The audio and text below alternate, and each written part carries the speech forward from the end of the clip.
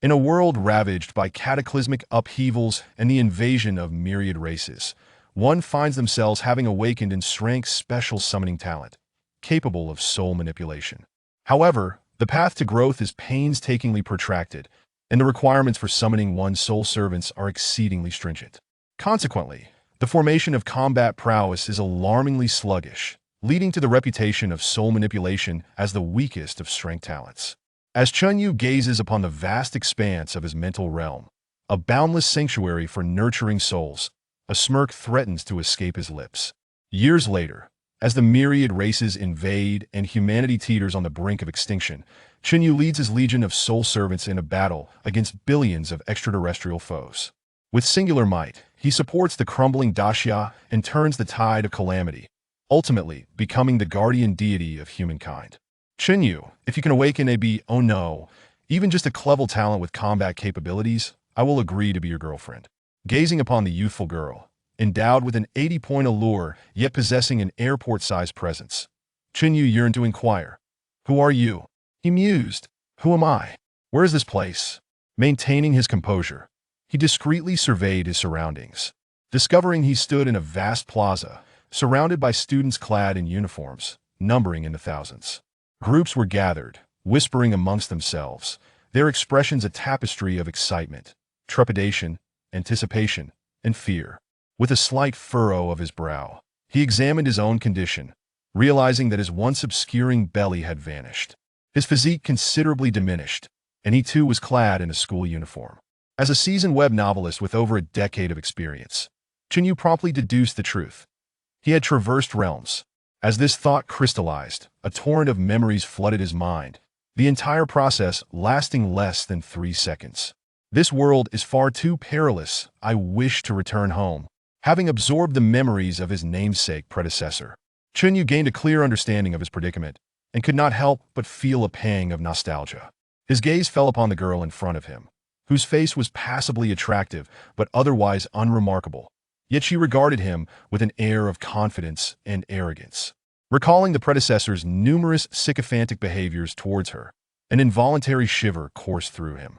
Never again would he play the fool. In this lifetime, he would not be a sycophant. Xiao Xiaonin, I apologize. But regardless of your talents, I am not prepared to entertain romantic notions at this time. What do you mean? Both Xiao Xiaonin and their classmates stared at Chunyu in disbelief. Was this still the same hopeless romantic who had pursued her relentlessly for 3 years? Understanding their incredulity, Chunyu noted their unwavering gaze and reiterated, "Precisely what you are thinking." As for women, he was not inclined to entertain such distractions for now. With over a decade of writing experience, he understood that whenever one traverses to another realm, anything involving romantic entanglements typically leads to trouble. Women equate to complications. He was not one to court trouble, thus this must be avoided. The Earth Star was not Earth, it was a realm where spiritual energy surged, and ferocious beasts and strange flora proliferated, all evolving and mutating relentlessly. Additionally, there were underground caverns akin to spatial wormholes, frequently invaded by extraterrestrial races intent on enslaving Earth Star and extinguishing humanity. This world was indeed fraught with danger. Without having developed his own strength, it would be unwise to become emotionally entangled. Women would only impede his progress. Furthermore, this particular girl did not meet his aesthetic standards. She was overly slender and ostentatiously affluent, lacking the robust frame he preferred. He favored those with alluring curves, possessing a touch of softness. At that moment, Xiao Zionin's expression darkened as she sensed the unusual gazes of their classmates upon her. "Chunyu, do not regret your decision." With that, she turned and swiftly departed, leaving Chunyu feeling a sense of relief. Had she continued to pursue him relentlessly, he would have been at a loss for how to manage the situation. Thankfully, this one-sided affection had finally reached its conclusion. "Brother Yu, you've finally come to your senses." A hand clapped on Chunya's shoulder with a firm pat.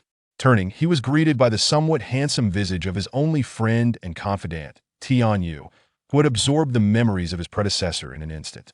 "Indeed, I have realized that matters of the heart cannot be forced. Upon reflection, I recognize that my feelings for Xiao Xiaonan were not as profound as I believed.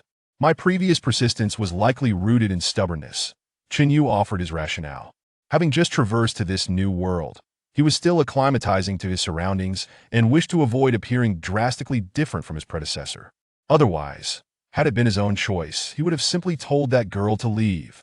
It was evident to any observer that his predecessor had merely been kept as a backup, and the complications arising from his infatuation with her had exacerbated his already precarious financial situation.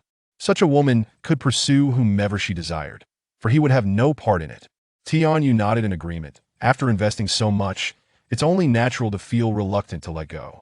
He then redirected his gaze towards the enormous awakening stone ahead, his eyes brimming with anticipation. We are about to awaken our talents. Once we do, what woman could we not attract? Indeed, Chun Yu concurred, his gaze fixed on the awakening stone, his heart swelling with expectations for the upcoming awakening ceremony. It had been several minutes since his arrival in this new realm, yet there was still no sign of the typical golden finger or system that accompanied such transitions. Now he could only place his hopes upon his innate talents. As previously noted, this world, known as Earth Star, was unlike Earth, rife with peril. Originally, its trajectory mirrored that of Earth, advancing along a technological path. However, over 90 years ago, during the new era, the environment of Earth Star underwent a cataclysmic transformation, expanding over 10,000 times, with an inexplicable energy permeating the atmosphere. In the struggle for survival, flora and fauna mutated, evolving into ferocious beasts and strange plants, some even gaining intelligence and strength. The once dominant humans failed to adapt swiftly to this global transformation, plummeting to the bottom of the food chain. Ultimately, humanity clung to survival through the use of firearms, barely establishing a foothold in the transformed Earth Star. Yet, before humanity could catch its breath, not only did the evolution of flora and fauna continue unabated, but a greater crisis loomed.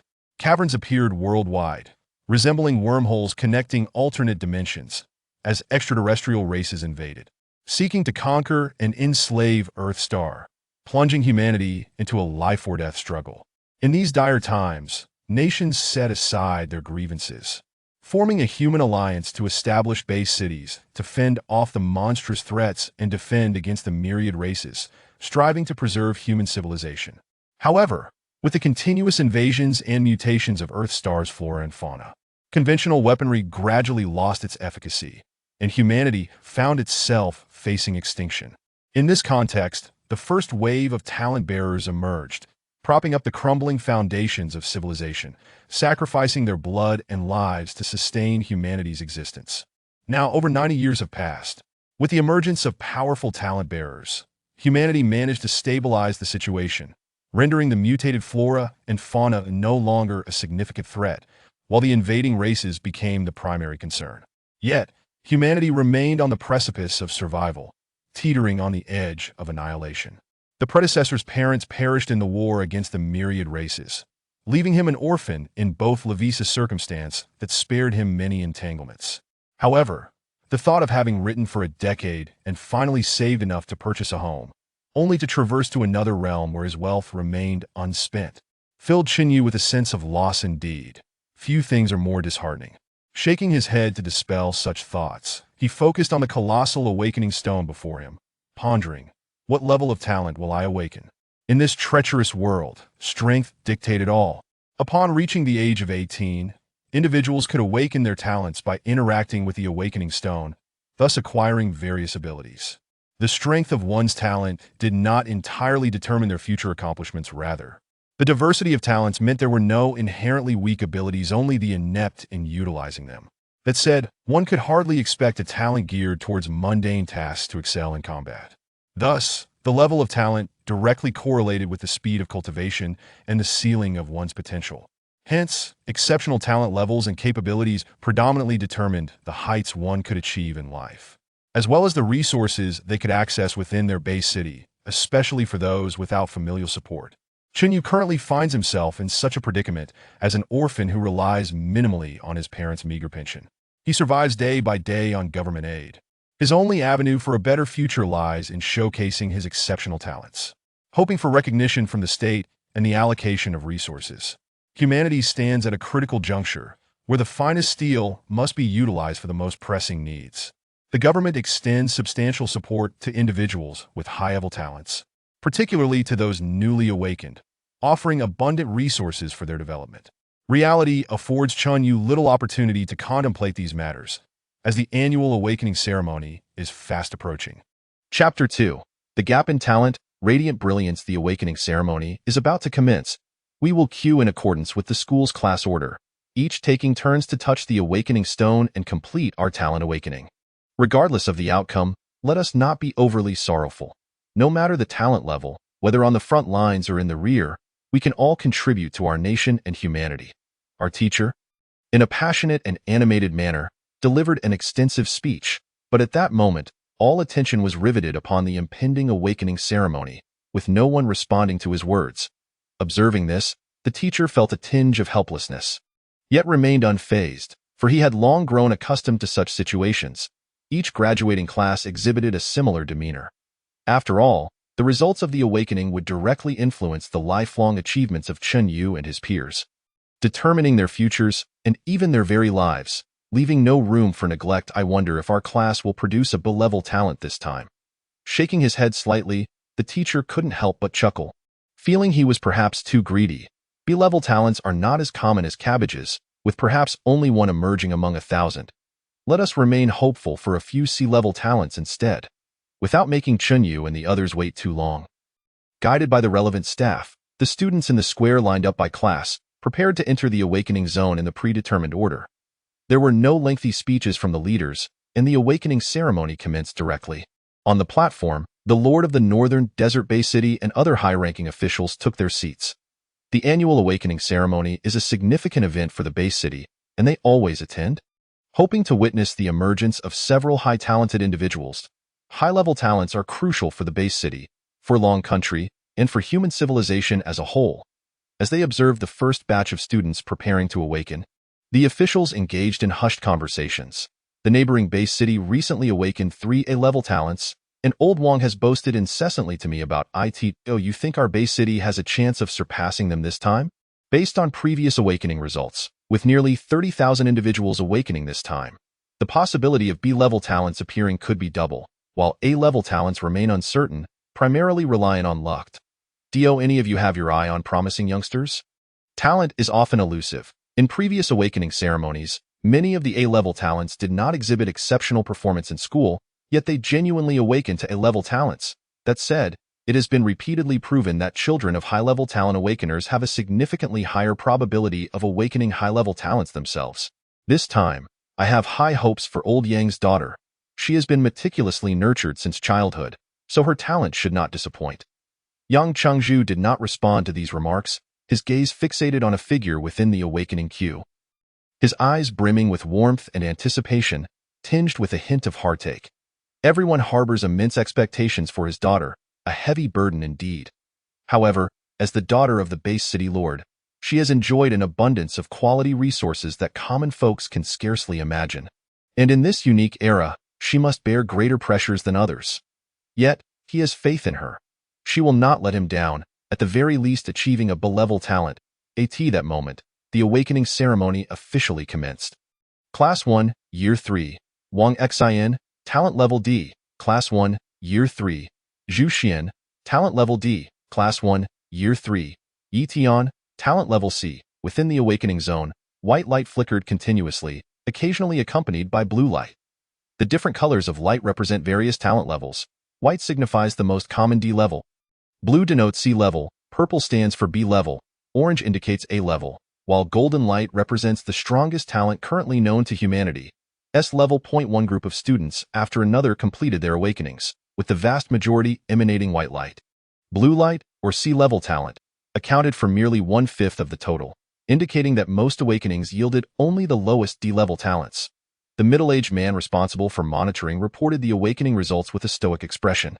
Clearly accustomed to this situation, in an era where everyone can awaken talent, true geniuses are but a rare few, and the majority possess only D-level talents. While talent level does not entirely determine personal strength, if one has exceptional talent, their combat capabilities will receive considerable enhancement. However, the advancement speed and the magnitude of improvement at each stage for high-level talents are unmatched by low-level talents. Even if your talent is decent, if your overall power lags significantly, you will still fall short. Unlike the most prevalent D-level talents, C-level talents are considered the backbone among talent holders, while B-level talents are assuredly elite. Ascending further, A-level talent holders, upon maturation, can assume high-ranking positions within the base city, even as city lords. Yang Yi, the lord of the northern desert base city, possesses A-level talent, with his strength reaching the pinnacle of the general rank. Just a step away from the commander rank, poised for a breakthrough at any moment, he is the current strongest force within the base city. The awakening ceremony continued, the lights flickering incessantly. The awakening of talents merely announces talent levels through the colors of the awakening light. It does not reveal the specific abilities of the talents. Talent abilities are considered personal privacy and will not be disclosed unless absolutely necessary. At this juncture, over 1,000 individuals had completed their awakenings. Yet not a single B-level talent emerged, making the start less than ideal. This caused the expressions of the leaders on the platform to darken considerably. However, the appearance of 2 purple lights soon brightened their countenances significantly. Finally, we have B-level talents, and remarkably, 2 at once, truly commendable. If I could awaken a B-level talent, I would surely prosper. Tianyu, standing behind Qinyu, murmured quietly. Anything is possible. Perhaps you are a B-level talent, or even an A-level one? Qinyu jested. May your words bring good fortune. By the way, Yugu, why do you appear so unfazed? In stark contrast to the visible anxiety and apprehension on the faces of the surrounding students. Qinyu maintained a calm and composed demeanor, making him stand out distinctly, prompting Tianyu to feel perplexed. Is worrying of any use? Qinyu responded with a smile. It seems to be of no use. Then that's settled.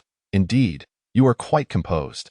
Sensing the teacher's subtle warning gaze from ahead, both Qinyu and Tianyu instinctively ceased their conversation, returning to a state of tranquility as the atmosphere grew somewhat oppressive.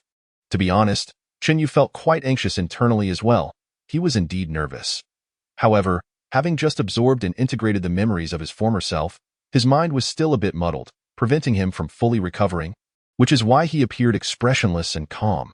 Internally, he was in a state of turmoil, especially since his golden finger had yet to manifest. The only thing he could rely on was his own talent. Should he awaken merely an ordinary D-level talent, he would be relegated to living a mundane life. Before his transmigration, he had been just an ordinary person, toiling for a car, a house, and a bride price, merely striving to survive. Having crossed into this world rife with crises and opportunities, he did not wish to lead a life of mediocrity. He aspired to rise above the masses, to become a formidable figure. At that moment, a sudden flash of orange light captivated the attention of all present, including Qinyu. Following the light, he beheld a strikingly tall and graceful silhouette. She was none other than Yang Yujing, the daughter of the city lord, the pinnacle of the elite in the northern desert-based city. An A-level talent? Observing Yang Yujing, who was surrounded by admirers as she left the awakening stone with a smile. A glimmer of envy flickered in Qian Yu's eyes. According to the memories of his former self, since the emergence of an S-level talent 15 years ago, Li Cheng, one of the 10 pillars guarding Long Country, no S-level talent had appeared in the northern desert-based city. The strongest talent since then had been A-level, therefore, barring any unforeseen circumstances, Yang Yujing was likely to be the strongest talent in this year's northern desert-based city. Not only Qinyu, but others in the square also cast envious glances. This was indeed an A-level talent, virtually guaranteeing the potential to reach general-level combat power, with a lower limit equivalent to the upper threshold of B-level talent. This is the disparity in talent. The shockwaves triggered by Yang Yujing's A-level talent continued to resonate, and subsequently, among the over 3,000 awakened individuals, 3 B-level talents emerged. Truly a rarity of 1 in 1,000. Of course, the actual probability is far lower. However, with the precedent of A-level talent shining brightly, the emergence of B-level talents did not incite substantial excitement. Meanwhile, Xiao Xiaonan, who had previously been rejected by Qinyu, awakened a C-level talent and walked alongside one of the 3 B-level talent holders, casting a gaze filled with provocation and disdain toward Qinyu as he approached the awakening stone. This woman is truly beyond redemption. Shaking his head slightly, Qinyu chose to ignore her. For the opinions of others were inconsequential, personal strength was paramount. Taking a deep breath, he stepped forward toward the awakening stone, placing his right hand upon it. The moment he made contact, he felt a gentle surge of energy flowing into his body from the point of contact with the awakening stone. It was warm and exceedingly comfortable. Guided by this energy, an inexplicable wave of power surged within Chen Yu. In an instant, golden light erupted forth. Chapter 3. S-Class Talent, National Guardian Level Combat Power Gold. Gold, good heavens. An S-Class talent, my word, it truly is S-Class. Who is that individual? I initially thought Yang Yujing was already remarkable enough. Yet who would have imagined that this cohort harbors an awakener with even greater potential?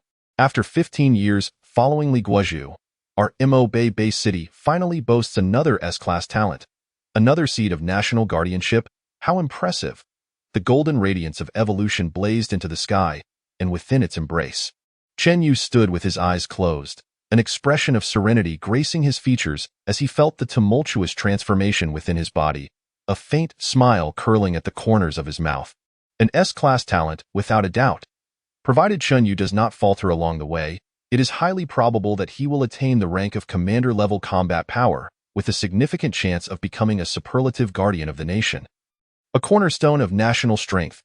The ranks of military power are divided into soldier, officer, colonel, general, commander, and national guardian. This is the universally accepted hierarchy within the human alliance. The national guardian is widely recognized as the strongest among human beings and is acknowledged as the foremost protector of human civilization. The number of national guardian-level combatants in each country directly correlates with that country's influence within the human alliance. Achieving national guardian-level combat power hinges critically on talent. Currently, all 10 pillars of Dragon Country's top combat power possess S-Class talent, which speaks volumes. Moreover, there has yet to be any report of an A-Class talent reaching national guardian level. Thus, from the perspective of current realities, S-Class talent is a prerequisite for becoming a national guardian level force. With his S-Class talent, Chen Yu possesses the potential to ascend to national guardian status. Splendid. Without a hint of discomfort over his daughter's talent being eclipsed, the city Lord Yang displayed unrestrained excitement. Swiftly appearing at Chen Yu's side, he said nothing, merely standing quietly beside him like a bodyguard, until Chen Yu completed his awakening and opened his eyes, at which point he gently remarked, "Chen Yu? Congratulations on becoming the third S-Class talent since the establishment of Bay City. S-Class?" As Chen Yu felt the clarity of his mind and the immense power surging within him, akin to being able to shatter a mountain with a single punch, he exhaled deeply, the frustration and sense of repression from his earlier lack of a golden finger dissipating in an instant. S-Class talent. The strongest known talent, without question, he had secured the foundation for survival and establishment in this world, but of course, he remained quite weak at present, requiring time and ample resources to grow. However, with his S-Class talent, it was reasonable to assume that the esteemed city lord would not be stingy, and Bay City would not hold back either at this moment. Observing Chen Yu conversing with the city lord, his demeanor as calm as ever, the young men and women in the square, waiting to awaken or having already awakened, were largely filled with admiration. After all, the strongest figure of Bay City, City Lord Yang, stood before them.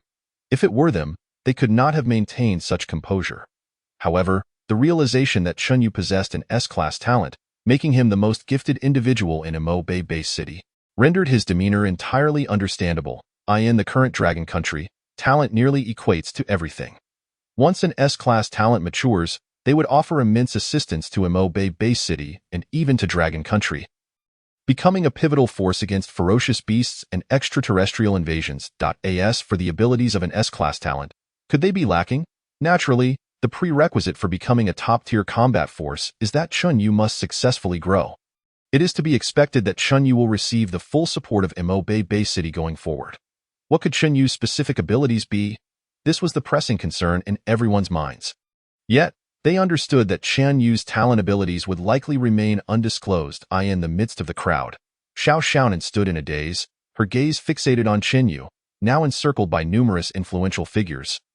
Her heart laden with regret and a profound sense of fear. She had toyed with Chen Yu for 3 years, treating him as a mere backup, and had just displayed such arrogance. Now that Chen Yu had awakened his S-Class talent, he was bound to rise. Recalling earlier scenes, it was evident that Chen Yu had come to his senses and no longer wished to remain as a fish in her pond. Should he feel embarrassed and seek revenge? It would indeed be a simple matter as this thought crossed her mind. A chill enveloped Xiao Xiaonan, and she instinctively glanced towards the B-Class talent awakener, she had recently befriended. Oh, her dismay. He had already distanced himself by several meters, his gaze radiating a sense of estrangement, as though he were saying, "I do not know you." Regret, grievance, fear, and trepidation. An amalgamation of emotions surged within Xiao Xiaonan, and she ultimately could not restrain her tears. Those aware of her situation cast glances of schadenfreude her way. Deservedly so. Who told you to keep dangling Chinyu? Now that he has risen, you must be regretting it. Those unaware assumed she was simply lamenting her own disappointing awakening, too sorrowful to hold back her tears, and paid her little mind. Xiao Xiaonan felt as though the entire world had cast her aside. If Chinyu were to learn of Xiao Xiaonan's current thoughts, he would undoubtedly chuckle, for he had nearly forgotten her entirely. He was not so petty as to seek revenge, after all. His psychological age transcended a mere 18 years, rendering him neither childish nor trivial.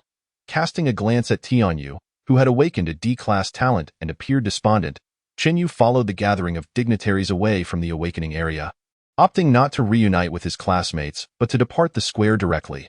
Watching Tianyu's retreating figure, the old teacher's eyes brimmed with pride, feeling genuinely elated. One of his students had emerged as an S-class talent, something to boast about for a lifetime. Chun Yu would surely not return to the class or school. Once an S-class talent emerged, they would be meticulously protected until they developed a degree of self-defense capability before appearing in public. After decades of struggle and development, humanity had managed to stabilize the situation. As external crises diminished, internal conflicts began to surface, particularly between nations, which were no longer as intimately connected. Other countries would undoubtedly prefer that Dragon Country not produce another national guardian-level combatant. If they were to learn of Chen Yu's awakening of S-class talent, they might resort to underhanded tactics. Thus, providing necessary protection for Chun Yu was imperative. Simultaneously, Chun Yu's classmates fixed their gazes on his retreating silhouette, their eyes trailing as he moved further away.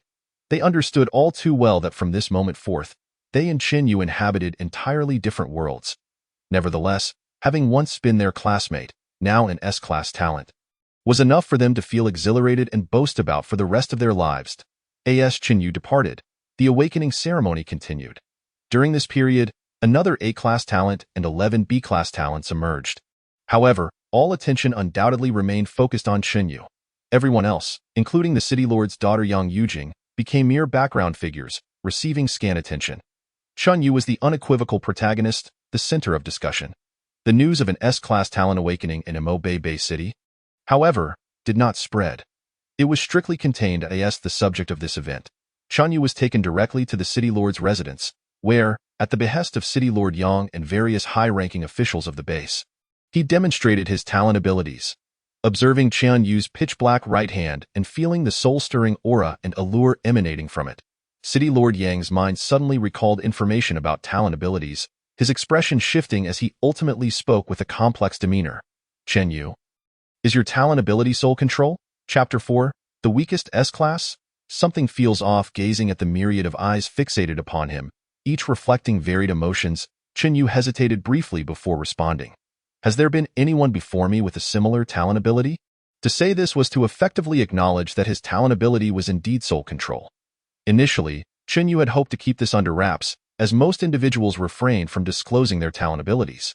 However, since the others had directly revealed the name of his talent ability, it seemed they had already reached a near certain conclusion. At this juncture, fabricating lies or concealing the truth held little practical significance. It was better to be forthright. In fact, this could yield valuable information regarding his talent ability, offering a point of reference. Soul control. As the name implies, it pertains to the mastery of souls.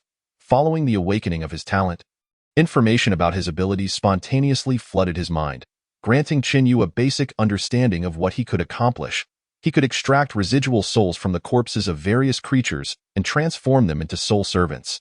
These servants would be entirely loyal to him, retaining their strength and talents from their former lives. It bore some resemblance to that of a summoner, albeit Chun Yu summoned souls from corpses. For the moment, this was the extent of his capabilities, but based on memories from his past life, he was aware that as his talent developed, numerous derivative abilities would emerge, and his power would grow even stronger.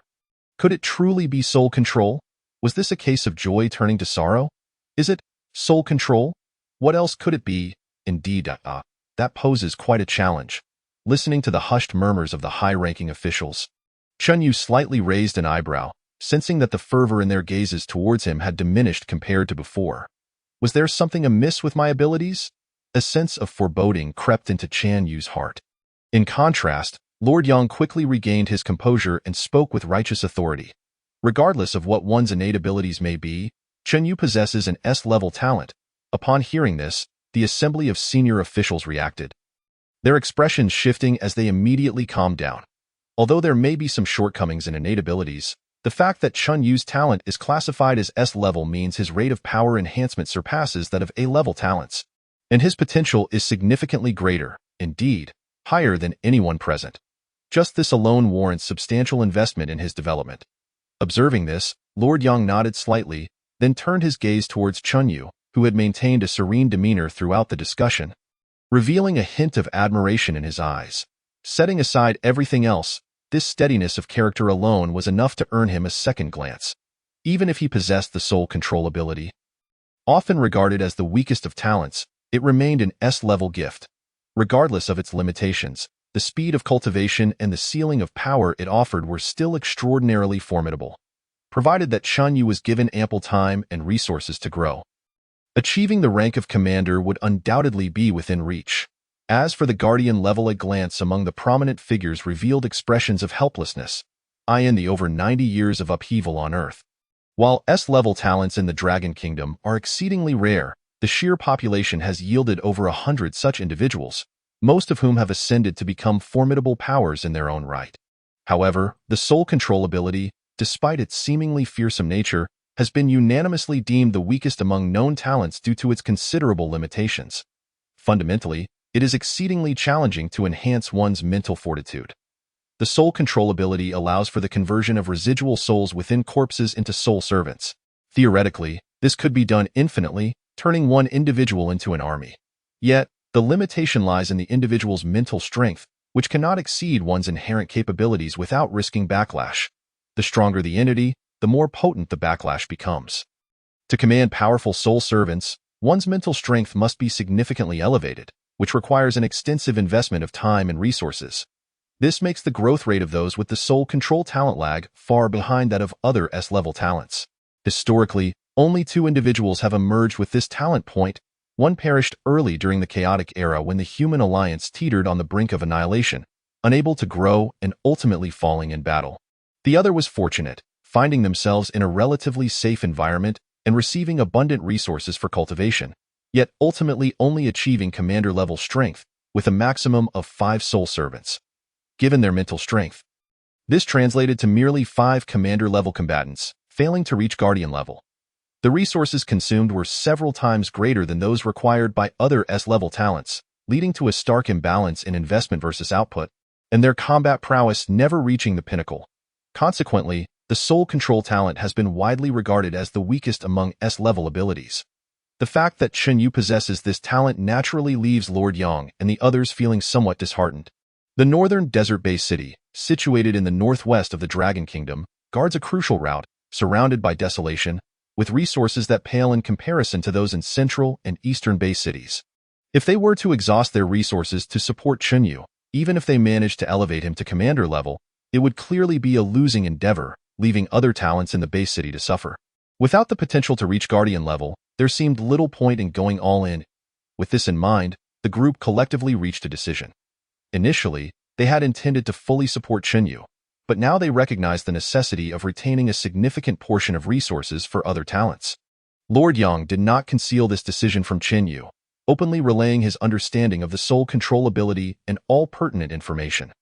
This forthrightness surprised Chun Yu, who responded with understanding in truth.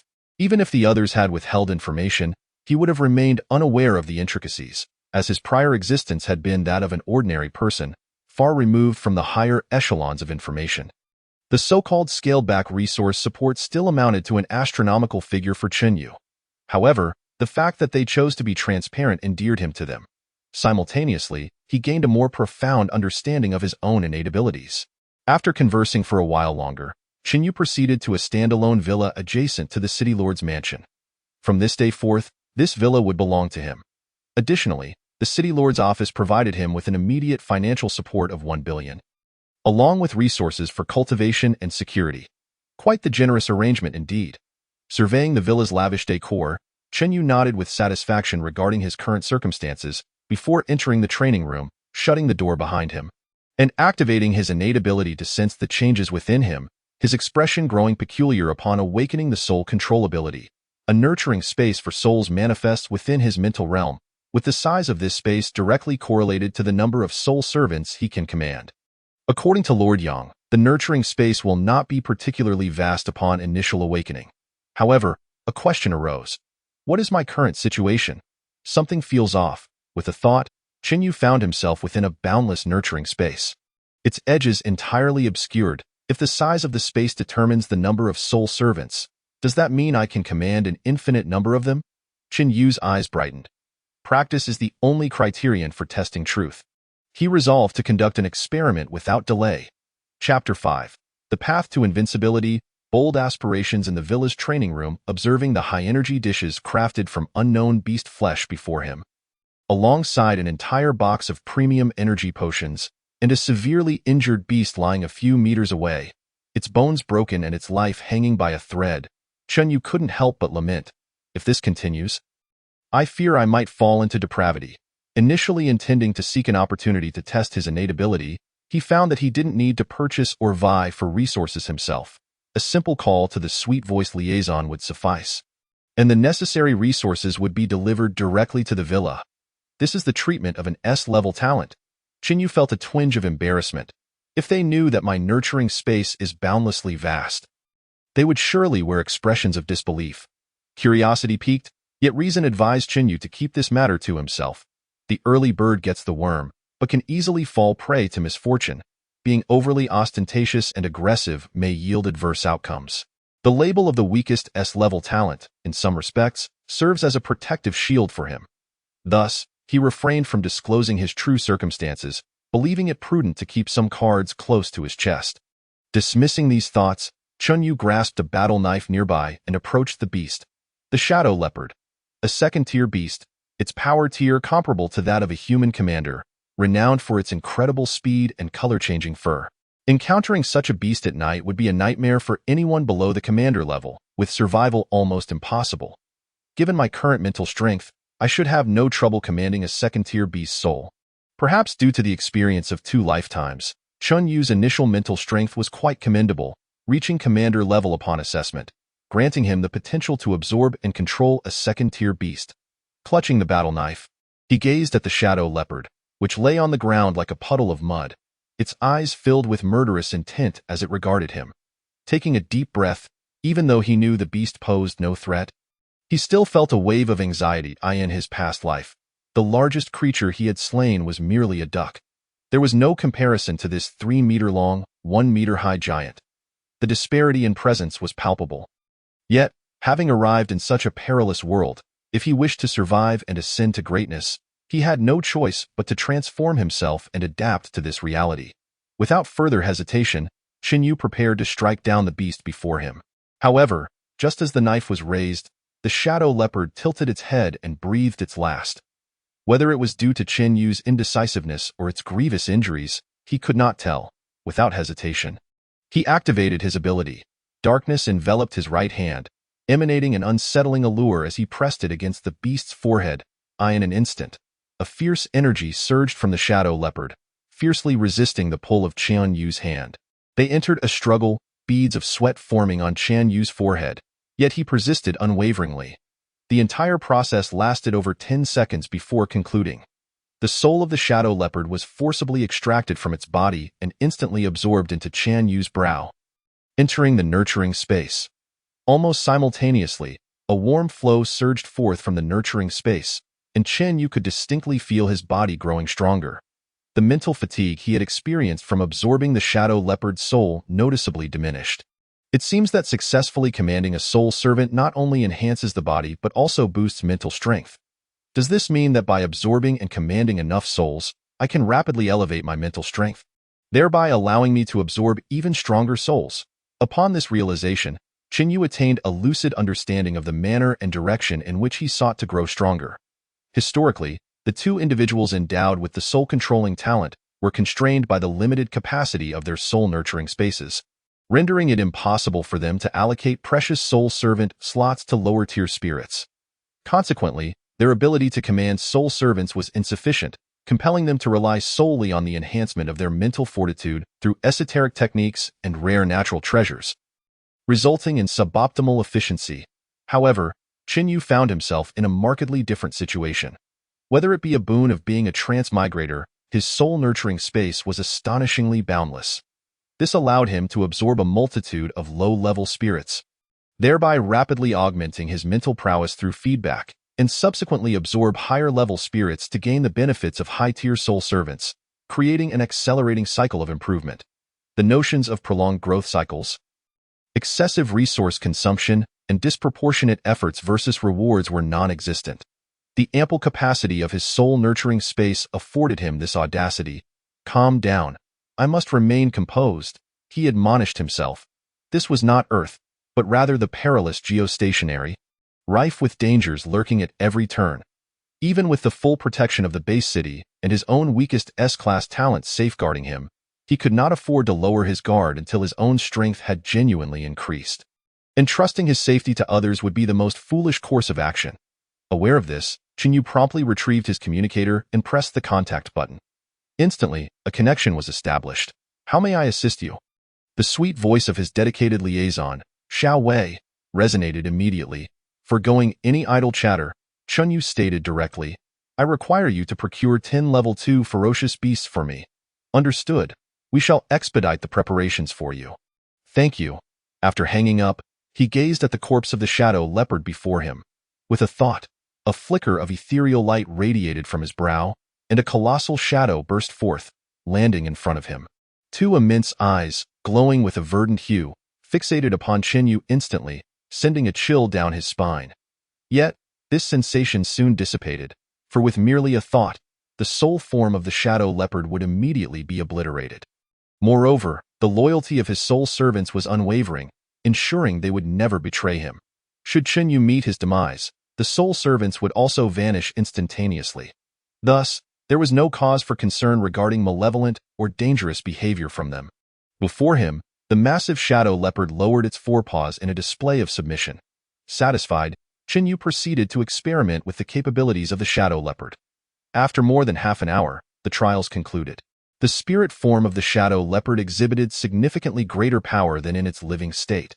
It was immune to the majority of physical assaults, devoid of any sensation of pain, and possessed the ability to traverse the heavens and delve into the earth, resulting in a substantial enhancement of its capabilities. This soul servant's overall combat power was likely among the top tier within the rank of officers.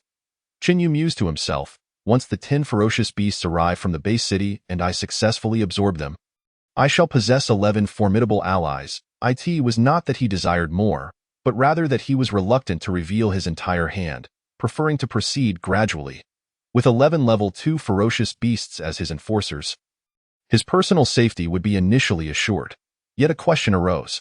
Since his talent allowed for the absorption and control of ferocious beast souls, could it also extend to human souls? The audacity of this thought startled Qin. For the time being, he decided against considering humans, feeling a sense of repulsion and anticipating unnecessary complications. He continued to test his abilities.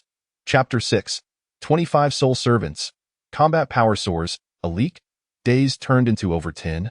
And the fervor ignited by this year's talent awakening ceremony gradually waned. Among the S-class talents, only Qin stood alone. The A-class talents numbered 2, including the city lord's daughter, Yang Yujing, and a youth named Ouyang, a scion of the base city's elite, whose lineage boasted high-level talents, thus significantly increasing the probability of their offspring awakening potent abilities. As for the B-class talents, they had reached 16. The remainder comprised C and D-class talents, highlighting the rarity of high-level abilities. Due to Qin awakening as an S-class talent, even if he wished to maintain a low profile, the Mabe base city gained notoriety, capturing the attention not only of neighboring cities, but even reaching the ears of the capital of Longhua, leading to direct communication with City Lord Yang Yi. The specifics of their exchange remained undisclosed, but it was certain that Qin Yu's talent had come to the attention of the central authorities. Even the weakest S-class ability warranted scrutiny, and it was likely that resources would be allocated accordingly. During this period, Chunyu maintained an extraordinarily regimented lifestyle, effectively remaining a recluse within his villa. The ever-present threat of external crises instilled in him a relentless urgency.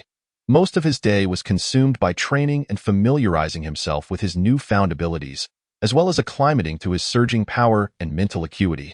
The advantage of his S-class talent accelerated his training speed exponentially, surpassing 100-fold compared to before his awakening, creating an almost celestial disparity.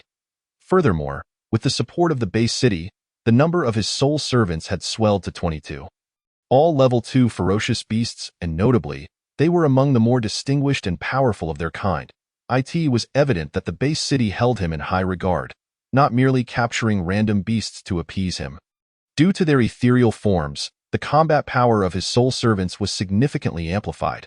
Should all 22 charge simultaneously, even those at the officer level without exceptionally powerful talents would likely fall victim to a brutal onslaught.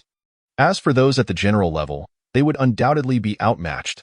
The general tier, mere numbers would no longer suffice to contend with their strength. Even officer-level soul servants would struggle to breach the defenses of a general-level combatant, leaving no path to victory. However, given Chunyu's rate of advancement, it would not be long before his overall combat power reached the general level. Only then would he possess a measure of self-preservation in this world. For the moment, he resolved to continue his cautious approach. With a steady influx of resources, there was no need for him to capture ferocious beasts himself. Safe growth was indeed preferable, and risking his life was unnecessary.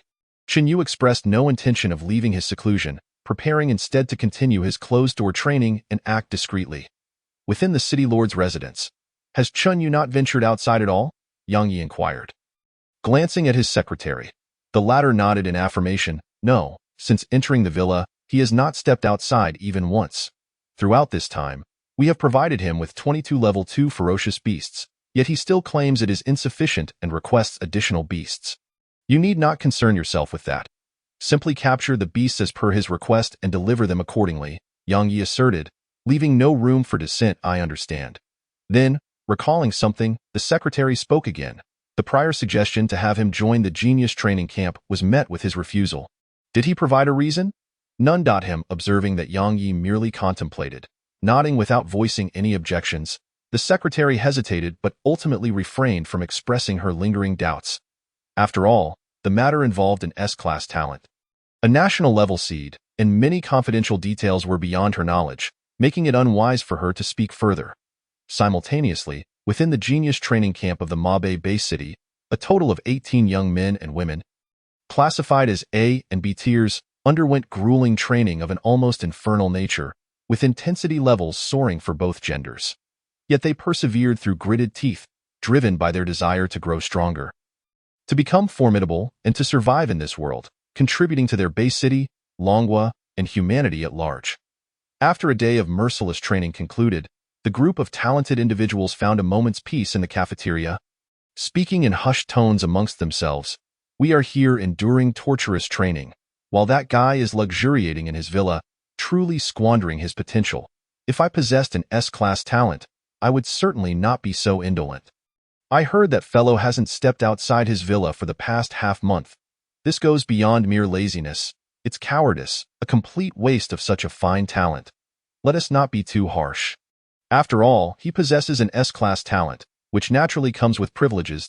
An S-class talent must still cultivate effectively. I've heard that his talent ability is the most."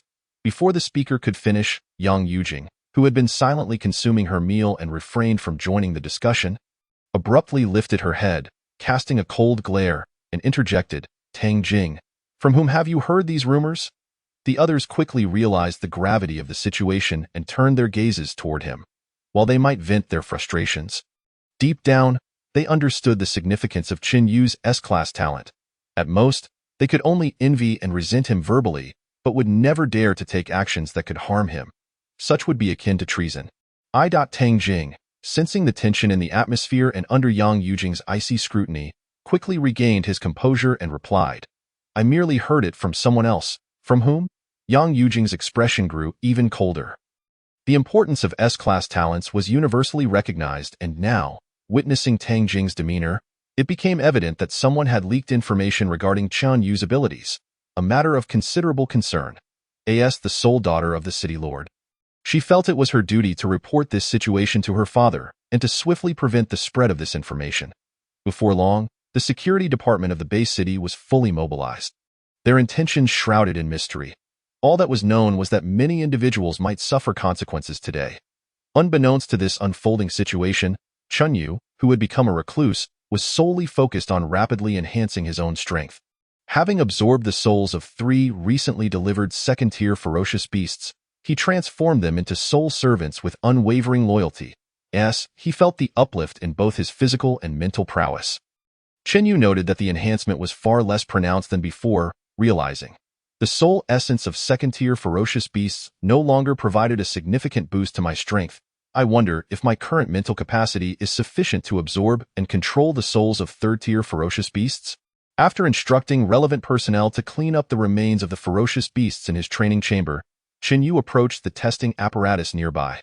Without hesitation, he landed a powerful punch, accompanied by a dull thud. The screen displayed the force of Chen Yu's punch. Chapter 7. Is this really the rank of Wei? This world is insane. 2534 kg. Observing the number on the screen, Chen Yu nodded in satisfaction. Over 2 tons of punching power.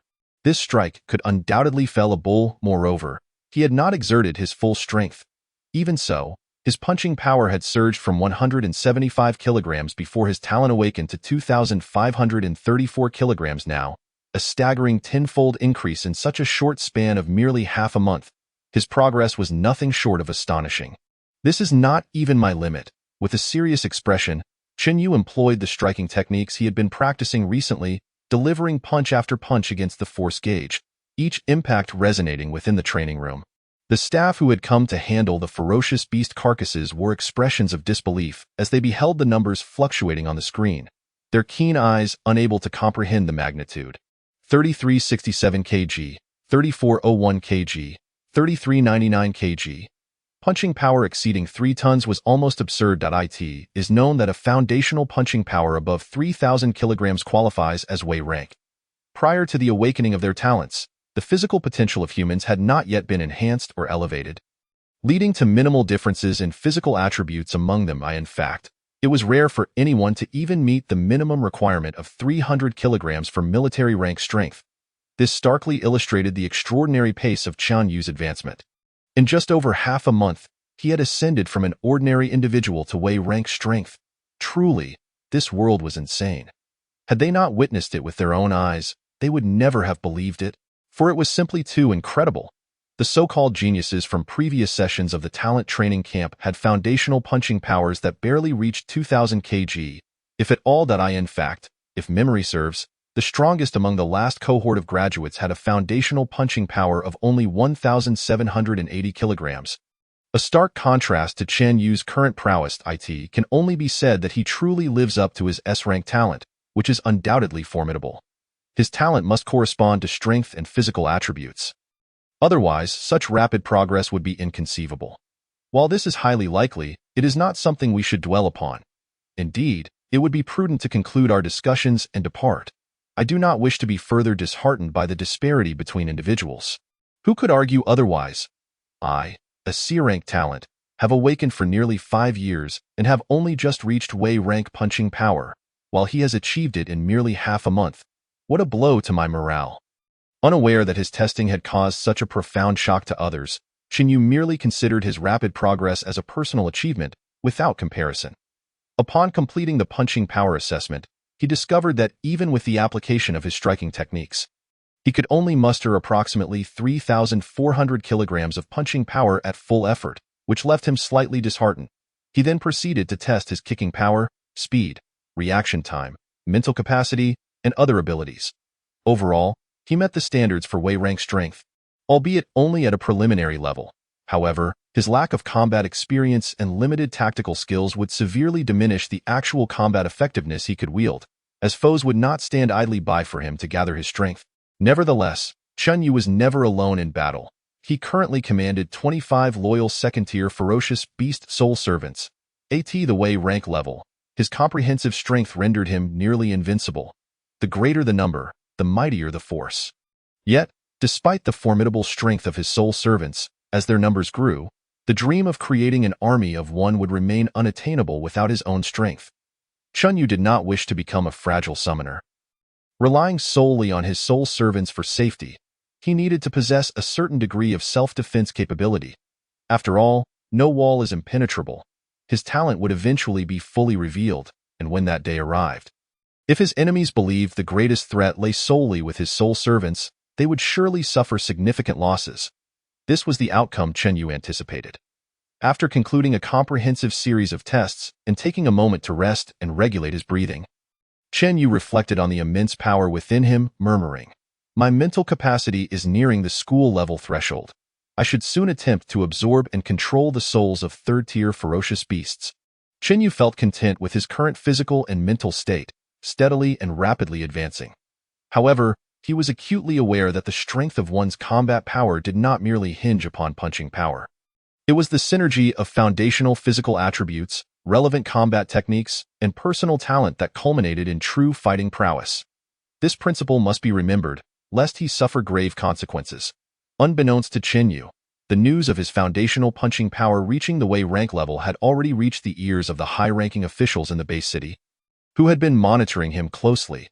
Even these esteemed leaders were left utterly astonished. Wasn't it said that his growth rate was slow? In such a short time, he had already reached Wei rank?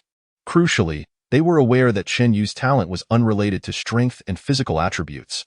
Was soul control truly that potent?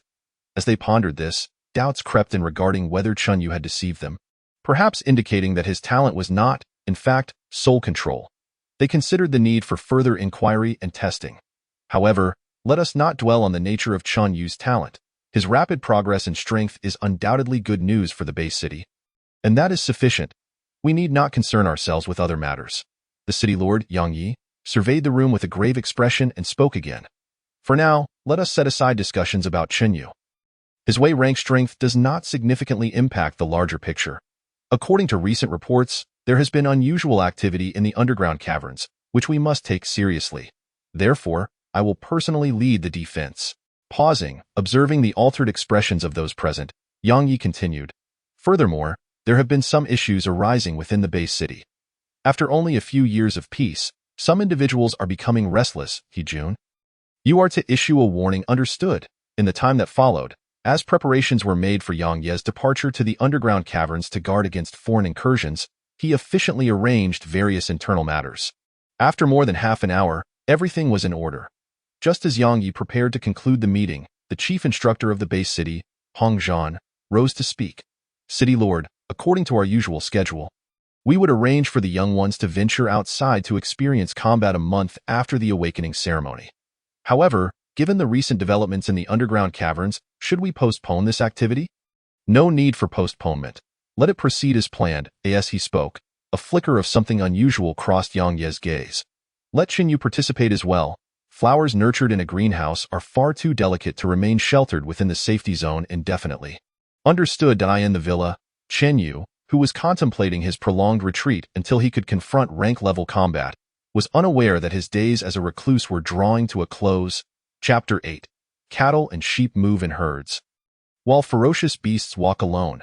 TCH, I thought we would definitely see our S-rank super strongman this time. Yet that fellow chose not to join us in our training. Does he look down upon us? Ouyang remarked with a hint of sarcasm, a look of helplessness etched upon his face. As one of the only two A-rank talent holders of this session, his words found resonance among the surrounding youths, who collectively condemned Chenyu's solitary behavior. However, deep down, they felt a sense of regret. Since the awakening ceremony, Chunyu had not appeared before them again, and they all yearned to witness the rapid advancement of an S-rank talent firsthand. Alas, Chunyu denied them that opportunity, the annual newcomer training session, and he chose not to accompany the main group, which had been permitted. Had they made such a request, they likely would have faced a scolding from their instructors. Cattle and sheep move in herds, while ferocious beasts walk alone. Observing the demeanor of the crowd, Yang Yujing recalled this phrase. Initially, she felt a twinge of annoyance at Chenyu's reclusive nature, perceiving it as a slight against her. Did he think himself superior? However, ever since she learned from her father that Chunyu had achieved the rank of a lieutenant-level fighter more than half a month ago, her inner thoughts of self-doubt had completely dissipated. As the second most talented individual within the invade Bay City, she and Ouyang had only managed to increase their foundational punching power to around 1,900 kilograms within a month, which was hardly comparable. Although their primary combat methods did not rely on physical attributes such as strength and speed, both possessed formidable innate abilities, Chunyu included. While she was unaware of the specifics of Chunyu's talent, Yang Yujing had received clear information from her father indicating that Chunyu's abilities were unrelated to physical attributes like strength and speed. This realization left her feeling utterly defeated. She had initially thought that the difference between S and A ranks was merely a single tier. Even if it was vast, it should have been within her anticipated limits. Now, it seemed entirely otherwise. Having enjoyed abundant resources since childhood, her physical capabilities had already surpassed the soldier-level combat power before awakening her talents. Following her awakening, her physical potential experienced a significant enhancement, allowing her rapid progress. Ouyang had a similar experience. Yet, Chunyu did not share this privilege. He was merely an orphan living on the meager assistance from the base city, barely meeting his basic living needs. Nevertheless, even under such circumstances, after awakening his talents and undergoing a physical transformation, his rate of improvement still far surpassed theirs. S rank. Terrifying indeed. He likely perceived them as too weak to even consider joining them. For him, venturing into the trial area posed no challenge whatsoever, rendering the trials meaningless. He must have headed towards a more perilous region, Yang Yujing mused. However, she kept all these thoughts to herself, burying them deep within her heart. She silently warned herself that she was still too weak and must strive to grow stronger. Only when she had the qualification to train alongside Chunyu would it signify her strength was sufficient. She hoped that day would arrive swiftly. The image of Chen Yu's calm demeanor during the awakening ceremony surfaced in her mind. For the first time, she felt genuine admiration for a peer and regarded him as her goal for self-improvement. Achoo! Fully equipped, with every inch of his skin covered, Chunyu had just stepped out from the towering, thick blue stone walls of the base city when he suddenly sneezed, murmuring to himself, "Is someone thinking of me?" He shook his head, dismissing such thoughts, and quickened his pace away from the base city. A glance back at the seemingly endless walls filled him with awe. How magnificent! It was hard to fathom that this Bay base city, capable of comfortably housing millions, was entirely surrounded by such formidable and thick walls. According to his memories, this base city had been established for over 50 years. Remarkably, despite being situated in a desert and enduring daily exposure to the elements, the walls showed no signs of wear, their solidity astonishing point. One could only imagine the arduous journey undertaken by the pioneers who founded the base city. Countless lives must have been sacrificed to establish this bastion guarding the northwest of the Dragon Kingdom. Protecting millions today, the situation had finally stabilized. The ancients planted the trees, and the descendants enjoyed the shade. One must never abandon a heart of gratitude. With this in mind, Chunyu began to contemplate his future path. When informing him about participating in the training activities, Lord Yang had explicitly outlined his options. One was to remain in Bay base city, continuing to enjoy the current resources until his combat power reached the rank of a general. Thereafter, he would directly enter the military department of the base city and join the front line of war. Although Bay base city appeared peaceful and stable, it was underpinned by hundreds of thousands of soldiers and officers laboring tirelessly in the subterranean depths and outside the city. Having enjoyed a secure environment and abundant resources during his ascent in strength, it was only natural that he would be obliged to give back to the base city once he attained a certain level of power. The second option was to leave Bay base city and join the National Pillar Training Camp located in the capital base city of the Dragon Kingdom. Upon completing the relevant courses and trials, he would be directly incorporated into the capital base city. In return, the capital would allocate a significant amount of compensatory resources to Bay base city. It could be said that in this world, upon turning 18 and successfully awakening one's innate abilities, as long as the talent was above grade C, one would join their respective base city. Those with exceptional talents, particularly those of grade A or above, had the right to choose whether to enter the central capital base city, the strongest, most resource-rich, and most dangerous base city in the entire Dragon Kingdom. There, they would receive direct guidance from generals and even national-level experts. With the possibility of becoming disciples of the National Pillar, the temptation was indeed substantial.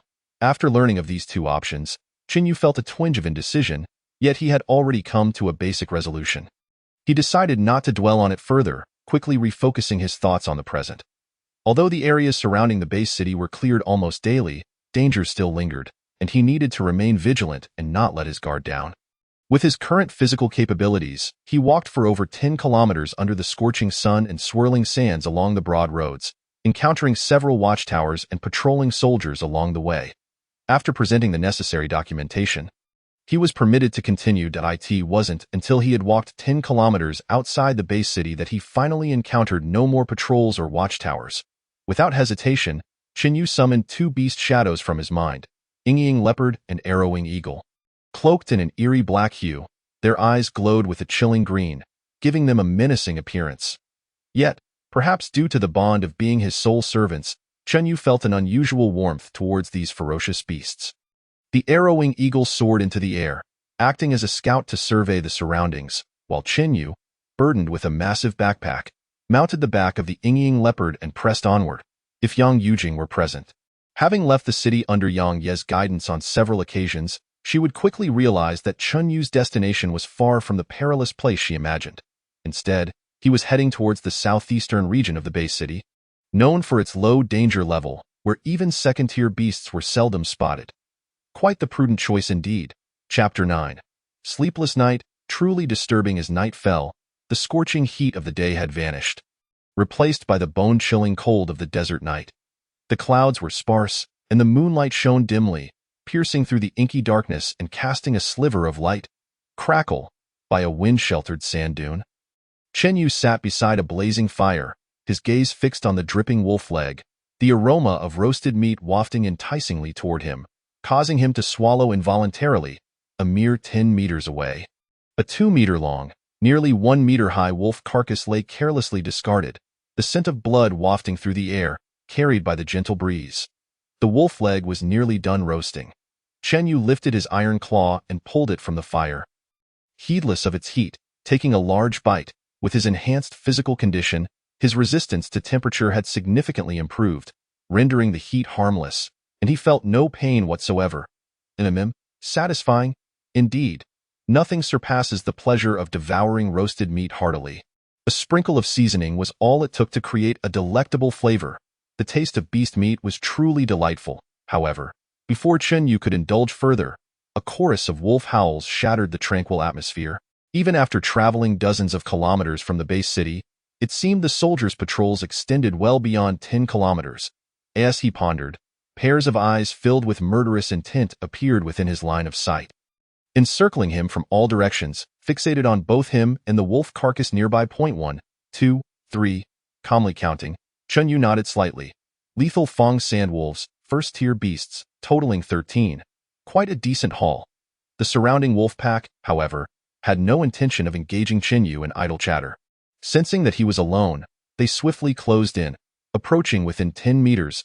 In an instant, shadows erupted from the ground without warning, and screams filled the air. Within just 2 to 3 seconds, the once menacing wolf pack lay lifeless, their bodies strewn across the sand. The disparity in strength between first-tier and second-tier beasts was substantial, not to mention the significant boost provided by the soul state, combined with the element of surprise targeting their vulnerable underbellies. It was only natural to eliminate them in mere moments. Chenyu was no fool, brazenly roasting meat in the wilderness and leaving the bloody carcass so carelessly discarded, allowing the scent of blood to waft freely. He was merely fishing for trouble. In this desolate desert, where daytime temperatures soared, even the beasts refrained from emerging. After walking for kilometers, he had only encountered a solitary wolf, easily dispatched to become his dinner. The creature known as the razor-toothed sand wolf, a formidable beast of the first tier, continues to exhibit the behaviors characteristic of its pre-evolution state, typically appearing in packs. For those endowed with talents below the rank of a lieutenant, it poses a significant threat. However, before Chenyu, it is evidently inadequate in his spiritual state. All 53 of his soul servants have merged with the ground. The moment any beast approaches within a 10-meter radius of him, they immediately launch an attack. With a distinct advantage in strength and initiative, defeat seems unfathomable. Through experimentation over the past few days, Chenyu has discovered that his soul servants retain not only their pre-mortem power and talents, but also their intellect. As they comprehend and execute his commands flawlessly, he wonders, however, whether sentient beings would retain their original memories and consciousness if the roles were reversed. This bold thought flickers in his mind, but he shakes his head, dismissing it. His soul servants have already transported the wolf's carcass, and without delay, he swiftly completes the absorption of its soul. Time is of the essence. Who knows how long a soul may linger? Having waited so long, it is imperative to cherish this opportunity. Before long, in less than half a minute, he completely absorbs the souls of 13 razor-toothed sand wolves, augmenting his collection of soul servants to 66. Among them, 14 are first-tier beasts, while the remainder are second-tier. Exercising caution, he releases the newly acquired sand wolf soul servants, instructing them to dispose of the carcasses to continue attracting more beasts, after which they again submerge into the earth. Chen Yu places some roasted meat near the fire to warm, preparing to indulge once more. With his strength on the rise, his appetite has likewise increased at a visible rate. Although the energy derived from beast meat is abundant, relying solely on it to meet his daily training needs proves inefficient. Thus, he still requires energy potions. These concoctions are indeed effective, satiating hunger and aiding in his cultivation, albeit their flavor leaves much to be desired. For someone who delights in gastronomic pleasures, Chen Yu prefers meat unless absolutely necessary. Unfortunately, his soul servants are mere beasts, devoid of conversational abilities, rendering the experience somewhat dull. After consuming a significant portion of a wolf leg and downing some energy potion, a satisfied Chen Yu reclines, his thoughts drifting. Unbeknownst to him, he has fully adapted to this life, possessing a measure of self-defense. After summoning 10 second-tier soul servants, the city lord ceased to assign personnel for his protection, merely cautioning him not to stray more than 100 kilometers from the base city before allowing him to depart. With his physical prowess alone affording him lieutenant-level combat strength and accompanied by 5 second-tier beasts, Chen Yu feels free to roam the perilous southeastern region. Moreover, with the keen perception of a peak-rank city lord, it is evident that he recognizes the formidable strength of these beasts in their spiritual forms. Even when confronted by a third-tier beast, he is likely to emerge unscathed, which is why he is allowed to venture forth independently. Given his understanding of Chen Yu's prudent nature, the city lord assumes that he is unlikely to encounter trouble. Indeed, it is possible that Chen Yu commands more than just 5 second-tier beasts, having previously assisted in capturing 52 of them, with a reasonable absorption success rate. This thought fills the city lord with excitement. Chen Yu is undoubtedly gifted, and his soul cultivation space is exceptional. The so-called weakest S-tier talent may achieve a remarkable resurgence in his hands. As the only S-tier ability user within the base city, his potential is immense, possibly heralding the creation of history, and it is imperative that he be afforded some protective measures. Yang Yi does not wish to be deemed a traitor to the Dragon Nation. Thus, a communication device, capable of contacting the higher-ups of the base city, is placed in Chen Yu's backpack. With the press of a button, powerful individuals within 100 kilometers can arrive on the scene within 3 minutes, remaining on standby 24 hours a day. Consequently, Chen Yu is assured of his safety. It is this very assurance that allows him to confidently hunt for souls, expanding his army of soul servants. Having tasted success for the first time, he becomes increasingly adept, placing the beast's carcasses atop the dunes, ensuring the scent of blood disperses as far as possible. This night is destined to be sleepless. However, the rewards are plentiful, as the beasts of the desert primarily hunt at night. The intense stench of blood from over a dozen beasts can be detected from several dozen kilometers away. By dawn, the number of his beastly soul servants has grown to 96, and he unexpectedly acquires a second-tier scorpion beast and a second-tier lizard beast. His ranks have swelled considerably, and his strength has significantly increased. Despite a night devoid of sleep, Chen Yu's exceptional mental fortitude keeps him alert. Observing the mountain of slain beasts beside him, he recognizes the need to avoid waste and promptly contacts the base city to dispatch personnel for collection. Without lingering, he continues to move toward the outskirts of the base city. First-tier beasts are still too weak.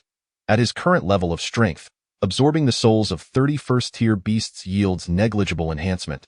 As even second-tier beasts provide limited improvement, to expedite his growth, Chen Yu reluctantly decides to risk himself and his 96 soul servants in search of second-tier, or even third-tier, beasts. Barely 10 minutes after his departure, a convoy from the base city arrives at his former campsite, gazing incredulously at the mountain of various beast carcasses. The leading officer cannot help but marvel at the display. Truly, an S-tier talent. To hunt dozens of beasts alone in a single day is utterly extraordinary. On the second day after leaving the base city, Chinyu meanders to a location nearly 70 kilometers away.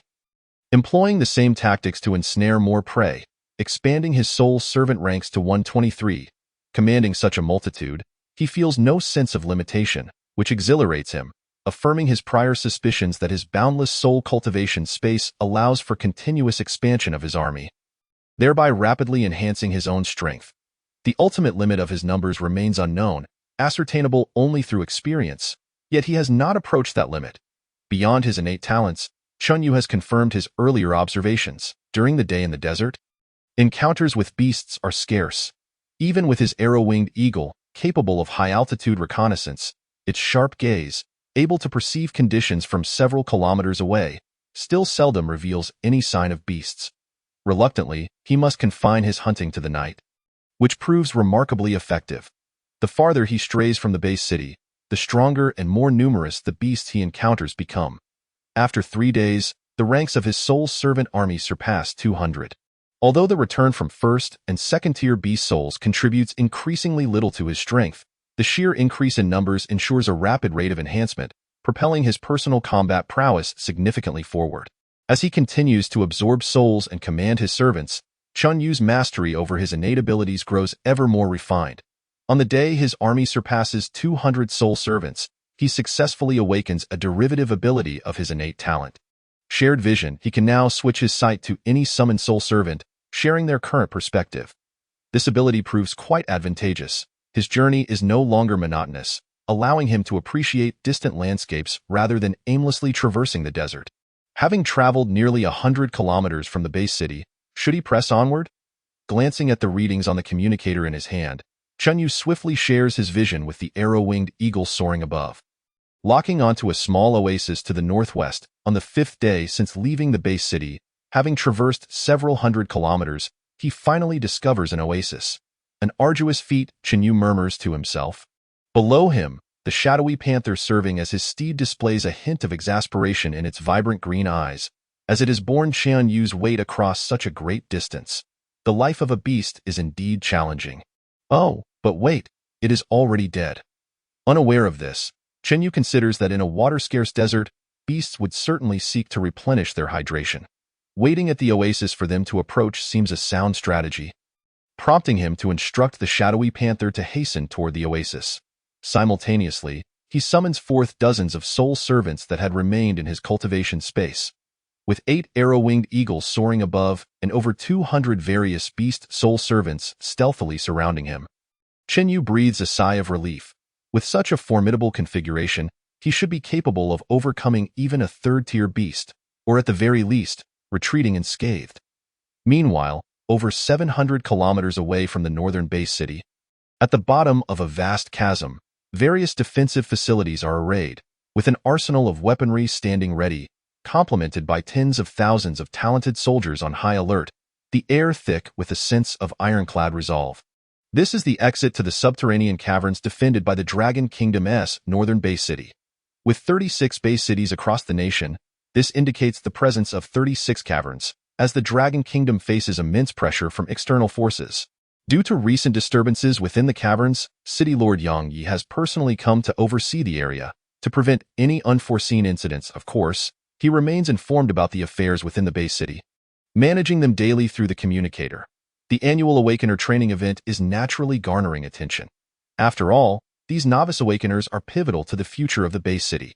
If they can grow swiftly, they will alleviate some of the pressure on the city. In just 3 days, they have collectively slain over 100 ferocious beasts, among which are 17 second-tier monsters, a rate of growth that is simply beyond description. Utterly outrageous. Even Yang Yi, who has witnessed countless storms and has ended the lives of over 10,000 alien creatures and ferocious beasts, cannot help but display astonishment upon receiving news of Chunyu's recent achievements. He had thought he had adequately assessed Chunyu's strength and talent, yet he realizes he has underestimated him. It seems that it won't be long before Chunyu reaches the rank of a general. As he murmurs this thought, a flicker of despondency crosses Yang Ye's gaze. at 45 years of age. After awakening his talent and diligently training for nearly 30 years, he has only just reached the pinnacle of general-level combat strength. Recently, he has finally discovered the feeling necessary to break through his bottleneck, and he expects to attain the rank of commander soon. Yet, in such a short span since Qian Yu's awakening, he has already reached the rank of a lieutenant.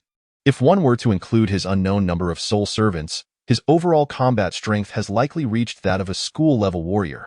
Achieving such power in less than a month since awakening is an astonishingly rapid progression. Even Yang Yi, the city lord, cannot help but feel a twinge of jealousy amidst his admiration.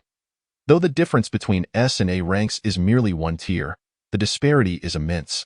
Coming to his senses, he cannot suppress a self-deprecating smile, astonished that he could feel envy towards an 18-year-old youth. Pulling out his locator, he observes Qian Yu's current position and frowns slightly. He has already ventured 100 kilometers away from the base city, entering an area populated by third-tier ferocious beasts, a significant increase in danger. What happened to being cautious? No, it is imperative to ensure Qian Yu's safety. He immediately prepares to dial the number for the base city's security bureau. But after a moment's thought, he ultimately refrains. Considering Qian Yu's current combat strength, the area within 100 kilometers of the base city, where first-tier beasts are routinely cleared, poses no real challenge and serves little purpose for his training. Venturing into a moderately dangerous area beyond 100 kilometers seems inconsequential. After all, with a locator device, should any issues arise, a general-level powerhouse from the base city could arrive on the scene within minutes, minimizing the risk of disaster. With these thoughts in mind, Yang Yi decides against dispatching personnel for protection. Given Qian Yu's demonstrated strength and potential, overly stringent protection may prove detrimental. Thus, he can only suppress his worries and allow Qian Yu to navigate his own path. At this very moment, in the southwestern quadrant, the current Awakener training event is progressing fervently, with teams of 10 engaging in trials, under the watchful protection of instructors from a distance, rendering the danger level exceedingly low. However, this group of inexperienced novice Awakeners, even when facing first-tier beasts, still relies on overwhelming numbers, yet their performance leaves much to be desired. The gap is simply too vast. Observing the training conditions through real-time surveillance, the chief instructor of the base city, Hong Zhan, shakes his head. As a high-ranking official, he is acutely aware of Qian Yu's recent exploits. They operate on entirely different levels. To put it bluntly, in the presence of Qian Yu, the rest are mere refuse. Even Yang Yujing and Ouyang, both of whom are already capable of independently slaying first-tier beasts, are still worlds apart. If Qian Yu does not depart, the future of the Mo Bay base city rests upon his shoulders. As the focus of admiration, Qian Yu has now reached an oasis several kilometers away, where he immediately spots a massive figure concealed beneath the surface of a small lake. Raising an eyebrow, he thinks, "There is such a creature in the desert?" This is a desert oasis approximately the size of 2 football fields, surrounded by low shrubs and sand jujube trees, with a seemingly deep lake at its center, providing water to the surrounding flora. Several paths, worn by various animals, lead directly to the lake. Approaching within a few meters of the water's edge, is that a rhinoceros in the desert? Is this scientifically plausible? Observing the creature blowing bubbles at the lake's bottom, clad in a brown, fleshy armor, even through a water layer of over 2 meters, its formidable horn, nearly half a meter long, radiates a chilling sharpness that leaves Qian Yu puzzled. However, now is not the time to dwell on such matters. From its size and the aura it exudes, this rhinoceros beast is undoubtedly beyond the second tier. Having never fought against beasts exceeding that level, Qian Yu internally cautions himself to proceed with caution. Simultaneously, the massive rhinoceros becomes aware of Qian Yu's presence. Seeing the small figure riding an oddly breathing black panther approach without retreating, its eyes, imbued with a human-like rage, narrow. With a tremendous splash, a giant rhinoceros, standing about 4 meters tall and nearly 10 meters long, emerges into Qian Yu's view. How colossal! Without hesitation, Qian Yu urges the shadow panther to swiftly retreat from the oasis. Behind him, the ground shakes with the thunderous footsteps of the giant rhinoceros. Despite its enormous size, it charges forward with surprising speed, like a tank racing at full throttle, trampling everything in its path, including shrubs and even snapping sandjujube trees in half. Truly, it is a display of raw power. Remaining unflustered, Qian Yu maintains the advantage in speed. Moreover, he possesses more than just that level of combat strength. As soon as they burst out of the oasis, the soul servants that had been concealed underground suddenly surge forth, launching a fierce assault on the giant rhinoceros, initiating a frenzied barrage. Chen Yu rides the shadow panther a few hundred meters away. Dust clouds billow, the ground quakes, and the deafening roars of battle resound, all attesting to the ferocity of the conflict. Despite being besieged by over 200 first- and second-tier ferocious beasts, the giant rhinoceros astonishingly withstands the onslaught, displaying remarkable defensive capabilities. Conversely, a few of the biting wolves are inadvertently trampled and sent flying. However, due to their soul form, the giant rhinoceros cannot physically engage the soul servants, resulting in mere displacement without significant injury. Just as Chen Yu believes he can wear down the giant rhinoceros through sheer numbers, a series of furious roars erupt, and rock blades, centered around the rhinoceros, pierce upward from the ground. Chen Yu's eyelids twitch, and he leaps from the back of the shadow panther. A 3.5-meter wingspan arrow-wing eagle swoops down, lifting Chen Yu swiftly into the air. Since this giant rhinoceros possesses ground-based abilities, he must exercise extreme caution. A single misstep could spell disaster, for he has but one life. Witnessing the soul servants below being pierced by the giant rhinoceros's rock blades, suffering severe injuries, with 8 biting wolves losing their combat capability, Chen Yu's mind focuses. He recalls them to the soul-nurturing space. Observing the giant rhinoceros, likely at the 3rd tier, equivalent to school-level combat strength, he furrows his brow slightly. With exceptional defense, swift movement, and ground-type offensive capabilities, its impressive size and appearance are undeniably captivating. It is tempting to possess. The inability to breach its defenses poses a significant problem, Chen Yu muses. His gaze remains fixed on the beast below, showing no signs of fatigue, relying solely on its outstanding defense while launching relentless assaults. The giant rhinoceros grows increasingly emboldened amidst the besiegement, and Chen Yu's eyes narrow slightly. The other 7 arrow-wing eagles, circling overhead, plunge down to target the unprotected eyes of the giant rhinoceros. Sensing Chen Yu's intent, the rhinoceros bellows in fury, dodging frequently, showcasing agility that belies its size. However, it remains oblivious to the fact that a few shadow panthers have stealthily approached its rear. Targeting its vulnerable posterior, they lunge forward, delivering fierce bites. The cries of pain resound relentlessly as the giant rhinoceros thrashes its tail, attempting to dislodge the shadow panthers clinging to its rear. Yet, the shadow panthers, impervious to pain, hold on tenaciously. Realizing it cannot shake off its pursuers, the rhinoceros repeatedly activates its rock blade ability, but the sandwolves continually thwart its efforts. Of the over 200 soul servants, sandwolves account for more than 70. Chen Yu experiences no remorse. These creatures are plentiful in the desert, and with a bit of time, he could easily amass hundreds. Moreover, those sandwolves serving as meat shields, pierced by rock blades, are merely on the brink of fragmentation and can be restored to full strength after a period of recuperation in the soul-nurturing space. Thus, for Chen Yu, the losses are negligible. After executing the rock blade ability over a dozen times, he notices the giant rhinoceros beginning to pant heavily, its energy reserves visibly dwindling. Its once vulnerable rear, now riddled with bites, has opened a gaping wound nearly a meter wide, blood spurting forth. The cries of agony grow increasingly harrowing. Seizing the moment, Chen Yu commands the petite lizard to burrow into the bloodied cavity of the giant rhinoceros, tearing and thrashing within its body and intestines. The intense pain forces the giant rhinoceros to disregard the arrow-wing eagles above, and in a moment of carelessness, it loses its sight as the eagles gouge out its eyes, leading it to run wildly, crashing about aimlessly, devoid of lethal force. After over half an hour of relentless thrashing and wailing, the giant rhinoceros finally collapses with a thunderous crash, kicking up a massive cloud of dust, its body covered in countless wounds. Presenting a truly tragic sight, at long last, it has come to an end. The might of this colossal rhinoceros should indeed rank among the upper echelons of third-tier ferocious beasts. After waiting for over 10 seconds and confirming that this giant creature was not merely performing, Chen Yu returned to the ground and immediately commenced the soul absorption.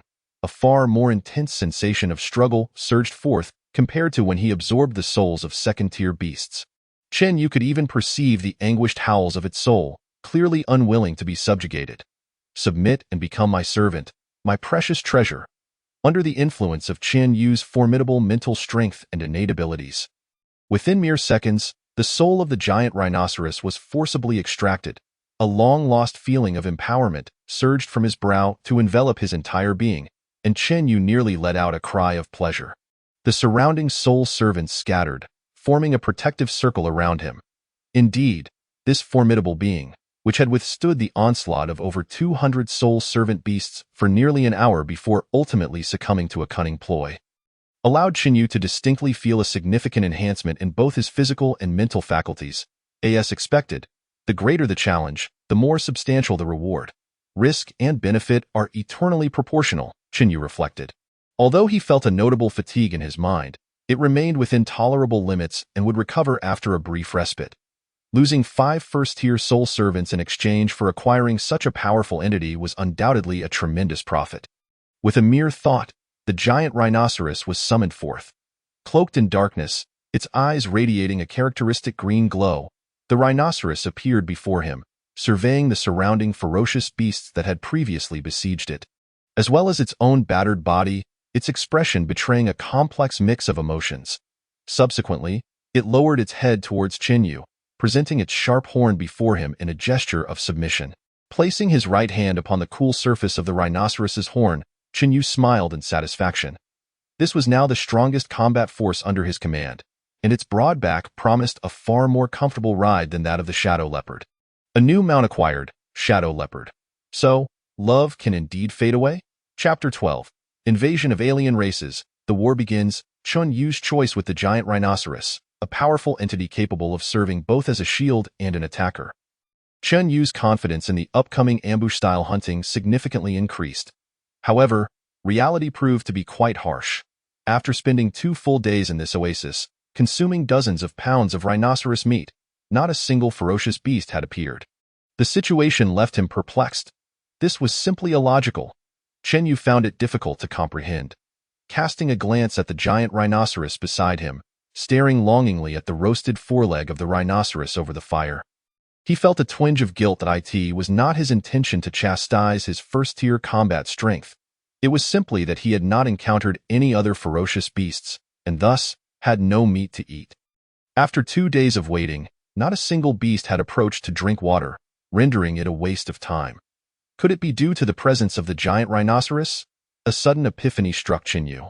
Causing his lips to twitch, the more he pondered, the more plausible it seemed, leading him to sigh deeply, realizing he had been somewhat foolish. According to the knowledge retained from his previous life, the more powerful the ferocious beast, the stronger its territorial instincts. Given the rhinoceros's formidable strength, stationed at the center of the oasis's lake, it was unlikely any beast of lesser strength would dare to approach. Judging by the lack of any encounters over the past 2 days, it seemed there were no beasts in the vicinity that surpassed the giant rhinoceros. Otherwise, some would surely have come by now. It appeared he could not linger here any longer with a resolute thought. Chen Yu decided to leave the oasis the following day, wandering the area in search of prey. Since passive waiting was unproductive, he would have to choose proactive engagement. A simple dinner of roasted meat and energy potions sufficed. And with soul servants on watch and the giant rhinoceros by his side, his safety was assured, allowing him to rest soundly. However, just as Chen Yu prepared to lie down, the once pitch-black western sky, adorned only with flickering stars, was suddenly engulfed by a vast expanse of blood-red HUIT appeared exceedingly ominous. Such a drastic change did not escape Chen Yu's notice. As relevant memories surfaced, a shiver coursed through him. It was in the direction of the subterranean caverns. And this scene, the alien races had invaded. Based on his previous memories and the current spectacle in the western sky, he could almost confirm the situation. He immediately rose to his feet, retrieving his communicator, only to discover, as anticipated, that there was no signal. The invasion of alien races had caused a significant magnetic field disturbance within a radius of thousands of kilometers, rendering electronic devices inoperative. He was now disconnected from the base city. Chen Yu was faced with 2 choices. Either return immediately to the base city, where the walls and numerous powerful individuals would provide a degree of safety. If death were to come, it would be shared among all, or continue to hunt in the periphery, seeking to enhance his own strength. With his current combat capabilities, as long as he did not encounter a top-tier third-level beast or more than one second-level beast, he should remain safe. To return or not to return? Chen Yu found himself in a quandary. Meanwhile, the base city had also detected the situation and remained composed. This marked the fifth invasion by alien races since the establishment of the base city, with the most recent occurrence 5 years prior. Everyone was well versed in the protocol, having conducted numerous drills, thus the response was orderly. The entire base city was mobilized. All individuals aged 18 to 70 were summoned, and messengers were dispatched to contact other base cities, with the entire city entering a state of wartime readiness. At this moment, the elite awakened army of over 100,000, led by Mayor Yang Yi, was already engaged in battle with the vanguard of the alien forces. Thanks to thorough preparations and the guidance of powerful leaders, they held a distinct advantage. However, Yang Yi did not dare to relax for a moment, for he understood that greater challenges lay ahead. Behind him were millions of fellow citizens. Should they falter, the fate of the base city would likely be grim. Therefore, they could only win. Defeat was not an option. Moreover, every time the alien races invaded, the ferocious beasts would erupt in chaos, with the most severe instance resulting in a terrifying beast tide. Each invasion represented a moment of life and death for the base city, allowing no room for complacency. Simultaneously, within the training area for newly awakened individuals, a total of 3,210 C-grade and above newcomers had come for training, all present. Chief Instructor Hong Zhan stood at the forefront, gazing at the crowd with an unprecedented seriousness. I believe you are all aware of the current situation. Regrettably, I must inform you that this training exercise will conclude early, and we will directly enter the combat phase. Observing the fear and trepidation etched on many faces, yet noting that not a single person retreated or withdrew, Hong Zhan nodded in satisfaction. We will return to the base city and join the city defense forces, relying on the walls to guard against potential invasions by alien races and ferocious beasts. This may seem harsh, but there is no alternative. Such is the nature of this world, and we have no choice. Without further ado, Hong Zhan waved his hand, and all personnel boarded transport vehicles, preparing to return to the base city and join the city defense army. Watching as the trainees boarded the vehicles one by one, each displaying a myriad of emotions, Hong Zhan turned to his aide. Have we managed to contact Chen Yu? Not at all. Our communicators fail after an alien invasion. In response, the aide seemed to perceive Hong Zhan's concerns and added earnestly, given Chen Yu's strength, as long as he does not encounter a top-tier third-level beast, he should be relatively safe. It is even possible that he will have reached the base city by the time we arrive. Let us hope so. After 15 years, we finally have an S-grade talent. I am counting on him to become the 11th pillar of the Dragon Kingdom. He cannot simply vanish like this. If that were to happen, we would all be deemed sinners. Hong Zhan's expression was sincere. Only at their level could they truly comprehend the significance of S-grade talents. Only at this level could they reach the pinnacle and influence the current battlefield. Each S-grade talent was humanity's most precious asset. Originally, they believed that Chen Yu, the weakest S-grade, might not reach such heights, yet recent information indicated that he was far more exceptional than they had anticipated. He would change everyone's perception of the soul controllability associated with his S-grade talent. However, Chen Yu was blissfully unaware of this. After much contemplation, he ultimately resolved not to return to the base city. To rapidly enhance his strength, his best course of action was to expand his number of soul servants, utilizing the absorption of souls to bolster both his physical and mental prowess. The current combat capabilities were still too weak, merely elite cannon fodder, unable to play a decisive role on the battlefield. And self-preservation was a challenge. Danger could arise at any moment, as evidenced by this very invasion, which none had anticipated. According to records regarding the subterranean alien invasions near the Mo Bay base city, the intervals between invasions had been steadily decreasing. Chen Yu, already feeling a profound sense of insecurity, did not wish to find himself defenseless in the face of a genuine existential crisis. He yearned to live securely and thus deemed it best to remain here, hunting ferocious beasts to swiftly enhance his strength. As long as he exercised caution, there should be no danger given his current combat status. The night swiftly passed in a state of unease, and by early morning the next day, Chen Yu was seated upon the back of the colossal rhinoceros, summoning all of his soul servants to merge with the essence of the world around him. The arrow-winged eagles soared into the sky, scattering far and wide to commence a new round of hunting. Chapter 13. A family must remain united with considerations for both personal safety and hunting efficiency. Chen Yu commanded the arrow-winged eagles to disperse and expand their reconnaissance range, though he did not venture too far from the base city. Instead, he conducted lateral explorations within the area. Utilizing the ability of shared vision, he surveyed the surrounding terrain. After half an hour, he at last discerned the shadows of other ferocious beasts. Another half hour passed, and he had comprehensively surveyed the situation within a horizontal span of hundreds of kilometers. The nearest beast appeared to be nearly 100 kilometers away, suggesting a clear division of territory. Through the eyes of the arrow-winged eagle, Chen Yu observed the conditions of those regions, noting that various ferocious beasts were mostly seen in packs, with few, like the colossal rhinoceros, claiming territory alone. "Could you be an outsider?" he jested, patting the back of the rhinoceros. In response, the rhinoceros, displaying a surprising level of intelligence, nodded in acknowledgement. Redirecting his attention to the ferocious beasts inhabiting their respective territories, Chen Yu resolved to deal with the solitary ones first. Based on previous experiences, those who could reign over this area were undoubtedly formidable. He aimed to subdue several solitary beasts to enhance his own combat strength before attempting to conquer the more gregarious ones. None shall escape. All who are discovered shall be subdued. Without lingering, Chen Yu gestured for the rhinoceros to charge toward the nearest solitary beast. In less than an hour, they reached their destination.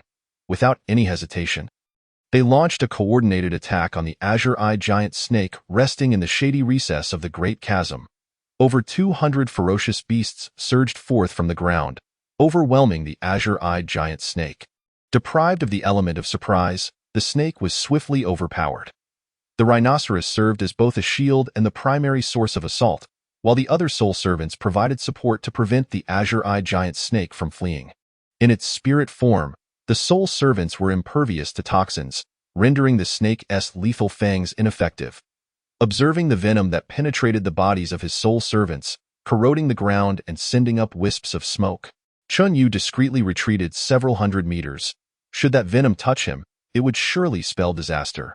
With a significant advantage in overall combat power and the element of surprise, the battle concluded in under 10 minutes. Looking down at the flattened head and wounded body of the azure-eyed giant snake, Chen Yu sighed, truly tragic. He then approached the convulsing corpse of the snake and commenced the soul absorption process. Before long, his second Tier 3 ferocious beast soul servant was acquired.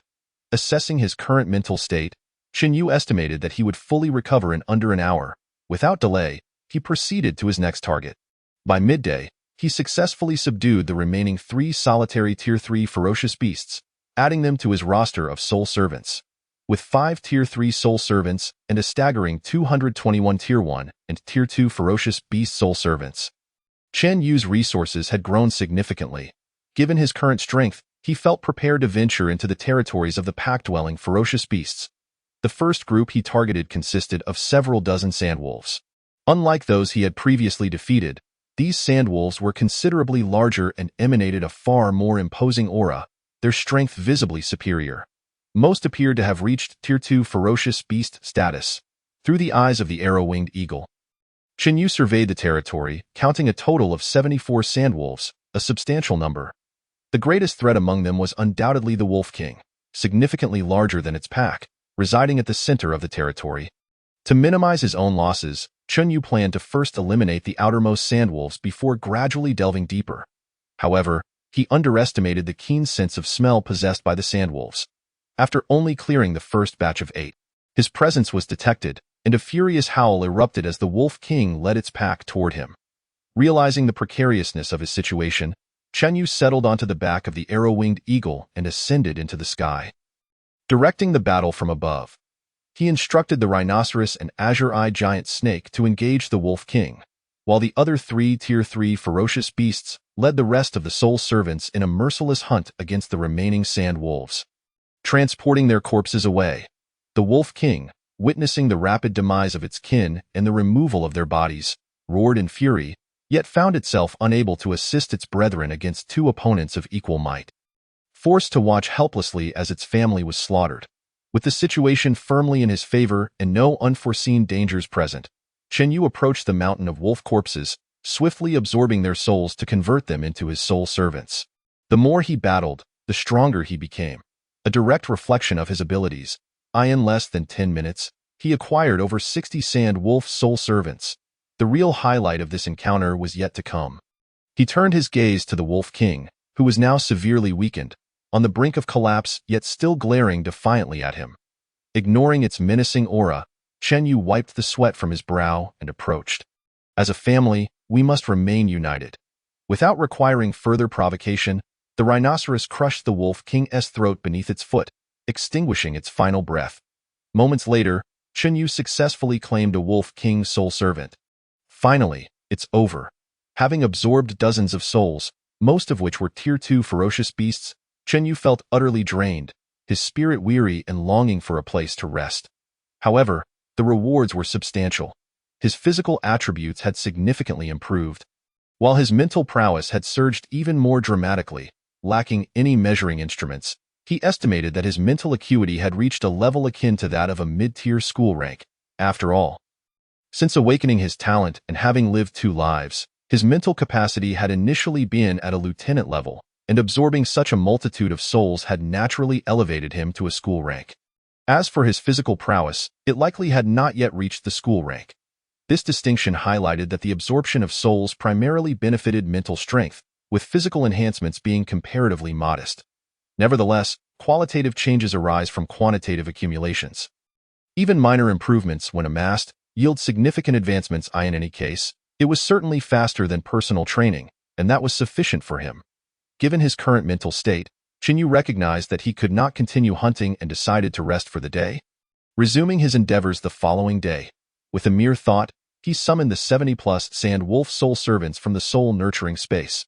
They quickly adapted to their new identities, even venturing into the wolf den to retrieve 5 struggling pups. Placing them before Chen Yu, well, it seems we are truly destined for a family reunion. Observing the frantic squirming of the pups, Chen Yu hesitated for a moment, then ultimately acquiesced to their pleas. The few pups, whose strength barely reached ferocious beast levels, posed little drain on his mental energy, and he easily extracted their souls as he looked at the 5 diminutive creatures gathered around him. Chen Yu pondered whether they would be able to grow. It seemed unlikely. They would certainly be unfit for battle, but perhaps they could serve as good luck charms, or perhaps as portable ice cubes in the summer. Chen Yu chuckled to himself. Over the next month and a half, Chen Yu systematically eradicated all ferocious beasts within a few hundred kilometers. His combat prowess skyrocketed. The number of his soul servants reached an astonishing 833, all of which were ferocious beasts. Among them were 17 Tier 3 soul servants, 521 Tier 2, with the remainder being Tier 1. I wonder if, with my current strength, I would stand a chance against a Tier 4 ferocious beast of the caliber of a general? He mused, considering whether he should continue exploring the outer territories. Within the parallel radius of several hundred kilometers, no ferocious beasts remained. Yet, reality had no intention of granting him the opportunity to proceed. Chapter 14. The Beast Tide, a painful yet joyous experience. Soaring at an altitude of 100 meters, a massive golden-crowned vulture, measuring 15 meters in length, swiftly swept across the sky. Surrounding it were over 40 smaller silver-crowned and black-crowned vultures, forming a protective escort, creating a truly magnificent spectacle. This was Chen Yu's primary aerial force. Acquiring these vultures had required considerable effort. With these dozens of flying ferocious beasts, he had secured a measure of aerial dominance, provided he did not encounter any Tier 3 beasts or higher, as that would likely spell disaster for him. To prevent any unexpected situations that might thrust him into peril, he dispatched several arrow-winged eagles, known for their speed, to distant locations for reconnaissance while he remained atop the leader vulture. Directing the operation from afar, with his companions shielding him from the sun, the cool breeze brushed against his face, and he maintained a vigilant watch over the distant arrow-winged eagles. Soon, the terrifying scene of dust swirling in the northwestern direction, accompanied by the thunderous stampede of countless beasts, caught his attention. Scattered ferocious creatures continuously merged into this torrent, further amplifying its overall magnitude. A beast tide, perhaps? Memories surged forth, and Chen Yu furrowed his brows. It seems to be heading towards the base city. First, there was the invasion of alien races, and now a tide of beasts. Indeed, this world is fraught with peril.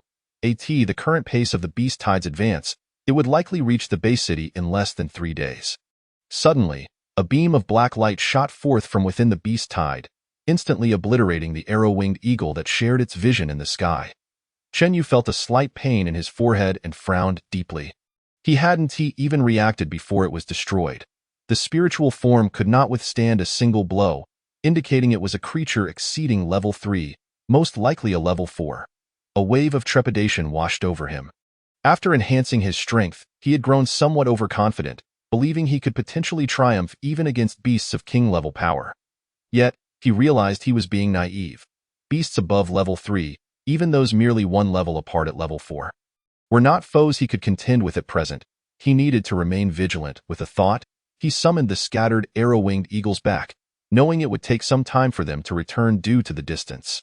Once they were back, Chen Yu documented the situation in written form and instructed the eagles to carry it back to the base city, ensuring everyone would be mentally prepared. As for himself, he intended to linger at the edge of the beast tide to see if he could garner any rewards. Initially, he believed his nearly 1,000 soul servants were sufficiently formidable, but witnessing the terrifying might of the beast tide and the fate of the obliterated arrow-winged eagle made him acutely aware of his inadequacy.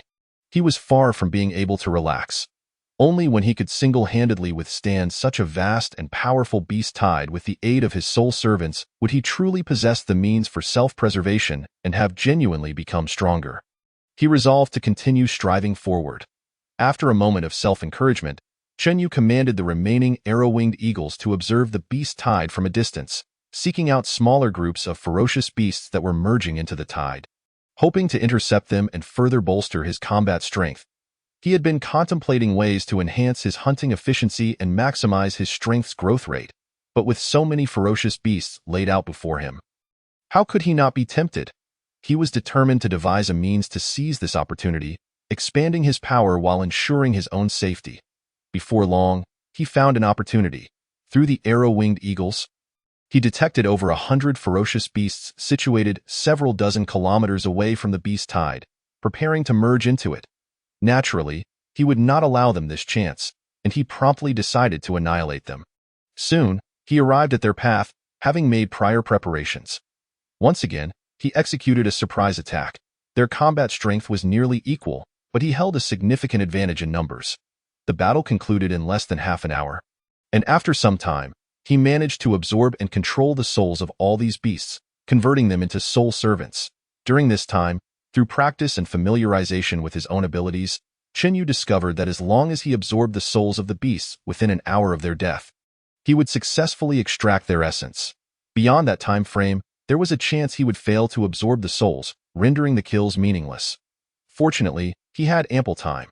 Thanks to a substantial enhancement in his mental energy during this period, he was able to absorb over 100 ferocious beasts in one go, with energy to spare. Once the battle concluded and the souls were successfully absorbed, Chen Yu did not linger in the area and swiftly departed.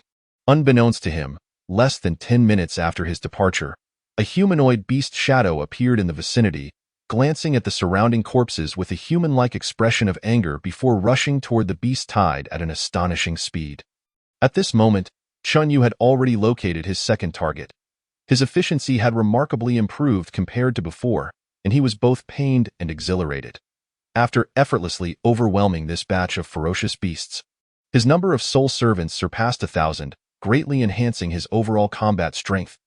However, due to fatigue, he needed to take his time before continuing to absorb more souls. Just as Chen Yu paused to rest and expand his number of soul servants, the arrow-winged eagle serving as a messenger had already reached the vicinity of the base city, where it was promptly detected by the city defense forces. Just as it was about to be shot down, Hong Zhan, who was on duty at the city wall, gestured for them not to fire. His eyes turned golden as he fixed his gaze upon the rapidly approaching arrow-winged eagle, his expression shifting slightly as he vanished from the city wall in an instant. The young men and women assisting in the city defense were left astonished by the display. A king-level powerhouse was indeed formidable. Even those without speed as their innate talent moved at an extraordinary pace. They hadn't even glimpsed Hong Zhan's shadow.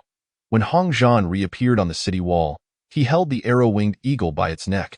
Placing it on the ground, in his hand, he held a letter, which he quickly scanned. His expression changed dramatically. He vanished from the sight of the crowd once again, while the onlookers turned their attention to the arrow-winged eagle on the ground, which was entirely black with glowing green eyes. Devoid of any sign of life, they gazed at it with curiosity. However, the arrow-winged eagle did not linger. It spread its wings and soared skyward, departing from the base city and flying with all its might toward Qian Yu's location. Before long, the higher-ups within the base city became aware of the information regarding the beast tide. Since the letter also included Chun Yu's identification, there was no doubt, and they began to formulate relevant city defense strategies.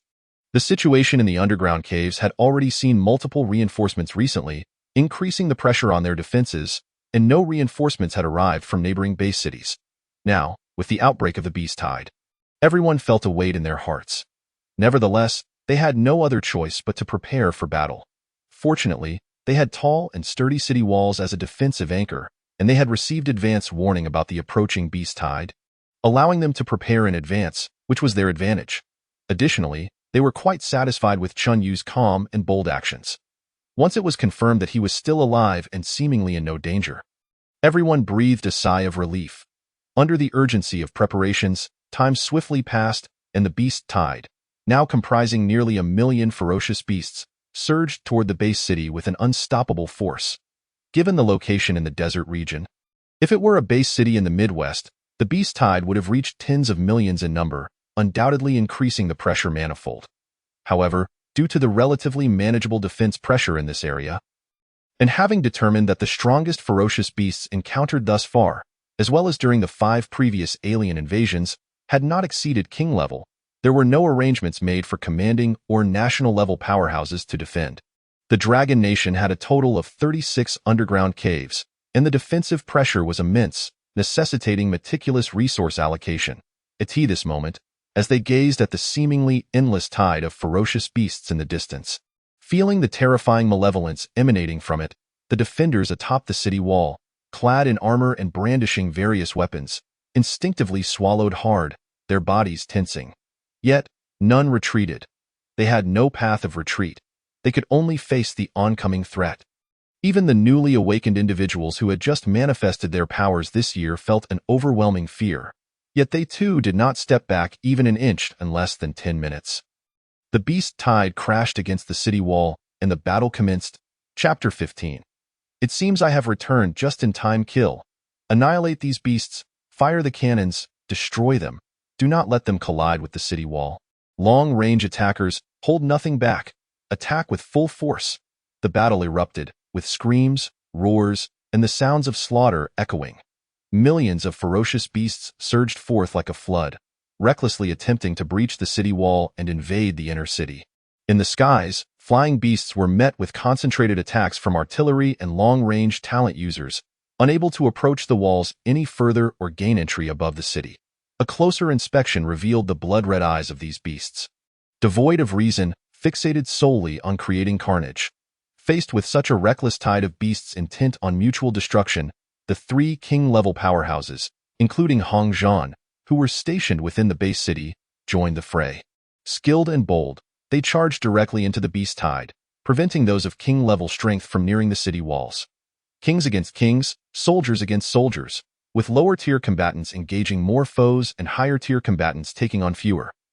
The forces in the desert base city, bolstered by their innate abilities and combat gear, maintained an advantageous position, successfully repelling the initial wave of ferocious beasts.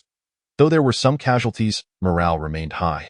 However, as more and more ferocious beasts joined the battle from behind, the city wall, which stretched for dozens of kilometers, faced an increasingly stretched defensive line. It became impossible to cover every angle. Initially, the beasts concentrated their assault on one point, making it easier to defend, but as time passed, they began to disperse their forces, launching attacks on various sections of the city wall, significantly increasing the pressure on the city's defenses.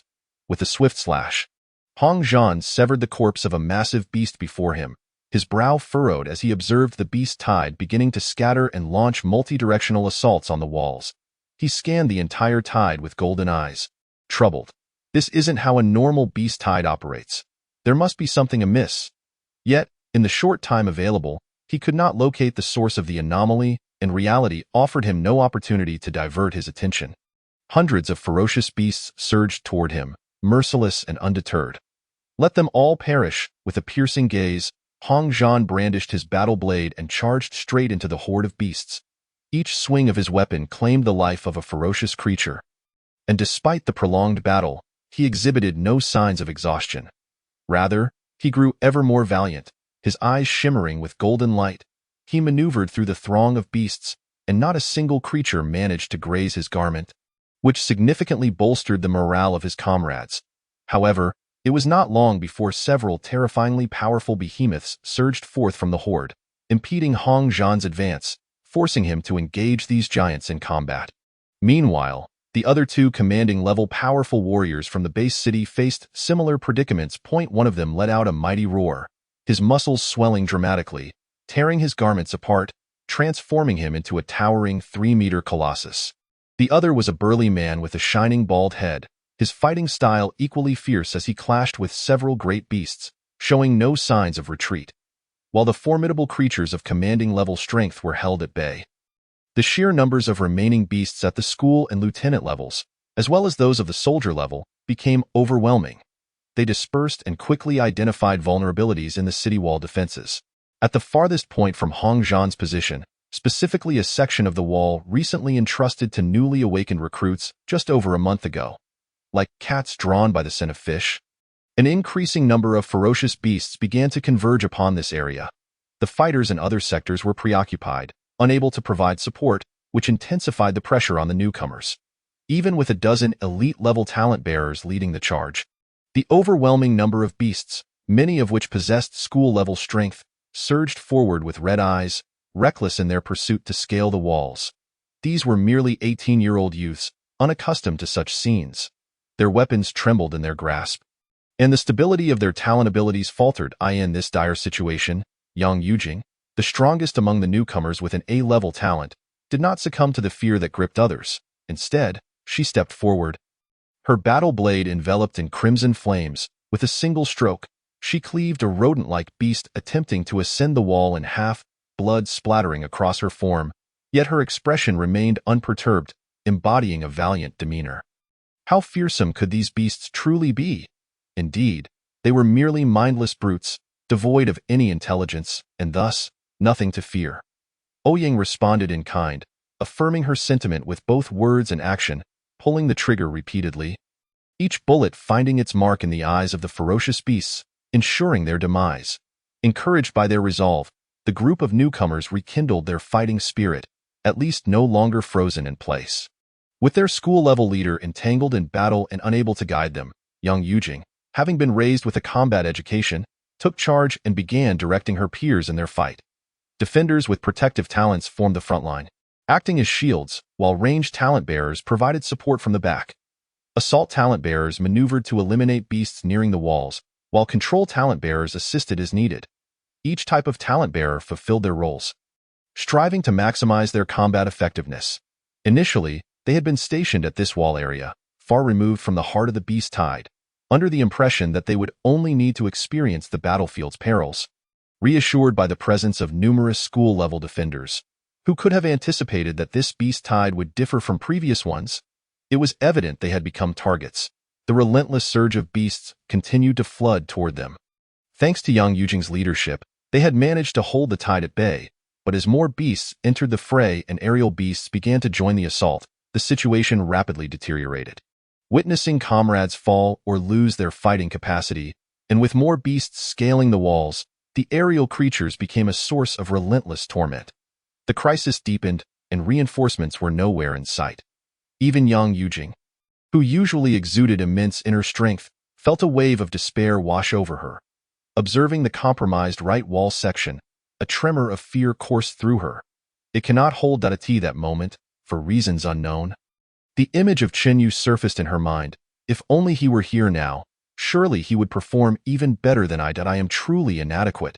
Just then, from within the already breached section of the wall, numerous shadows suddenly burst forth, annihilating the hundreds of beasts poised to invade. The unexpected turn of events left everyone momentarily stunned. At that moment, accompanied by a piercing howl, a vast shadow descended from the sky. Upon closer inspection, it was a multitude of flying beasts. Strikingly, these creatures were entirely black, their eyes glowing green, devoid of any life essence. The arrivals were none other than Chenyu, who had deftly navigated around the main body of the beast tide to return to the base city. Observing the situation below, Chenyu exhaled in relief. It seems I have returned just in time. Chapter 16. Is this the hallmark of exceptional talent? Among them were the third-level beasts, the golden-crested vulture, the iron-shelled rhinoceros, and the rattlesnake with gray scales, so many third-level beasts. Why did these creatures appear lifeless, their bodies dark and their eyes glowing green? How eerie! And why are they helping us? Everyone, look above. It seems there is a person on the back of that golden-crested vulture. Indeed, there was a person, and that person appeared to be Chenyu. It's him. He has returned. Did he summon all these beasts? This must be his talent ability. It's utterly grotesque, a single person commanding so many summoned creatures. Simply inhuman. This is the S-level talent. Reality, however, did not afford the onlookers the opportunity to continue their astonishment. The relentless beast tide showed no signs of halting its assault in light of Chenyu's imposing arrival and immediately resumed its attack on the compromised section of the wall. All eyes were on high alert, bracing for the next wave of onslaught. Curiosity regarding Chenyu had to be temporarily set aside. The majority of the beasts were only of the first or second level, posing little threat. Having assessed the strength of the beasts below, the golden-crested vulture landed atop the wall, and Chenyu leaped down. It was not that he wished to cease commanding from the air. Rather, facing the beast tide, the skies were no longer safe. The solid ground beneath his feet provided him with a sense of security. Yet it was not enough. Surrounding him were dozens of third-level beast souls and nearly 1,000 second-level beast souls swiftly encircling him. The once spacious wall area grew congested. Frowning, Chenyu concentrated, and a dark light flickered at his brow, summoning over 1,000 beast souls, directing them to assault the beasts carelessly climbing the wall. These souls felt no pain and, in their ethereal form, possessed an exceptionally high damage reduction rate, allowing them to recover from ordinary injuries in mere seconds. Unless severely wounded, their combat effectiveness remained unscathed. The soul servants functioned like war machines, crashing into the tide of beasts and effectively stalling their advance in that area. The wails of various beasts echoed continuously. However, this barely leveled the playing field, leaving Chenyu somewhat dissatisfied. You all can join in. With a mere thought, all third-level beasts around him, except for the giant rhinoceros, joined the fray, charging into the fray with a clear advantage. The accompanying 1,000 second-level beast souls continued to encircle and protect Chenyu. They fortified the previously compromised area, ensuring no beasts could breach the walls. All of this transpired within half a minute. The pressure on the wall defense, which had been on the brink of collapse, diminished significantly, allowing the school-level veterans entangled with the third-level beasts to breathe a sigh of relief, enabling them to focus on the beasts before them, all while feeling a profound sense of astonishment. Chenyu single-handedly commanded over 2,000 beast souls, a feat that was undeniably extraordinary. Each of his subordinates possessed remarkable strength within their rank, and when combined, their combat prowess was formidable. It was akin to a single man leading an army. The 2,000 soul beasts effectively held back a tide of beasts that outnumbered them tenfold, even gaining the upper hand. The third-level beasts among the tide were far fewer than the third-level soul beasts Chenyu dispatched, their high-level strength not being on the same tier, creating an unmistakable advantage. A single third-level beast could easily contend with hundreds of second-level beasts. Gaining the upper hand was thus entirely logical. At this moment, the most astonished were undoubtedly the newcomers. Watching as the tide of beasts that had driven them to the brink of despair was now being suppressed by Chenyu. Their faces bore expressions of shock, mouths agape and disbelief. They were all from the same cohort, awakened on the same day, yet Chenyu's prowess had ascended to the level of single-handedly battling tens of thousands of beasts. While they could only engage in group combat, was the disparity truly that vast? As the tide of beasts assaulting the wall was held back by Chenyu's soul servants, only a few dozen managed to break through, approaching the area where the newcomers were stationed, only to be swiftly eradicated. What had once been a life-and-death moment had now turned into a state of idleness, and such a drastic change left everyone feeling disoriented. The collective gaze of the onlookers converged upon Chenyu, who was surrounded by a multitude of ominous, dark beasts, rendering him nearly invisible. A profound sense of admiration enveloped them. An S-grade talent, indeed, was profoundly terrifying. Even the two A-grade talent individuals present found themselves utterly convinced. Ouyang blushed at his previous sarcastic remarks towards Chunyu. With such formidable strength, it was unnecessary for him to engage in mock battles with them. Venturing into the desert alone posed no challenge. Yang Yujing felt a deep sense of defeat. It had only been a short while, and the gap had widened once more. Given Chen Yu's current combat prowess, his effectiveness on the battlefield could rival that of a formidable adept. This was still a peer. Yang Yujing, who had always prided herself, now felt like a mere waste of space. At this moment, Chen Yu was oblivious to such thoughts. He certainly would not squander the numerous beast carcasses before him. Ordering his soul servants to first transport the larger and seemingly stronger beast remains. His priority was the flying beasts, with just over 100 flying beast soul servants at his disposal. Their numbers were still insufficient. Engaging in aerial combat was exceedingly arduous. After absorbing over 200 beasts, Chen Yu wiped the sweat from his brow, acutely aware of his mental fatigue, and ceased his soul absorption. His gaze shifted towards the nearly defeated third-grade beasts, leaving the remaining mental energy for them. With a mere thought, he released dozens of newly converted flying beast soul servants to support the aerial battlefield. His attention then turned to the bodies of his compatriots, a bold idea blossoming in his mind, yet he ultimately suppressed it, forcing himself to abandon such notions. The situation at Qian Yu's wall was keenly observed by the defenders in other areas, who collectively breathed a sigh of relief. They had contemplated providing support earlier, but the sheer number of beasts had effectively blocked their path, and the creatures consciously prevented their advance.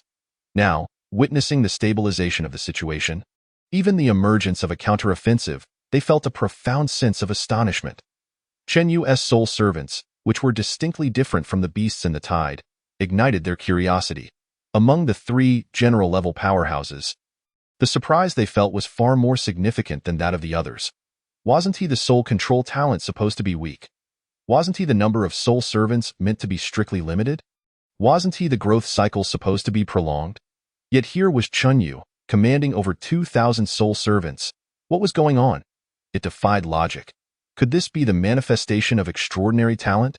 While they were unaware of the specifics, one thing was clear. Chen Yu's soul control ability would turn the tides in his favor, and from that moment on, no one would regard it as the weakest S-grade talent. As the area with the least defensive capability managed to withstand the pressure of the beast tide due to Chen Yu's arrival, just when everyone believed they had gained the upper hand and victory was merely a matter of time. The beast tide underwent an unexpected transformation. Chapter 17. The re-emergence of the Black Radiance. The situation takes a sudden turn.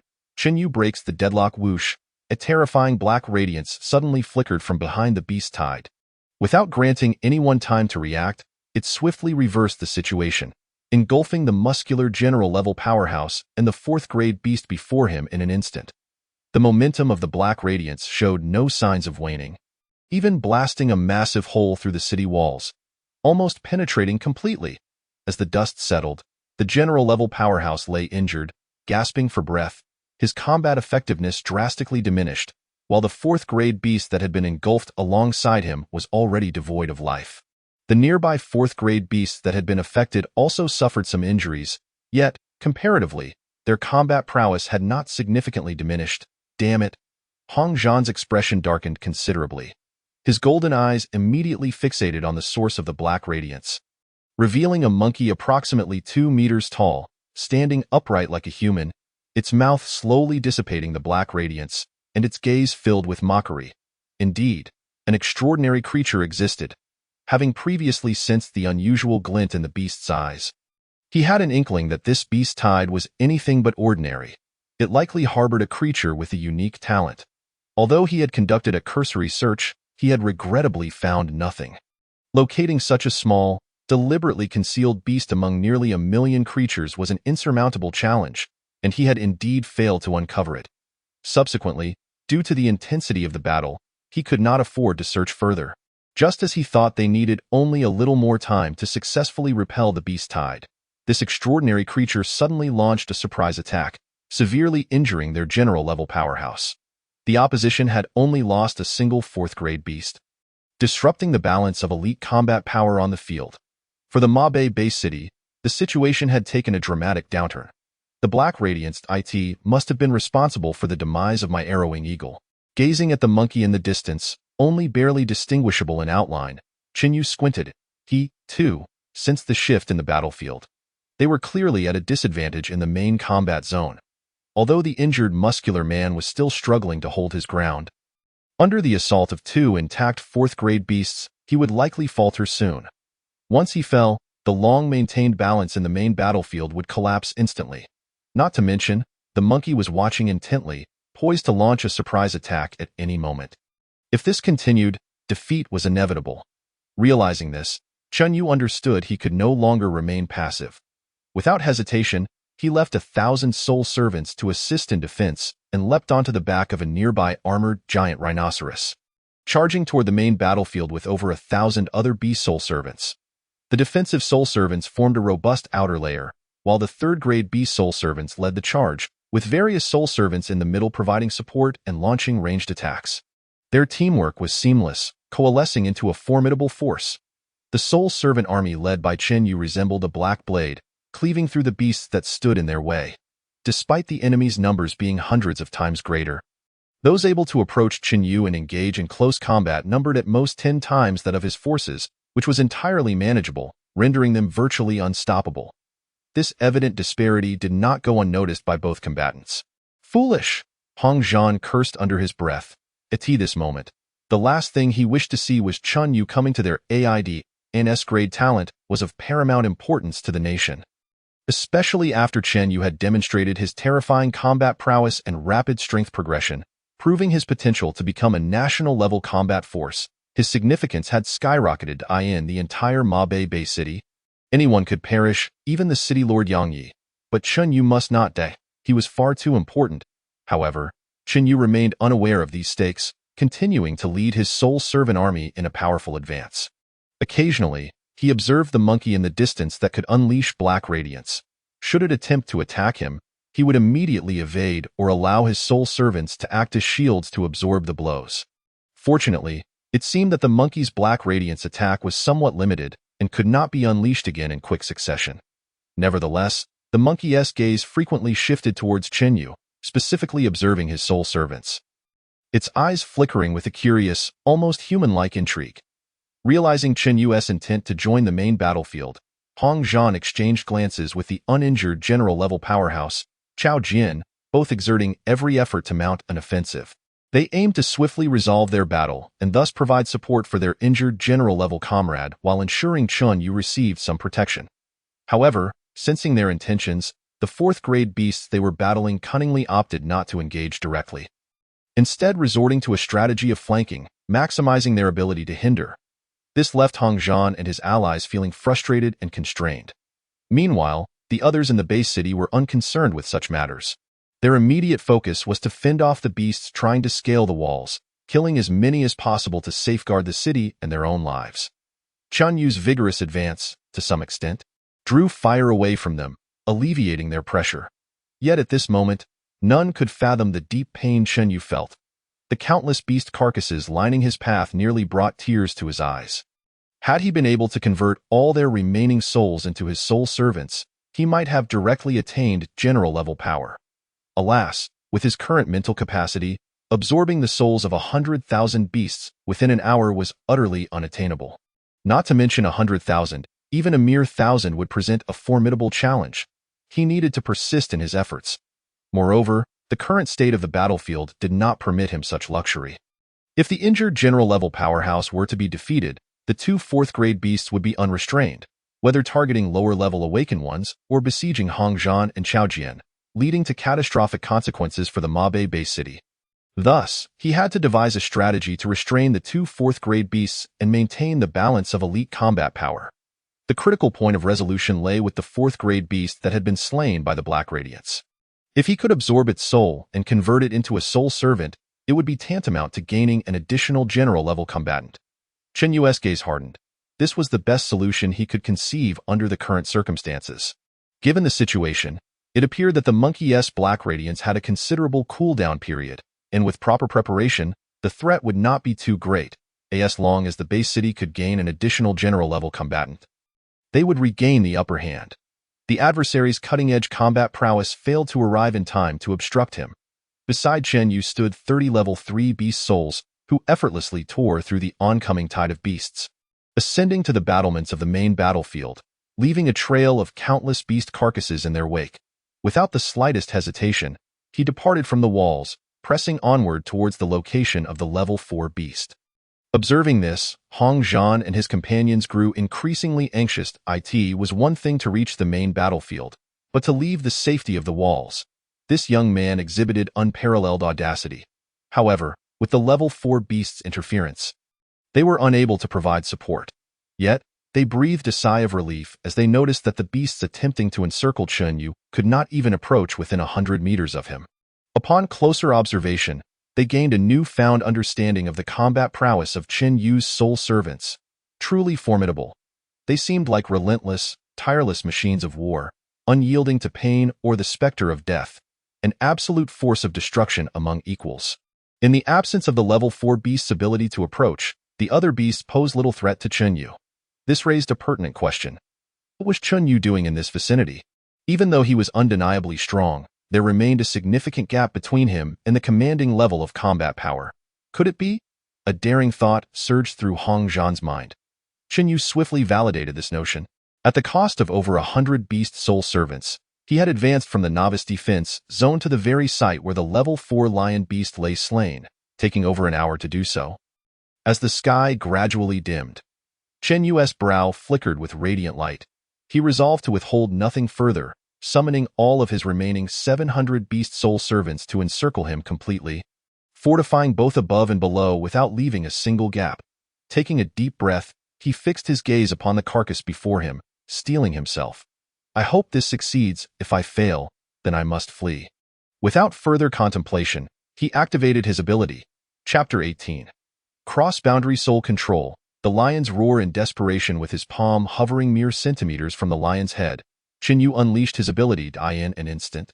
A searing pain shot from his palm to his brow, causing his entire body to tremble. He felt as though his very soul was being incessantly pierced by needles. The struggle emanating from his soul was unprecedentedly intense, rendering his hands numb and devoid of strength. Initially, he had believed that, with his nearly peak school-level mental strength, while cross-boundary soul absorption would present certain challenges, it should not be insurmountable. However, upon actual execution, he realized the gravity of his miscalculation. The chasm between school-level and commanding-level strength was immense. He had been far too presumptuous in this crucial moment. He understood that he could not afford to yield. Should he give up, the entire Mabe base city might succumb. Lacking combat supplies, the defenders in the underground would be unable to persist, and the frontline would collapse, enabling the other races to invade successfully. The repercussions would be catastrophic. In a chain reaction, the entire northwest region could fall to the other races and beasts, delivering a significant blow to the Dragon Nation and exponentially increasing defensive pressures. If the other races established a foothold on Earth, they would continuously reinforce their combat strength, posing a mortal threat to both the Dragon Nation and humanity. Under such dire circumstances, with no possibility of self-preservation, Chen Yu resolved to assist the Mabe base city in repelling the beast tide and stabilizing the situation. This was not merely for humanity, the Dragon Nation, or the Mabe base city. It was also for his own survival. Minutes passed, yet Chen Yu still could not extract the soul, engaged in a fierce clash with the level 4 beast's spirit. Attempting to forcibly absorb a commanding-level beast soul with school-level mental strength proved excessively arduous. Indeed, it seemed nearly impossible. However, since he had not failed immediately, it indicated there was still a chance for success, granting him a modicum of confidence, as long as there was even a glimmer of hope. It was worth a try. Nevertheless, the entire process was excruciatingly arduous and painful. Unbeknownst to him, sweat had thoroughly drenched his body, and his brow was suffused with a crimson hue, his mental fatigue escalating to a point of near excruciation. It felt as though a tiny figure in his mind incessantly urged him to give up. With his current mental strength, he could not possibly absorb a soul of such caliber. There was no point in exerting himself. But how could a man concede defeat? Shaking his head, he harbored no thoughts of surrender. Despite his exhaustion, his gaze remained resolute. Come forth. Gritting his teeth, he focused on the soul that had already been partially extracted. a sinister smile creeping onto his lips. "Submit willingly as my sole servant, dear treasure, and you shall be granted new life." Whether or not the soul comprehended his words, its initial resistance waned significantly. Noticing this shift, Chunyu felt a surge of surprise, yet he dared not let his guard down. The more critical the moment, the more vigilant he must remain. Aware of this, he decided to press the advantage, incessantly articulating, "We humans have a saying, better to live poorly than die well. Living is undoubtedly more interesting than being dead. Become my sole servant, and you shall feel no pain. Your strength will be vastly enhanced. If I recall correctly, you were slain by your own kind, were you not? Do you not seek vengeance? Beyond your absolute loyalty to me and fighting for my cause, there are no restrictions. You will also have many lioness companions. And I can even allocate some beasts to serve under you." As he sensed the diminishing resistance, Chenyu felt a glimmer of hope, delving deeper into his psychological offensive. Indeed, it could be termed a strategy of the heart. Is this truly possible? He mused with a hint of amusement. When he mentioned the lionesses, he distinctly felt the resistance lessen considerably. Indeed, LSPs exist across all species. Victory appeared imminent. Chenyu gritted his teeth, already anticipating the overwhelming power that the commanding level beast soul would bestow upon him. Surely it would not disappoint at that moment. The beasts that had previously focused their assault on the city walls seemed to receive an unseen directive, with some abandoning their siege to surge towards Chen Yu's position, significantly increasing the pressure on his defenses, particularly in the air. Although soul servants could fly due to their ethereal forms, unless they were transformed from flying beasts. The terrestrial soul servants' aerial speed was not remarkable, and their maneuverability was severely lacking. In aerial combat, their effectiveness would be greatly diminished. Faced with the onslaught of thousands of flying beasts, the overhead defenses clearly could not endure for long. What rendered the situation even more dire for those in the base city was that one of their injured commanding-level warriors, in a moment of misfortune, was struck head-on by one of the beasts he was engaged with, the tremendous force embedding him into the city wall. The two level 4 beasts besieging him immediately charged towards the wall. Witnessing the massive size of the level 4 beasts and feeling the chilling, terrifying aura emanating from them, the defenders atop the walls were engulfed in despair. 100 school-level warriors could not hope to defeat even a single commanding-level warrior, even one newly ascended to that tier. The fundamental disparity in their strengths was apparent. Originally, they had held a slight advantage against the beast tide. With the addition of a commanding-level threat, the situation had turned perilous. In the distance, Hong Zhan and Chao Jin wore expressions of urgency. Yet they could do nothing but watch helplessly as the two level 4 beasts drew ever closer to the city walls. The imminent assault loomed. The recently battered and bloodied Van Bin, the muscular commanding-level warrior, emerged from the wall, rushing to confront one of the beasts. However, the other beast disregarded Van Bin's intentions and prepared to charge directly at the wall. "How dare you?" Van Bin strained to offer assistance. Yet, in his current state of severe injury, he could muster only a fraction of his strength, barely managing to hold off one level 4 beast, and could not advance to provide support. The flicker of hope that had just ignited was extinguished once more. Despair etched the faces of the defenders, yet none considered retreat. Each clutched their weapons tightly. Even knowing they were outmatched, they resolved to fight fiercely. What if they won? Behind them were their families, compelling them to fight with everything they had. However, their attacks bore little fruit, and as the level 4 beast bore down on the city wall, an atmosphere of hopelessness spread. Mabe Base City was on the verge of falling. Without warning, a thunderous roar erupted across the battlefield.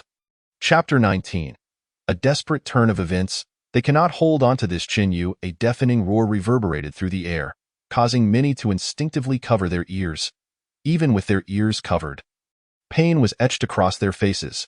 Even those beasts, driven to madness in their assault on the walls, halted momentarily. The level 4 beast that had been poised to strike the wall was similarly affected. Instinctively turning towards the source of the sound, they beheld a colossal, majestic lion, its head thrown back in a furious roar, waves of visible sound rippling outward. Those beasts that had been attacking Chen Yu's soul servants were rendered unconscious by the sheer force of the sound.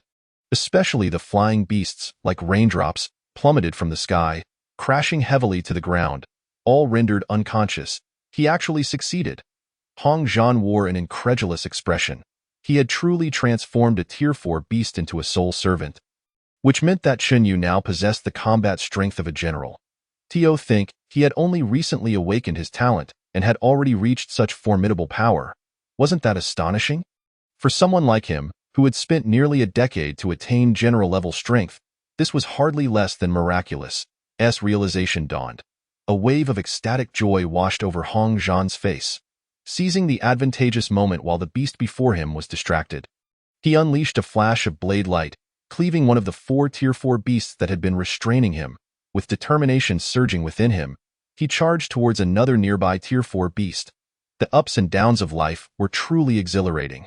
From a state of equilibrium to disadvantage, then to an advantage, only to plunge into disadvantage once more.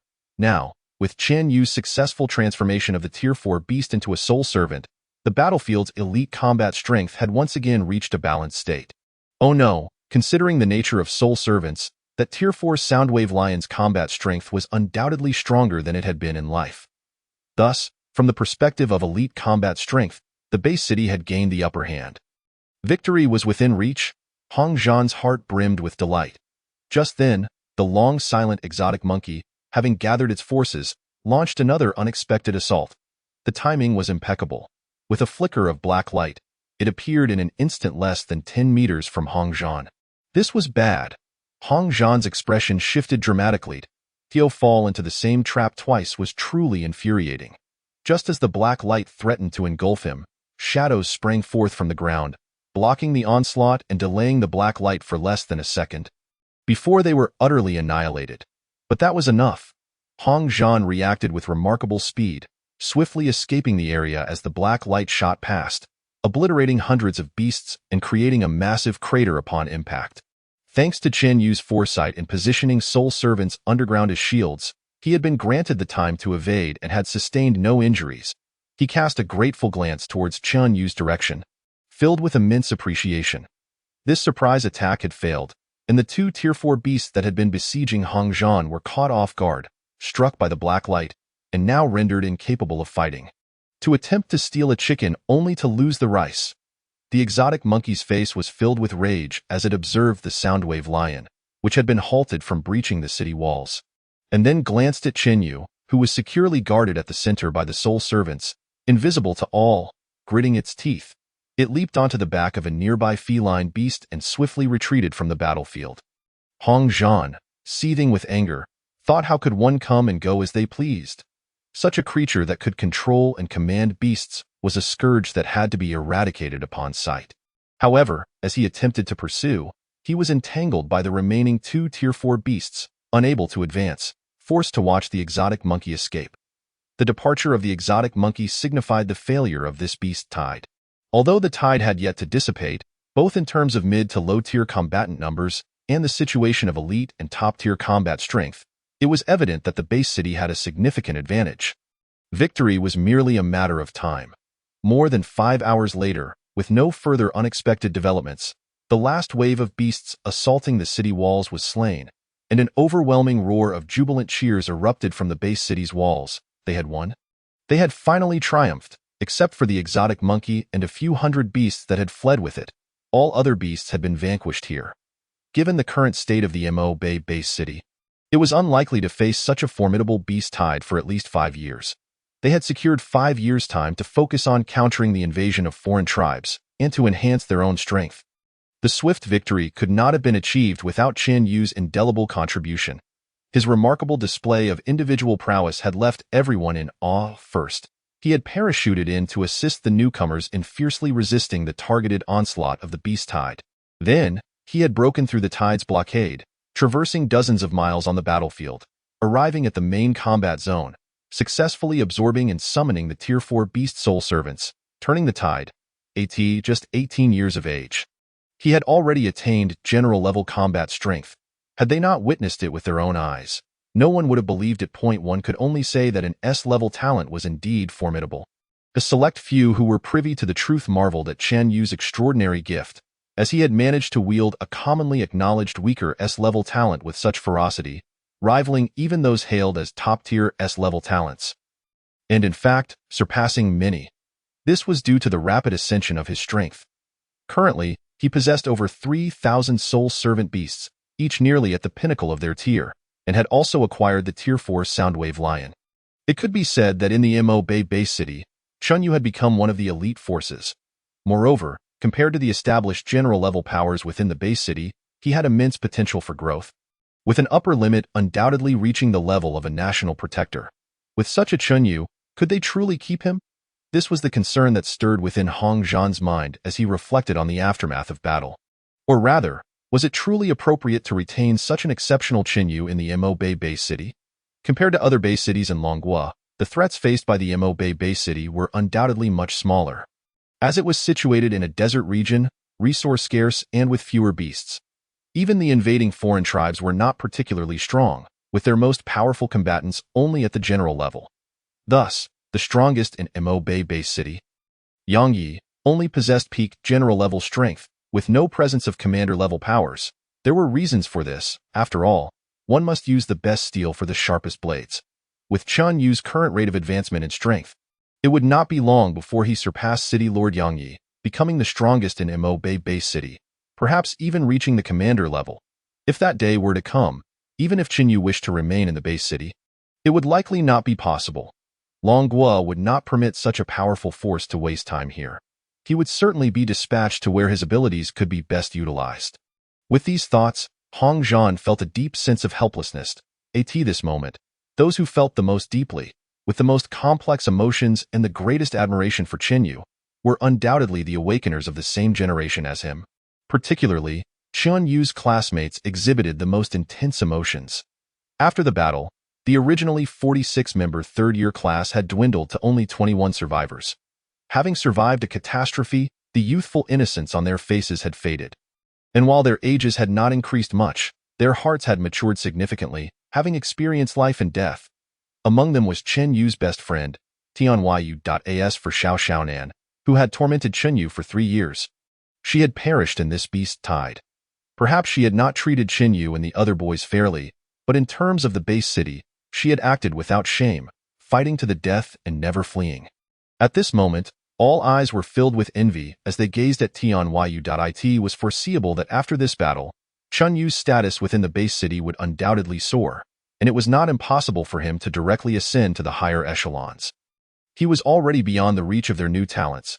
As a best friend and brother, Tianyu would undoubtedly receive immense support. At the very least, within the invade base city, he would certainly walk with confidence, as no one would dare to bully him anymore, and Chunyu would surely provide him with certain resources.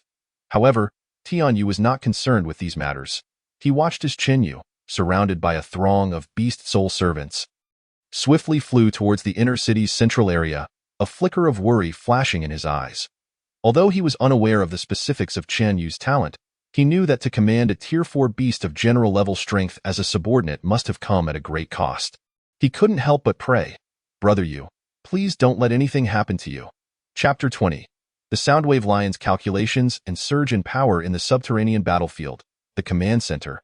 City Lord, we have received news from the base city. Give it to me. Upon receiving the letter, Yang Yi, still clad in armor, wearily rubbed his brow, took a deep breath, and opened the letter, his gaze revealing a hint of concern regarding the arrival of the beast tide. The base city had informed him early, thanks to Chunyu's advance notice. Thus, Yang Yi was already aware of the situation. However, due to the intense and critical nature of the war against the foreign tribes, he was unable to spare forces to provide assistance. Even though the strength configuration of the base city should suffice, he remained deeply anxious if the base city were to be breached, losing logistical resources, weaponry, personnel, and medical supplies. The situation on the subterranean front would likely collapse. Fortunately, from the current circumstances, it appeared they had held their ground.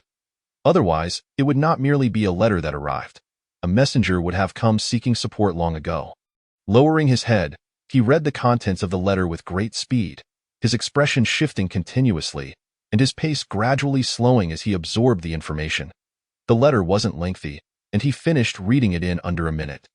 Yet, he remained lost in thought, ultimately unable to restrain himself from cursing. Damn it, which idiot proposed that soul control is the weakest S-level talent? Among all known S-level talents, which one can match Chunyu's rapid growth? Who else can truly achieve a one-man army like he does? Leaning back in his chair, images of the ever-composed Qin Yu surfaced in Yang Ye's mind. With a heavy sigh, he reflected, has it really come to this so swiftly? It feels as though the strength I have labored a lifetime to attain is merely the starting point for him. This is undeniably disheartening. Is this truly the chasm that separates S rank from A rank? He shook his head in denial. No, Chen Yu is merely an exceptional case. Other S ranks do not possess his extraordinary nature. With this murmured thought, Yang Ye's anticipation for Chen Yu's future grew, and he yearned to witness firsthand how far this formidable young man could ultimately reach. A guardian of the nation he would undoubtedly become, and perhaps even the 11th pillar of the Dragon Nation. The presence of such a prodigious talent as Chen Yu is a boon not only for the Dragon Nation but for the entire human race. After all, as the lord of one of the 36 base cities, his strength may not be at the pinnacle, yet his position is significant. Yang Yi quickly steadied his mindset and summoned his aide, instructing them to relay the situation here, particularly regarding Chen Yu, to the Central Command. Such a genius deserves a grander stage to showcase his brilliance. The Beibei base city is too small to retain Chen Yu, and it would be selfish to attempt to do so. Having issued his orders, he was startled by the sound of an alarm outside. Instantly, he rose, grasped the still-drying battle rifle at his side, and strode purposefully out of the command center. If an 18-year-old could demonstrate such valor, turning the tide to save millions in the base city, then as the city lord, he could not lag behind. The enemies of our race, I am coming for you. Yang Ye's fighting spirit surged, and even his previous bottlenecks began to loosen. As the focal point of much discussion, Chen Yu had returned to his villa, collapsing into a deep slumber. His sole servants surrounded the villa, barring anyone from approaching. The fourth-tier beast, the Soundwave Lion, stood guard at the entrance, imposing and majestic, causing the air around it to grow cold even in the heat of summer. The lion was thoroughly content with its current state. Though it existed as a sole servant, it had grown stronger than before, free from the control of that little monkey, and its master had promised future opportunities to arrange a female lion companion for it, as well as subordinates to command. Life was becoming increasingly hopeful. The lion felt incredibly fortunate about its previous decision. However, its master remained too weak, having nearly succumbed to the energy of its own soul. It seemed time to introduce some old comrades to its master, as the master's power continued to grow stronger. As long as he didn't perish, he would keep absorbing energy, and in due time, he would adapt and become even mightier. Once the lion's old friends joined as companions, its master would have achieved a basic level of growth and self-defense, alleviating the lion's fears of being obliterated due to its master's insufficient strength. The more it pondered, the more excited the lion became, nearly unable to suppress a shout, but ultimately refrained, focusing intently on its role as the gatekeeper. In the aftermath of the battle, the Beibei base city was still in recovery. With separations and reunions inevitable. The current head of the base city, Hong Zhan, was overwhelmed with responsibilities. While specific tasks were assigned to dedicated personnel, as the leader, he had to make numerous decisions, leaving him mentally fatigued. Despite his busyness, he still took the time to inquire about Chen Yu's condition, wondering if he had emerged from the villa.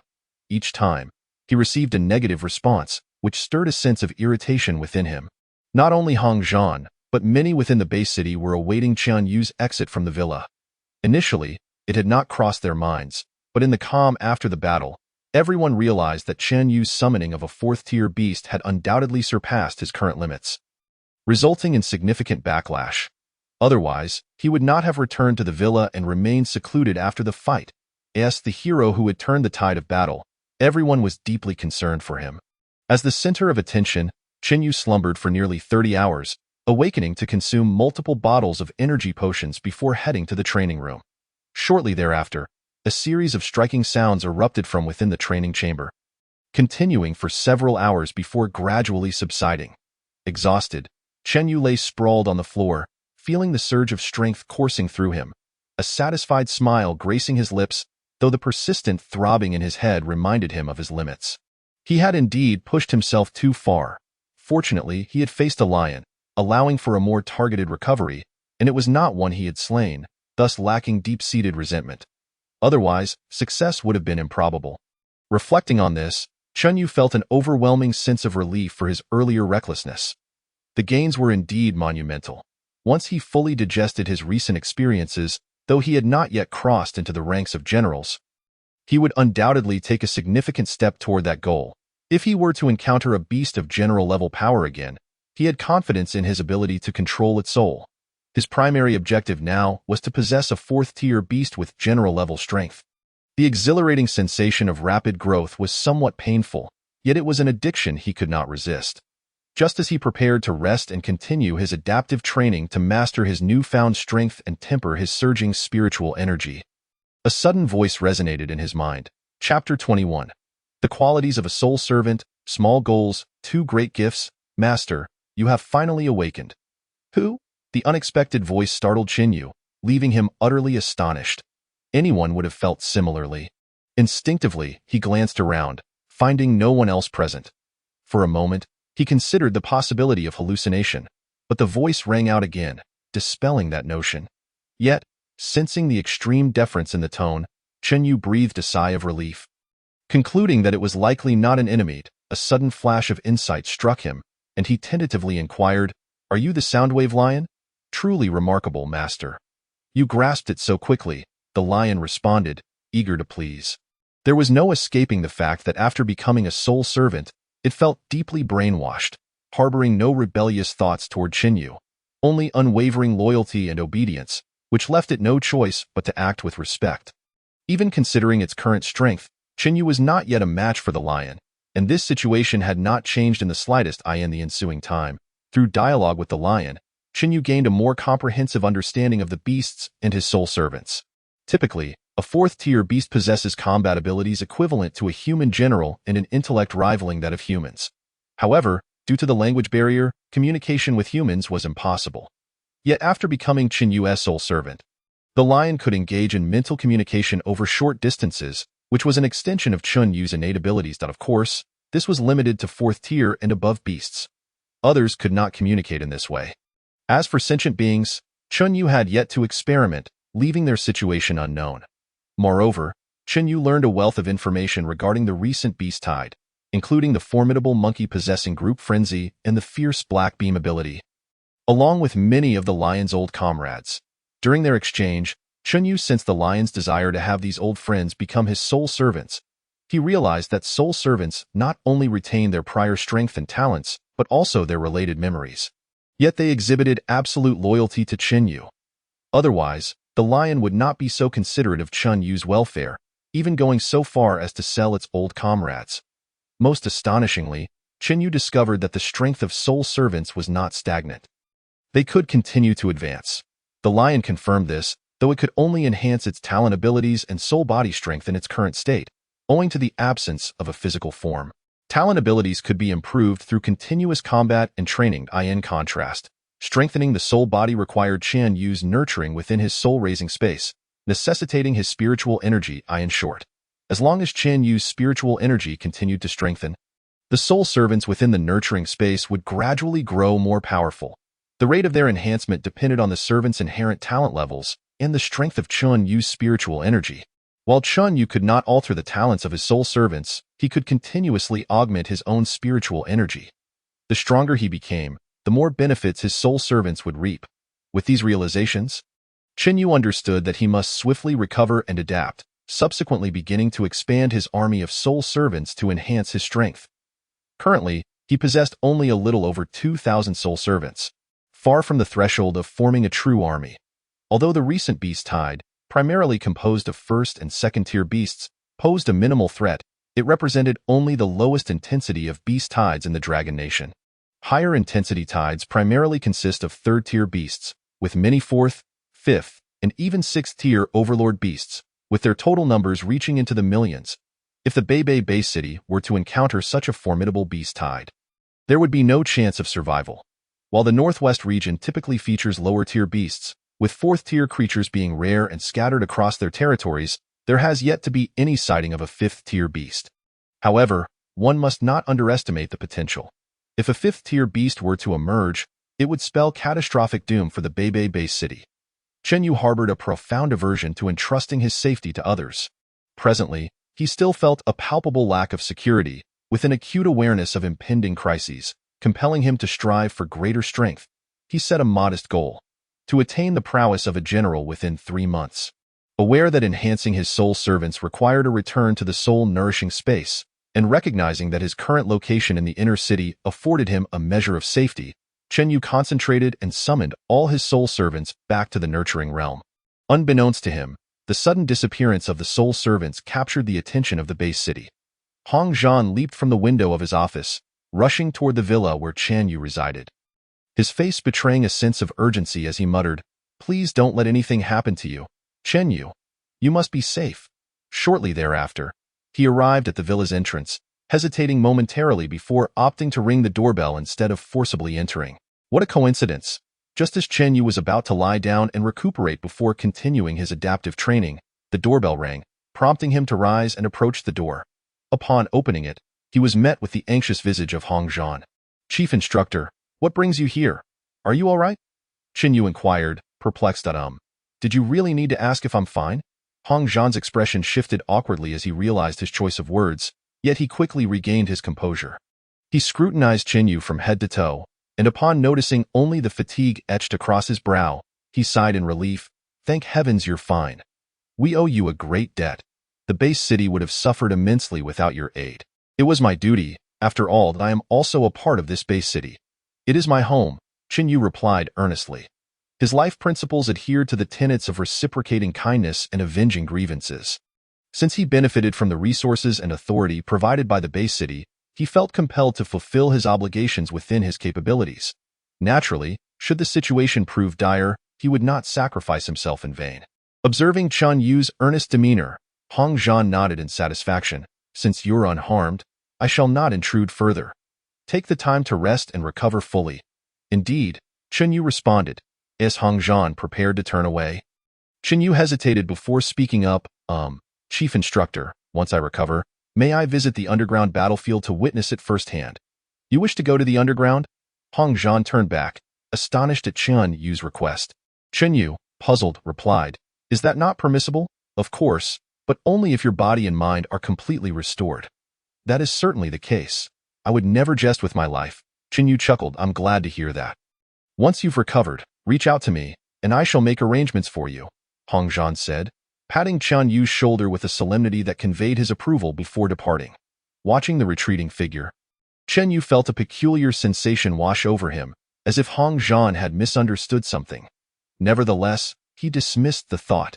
It was inconsequential. His anticipation for his exotic soul servants began to grow. Meanwhile, not far from his departure, Hong Zhan suddenly recalled something, halting in his tracks to turn back. "Chen Yu, we have prepared 2 significant gifts for you. Once you are fully recovered, do remember to visit the Lord Mayor's residence." With that, he departed swiftly, not allowing Chen Yu a chance to respond. 2 Gifts. His curiosity piqued. As the beast tide was successfully repelled, countless ferocious beasts lay slain, their carcasses forming towering mountains. These remains represented a substantial resource for the Mo Bay base city. In the near term, the supply of meat for the base city would be assured, and the underground battlefield would benefit from an ample supply of sustenance. The higher the rank of the beast, the more energy its flesh contained, making regular consumption advantageous for enhancing one's physique and strength. After fully processing this vast quantity of beast meat, the overall strength of the awakened individuals in the base city would undoubtedly see an improvement. Moreover, having endured this beast tide, the combat experience gained by the awakened fighters, their utilization of innate abilities, and personal mindset had all seen tremendous growth compared to before. This was particularly evident among the novice awakened, who had experienced significant passive development. Soldiers who had tasted blood were incomparable to those sheltered in a greenhouse. At this moment, within Chen Yu's villa. "Wow, Yu, you've truly made it. Not only have you surpassed your peers in strength, but you're also residing in such a splendid house. I'm genuinely envious," Tian Yu exclaimed, exploring the villa while unabashedly expressing his admiration. After absorbing the memories of his predecessor, Chen Yu held a favorable impression of this soul companion from his past life. Tian Yu had not sought to curry favor with him due to his rise in status, nor had he appeared solely to extract resources and benefits. In fact, he had not shown up at all until Chen Yu extended the invitation. Such a person was worthy of deeper friendship. Although he had the mighty lion as a conversational companion, their interactions felt overly formal, lacking the enjoyment found in conversing with a true friend. "Don't envy me. Put in some effort, and you will have your own success in the future," Chen Yu said, leading Tianyu into the training room. "Let it go, I'm merely a D-grade talent, destined to be cannon fodder on the battlefield. Uncertain of when I might perish," Tianyu replied, his face marred by bitterness. Before Chen Yu could offer words of comfort, Tianyu continued, "You know, Xiao Xiaonan was killed during this beast tide. Her body torn to pieces by the beasts. It was horrific. Oh." Chen Yu nodded in understanding, his expression remaining largely unchanged. Observing this, Tianyu sighed, hesitating for a few seconds before refraining from saying more. After all, the incident indeed reflected poorly on Xiao Xiaonan, and it was natural for Chen Yu to harbor resentment. Forgiveness could not be expected simply because she had met a tragic fate. Unbeknownst to him, Chen Yu's calm demeanor was not due to lingering grievances, but rather because he had never regarded her as significant. The two continued to chat for a while before sharing a sumptuous lunch. The meal consisted of the hind leg meat of a level 4 beast, specially prepared and delivered from the base city. The energy-rich meat was akin to a mid-level energy potion. Due to Tianyu's current physical condition, he became full after just a few pieces, leaving him to gaze enviously at Chen Yu as he savored the meal. The sight of delectable food before him, yet being unable to partake, was truly disheartening. Afterward, they practiced together for a while, and witnessing Chen Yu effortlessly unleash over 100 tons of punching power, Tianyu exclaimed in shock, only to glance at his own meager 300 kilograms of force and begin to question his existence. This was still the result of his awakened strength-enhancing talent. The disparity between them was undeniably vast. Chen Yu, however, remained dissatisfied with his current state. The minimum standard for a general's combat power was 300 tons. He currently considered himself only at the upper middle tier of the school level, with a considerable gap still to bridge before reaching general level. Fortunately, Tianyu was oblivious to these thoughts. Had he known Chen Yu's perspective, his existential crisis would have deepened, for to him, Chen Yu already seemed immensely powerful. It was simply a matter of differing heights of ambition, leading to varied perceptions of reality. Not wishing to linger further, Tianyu hastily exited the villa, feeling overwhelmed by repeated blows to his self-esteem. Despite being awakened in the same cohort, and having been relatively matched in power prior to awakening, the gap had widened drastically in a mere 3 months. Although he understood the might of S-grade talents, he had never anticipated such overwhelming strength. Truly, it felt inhuman. Watching Tianyu's hurried departure, Chen Yu blinked. Pondering, should I perhaps temper my display of strength? He sighed softly, contemplating whether there would be another opportunity to meet again. Not wishing to remain cooped up in the villa, Chen Yu made his way toward the Lord Mayor's residence. It had been over half a month since he returned to the villa, and through relentless effort, he had finally adapted fully to the explosive surge of his power and mental acuity, elevating his strength several tiers. After conducting a thorough assessment, he found himself at the upper echelon of school-level combat power, with his mental prowess reaching the pinnacle of school level. Of course, this strength referred solely to his individual capabilities. When considering his soul servants, he was now fully capable of contending with an ordinary level 4 beast, equating to typical general-level strength. With his physical and mental faculties finally restored, Chen Yu felt an urgent desire to venture into the underground realm to meet his exotic soul servants. He also intended to pay a visit to the lion's old companions, hoping for fruitful encounters. Should he come across that peculiar monkey, he would not hesitate to recruit it. Its strength lay in its leadership and control over beasts.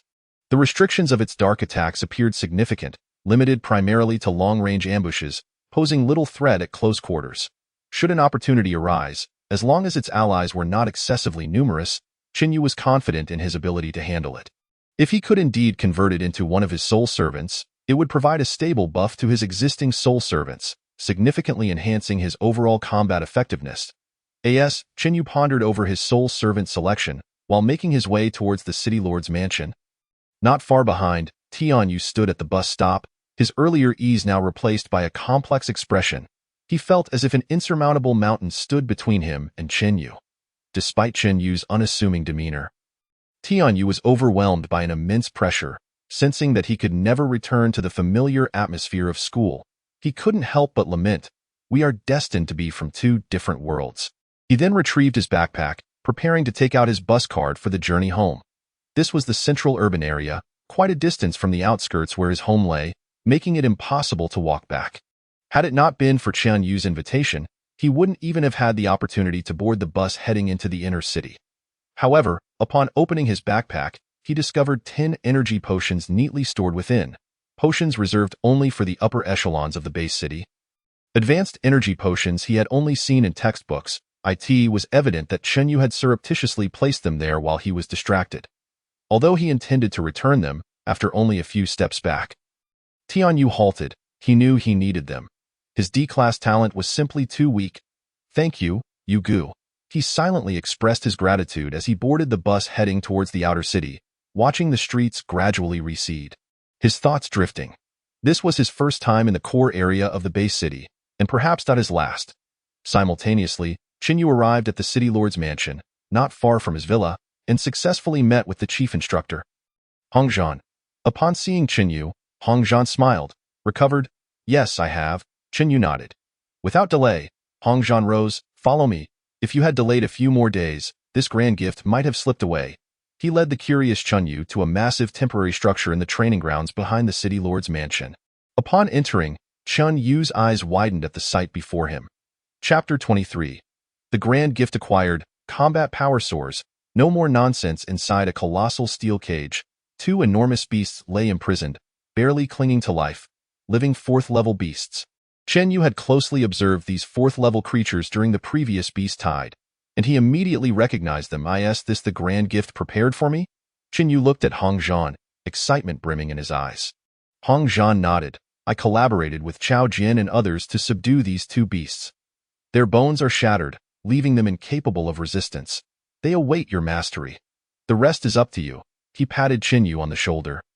"Remember, the base city will not neglect its heroes." With that, he turned and exited, not allowing Chen Yu a moment to express his gratitude.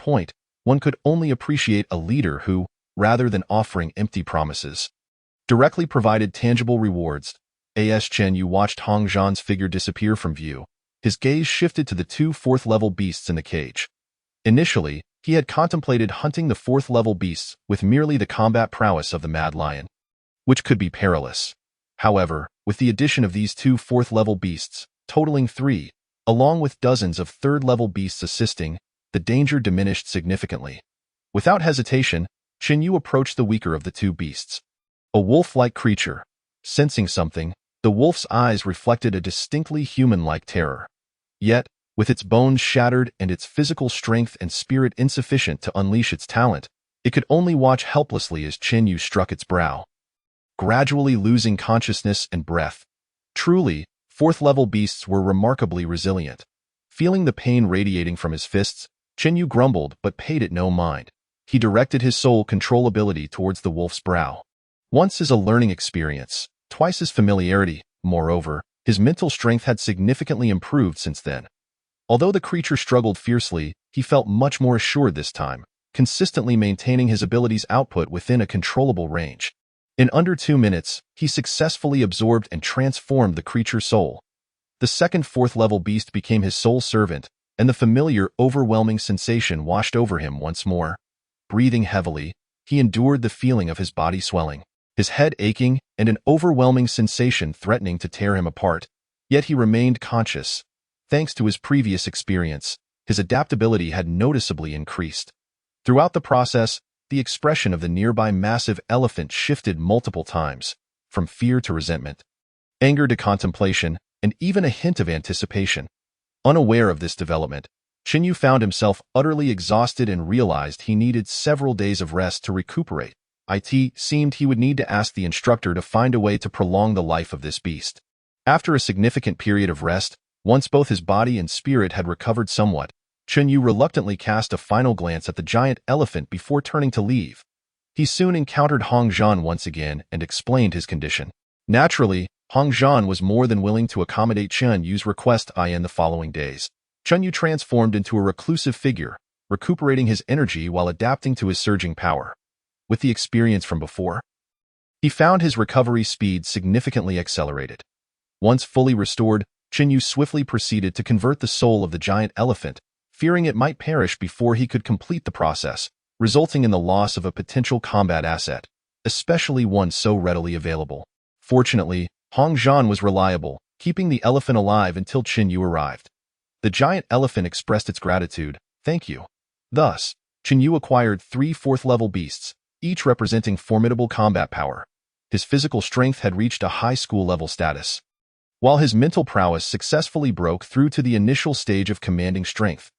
Given the current rate of improvement, Qin Yu estimated that he would only need to absorb the souls of 4 or 5 more fourth-level beasts to formally elevate his combat power. He was overjoyed to find that he had fully recovered in just 3 days. Not wishing to linger in the base city, Qin Yu sought out Hongzhan. With 10 days remaining until the next batch of troops and supplies was dispatched to the abyss, there was no need for haste. Why not wait a bit longer? Hongzhan was somewhat troubled by Qin Yu's excessive eagerness. The abyss battlefield was far more perilous than the previous beast tide, and only those at the commanding level could hope to defend themselves. Although Qin Yu now possessed 3 fourth-level beasts, his personal strength still only reached the high school level. Entering the abyss battlefield would undoubtedly be dangerous. Hongzhan regretted granting Qin Yu permission to venture into the abyss. If he could avoid disaster and steadily enhance his strength, there was a significant chance that Qin Yu could become the 11th pillar of the Dragon Kingdom. A super powerhouse. Such a talent was not one to be recklessly endangered. 10 days. As he pondered, Qin Yu made a decision. I will return in 10 days. During this time, focus on recuperating in the base city, Hongzhan advised earnestly. However, Qin Yu had no intention of idling away in the base city. Knowing that there were likely no 5th-level beasts in the northern base city, and that the strongest would only be 4th level, he no longer felt apprehensive, especially with 3 4th-level soul servants at his disposal. It was time to reconnect with the Mad Lion's old comrades. Before formally heading to the abyss, Qin Yu planned to elevate his strength further. With this thought, he shook his head resolutely. I intend to venture outside the city for some training, don't worry. I'll be back within 10 days. Without giving Hongzhan a chance to object, he swiftly left the office, summoning the golden-crowned vulture and leaping onto its back, soaring out of the base city. That brat? Hongzhan, who had intended to stop him, could only watch as Qin Yu's figure rapidly faded into the distance, disappearing from view in mere moments. Feeling exhausted, he reassured himself that with Qin Yu's current strength, as long as he didn't venture into the abyss battlefield or stray beyond 5,000 kilometers from the base city, he should be safe. 10 days is hardly enough time for such a journey, he thought, feeling somewhat relieved. What an untroublesome fellow, grumbling to himself, Hongzhan returned to his office, reporting Qin Yu's situation in a letter to Yang Yi, who was stationed at the abyss battlefield. Meanwhile, the messenger previously dispatched by Yang Yi to the Kyoto base city finally reached its destination, having traversed numerous base cities, and reported Qin Yu's circumstances. Chapter 24. Attention from the big shots. Unrest among the other races in the conference room of the Central National Defense Pavilion in the Kyoto base city. An S-class talent, who possesses the ability to control souls, having awakened their talent for less than 3 months, yet has already reached high school level, while commanding a 4th-level beast of commanding strength. If this is accurate, Qin Yu would undoubtedly be the strongest among this cohort of awakened individuals, even surpassing those S-class individuals receiving focus training. If the information is indeed accurate, then comparing Qin Yu to these newcomers feels somewhat unfair.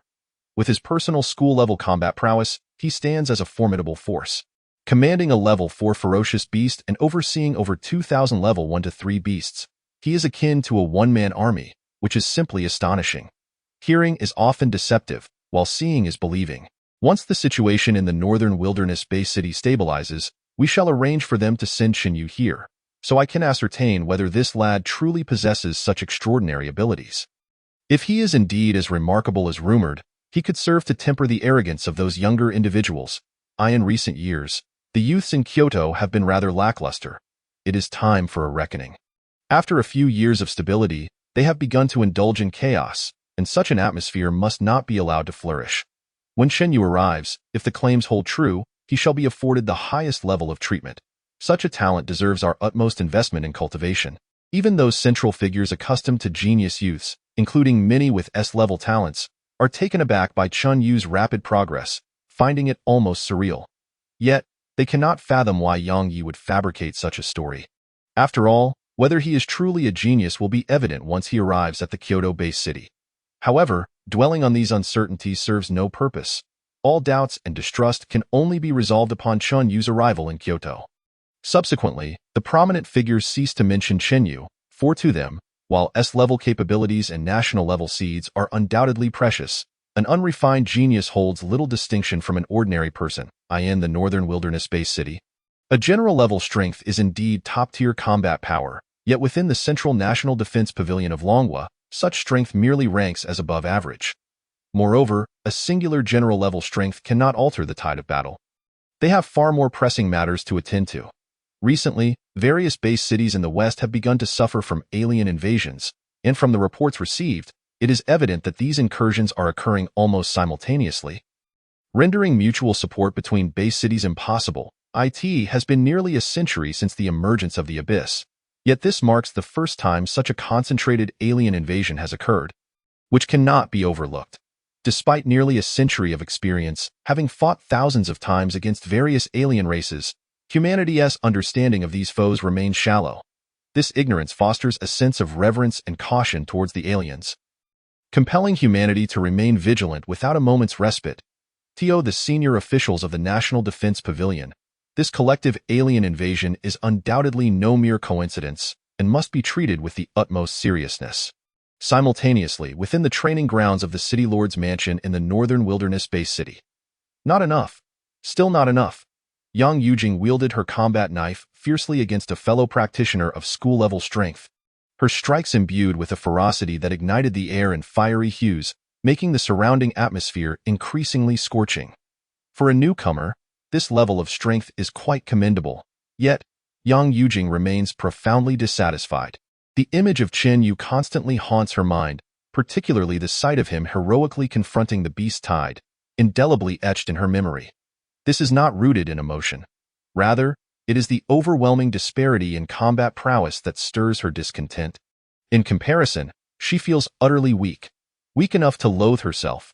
As the sole daughter of the City Lord, she has enjoyed resources and elite education far beyond the reach of others within the base city since childhood. And she has long encountered ferocious beasts and aliens. Yang Yujing is determined to become the strongest among her generation, a protector of her realm like her father. Everything seemed to be progressing smoothly. She had even awakened an A-level talent, holding the potential to become a general-level powerhouse. Yet, unexpectedly, the emergence of Chen Yu shattered her confidence and pride completely. Her so-called advantages, supposed strength, and efforts appear utterly feeble in the face of Chen Yu's talent. Yang Yujing cannot accept such a version of herself. Observing her, the practitioner of school-level strength deflected her attacks while internally shaking his head. He understands Yang Yujing's current feelings, yet there is little he can do, after all. Chen Yu is an S-level talent, the only S-level in the northern wilderness-based city. His performance during the Beast Tide reveals an extraordinary strength and rapid advancement, making it abundantly clear that the northern wilderness-based city cannot retain him. The stage here is simply too small for such a genius. For someone as proud as Yang Yujing, being in the same cohort as such a talent undoubtedly places immense pressure upon her. A release of frustration is acceptable, but ultimately she must learn to accept her own mediocrity, even if her mediocrity is enviable, even jealousy-inducing, to others. Only an S-level talent can render an A-level talent consider themselves mediocre. And it must be an exceptional S-level talent at that. Without a doubt, Chen Yu embodies such an exceptional individual. At this moment, Chen Yu, having left the city, remains unaware of these sentiments. Even if he were aware, he would not concern himself with them. His singular focus is on enhancing his strength. Matters of romance would only impede his progress. Is a soul servant not alluring? Only a soul servant can earn his complete trust. Yet, he cannot rely solely on soul servants. His current school-level strength is still too feeble. He must elevate it to general level, ideally reaching national level as swiftly as possible. Only by becoming a top-tier combat force in this world and possessing millions of soul servants can he attain a sufficient sense of security. This time, as he ventured outside the city, he no longer floundered aimlessly like a headless chicken, as previously contemplated. The higher the level of ferocious beasts, the more pronounced their territorial instincts and the larger their dominion. Guided by the mad lion, he need not fear straying off course, and he directly soared towards the territory of a nearby level 4 ferocious beast, at the speed of the golden-crowned vulture. If no unforeseen circumstances arise, he should reach his destination in just over 2 hours. The The base city is likely 1,000 kilometers away, which explains why he had yet to encounter a level 4 beast. Such distance is significant. Perched upon the back of the golden-crowned vulture, Chen Yu closed his eyes to meditate. His gaze frequently shifted to the views provided by the aerial reconnaissance soul servants he had dispatched, surveying the surrounding conditions. Although his primary target this time is a level 4 ferocious beast, he would not mind dealing with any level 3 beasts encountered along the way. Unbeknownst to Chen Yu, shortly after his departure from the base city, unexpected developments unfolded on the battlefield of the Abyss. Chapter 25. Stirring the Hornet's Nest, a happy dilemma on the battlefield of the Abyss. Have the other base cities not yet dispatched reinforcements? Yang Yi stood atop the highest point of the chasm's defensive position, surveying the battlefield with keen eyes. Yet, a heavy weariness clouded his brow. Even a peak general-level powerhouse, after more than 10 consecutive days with little sleep, can sustain their body, but the exhaustion of the mind is inescapable. Several messengers have returned, all bearing the same news. The nearby base cities are embroiled in alien invasions, and this time the onslaught is far fiercer than before, leaving them with no resources to lend us support. Taking a breath, the aide continued to report. As for Kyoto, due to the distant journey, it is likely that the news has only just reached them. By the time assistance arrives, it could take half a month. Damn those aliens! Cursing under his breath, Yang Yi rubbed his temple, steadying his nerves as he gazed towards the shattered chasm. Have there been any updates on the aliens that broke through? We successfully pursued and eliminated most of them, but around 1,000 remain unaccounted for, with only one general-level alien among them. The news has already been relayed to the base city, and with preparations in place, the impact should be minimal. Hearing the aide's report, Yang Yi felt a slight relief. Only one general-level alien falls within an acceptable range. Similar situations have occurred during previous alien invasions, all of which were ultimately eradicated. And this time will be no exception. It will merely require some time. First, we must withstand the main force of the alien invasion. Nevertheless, Yang Yi harbored some anxiety. Aliens differ from ferocious beasts. Their intelligence is on par with that of humans, and they possess unique racial talents. Even a mere 1,000 aliens, if not handled carefully, could inflict significant damage on the base city. However, they currently have no trace of the aliens, and with such vastness in the northwest region, finding them is nearly impossible. They can only wait for the aliens to reveal themselves. At present, they hold a slight advantage on the battlefield, but it is far from a time to relax their vigilance. As the commander, Yang Yi cannot leave his post and can only hope that the base city takes adequate precautions. However, with only 1,000 aliens, they likely lack the courage to attack the base city. What of Chen Yu? Has he successfully converted those 2 level 4 ferocious beasts into soul servants? The image of Chen Yu surfaced in Yang Ye's mind, and a smile instinctively graced his lips. News had just arrived that he had succeeded in the transformation, and Chen Yu now boasts 3 level 4 ferocious beasts as part of his combat force. The aide spoke with palpable astonishment. At merely 18 years of age, his overall combat strength has already reached the general level. Truly remarkable. Nodding with satisfaction, Yang Yi inquired, I heard he intends to come here for a visit? Indeed, he proactively expressed a desire to come over. With his strength, he is more than capable of helping us establish an advantage on the local battlefield, and his talent grows stronger with each battle. After the aliens are repelled, his overall combat strength will surely surge. Indeed, the situation grows increasingly formidable. Contemplating Chen Yu's current ability to nearly infinitely convert and control soul servants, even someone of Yang Ye's caliber and status cannot help but display a tinge of envy. Perhaps even jealousy. After all, even a mere first-level ferocious beast, in sufficient numbers, can yield a considerable combat prowess.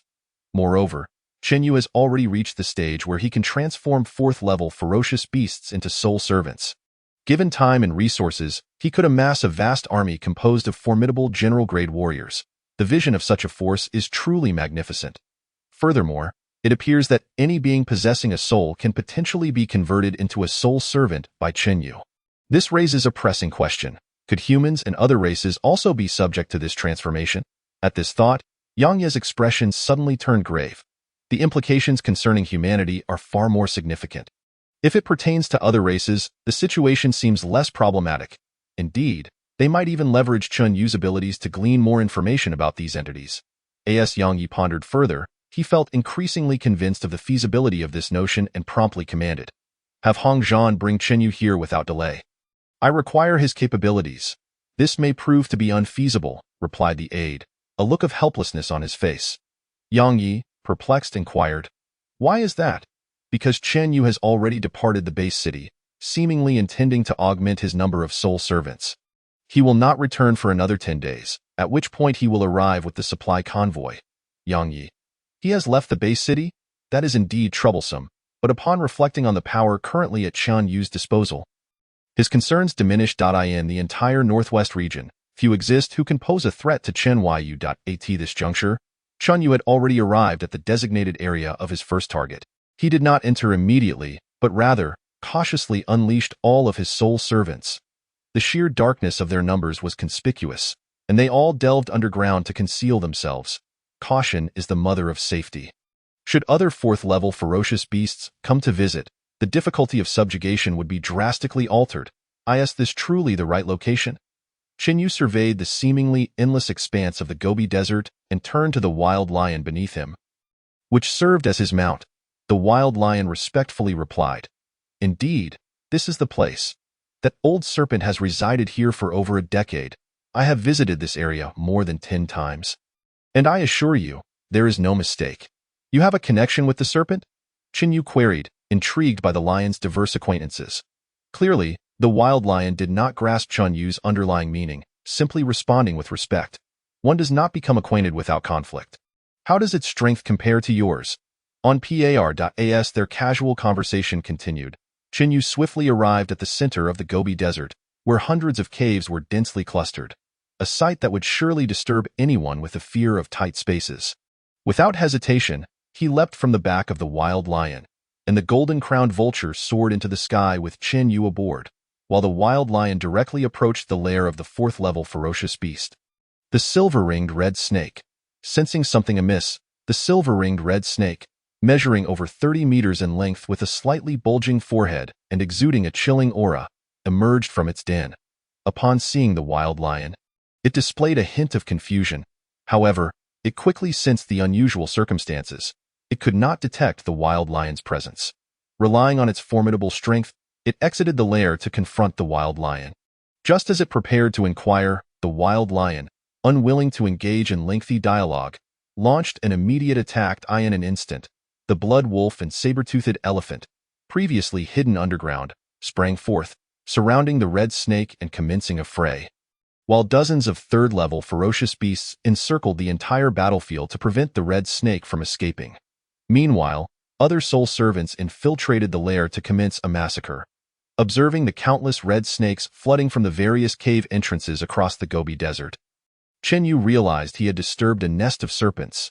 Yet, instead of fear, he felt an eagerness to estimate how long it would take to convert all these red snakes into soul servants. It was clear that he could not achieve this all at once. He promptly directed his soul servants to avoid killing them entirely. Merely wounding them would suffice. As for the fourth-level silver-ringed red snake, he decided to eliminate it outright, intending to convert it into a soul servant on the spot. 3 against 1. The battle did not last long. The wild lion and the silver-ringed red snake were evenly matched. But with the assistance of the blood wolf and saber-toothed elephant, the tide of combat swiftly turned. In less than half an hour, the skirmish concluded. Chenyu descended to the ground, and under the protection of his 3 general-grade soul servants, began the soul absorption process. The entire procedure proceeded smoothly, concluding in under a minute. Having absorbed the souls of 5 third-level ferocious iron-ringed red snakes, Chenyu felt utterly drained. With over 1,000 snakes remaining for him to address, fatigue washed over him. Yet, he had no choice but to endure some hardship for the sake of becoming stronger. It was indeed a delightful dilemma. Chapter 26. General Grade. The Wild Lion takes the lead.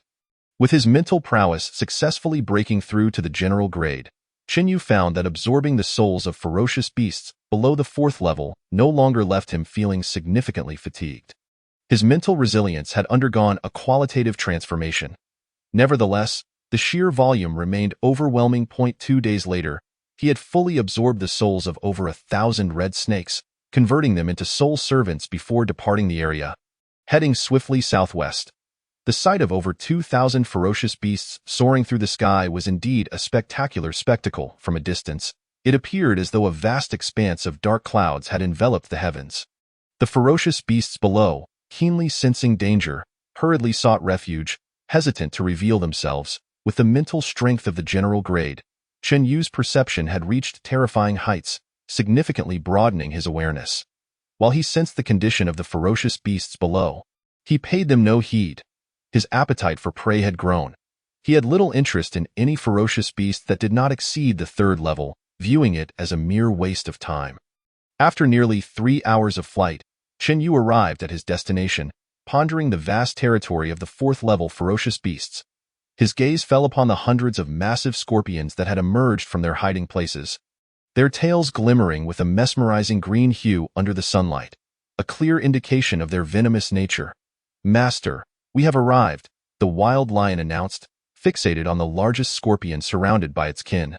Had this been before, he would have never dared to provoke such a creature. On one hand, scorpion flesh is not particularly palatable. On the other, being a mere mortal, a sting from the venomous scorpion would likely be fatal. However, the circumstances had changed. Now that he existed in a spiritual form, he no longer feared the dangers of venom. The wild lion, brimming with confidence, asserted that he alone could handle this primary threat. "Let us proceed without delay," Chen Yu commanded, eager to conserve time. Without a moment's hesitation, the wild lion charged forward, plummeting from the sky like a cannonball into the heart of the scorpion swarm. Immediately, it unleashed its innate ability, sending forth a resonating sound wave that incapacitated the entire cluster of poisonous scorpions. Only the 3rd and 4th level scorpions managed to escape the effects and began to converge upon the wild lion. However, before they could close the distance, they were met with an overwhelming assault from a far greater number of soul servants. In terms of both quantity and elite combat power, Chen Yu's side held a clear advantage. Rendering defeat virtually impossible, the battle concluded in less than 5 minutes. Starting from the top down, Chen Yu first absorbed the souls of the 3rd and 4th level scorpions. After a brief respite, he proceeded to convert the remaining lower-level scorpions into soul servants. With the enhancement of his mental prowess, he now found it manageable to absorb the souls of hundreds of ferocious beasts daily, significantly increasing the efficiency of his soul servants. Of course, this was contingent on the number of 3rd and 4th level ferocious beasts not being excessively high. Otherwise, he would still struggle to cope. Particularly with 4th level beasts, even with his mental strength having reached the general grade, each one still posed considerable pressure, leaving him mentally fatigued. "Master, if you continue flying east, you will soon discover the nesting grounds of the white-headed eagle population," the wild lion informed Chen Yu with unwavering respect. Observing this, the surrounding 4th level ferocious beasts expressed their discontent, clamoring to introduce their own allies. "Master, I possess numerous friends who would be eager to serve you. I too have many companions who would be more than willing to become your servants. Master, the beast horde led by my father-in-law is nearby. I would gladly guide you to them. I have a son who was exiled from his territory and is currently active in this area. I am willing to offer him to you." Seeing the eagerness of these 4th level ferocious beasts to present their potential allies, Chen Yu found it somewhat amusing. Their willingness to sell out for promotion was evident, and the mention of a son was particularly humorous. However, this undoubtedly underscored the strength of Chen Yu's innate abilities and the unwavering loyalty of his soul servants. As he contemplated his impending journey to the underground battlefield, he realized that time was of the essence. To maximize efficiency, he resolved to first sweep through the nearest ferocious beast groups with ample numbers, and return later to address the rest when time permitted. With a clear target and direction established, Chen Yu embarked on a series of hunts over the following days, yielding abundant rewards. By the time he embarked on his return journey, the total number of beast souls under his command had surpassed 7,000. With 9 at the general level and 321 at the captain level, the remainder were primarily 1st and 2nd-tier beast souls. This represented a significant qualitative leap in overall combat power. Both his physical prowess and mental acuity had now reached the standard of a general. Previously, he had contemplated achieving this level within 3 months, yet astonishingly, he accomplished it in less than 10 days. The credit for this remarkable acceleration went to the wild lion, who had even contributed its old companions, greatly enhancing Chen Yu's growth. At this moment, in the northwestern region of the Mo Bay City, He possessed sufficient strength for self-defense. It was nearly time to venture into the abyss. Filled with confidence, Chen Yu brimmed with anticipation and assurance regarding his impending expedition into the abyss. While he acknowledged that he could not play a decisive role on the overall battlefield, the energy unleashed by the 7,000 war machines under his command would undoubtedly be formidable in localized skirmishes. As the war progressed, the power at his disposal would only continue to swell. He felt no psychological burden in converting intelligent extraterrestrial beings into soul servants. However, a daunting dilemma loomed ahead. He had likely strayed over 3,000 kilometers from the base city, due to the alien invasion and the drastic changes in the magnetic field. His positioning devices had become ineffective, rendering him seemingly unable to find his way back. This was indeed troublesome. Glancing up at the blazing sun hanging in the sky, Chen Yu sighed. He could have determined his direction using the sun. Yet his path since leaving the base city had been wildly erratic. Merely knowing the cardinal directions would not aid him in returning to the base city. Without aimlessly wandering, Chen Yu instructed his flying soul servants to scatter and seek out landmarks and notable structures that could indicate the location of the base city. While he remained in place, awaiting news, he should soon discover the way back. The speed of the flying soul servants was extraordinary. It would not take long, at most half a day, to locate the base city or even return to it. Given that he would likely miss the appointment with Hongzhan, Chen Yu felt less urgency.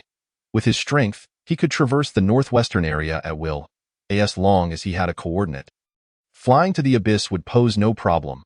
He settled down to camp, surrounded by thousands of soul servants who burrowed underground to protect him, securing a radius of several thousand meters under his control, providing him with a profound sense of safety. High above, an exceptionally powerful white-headed eagle and its hundreds of subordinates served as sentries and aerial defense, monitoring a vast area of several dozen miles. Chen Yu rested in a state of semi-sleep, awaiting news. However, reality was not inclined to grant him a moment's respite. A large group of peculiar creatures suddenly appeared within the white-headed eagle's line of sight. Chen Yu received the information immediately, and with a mere thought, he shared the vision. The sight of over 1,000 creatures caused his brow to furrow. What are these? Chapter 27. Extraterrestrial beings? They don't seem very formidable. In his line of sight was a large group of lizard-like beings, standing upright like humans, adorned in uniquely styled armor, wielding various melee weapons. It was clear that they were not beasts. Beasts could not don armor, and their appearance suggested they were conversing as they walked, indicating a level of intelligence. All these characteristics pointed to a singular conclusion: extraterrestrial beings. This was not the area of the abyss. How could extraterrestrials appear here? Had the abyss fallen? Furrowing his brow, Chen Yu realized that if the abyss had indeed fallen, the situation would be dire. He knew that overthinking was futile. Mere contemplation would yield no answers. Instead, he resolved to convert these extraterrestrials into soul servants, from whom he could likely extract the information he sought. Given his understanding of his innate abilities, he believed that once transformed, these intelligent beings would be able to communicate with him freely.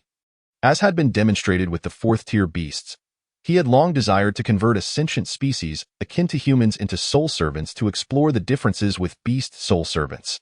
These extraterrestrials had conveniently presented themselves. Overthinking was pointless. It was time to act.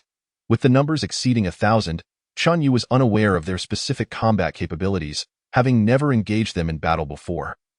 So he intended to proceed with caution.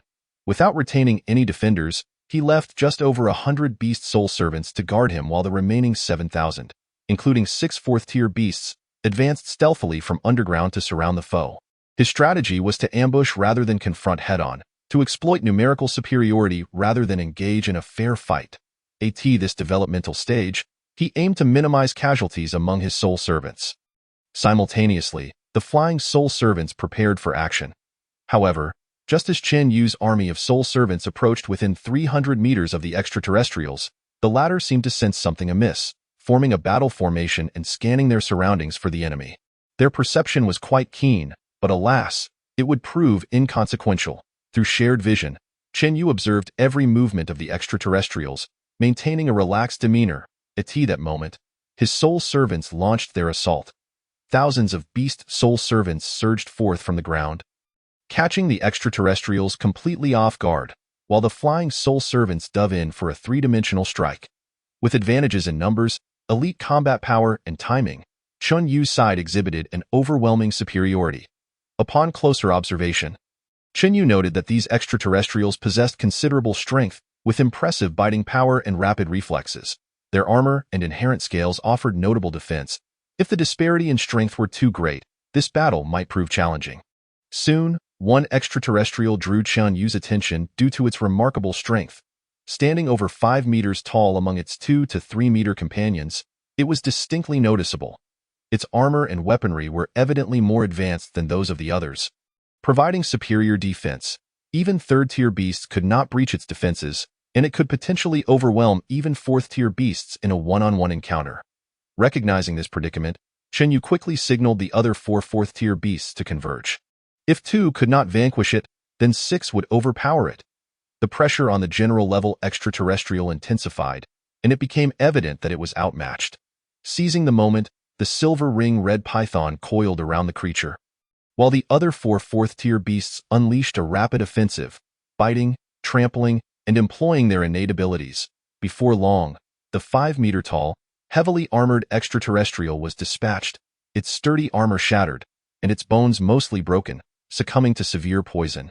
The surrounding extraterrestrials had initially intended to reinforce their comrade, but faced with the overwhelming numbers and ferocity of Chen Yu's sole servant army, their survival became exceedingly difficult. The prospect of rescue was but a dream. It seemed these extraterrestrials were not particularly strong. Witnessing the swift conclusion of the battle and his side's effortless victory, Chen Yu felt he might have overestimated the strength of these beings. With a 7-to-1 numerical advantage, they had easily been routed, far too easily. Yet, it was prudent to remain cautious. Even a lion exerts full effort when hunting a rabbit. Should he encounter extraterrestrials again, he would adopt the same approach. With the battle decisively in hand, Chen Yu no longer lingered at a distance but moved directly onto the battlefield, targeting the strongest extraterrestrial with his innate ability. The strength of this adversary was evidently at the general level. Among the stronger of that tier, bolstered by armor and weaponry, lacking any apparent weaknesses, if it were not for the assault of 6 fourth-tier beasts, capturing it would have been uncertain. The intensity of its soul was high, and its struggles were fierce, more so than those of the 4th-tier beasts he had absorbed previously. However, he was no longer the inexperienced novice. Maintaining his ability steadily, he ultimately prevailed, extracting its soul in under a minute, resulting in a noticeable boost to his own strength. With his power now at the general level, the enhancement from souls below that tier became less significant. It was clear that as his abilities grew, he would need to defeat stronger opponents and absorb more formidable souls to maintain a rapid pace of improvement. Nevertheless, having attained the general level, how far off could the rank of Marshal be? Contemplating the foundational punching power of 3,000 tons at the Marshal level, Chen Yu resolved to avoid recklessness and take a gradual approach, aiming to achieve the Marshal level within 6 months. Feeling his mental strength still ample, he did not pause but began absorbing the souls of the slain extraterrestrials. After nearly 100 souls, he reached his current limit. With reluctance, he observed the 300 or so lifeless bodies of extraterrestrials around him. Feeling a pang of regret, it seemed wasteful. Had he known they were so weak, he would not have exerted himself to the fullest, unleashing all his capabilities. He could have merely incapacitated them, keeping them alive for gradual absorption later. What a pity! Nevertheless, this encounter had yielded hundreds of extraterrestrial soul servants, one of which was at the general level. A remarkably bountiful harvest. One must not be overly greedy. Learning to be content is essential. Currently, it was imperative to ascertain whether the abyss had indeed fallen, and to understand the situation in the northwestern region, so he could determine whether to return to the base city or flee directly. After a brief respite, as Chen Yu's energy was somewhat restored, he summoned the elite alien creature, which appeared in a form akin to a soul servant. The moment it manifested, there was a fleeting moment of bewilderment on its face. But it quickly regained its composure and fixated its gaze upon Chen Yu, immediately kneeling on one knee. Master, Yechi shall be your most loyal servant. Chapter 28. The Secrets of the Abyss, Spirit-Level Planet. Though the words spoken were not in the tongue of Earth's inhabitants, Chen Yu understood them without the slightest barrier. This could only be attributed to the enhancement of his innate abilities. Observing Yechi before him, still in a half-kneeling position with a respectful expression, Chunyu did not forget the matter at hand and directly inquired, "This is not the battlefield of the abyss. How did you come to be here? In the course of battling your race, a portion of our forces successfully broke through. We initially intended to investigate the local environment and make contact with the mysterious beings that had previously reached out to us, to our fortune. We encountered you, Master." Yechi spoke candidly, with no hint of concealment, inciting the anger of the other alien beings nearby, who had been severely beaten and remained immobile, yet were attentively observing Chenyu. They vehemently denounced Yechi as a traitor. To Chenyu's astonishment, he comprehended their vitriolic remarks as well. He had assumed that only Yechi's words would be intelligible to him, yet he found himself equally capable of understanding the words of the other surviving aliens. Causing his eyes to brighten, "Mother no longer needs to worry about my inability to master foreign languages. Capturing a foreigner and transforming them into a soul servant resolves the language issue effortlessly." However, the matter of foreign languages was merely a triviality. With the realization that the abyss had not been breached by these reptilian beings, Chunyu felt a profound sense of relief. He harbored feelings for the city of Mabe Base. The locals spoke melodiously, held him in high regard, and were extraordinarily accommodating, fulfilling nearly every request. An ideal place for development. The thought of fleeing now was truly bittersweet. Fortunately, given the current circumstances, it seemed he would not need to escape. Chenyu developed a keen interest in the so-called mysterious beings that had established contact with the aliens. According to known information from textbooks, since the emergence of the abyss and the onset of the alien invasion, humanity had been attempting to negotiate peace with these extraterrestrial beings but had met with failure, unable to find a means of communication. The existence of a being on Earth capable of contacting extraterrestrial entities and facilitating seamless communication piqued Chunyu's curiosity. He signaled for Yechi to rise and asked, "Yechi, how did the other party establish contact with you? It seems they reached out through mental communication to our priest, but I am not entirely certain of the specifics." Yechi scratched the back of his head, appearing quite embarrassed. He then elaborated that the other party had contacted the lizardman's priest, expressing astonishment that a being on Earth could communicate with them over a distance without barriers, and appeared willing to cooperate. Eager to establish a foothold on Earth, the lizardmen promptly agreed and created opportunities for Yechi and his companions to break through, preparing for face-to-face contact. However, there were no free lunches in this world. The other party's willingness to assist undoubtedly came with certain conditions. Regarding the reason for the alien invasion of Earth, Yechi explained that their home planet's resources were depleting, and to continue their development, or even to survive, they had no choice but to invade. The emergence of the abyss provided them with an opportunity. Earth, as a newly revitalized spirit-level planet, would inevitably yield numerous abyssal passages connecting different worlds. Ideally, this should have facilitated equal exchanges, yet for the weaker party, no compassion would be shown, no reasoning would be offered. To the aliens, Earth was a veritable delicacy, rich in resources and inhabited by relatively weak natives. Everyone coveted a piece of Earth for themselves. However, the tenacity of Earth's inhabitants exceeded their expectations. What began as a clear advantage for the invaders had dwindled to a slight edge, with many encounters resulting in a stalemate in less than a century. Earth had made significant progress, inducing trepidation among the other races and prompting an increasing number to attempt invasion. Among these races, the lizardmen were not particularly strong, and their home planet's resources had visibly dwindled in recent years. For the lizardmen, this posed a fatal blow.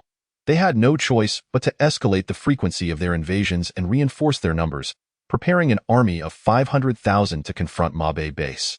However, due to limitations on the quantity and strength of the abyssal passages, it was impossible to transport all 500,000 troops at once. Only their peak-level warriors could be sent. Any attempt to send higher-ranked forces risked collapsing the passage. This was a result of nearly a century of evolution, which had seen the strength of the abyss increase. Initially, the passages could only transport soldiers of the lowest tier, leaving the lizardmen in despair. This served as a form of protection for Earth, the new coveted prize. Fortunately, humanity proved resilient and withstood the pressure. After gaining a general understanding of the situation and realizing that the abyss posed no immediate threat, Chunyu turned his attention to the beings that had established contact with the aliens. The existence of a creature capable of communicating with extraterrestrials on Earth intrigued him, and he wondered whether it might be human. As Yechi was about to meet with the other party, Chunyu decided to follow and meet this traitor. Naturally, he kept a safe distance, unwilling to draw too close, for life was precious. Should the other party possess the strength of a higher rank, he would need to retreat immediately. Yechi had no objections to Chen Yu's request. The following day was spent transforming the remaining hundreds of lizardmen souls, after which Chen Yu adorned them in their original equipment. Their skin was already dark, and aside from their green eyes, which differed slightly, they bore no discernible signs of life.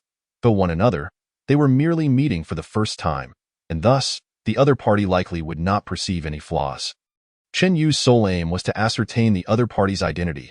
If they could fight, they would. If not, retreat was the order of the day, and there was little to worry about.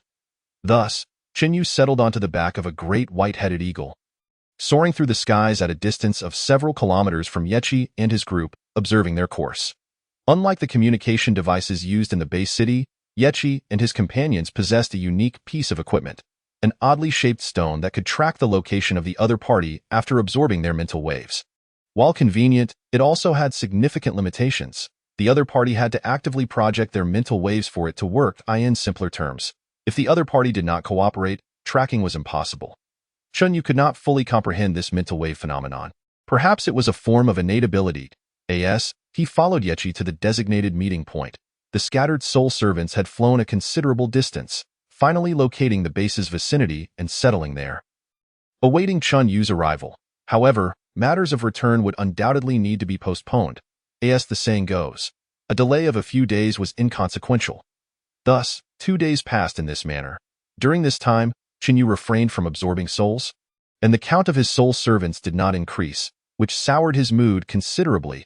If he encountered beings he could not contend with, or those whose strength was too feeble, he would incur substantial losses. He thought in those 2 days, had he exerted himself to seek out beast herds, with the guidance of the trader, acquiring an additional 1,000 or 2,000 fierce beast soul servants would have been a trivial matter. Yet now, having accomplished nothing, he felt somewhat disheartened. Fortunately, this period of stagnation was finally coming to an end. Through the vision provided by Yechi and the aerial soul servants, Chen Yu spotted the oasis nestled within a colossal chasm. Surrounded by more than 2,000 patrolling fierce beasts, he understood that his journey had not been in vain. With such a multitude of beasts on patrol, he eagerly anticipated the possibility of encountering even more within the oasis. Yearning for the opportunity to engage with them. Chapter 29. The intricacies of fate seized the moment as Yechi's team advanced boldly towards the oasis. Without any concealment, they were perceived by the patrolling beasts from several kilometers away. Over 1,000 fierce beasts immediately encircled Yechi and his companions, baring their teeth and emanating a palpable aura of menace, poised to launch an attack at any moment. Realizing that they were entirely surrounded by fierce beasts, with no other life forms present, and noting the evident discipline among the various species, Chen Yu's mind involuntarily conjured the image of the anomalous monkey encountered during the previous beast tide. Could it be such a coincidence? Chen Yu murmured, a flicker of anticipation igniting within him. He had been somewhat envious of the anomalous monkey's innate abilities. Should he manage to subdue it, the strength of his army of soul servants would instantly ascend to a new level. Meanwhile, on Yechi's side, the fierce beasts possessed extraordinarily acute senses, swiftly detecting the anomaly presented by Yechi and his companions. They sensed no life essence, nor did they exude any of the sense typical of living beings. The resonant roars of the beasts echoed powerfully, reaching even Chen Yu's ears from a distance of several miles. Had they truly been detected? As if to validate Chen Yu's conjecture, a torrent of thousands of ferocious beasts surged forth from the oasis, rapidly approaching Yechi and his companions. With a shared vision, Chen Yu perceived everything with clarity, his gaze immediately fixating on the monkey that was surrounded in the midst. So it truly is it. The intricacies of fate are beyond words. Without further hesitation, having confirmed that the target was indeed the monkey, there was no reason to deliberate. It was time to take action. A creature capable not only of controlling the beast tide, but also of communicating with other races could not be allowed to continue amassing power safely. Launching attacks on the base city, or even collaborating with foreign entities, thereby threatening the entire northwestern region of Long Kingdom. Such a menace must be eradicated. With a mere thought, the army of soul servants, hidden in the skies and beneath the earth, sprang into action, launching an assault on the pack of ferocious beasts encircling Yechi and his group in the blink of an eye. thousands of beastly soul servants erupted from the ground, mercilessly slaughtering their foes. Uncertain of how many beasts the foreign monkey had managed to control after the beast tide, Qin Yu dared not take any chances and ordered the soul servants to strike with lethal intent. Reacting swiftly, Ichi initiated his own offensive, brandishing a massive axe as he plunged into the throng of beasts. Each swing unleashed gusts of razor-sharp winds, claiming the lives of dozens of ferocious beasts. With a coordinated effort, the soul servants swiftly gained the upper hand, turning the tide of battle overwhelmingly in their favor. Within mere moments, over 1,000 beasts that had surrounded Yi Qi were all slain. Observing this turn of events, the foreign monkey's expression darkened with fury, and it immediately let out a thunderous roar, its eyes turning blood-red at a visible speed, its aura growing increasingly savage. The amplification seemed considerable. And Chun Yu couldn't help but smile slightly, thinking, I am growing fonder of you by the moment. At the same time, 6 level 4 ferocious beasts, which had remained hidden underground, emerged in the area where the foreign monkey was located, launching a fierce attack. Only 3 level 4 beasts were present to defend the monkey, barely managing a one-on-one standoff against Chen Yu's trio of level 4 soul servants. The remaining 3 soul servants formed a triangular formation, encircling the foreign monkey and denying it the opportunity to charge up and execute a surprise attack with its dark beam. They unleashed a relentless offensive. The foreign monkey's roars echoed continuously, as an unceasing stream of ferocious beasts surged from the oasis, and combined with those that had emerged earlier, their numbers exceeded 10,000. It was clear that this was not all of its fighting strength. As more beasts continued to appear, how can it amass such a number in such a short time? You cannot be allowed to persist. Qin Yu's gaze was resolute. Seizing the moment of weakness, he commanded Yi Qi, who had just dispatched all surrounding beasts, to lead the alien army in collaboration with the nearby soul servants to intercept the beasts pouring forth from the oasis, denying them the chance to support the foreign monkey. The remaining 1,000-odd soul servants began to deal with the beasts guarding the foreign monkey. Simultaneously, the aerial battlefield had also engaged in combat. Even the underground was embroiled in fierce clashes, with soul servants battling the beasts within the subterranean tunnels, in their ethereal form. The soul servants possessed the ability to burrow and fly, unaffected by the narrow confines of the underground passages. Their strength was rarely matched at the same level, leading to a lopsided battle, in stark contrast to the advantageous conditions underground. The aerial battlefield faced challenges as over 2,000 flying beasts surged forth from the oasis, outnumbering Chun Yu's forces nearly 2 to 1. Fortunately, he had a level 4 flying beast soul servant, which barely managed to maintain the balance of the conflict. Without reinforcements, the outcome would likely result in inflicting 1,000 casualties on the enemy while suffering 800 losses himself. Rather unwise trade-off. For the moment, Qin Yu understood that the key lay on the ground. As long as they could eliminate the foreign monkey, the opposing morale and will to fight would collapse in an instant. Realizing this, he immediately dispatched his blood wolf and tusked elephant, previously assigned as his protectors, to the battlefield, leaving only a level 3 soul servant, the golden crown vulture, and 100 or so silver crown vultures for defense. To guard against surprise attacks, Qin Yu distanced himself from the battlefield by 10 kilometers and sent the silver crown vultures to scout the area. Should any danger arise, they would retreat immediately. Caution was never a mistake. With the addition of the 2 powerful combatants, the ground battlefield quickly exhibited an overwhelming advantage. The foreign monkey was already drenched in blood. It was evident that its primary abilities lay in controlling the beasts and providing buffs. While its own strength had reached the level of a general, it was not excessively formidable. Facing 3 opponents, it was gradually forced to retreat, indicating that it could not hold out for much longer. Remaining vigilant, Chun Yu instructed the blood wolf to move in stealthily, preparing to deliver a decisive blow. The more critical the moment, the more cautious one must be. Before long, the blood wolf was in position and immediately launched its attack. Sensing something amiss, the foreign monkey inexplicably leapt into the air, causing the blood wolf's strike to miss its mark. However, it was simultaneously struck by the attacks of the 3 level 4 soul servants. Crashing to the ground like a cannonball, is it dead? Qin Yu narrowed his eyes. A cloud of dust obscured his view, preventing him from discerning the foreign monkey's current state. Yet, before the blood wolf and others could approach, a deafening roar erupted, and a colossal figure emerged from the dust, leaving Chen Yu momentarily stunned. Does it transform as well? Chapter 30.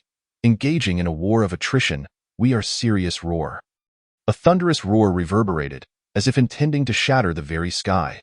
Waves of sound rippled outwards, visibly displacing the surrounding air, causing the 4 level 4 soul beasts, Blood Wolf, Silver-Ringed Red Snake, and others, to retreat over 100 meters. While the weaker beasts around them prostrated themselves on the ground, too intimidated to look up. The sound waves stirred a fierce wind, rapidly dispersing the dust. The 2-meter-tall foreign monkey had vanished, replaced in Chen Yu's sight by a colossal ape standing 15 meters tall. Its crimson eyes glaring, silver fur billowing in the wind, exuding an aura of brutality. Transforming is quite the spectacle. It certainly looks imposing, through the shared vision with his soul servants, even from a distance.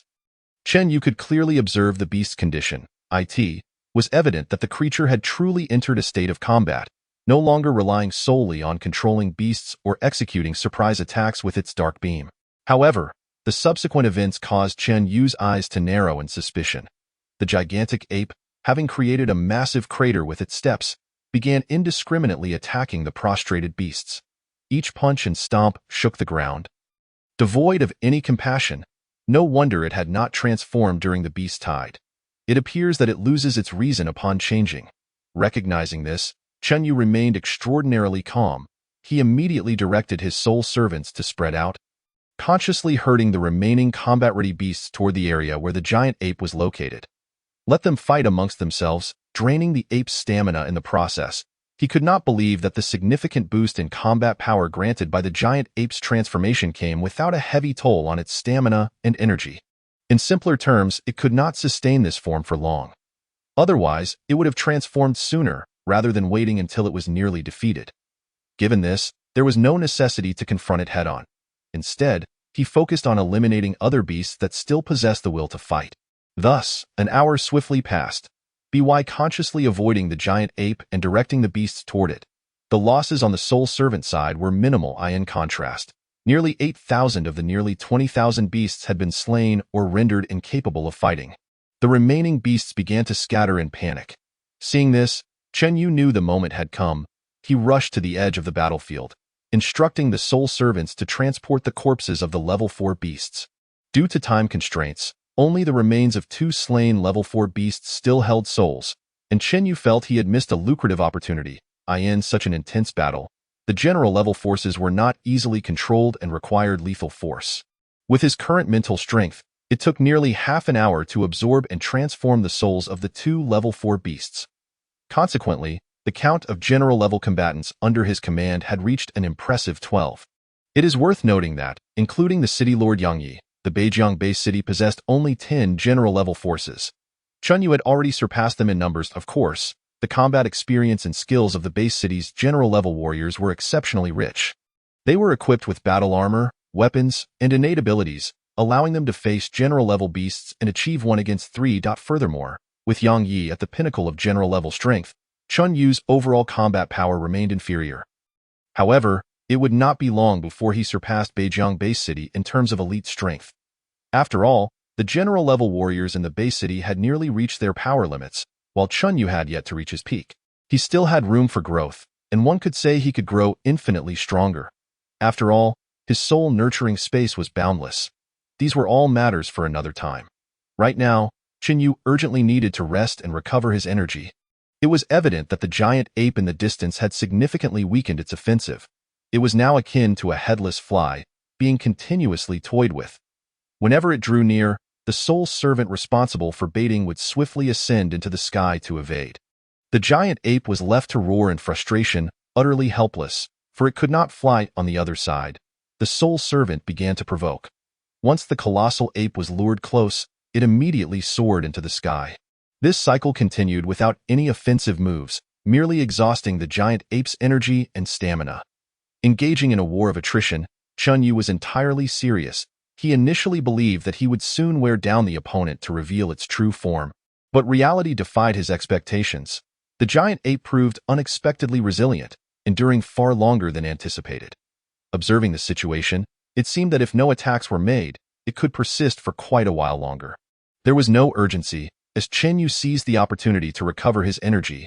After continuously siphoning the souls of 2 war-level ferocious beasts, he had nearly reached his current limit. However, acquiring 2 war-level combatants at once was undoubtedly a significant gain. It was merely regrettable to witness the surrounding ferocious beasts barely clinging to life. With each one that perished, Chen Yu felt a pang of sorrow. After all, these were all sources of combat strength. Nevertheless, the primary objective remained the anomalous monkey, specifically the giant ape in the distance. For the time being, he had to forsake the others, as none of the remaining beasts held as much importance as the anomalous monkey. Ultimately, under Chen Yu's patiently executed strategy of attrition, the giant ape managed to endure for a full 3 hours before collapsing in exhaustion, its form gradually reverting back, eyes filled with fury, fixed intently on Chen Yu. 100 meters away, it was at that moment that a voice filled with rage suddenly echoed in Chen Yu's mind. "Despicable human! You rely solely on underhanded tactics. Dare to face me in a one-on-one duel? Huh." His gaze instinctively shifted towards the direction of the anomalous monkey, confirming the source of the communication. It was indeed the opponent reaching out to him. Through mental exchange, it was evident that each anomalous being possessed extraordinary talents. This one must have been using such means to communicate with its kind. While lost in thought, Chen Yu disregarded the insults and calmly instructed Yechi, who stood nearby. "Silence it. Yes, master." Without a moment's hesitation, Yechi strode purposefully towards the location of the anomalous monkey, wielding his massive axe. The latter displayed a distinctly human-like expression of fear. "Why you? Don't come any closer." However, Yechi paid no heed, flipping the axe with ease and swiftly severing the limbs of the anomalous monkey, mercilessly shattering most of its bones without risking its life. Last, the world fell silent, for the anomalous monkey had fainted. After 3 more hours of rest, it should be ready for soul extraction. Chen Yu mused, gazing eagerly at the anomalous monkey. Such a gifted being, with diverse and formidable abilities, was soon to become his sole servant. With the anomalous monkey's capacity to control ferocious beasts, the number of Chen Yu's soul servants would grow at an astonishing rate. Previously, he could only incapacitate beasts to slowly absorb and transform them, but now he could keep the controlled beasts by his side, gradually siphoning their souls at leisure. When the time for battle arrived, those yet to be transformed into soul servants could still serve as immediate combat power. If they fell in battle, they could be promptly transformed into soul servants, remaining valuable assets. Contemplating these possibilities, Chen Yu felt a surge of excitement within. All that remained was to wait for his mental energy to recover, after which he could transform the anomalous monkey into his soul servant and set his plan into motion. His gaze fixed on the direction of the base city, Chen Yu murmured. "Once the threats here are resolved, it will be time to return to the base city, and then head to the underground caverns. The million-strong alien army cannot be overlooked." Chapter 31. Over 10,000 soul servants, evolution of abilities. 2 days swiftly passed in the arid expanse over 2,000 kilometers from the Beibei base city. Thousands of ferocious beasts marched silently, creating a truly spectacular scene. At the center, surrounded by the beasts, stood a colossal, jet-black tusked elephant, towering as high as 5 stories. Upon closer inspection, one could clearly see a platform with a roof constructed on its back, where a human and a monkey engaged in casual conversation. "Master, just give me enough time, and I can gather 1,000,000 ferocious beasts for you." The anomalous monkey, named Wukong by Chen Yu, had seemingly shed its previous arrogance and ferocity. Its eyes filled with unmistakable respect. Clearly, it had become a soul servant utterly loyal to Chen Yu. "You lost nearly 1,000,000 ferocious beasts attacking the base city, and you still think you can gather 1,000,000? Chen Yu inquired, curiosity piqued. Wukong's face displayed a hint of embarrassment, but it quickly regained composure. "Controlling the beast tied to assault the base city was my doing, and it has nothing to do with me. Master, the resources in the area surrounding the Beibei base city are extremely scarce, unable to support that many ferocious beasts. From what I have scouted, there are only about 3,000,000 beasts in total in the vicinity." Pausing, and seeing that Chen Yu did not interrupt, it continued. "After excluding those lacking combat power due to age or illness, only about 2,000,000 ferocious beasts remain for battle. TO ensures sustainable troop development. I only employed half of the beasts last time. The other half remained untouched. You even know to conserve strength?" Chen Yu remarked, surprised. Scratching the back of its head, Wukong appeared somewhat sheepish. It's mainly because this area is so resource poor. The available combat strength is limited. If we overextend, it will take a considerable amount of time to recover. Otherwise, I wouldn't need to be so frugal. Then why have you been in contact with the aliens? During these days, aside from eating and resting, Chun Yu had devoted nearly all his time to absorbing souls and expanding his army of soul servants, excluding the nearby beasts waiting to be absorbed. His number of soul servants had already surpassed 10,000. Among them were 13 at the war level, 552 at the school level, with the remainder being soldier and lieutenant levels. The weakest were all at the soldier level. Moreover, Wukong could provide a frenzy buff, enhancing the combat strength of the soul servants, resulting in an extraordinarily formidable combined combat capability. Through experimentation, Qin found that even with the frenzy buff, the soul servants remained completely loyal to him, allowing him full control over their actions. However, it required considerable effort on his part to issue constant commands. With his current mental strength, this was not a significant issue. Realizing this situation, Qin even had Wukong transform once. Discovering that the frenzied giant ape could also be controlled in its transformed state, although Wukong had not reached the commander level, its strength ranked among the top contenders within the war level. The premise was that the opponent was willing to confront it head-on. If engaged in a war of attrition or tactical maneuvering, or facing aerial combatants, the giant ape would find itself at a disadvantage. However, Qin typically employed tactics of mass assault, ensuring Wukong would not be left to fight alone, thus alleviating concerns in this regard. Currently, both in terms of the number of soul servants and elite combat power, Qin had reached a preliminary level of being able to form an army single-handedly. According to information gleaned from Yechi, even upon reaching the underground battlefield, facing the lizardmen, the power he possessed was likely to significantly influence the battlefield. This was still without transforming all the nearby ferocious beasts into soul servants. With thousands of soul servants under his command, he would become increasingly formidable. However, Qin felt somewhat disheartened. It seemed that due to his overwhelming strength, the contribution of soul servants below the war level to his power had become less pronounced, even negligible. Even the contributions from war level souls were limited. Aware of his current combat strength, Qin recognized that he was insufficient to contend with commander-level foes. Furthermore, there were no commander-level ferocious beasts present in the Beibei base city. Since quality was lacking, quantity would have to suffice. With these thoughts in mind, Qin felt an even greater anticipation for the upcoming journey to the underground caverns. At this moment, upon hearing Qin inquiry, Wukong spoke candidly. The beast tide was thwarted by you, Master, resulting in a loss of half its combat power. IT will be unable to launch another beast tide in the short term. So I was considering using the aliens as a breakthrough. Aren't you afraid of being discarded after use? I don't genuinely wish to cooperate with the aliens. I only intend to lure a group of them over to see if my innate abilities can be of any use against them. After all, they are also beasts. Controlling the aliens? Qin eyes lit up. When we reach the underground battlefield, you can give it a try and I will heed your command, Master. Very well, if Wukong could indeed control the lizard men, the situation would undoubtedly shift favorably for the Beibei base city, allowing Qin to nurture the lizard men and continually expand his army of soul servants. This would be immensely beneficial for both himself and the base city. Compared to ferocious beasts, the lizardmen possessed not only comparable command abilities but also exceptional combat talents and collaborative fighting capabilities, making them undeniably more formidable. However, for now, feeling that his mental state had fully recovered, Qin decided to focus on expanding his military forces for the day. Arriving at the edge of a wind-sheltered, flat sand dune, he exchanged a knowing glance with Wukong. The latter understood immediately. With a thought, it commanded over 5,000 ferocious beasts to split off 1,500, who lined up and walked over.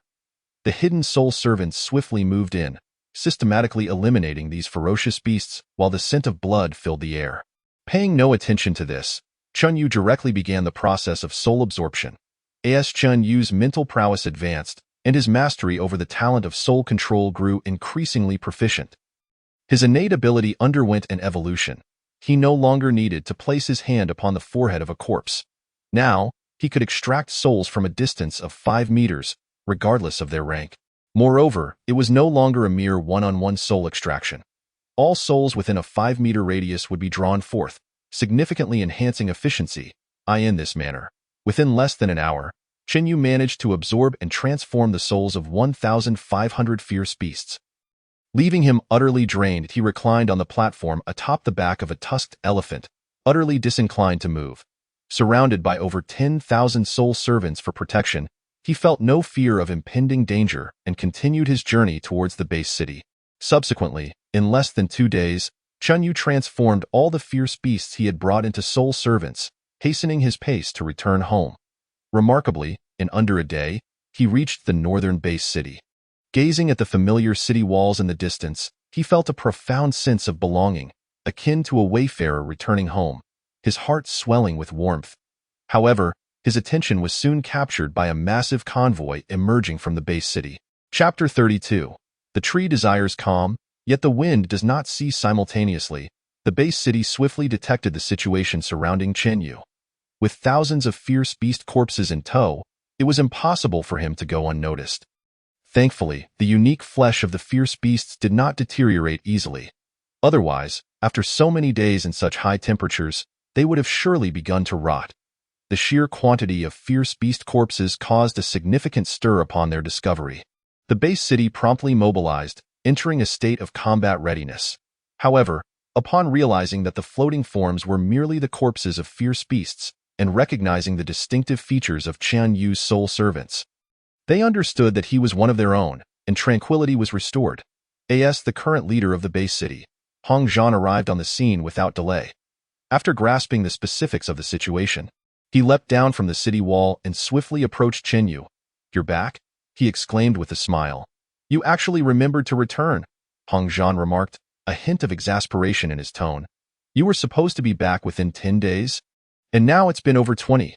The second batch of personnel and resources has already left the city, and only now do you return." Nevertheless, Hong Zhan felt a sense of relief at Chen Yu's safe return, and was quite astonished, his gaze inadvertently drawn to the sight of thousands of soul servants carrying the fierce beast corpses from 100 meters away. A quick glance revealed the sheer number of soul servants, causing him to feel a chill of astonishment.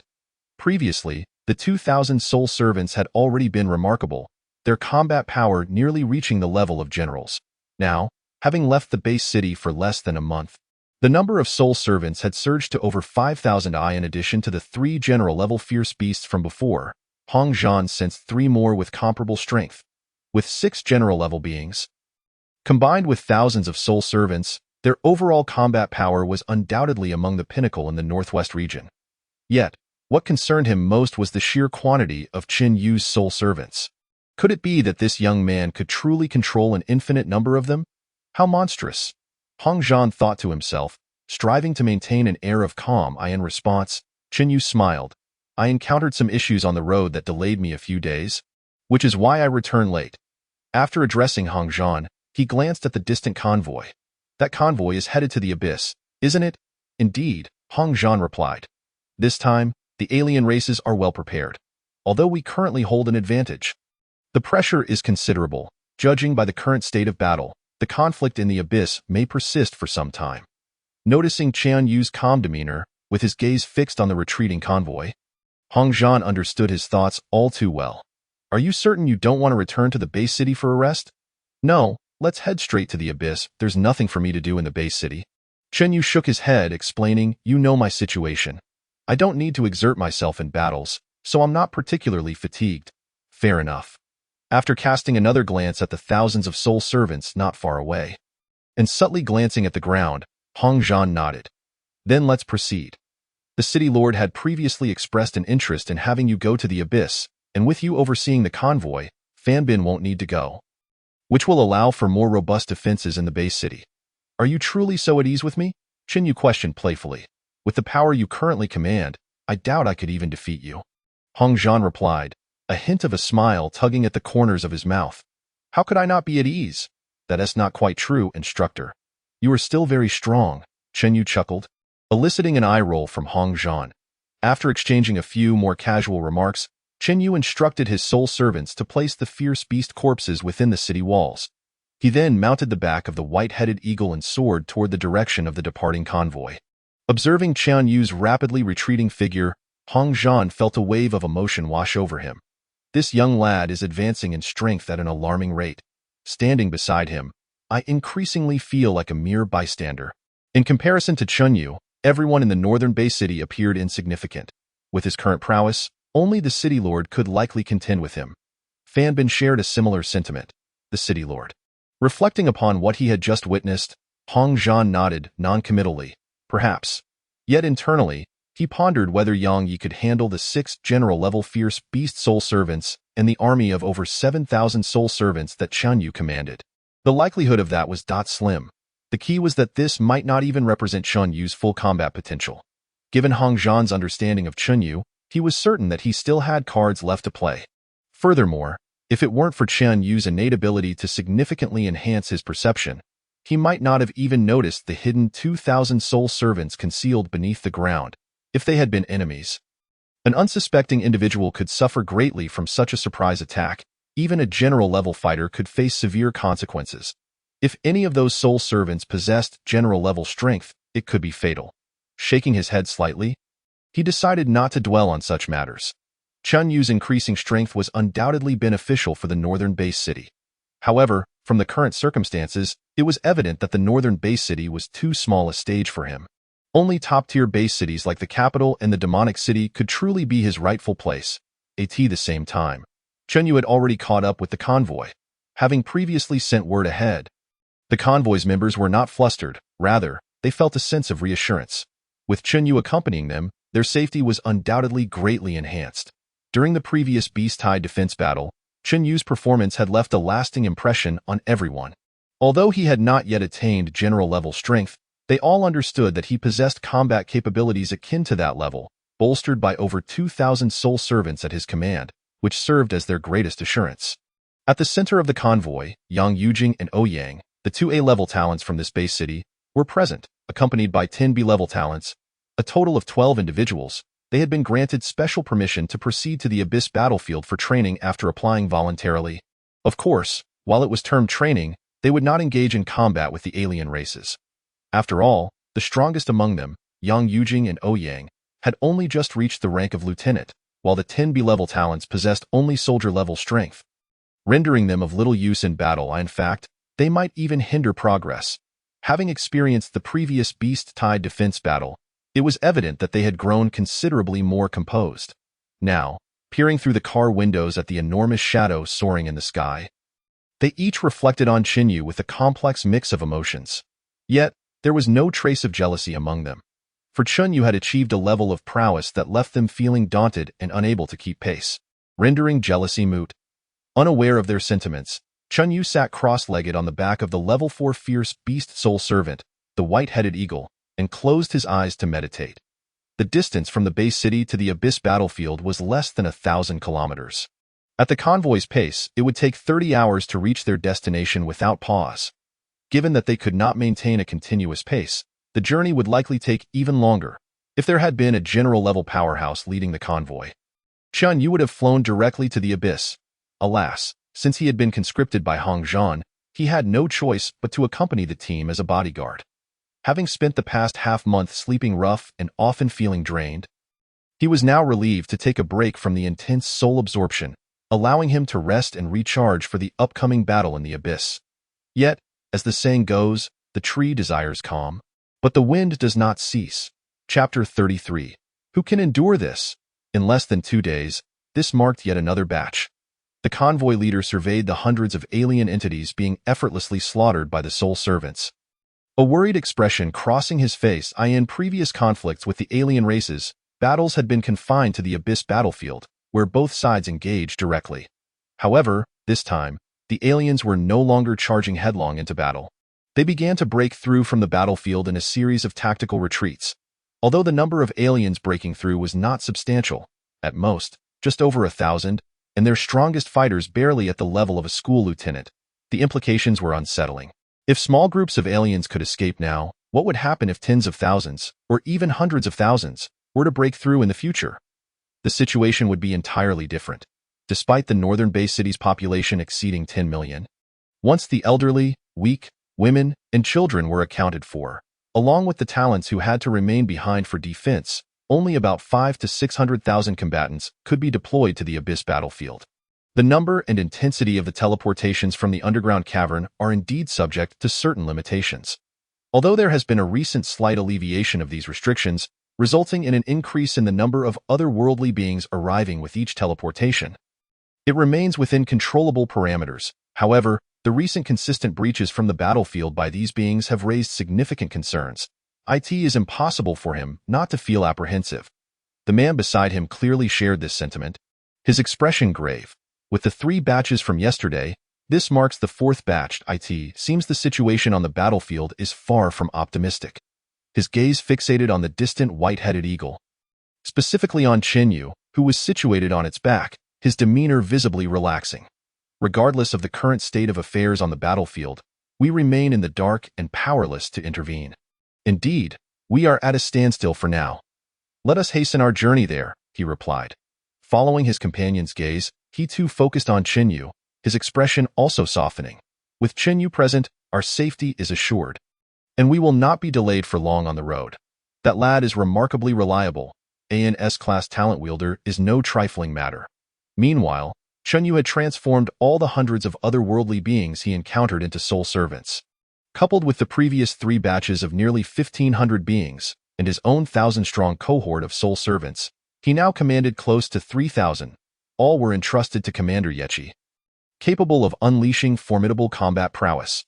Unlike ferocious beasts, the lizard folk, as sentient beings, exhibited a remarkable synergy in their cooperation, capable of forming battle formations that further enhanced the overall strength of their ranks. In scenarios where the disparity in elite forces was negligible, the combat power unleashed by 3,000 lizard folk could indeed surpass that of 6,000 ferocious beasts.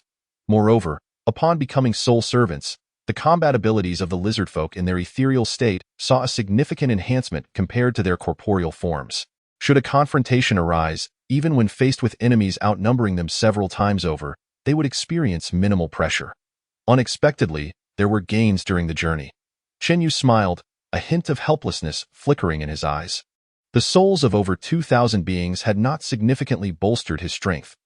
Given Chenyu's already formidable prowess, the contributions from these lesser souls were minimal. One could say it was better than nothing. Every little bit adds up, eventually enhancing his capabilities. Achieving the rank of a commander-level warrior within a short time frame appeared improbable. Reflecting on this, Chenyu grew increasingly eager for the impending journey into the cavern. Not lingering any longer, he retracted all the otherworldly beings into the soul-nurturing space, while the remaining soul servants sank into the ground, and the flying soul servants dispersed to scout. Chenyu returned to the back of the white-headed eagle and ascended into the sky. He felt a greater sense of security in the air compared to the ground. Noticing that Chenyu had resolved the skirmish and returned to the skies, the convoy did not pause. Continuing onward, they soon encountered another wave of otherworldly attacks. The numbers were few, merely in the hundreds, with the strongest among them barely at the school-level strength. Even without Chenyu, the convoy's total of 50,000 talent wielders posed a negligible threat to such meager forces. This only deepened Chenyu's confusion. The intelligence of these beings was not low, so why would they come to their own demise? Something felt amiss, however, with only 5 hours of travel remaining to reach the battlefield. He dismissed his concerns, knowing that with the city lord's formidable presence, he need not expend mental energy worrying further. Meanwhile, at the cavern battlefield. What did you say? Yang Yi, who had just led his troops to repel the otherworldly beings within the cavern, returned to camp without even a moment to hydrate. A piece of news struck him like a thunderbolt. A large batch of otherworldly beings had taken advantage of his forces' temporary absence to break through the perimeter and vanish without a trace. Do you know the specific number? No, what about their combat capabilities? I am uncertain. And their movements? He waved his hand, interrupting his subordinate's words, feeling utterly drained. How could anyone withstand such ignorance? His aide, equally exasperated, explained that it was not a matter of negligence. This time, the otherworldly beings had exhibited a notably different combat style, making them exceedingly difficult to detect, even with the battlefield brimming with perceptive talent wielders. They were left with no recourse. Yang Yi knew he could not place the blame entirely on his subordinates. The otherworldly beings' tactics had evidently evolved. It was a situation where one could not guard against the unexpected. With the continuous breaches, Yang Yi felt a surge of anxiety, sensing that the battle was slipping from their grasp. Calculating the time, he anticipated that reinforcements from the capital should arrive soon. If they could only hold out a little longer, they might weather this crisis. He hoped that the base city could stabilize the situation. With so many protective forces, it should not falter. Simultaneously, accompanied by the sound of hurried footsteps, a bloodied figure clad in battle armor burst into the camp. City Lord, the otherworldly beings are attacking again. Yang Ye's face twisted and angered. A palpable aura of menace enveloped him as he seized a nearby spear and charged out. However, when he beheld the situation within the cavern, his body tensed with alarm. Previously, they had only faced 50 to 60,000 otherworldly troops at once. Given the combat capacity of the invade base city and their preparations, they could manage that. Yet now, the enemy force before him exceeded 100,000. Despite the continuous reinforcements, their side only had about 50,000 in combat strength, leading to a staggering disparity in numbers. The situation was decidedly unfavorable for the invade base city. But there was no time for Yang Yi to ponder. With the security and allegiance of the entire northwest of Longwa at stake, the cavern could not afford to falter. He gritted his teeth and led his team into battle. One man stood against 3 otherworldly generals. The battlefield was a cacophony of chaos and clamor. Just as Yang Yi struggled against the onslaught of the invaders, on the periphery of the battlefield, a large group of otherworldly beings, perfectly camouflaged against their surroundings, quietly slipped away from the cavern, effortlessly breaching the external blockade, causing a tremendous upheaval within the camp. With no viable solutions at hand, they needed to maintain the encirclement to prevent further breaches. Leaving them unable to dispatch forces to subdue the escaping beings, helplessly watching as this group vanished from sight. This was a dire situation. Such was the collective thought of those on the perimeter. Meanwhile, 30 kilometers away from the cavern battlefield, high above in the sky, Chenyu squinted as he observed the approaching army of over 10,000 otherworldly beings charging towards him in the vast expanse of the northwest. Why were the otherworldly beings that had left the battlefield all directing their assault towards the convoy? Something was amiss. Chapter 34. Doubling combat power. Plans always fall behind changes. Prepare for battle, with the commander's shout. All 50,000 talent wielders ready to reinforce the cavern battlefield stood at the ready. Defensive and melee talent wielders formed the vanguard. Ranged attackers took position at the rear, and various support ability wielders were stationed even further back. While supply trucks laden with resources were safeguarded at the very back. All eyes were intently fixed on the dust-laden horizon, their expressions resolute. In a narrow encounter, only the brave would prevail. They had no other option but to fight. Tens of thousands of lizardfolk troops charged towards the convoy's position. Even from a distance, the murderous intent radiating from the opposing forces was palpable. The previous small skirmishes had been effortlessly resolved by Chenyu. And now, it was their turn to engage in battle. Each of them held their breath, poised to strike the moment the otherworldly beings entered their attack range. The vanguard of the otherworldly forces approached within 3,000 meters of the convoy. The ranged attackers began to gather their power in preparation for the assault. Suddenly, thousands of dark shadows erupted from the ground where the otherworldly troops stood, decimating their ranks and filling the air with their wails. The unexpected onslaught left the otherworldly beings bewildered, immediately placing them at a disadvantage. Regaining their composure, over 10,000 of the otherworldly troops realized that while their numbers might not be fewer than their foes, the combat strength of their adversaries was exceptionally formidable, appearing almost lifeless. The more they fought, the more their fears grew, their morale crumbling. That Chenyu's summoned beasts? It must be. Their characteristics were unmistakable. However, wasn't this number a bit excessive? Why did it seem that this over 10,000 otherworldly beings were insufficient for Chenyu to contend with alone? Be more confident.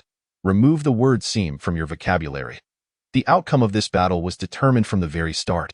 Originally prepared for battle, the assembled forces now realized they were redundant, as Chenyu's summoned beasts alone sufficed to rout the otherworldly beings.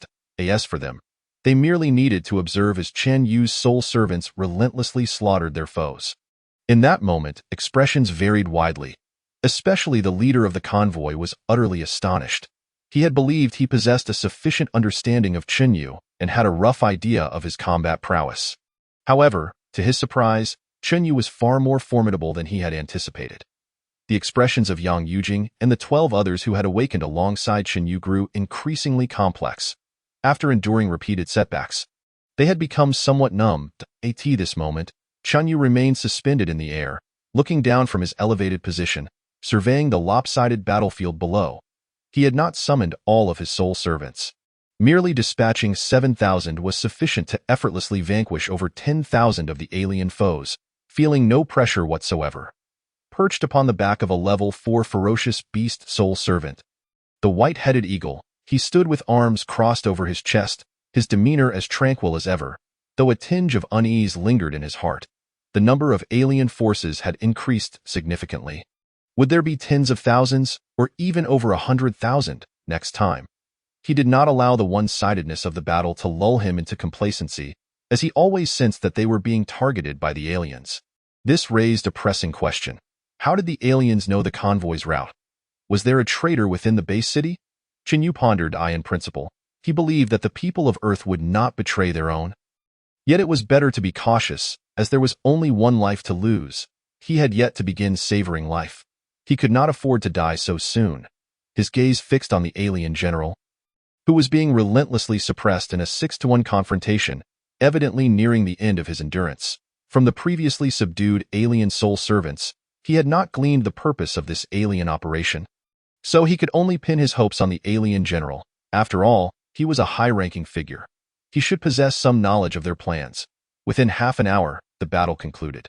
Had it not been for Chen Yu's instruction to his soul servants to refrain from delivering lethal blows and merely incapacitate the aliens for his conversion into soul servants, the conflict would likely have ended even more swiftly. Alas, he could not absorb so many souls at once. Thus, he had to resort to this cumbersome method. Upon descending to the ground, he approached the slain alien general and immediately activated his innate ability. In less than 10 seconds, he successfully acquired his 14th general-level combatant. He summoned it forth without delay. Alicia, I hereby pledge my loyalty to my master. Observing Alicia kneeling before him, Chunyu promptly voiced his lingering questions but received no answers.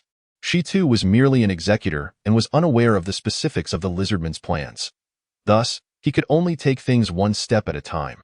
After calming himself, Chunyu continued to absorb souls, pausing only after acquiring nearly 1,000. Rubbing his weary brow, fatigue evident on his face, he acknowledged the substantial gains.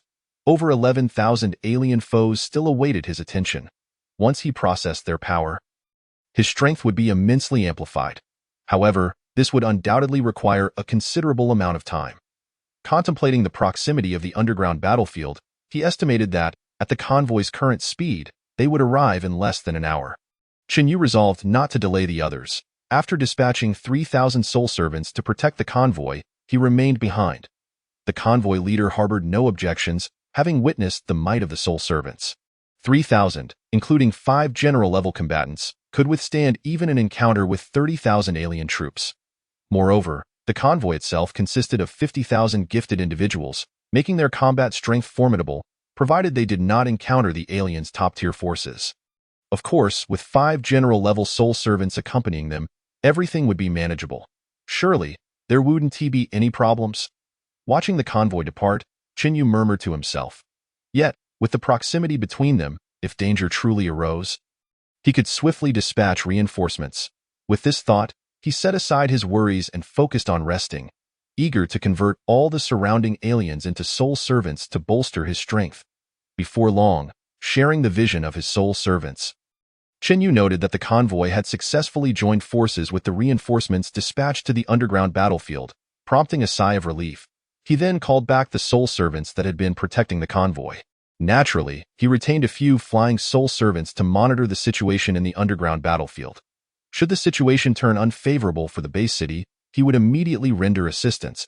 If the odds were clearly against them, he would not recklessly throw himself into danger. He could always seek revenge once he had grown stronger. A day passed swiftly, and through Chen Yu's relentless efforts, the number of soul servants increased by 7,000. It turned out that this large-scale battlefield was indeed conducive to growth. A single battle had doubled his soul servant count. Regrettably, he had only managed to acquire 1 general-level combatant, although the number of school-level ones exceeded 100. Chen Yu lay exhausted atop the back of the Mad Lion, appearing as though he had not slept for several days and nights. Recent observations led him to suspect that the circumstances in the underground battlefield were somewhat amiss. The base city did not seem to possess the overwhelming advantages rumored. Within just one day, 8 groups of alien teams had managed to break through. Naturally, he would not allow these alien teams to escape his control and promptly dispatched his soul servants to eliminate them. Simultaneously, he sent 8,000 soul servants to provide support, including 6 general-level combatants.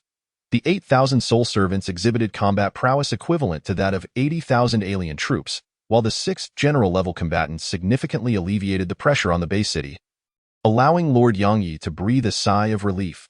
They had finally stabilized the situation. Yang was astonished by the rapid growth of Chen Yu's power. How little time had passed.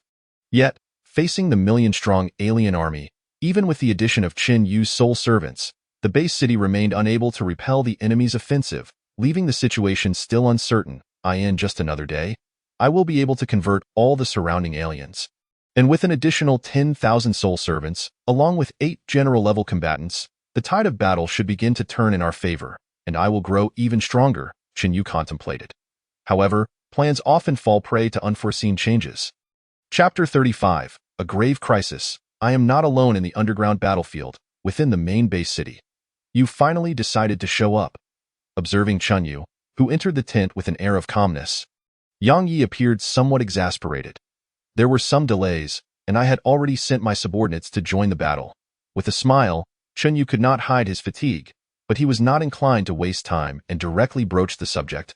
Lord City Master, what about those several general-level aliens you mentioned? They are detained in the outer prison. I have already made arrangements. You can convert them into soul servants at any time. Yang Yi had seen through Chen Yu's character, which was marked by a tendency to take action only when assured of results.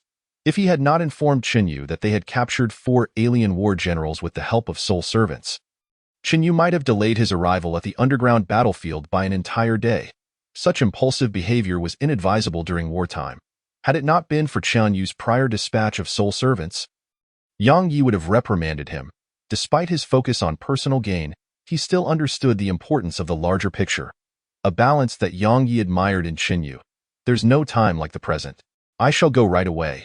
Time equated to combat power, and Chen Yu was eager to convert the 4 alien generals into his soul servants to enhance his personal strength, thereby improving his self-defense capabilities in the underground battlefield. With so little power at his disposal, he could not attain complete security. Yang Yi waved his hand, saying, "Go ahead. Remember to bring them back after your success. I want to know the aliens' plans moving forward." Certainly. With a quick response, Chen Yu departed the main camp without looking back. It was only after his figure completely vanished from sight that Yang Yi retracted his gaze and exhaled a long breath.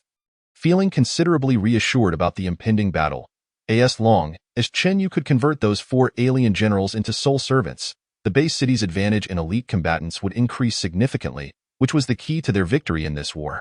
Of course, if he knew that Chen Yu currently possessed a staggering 14 general-level combatants, and with the addition of those 4 alien generals, the total would rise to 18, nearly doubling the base city's strength.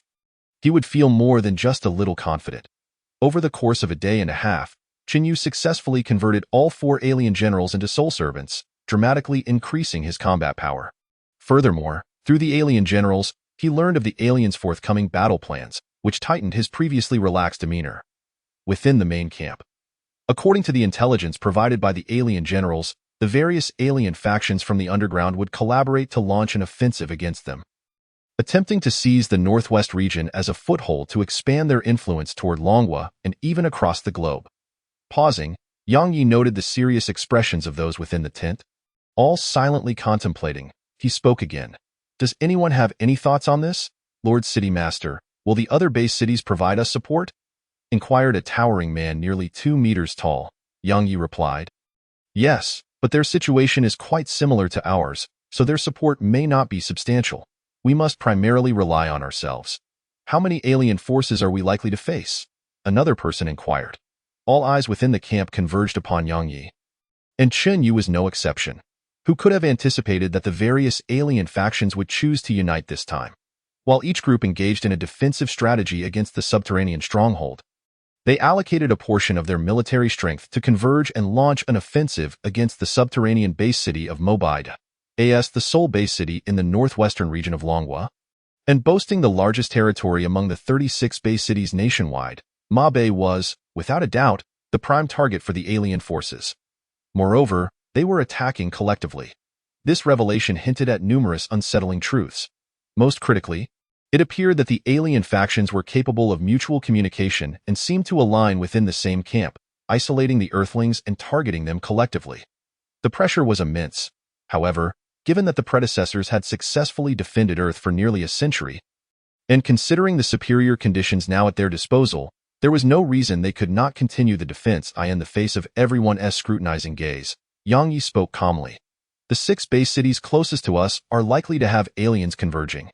Even if each city only allocates a mere 100,000 troops, that amounts to 600,000 as for the exact number of elite forces, we are currently unaware. 600,000.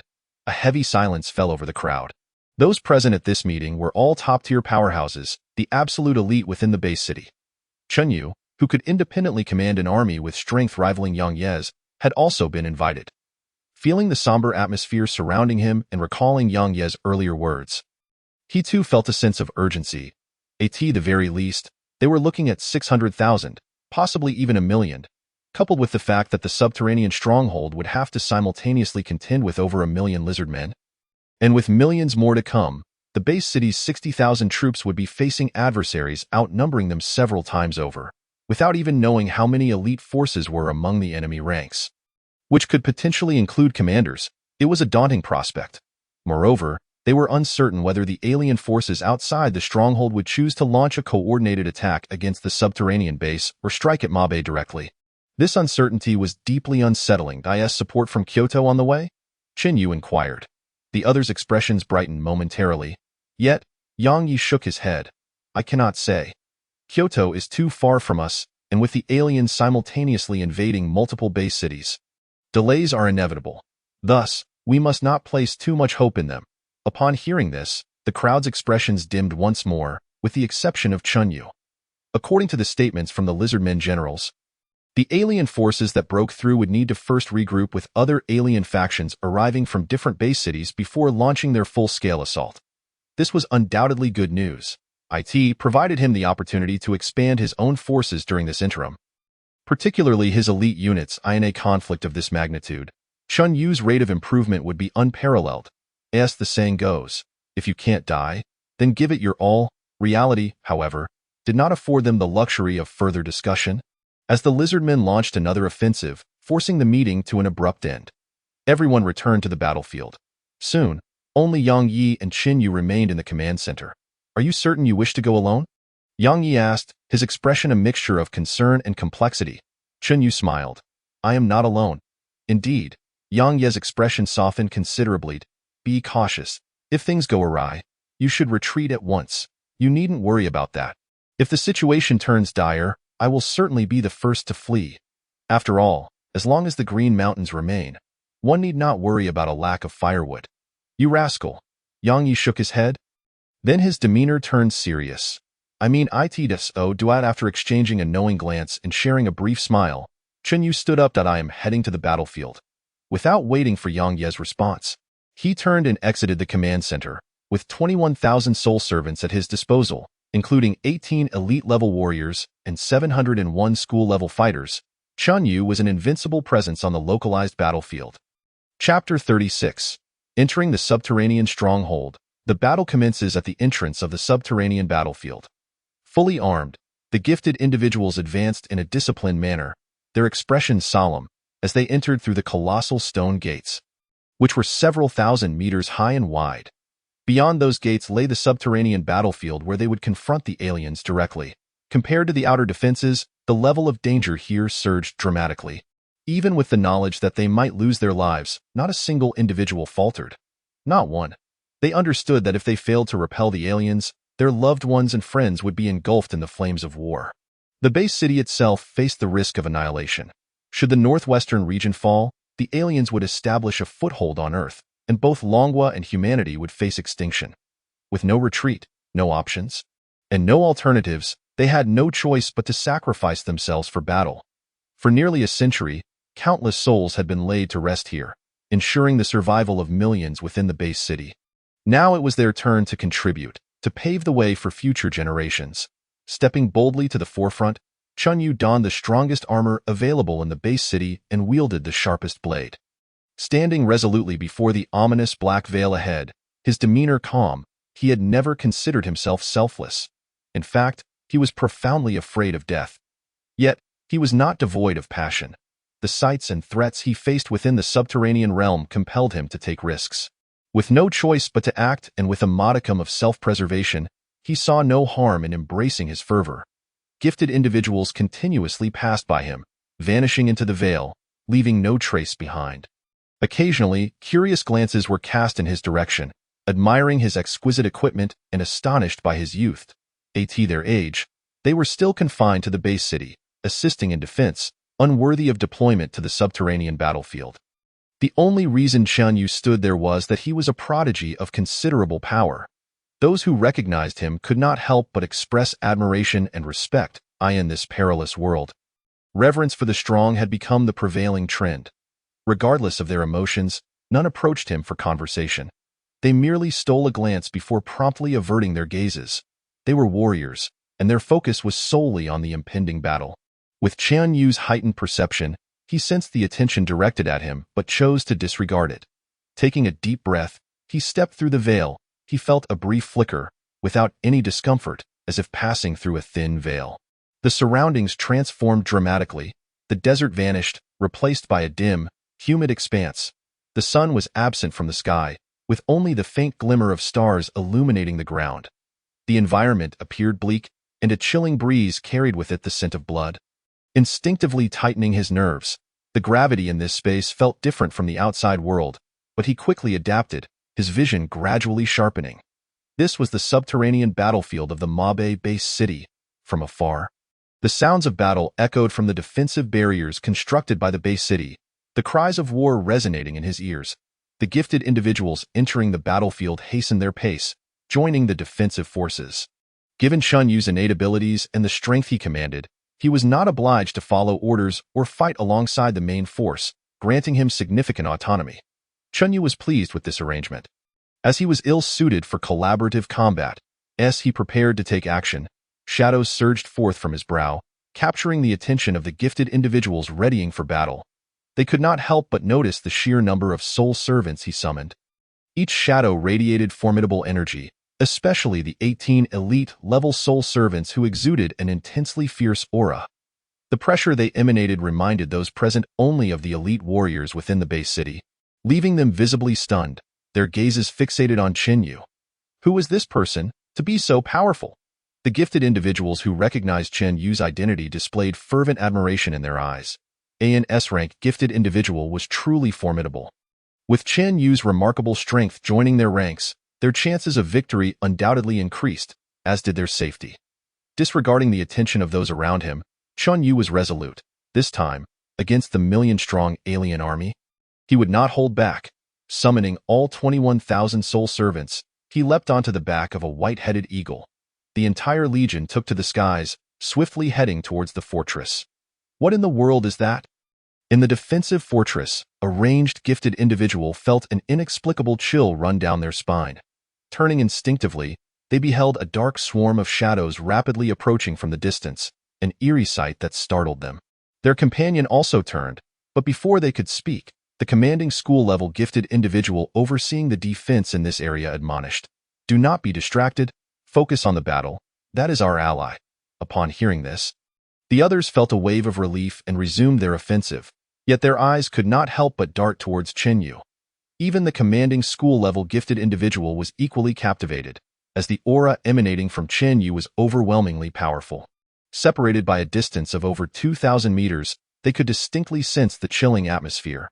Before long, Chunyu arrived directly above the fortress, gazing down at the seemingly endless expanse below, where the lizardmen army relentlessly launched their assault on the stronghold.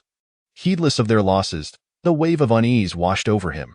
This was merely one defensive sector. The entire cavernous battlefield was divided into more than a dozen such zones, each facing a similar dire situation. A testament to the immense pressure on the city's defenses. The emergence of the alien forces was hardly surprising.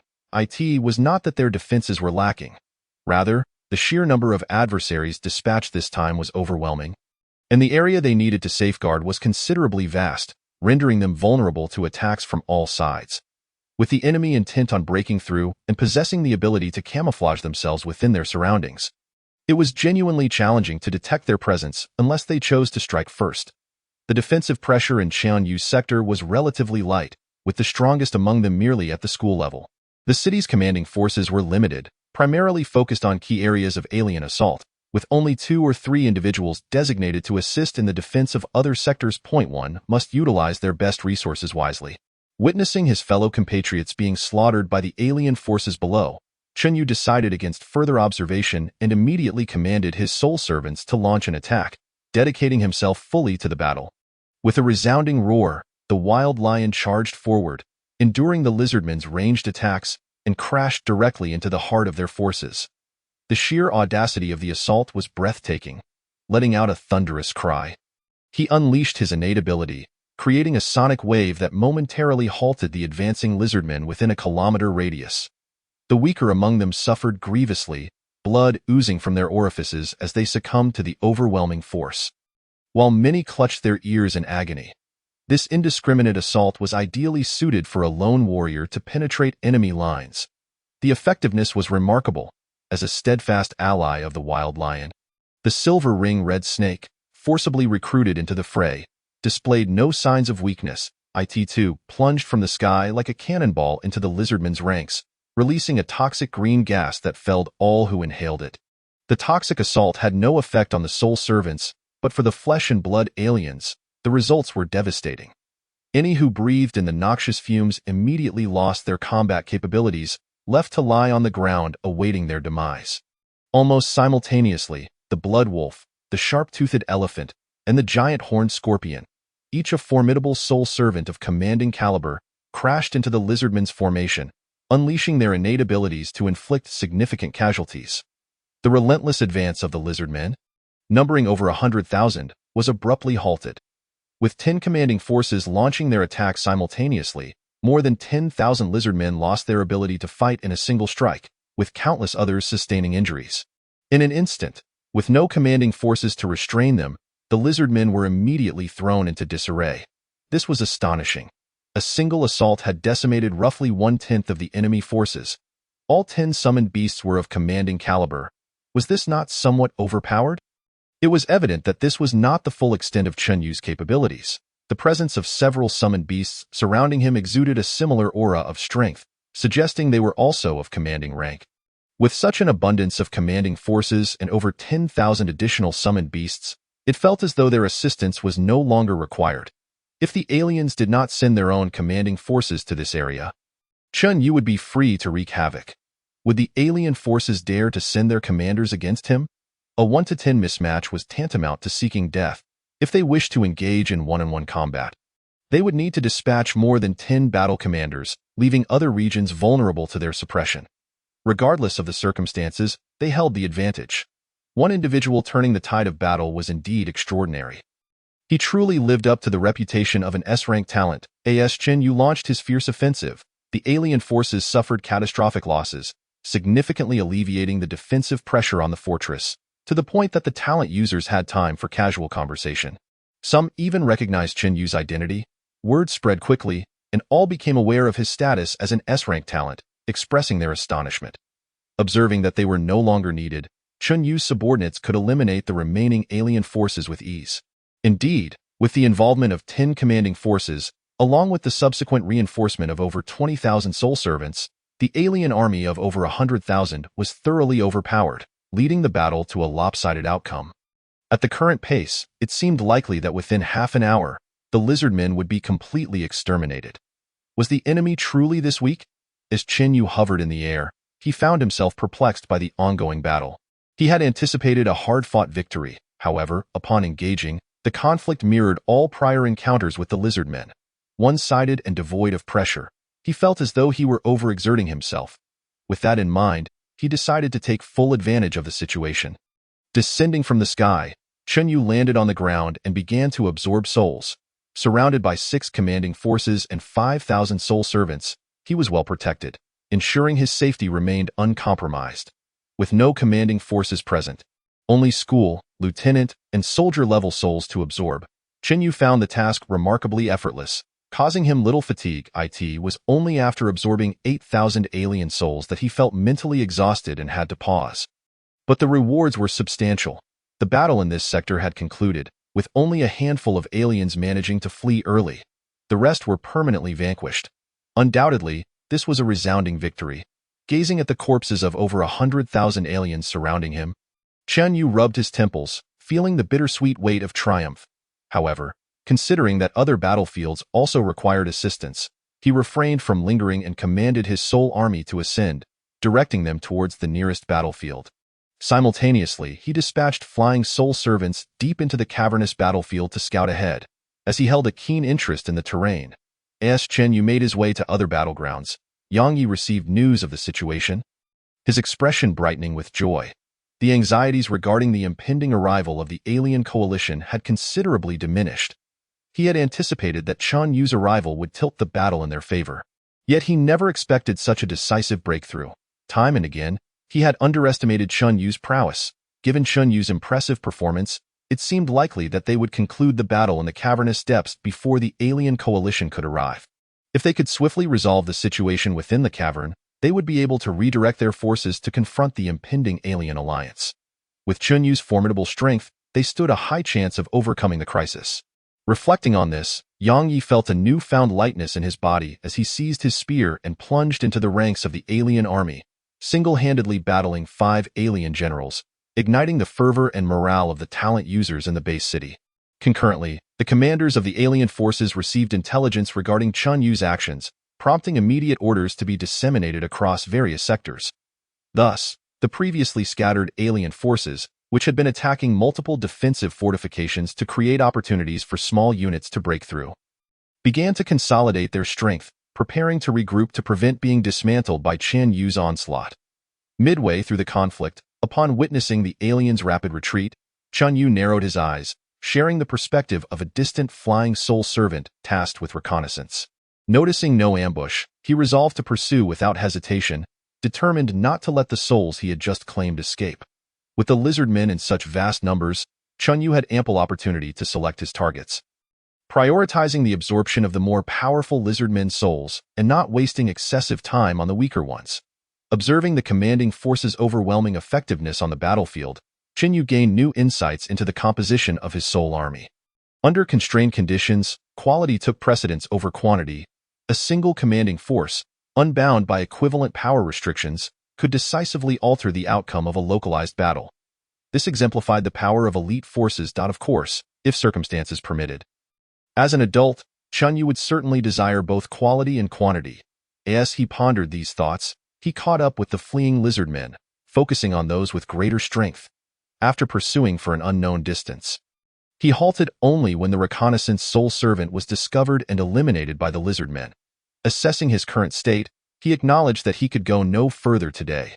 Casting a glance back at the direction from which the reconnaissance soul servant had been dispatched, Chen Yu began his journey home. This time, he remained vigilant, avoiding reckless pursuit and leaving behind soul servants as markers along the way, and no longer would his mother need to worry about him getting lost. He made his way back smoothly to the earlier fortress, where, under the awe-filled gazes of the talent users, he approached the exit, leaving the cavern battlefield and returning to his assigned tent, collapsing into a deep sleep. After absorbing so many souls, he felt utterly exhausted and was in dire need of rest. Just then, as a figure appeared within 100 meters of the tent, Chen Yu noticed him.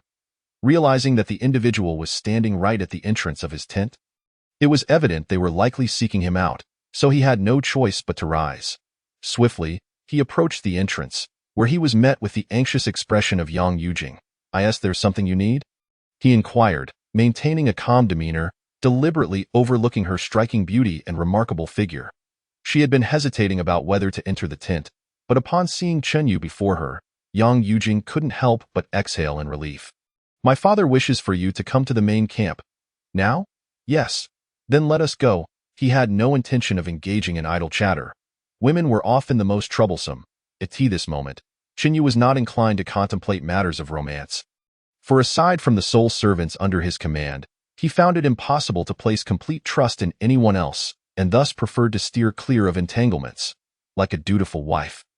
Yang Yujing followed behind Qinyu, oblivious to his thoughts, her gaze frequently darting to his back.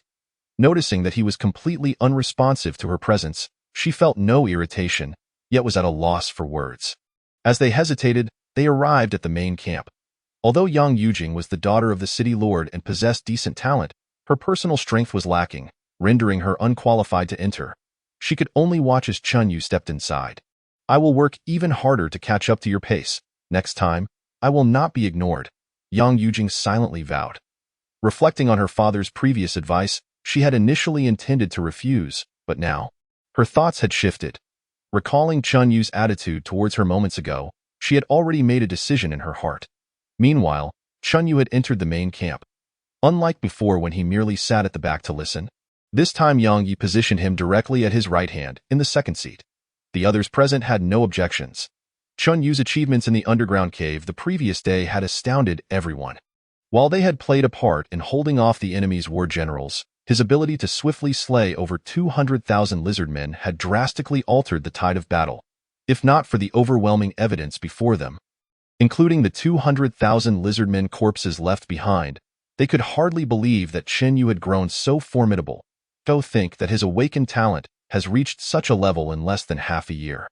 Give him a few more years, and he might just reach the level of a national protector, S-class, truly monstrous. Everyone began to reevaluate Chunyu's combat prowess. This S-class talent was far more powerful than they had anticipated. Even more impressive was Chunyu's ability to single-handedly command an army. His combat strength had already reached a formidable level, with over 10 generals and hundreds of captains, along with more than 20,000 soul servants. He essentially commanded an army of over 20,000 war machines. This force would be invincible on the battlefield in the northern desert-based city, as long as they did not encounter the main forces of the enemy. The soul servants possessed the ability to traverse the skies and ground, making them incredibly versatile in a one-on-one encounter. Even the nearly breakthrough General Yang Yi would likely struggle against Qinyu. Let alone anyone else in terms of overall combat strength, Chunyu had undoubtedly become the foremost figure in the northern desert-based city, in this era where strength was revered and the powerful were exalted. Chunyu deserved the status he now held. Seeing the expressions of everyone around him conveying a sentiment of no one else is worthy of this position, Chunyu chose not to decline. This was not the time for such trivialities. As soon as he entered the main tent, he sensed an unusual atmosphere. It was clear that his summons held implications beyond mere pleasantries. Tio affirmed Chunyu's suspicions.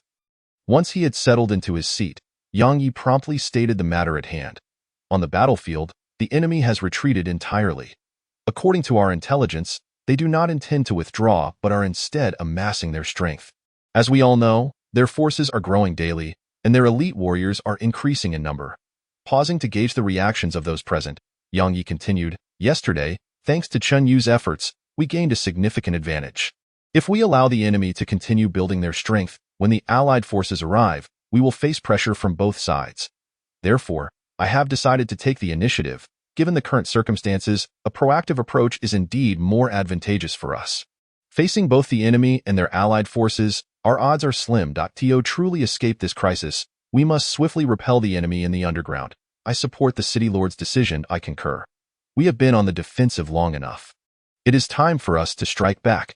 Seeing the enthusiasm in the faces of those around him, Yang Yi nodded inwardly. A strong leader inspires a strong army. With a commander full of fighting spirit, the soldiers below would surely follow suit. The morale was high, enough for a battle. After enduring a prolonged period of stifling defense, it was finally time for them to go on the offensive. His gaze shifted to Qinyu. Noticing Yang Ye's look, Qinyu smiled and nodded in agreement, signaling his support. He understood the principle that prolonged defense would ultimately lead to failure, and the current situation did not allow for mere passivity. Time was of the essence. If they waited for the enemy's allied forces to arrive, the battle would become exceedingly difficult. They risked losing the underground and would have to retreat to the base city, effectively ceding vast territories to the enemy. Such a scenario would undoubtedly be catastrophic. Taking the initiative was undoubtedly the best choice at this juncture. With Chunyu's agreement, Yang Yi felt a wave of relief. They could not achieve their objectives relying solely on themselves, but with Chunyu, who grew stronger with each battle. Success was within reach. Chen Yu, when the battle truly commences, I hope your general-level soul servants can coordinate effectively with us. We will strive to capture all of their war generals, or at the very least, ensure their corpses are delivered to you promptly, Yang Yi said with a serious expression. Upon hearing this, Chen Yu's eyes brightened. No problem. As a member of the base city, I will follow your arrangements. He was already contemplating how many general-level soul essences he could absorb in one go. The prospect of the upcoming battle against the enemy filled him with immense anticipation. Setting a modest goal, he thought to himself that gathering 30 general-level powers should not be too excessive. Right? Chapter 39. Do your best and leave the rest to fate. Time waits for no one. And neither does the enemy. They would not wait for you to be fully prepared before launching their assault. At any moment, the enemy's allied forces could arrive. The northern desert-based city, having decided to take the initiative, acted with remarkable efficiency, amassing a formidable army of 500,000 in less than 3 hours, nearly consolidating all available military strength for the underground battlefield. Only around 10,000 troops remained at the entrance of the underground battlefield. Such a small force, if deployed within the underground, spread thin across numerous defensive fortresses, would be utterly ineffective, with each fortress housing fewer than 10,000 men, making them vulnerable to being overwhelmed. In this situation, sacrifices had to be made. Yang Yi decisively abandoned over 10 hard-built defensive fortresses within the underground battlefield. However, the lizardmen's forces appeared to have gathered together, seemingly waiting for the right moment, and did not launch an immediate attack, suggesting that the fortresses might not fall easily. Even if they did, once they defeated the lizardmen's main forces, they could rebuild. The crucial factor now lay in whether they could defeat the lizardmen's main forces. A victory would resolve the crisis in the underground, while a loss would force them to retreat to the base city, awaiting support from the capital and other base cities. At this moment, within the underground battlefield, the 500,000 troops had already set out. As before, Chen Yu did not follow the main force but remained independently in the skies. His number of soul servants had approached 30,000, and he had no intention of holding back, summoning all of them to prepare for battle. They were about to confront the lizardmen's main forces, which boasted numerous war generals and an overall military strength exceeding 100,000. In terms of numbers, they were at a disadvantage and could not afford to hold back. As long as they maintained an edge in elite combat strength, the battle would be manageable, though they still needed to minimize losses. In this engagement, 6 out of the 7 general-level combatants from the base city were deployed, leaving one to lead the perimeter in case of unforeseen circumstances. Alongside Chen Yu's 18 general-level combatants, the base city had a total of 25 general-level forces ready to engage in the upcoming battle, giving them a significant advantage in both quantity and quality of elite combatants. After all, even without his participation, the base city had previously withstood the lizardmen's assault, indicating that the enemy's general-level forces were likely limited in number. In the midst of his thoughts, Chen Yu shared vision with a soul servant stationed at a distance to scout the approaching lizardmen army, which loomed ominously in the distance. His brow furrowed slightly. It seemed their movements had been detected. The lizardmen were also mobilizing.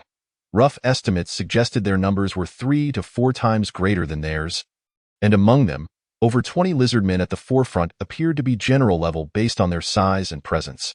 With a mental signal, he instructed the scouting soul servant to distance itself to avoid detection. This was proving to be quite troublesome. They could only do their utmost and leave the rest to fate. At this point, regardless of their advantages or disadvantages, retreat was not an option. They would have to fight and see it through. If they could not win, they would retreat. With a mental command, 10 hidden general-level soul servants emerged from underground, ready to assist Yang Yi in battle. As long as they can unexpectedly take out a few of the lizard folk's formidable generals, they would gain a significant advantage in terms of elite combat power. Upon realizing this situation, Yang Yi felt an immense sense of reassurance within. With his current quasi-general level of combat prowess, combined with the seemingly invincible Chen Yu and his 10 general-tier soul servants, even when faced with general-level combatants, he should not suffer too great a disadvantage. Moreover, from the intelligence currently obtained, it appeared that the opposing side did not possess any general-level strength. Before long, the two factions encountered each other on a vast plain. Observing that the enemy's numbers greatly outnumbered their own, and that the elite combatants exceeded expectations, the expressions of the individuals from the base city turned grim. However, with the arrow drawn, They had no choice but to release it. The language barrier rendered any dialogue futile. When foes meet, the enmity is palpable. The battle commenced without hesitation. Lord Yangyi soared into the air, wielding his spear as he charged into the lizardfolk ranks, single-handedly holding off 8 lizardfolk generals without losing ground. The other 5 general-tier talents from the base city also joined the fray. In the absence of Qian Yu's general-tier soul servants in the battle, the base city was somewhat at a disadvantage in terms of elite power, and their overall military strength was considerably weaker. Especially given the glaring numerical disadvantage, in light of this circumstance, Qin Yu promptly commanded his soul servants to launch an assault. The hidden general-tier soul servants suddenly sprang forth from underground, ambushing the lizardfolk generals besieging Yang Yi. This abrupt attack shattered the stalemate, severely wounding 2 lizardfolk generals and significantly diminishing their combat effectiveness. Seeing this, Yang Yi became emboldened, growing fiercer with every strike, each move a lethal one in the skies above. Chen Yu retained 3,000 soul servants and 3 general-level combatants to protect him, while the remainder joined the battlefield, acting as relentless spearheads to pierce into the lizardfolk army. Wukong even activated his innate ability, transforming into a giant ape and bestowing a frenzied buff upon the surrounding soul servants. After completing this supportive enhancement, he recklessly charged into the enemy forces. This marked his first battle since becoming Qian Yu's soul servant, and he fought with exceptional vigor. The 2 lizardfolk generals, Yechi and Aliki, disregarded any sense of camaraderie with their kin as they plunged into the lizardfolk ranks, unleashing a devastating onslaught. No enemy could withstand even a single blow from them. Each attack claimed the lives of hundreds of lizardfolk. Conversely, the lizardfolk's attempts to retaliate were utterly ineffectual against them. Realizing this situation, the lizardfolk immediately dispatched 2 powerful generals, their faces twisted with fury, charging towards Yechi and Aliki to prevent further slaughter of their kin. High above, Chen Yu maintained a calm demeanor, surveying the battlefield. Although the lizardfolk army outnumbered them significantly, the disparity in elite combat power indicated that the battle was skewed in favor of the base city from the outset. With the assistance of 10 general-tier soul servants, Yang Yi was effectively overpowering the lizardfolk generals, and it likely would not be long before they could either defeat or eliminate the enemy. The other general-level combatants from the base city, with Yechi and Aliki's help alleviating some of the pressure, managed to hold their ground against the lizardfolk generals, achieving a balanced state in the 2-on-2 scenario involving Yechi and Aliki. The advantage was evident due to the enhancement from their soul states, forcing their opponents to retreat steadily in terms of elite combatants. The base city undoubtedly held the upper hand, which allowed Chen Yu to breathe a sigh of relief. Facing an enemy army that vastly outnumbered their own and exhibited impressive coordination, even with the support of over 20,000 soul servants, the base city still struggled to gain a significant advantage. Recognizing this situation and sensing no immediate danger, Chen Yu contemplated sending his 3 remaining general-level combatants to the battlefield to minimize losses among his lower-tier forces. However, before he could make any adjustments, a massive figure suddenly emerged from the rear of the enemy army, charging towards Chen Yu's position with astonishing speed. Chapter 40. General Level? A decisive surrounding assault. 3 more general-level combatants added. What is that thing? It is an enemy. So large, so fast. Not good. That creature is heading straight for Chen Yu. A lizardfolk warrior, far larger than any previously encountered, raced towards Chen Yu like a bolt of lightning, exuding a menacing aura and an overwhelming presence. Even at a considerable distance, Chen Yu could sense the murderous intent directed at him. The surrounding alien forces hurriedly scrambled to avoid its path. Those who failed to escape were mercilessly crushed into a pulp. Realizing this predicament, the 10 general-tier soul servants, currently engaged in the encirclement of the lizardfolk generals alongside Yang Yi, quickly reacted. They ascended into the air, maneuvering past the intervening lizardfolk troops to intercept the sudden threat charging towards Chen Yu. Yang Yi was left to confront the remaining 5 lizardfolk generals alone, but given his strength, he was not under excessive pressure. After all, the recent onslaught had left the enemy wounded, and their combat effectiveness had been compromised. Stealing a glance at the lizardfolk warrior, who remained unfazed under the assault of the 10 general-tier soul servants and still managed to retaliate, Yang Ye's brow furrowed. He could distinctly feel the overwhelming presence that surpassed general-tier strength. With astonishing defensive capabilities that rendered the ongoing assault nearly ineffective, if even general-level combatants could not breach its defenses, there was only one possibility. It was a general-level warrior. Why would there be a general-level warrior here? Yang Ye's expression turned to one of shock. The spatial passage in the underground of the Beibei base city was not particularly strong, capable of accommodating only general-level powers at most. The most formidable invaders encountered in the past were typically at the early or mid-general level. Even with the recent enhancement of the spatial passage's strength, the most powerful lizard folk previously encountered had only reached late general strength, without any sign of a peak general. Why would a general-level warrior suddenly appear? It was incomprehensible. Reality did not afford Yang Yi much time to ponder. The lizard folk generals, who had just been on the verge of collapse, felt their morale surge as soon as their general-level warrior appeared. Invigorated and undeterred by their injuries, they launched a renewed assault. This forced Yang Yi to focus solely on the impending confrontation. At this point, he could only place his hopes on Qin. Wishing that he could restrain this lizard folk general, otherwise, the situation would become exceedingly dire for the base city. Can they not win even against 10? Observing the distant lizard folk warrior, whose defenses were astonishing and who maintained a slight advantage even under the attack of the 10 general-tier soul servants, Qin Yu narrowed his eyes. A general-level warrior? Particularly as the enemy occasionally glanced in his direction, it was evident they were aware of his situation. Without hesitation, he summoned his 3 protective general-tier soul servants to join the fray. If they could not win a 10-on-1 battle, they would make it 13 against 1. Should that still prove insufficient, he would once again allocate additional general-level combatants to overwhelm the opponent. He absolutely could not allow this dangerous enemy to approach him. No longer remaining in the air to observe, Qin Yu flew towards Yang Ye's position, with his soul servants rapidly closing in to retrieve the corpses of the 3 slain lizardfolk generals. Realizing Qin Yu's intentions, Yang Yi cleverly led the lizardfolk general he was engaged with away to create ample space for Qin Yu. Truly, as the lord of the city, he had remarkable insight. Touching down on the ground, protected by thousands of soul servants, Qin Yu activated his innate abilities. In the distance, the lizardfolk general, relying on its formidable defensive capabilities, recklessly attacked the surrounding general-tier soul servants, unleashing strikes imbued with unknown energy fluctuations and attribute damage. Even though the soul form possessed significant damage mitigation, recklessly enduring such an attack would still cause considerable disruption to a soul of general-level strength. Requiring a few seconds to recover in a 13-on-1 scenario, they still could not suppress the enemy. The disparity between general and elite levels was starkly revealed at this moment, thousands of meters away.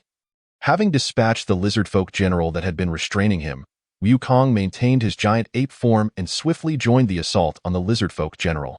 Seizing the opportunity, he clenched his fists and delivered a heavy blow to the back of the unsuspecting enemy.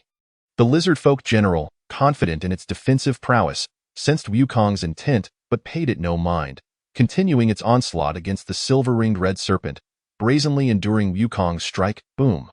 The wind from the punch erupted as it struck the lizardfolk general's back. The immense force caused the warrior's expression to change, sending it flying several dozen meters before it could regain its footing. During this time, it also endured attacks from other general-tier soul servants. Revealing an expression of pain, its gaze immediately fixated on Wukong. "You seek death?" Roaring, Wukong unleashed a fierce cry, expending energy to grant himself and the surrounding general-tier soul servants a frenzied buff before charging forward. If it could breach defenses, they would surely wear the enemy down. Qin Yu, releasing a sigh of relief yet unable to hide his fatigue, summoned 3 of the alien warrior soul servants. After a brief moment of confusion, they quickly grasped their current situation and pledged their loyalty. Considering that the lizardfolk general would likely not pose a problem in the short term, Qin Yu dispatched them to support Yang Yi, striving to free him as swiftly as possible to join the siege against the lizardfolk general. With his current mental strength, he could theoretically absorb the souls of 4 general-level beings, but he would likely lose consciousness afterward. Having absorbed the souls of 3 lizardfolk warlords consecutively, Qin Yu found himself enveloped in a profound sense of fatigue, gaining a more intuitive understanding of his current mental fortitude. He promptly dismissed any thoughts of further soul absorption.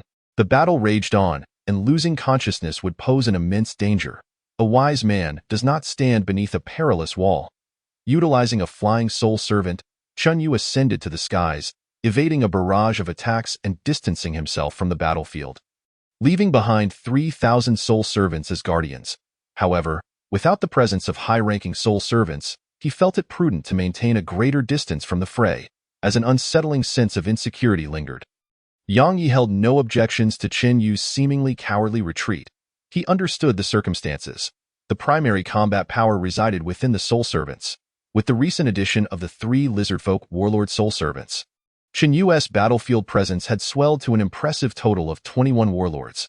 Not to mention the more than 20,000 fearless soul servants at the forefront, there was little more to demand. The crux was that should Qin Yu perish, the remaining soul servants would immediately dissipate, causing the hard-won advantage to vanish in an instant. Thus, Qin Yu's withdrawal from the battlefield was indeed the most prudent course of action. After traversing a distance of 10,000 meters from the battlefield, Qin Yu finally felt some semblance of security. While he recuperated his energy, he shared his vision, keeping a vigilant eye on the unfolding events. The lizardfolk warlords single-handedly held back 14 of Qin Yu's warlord soul servants. Even though Wukong's attacks could breach its defenses, the warlord showed no signs of faltering. Such was the terror of high-ranking power. Meanwhile, in other regions, Yang Yi, aided by 3 lizardfolk warlord soul servants, easily subdued 5 opposing warlords. It seemed that victory was imminent, and soon they would be able to focus on besieging the lizardfolk warlord. Defeating this warlord would render victory for their side a mere matter of time, regardless of the current disadvantage in numbers. However, just as Qin Yu began to breathe a sigh of relief, a startling scene in the shared vision caused his expression to shift dramatically. Chapter 41. There's no such thing as a free lunch. What the heck? They fled. Watching the lizardfolk warlord retreat at an alarming speed, Qin Yu felt a wave of dismay wash over him. With Yang Yi poised to resolve his battle shortly, he could have joined the assault against the warlord. Defeating the enemy was merely a matter of time.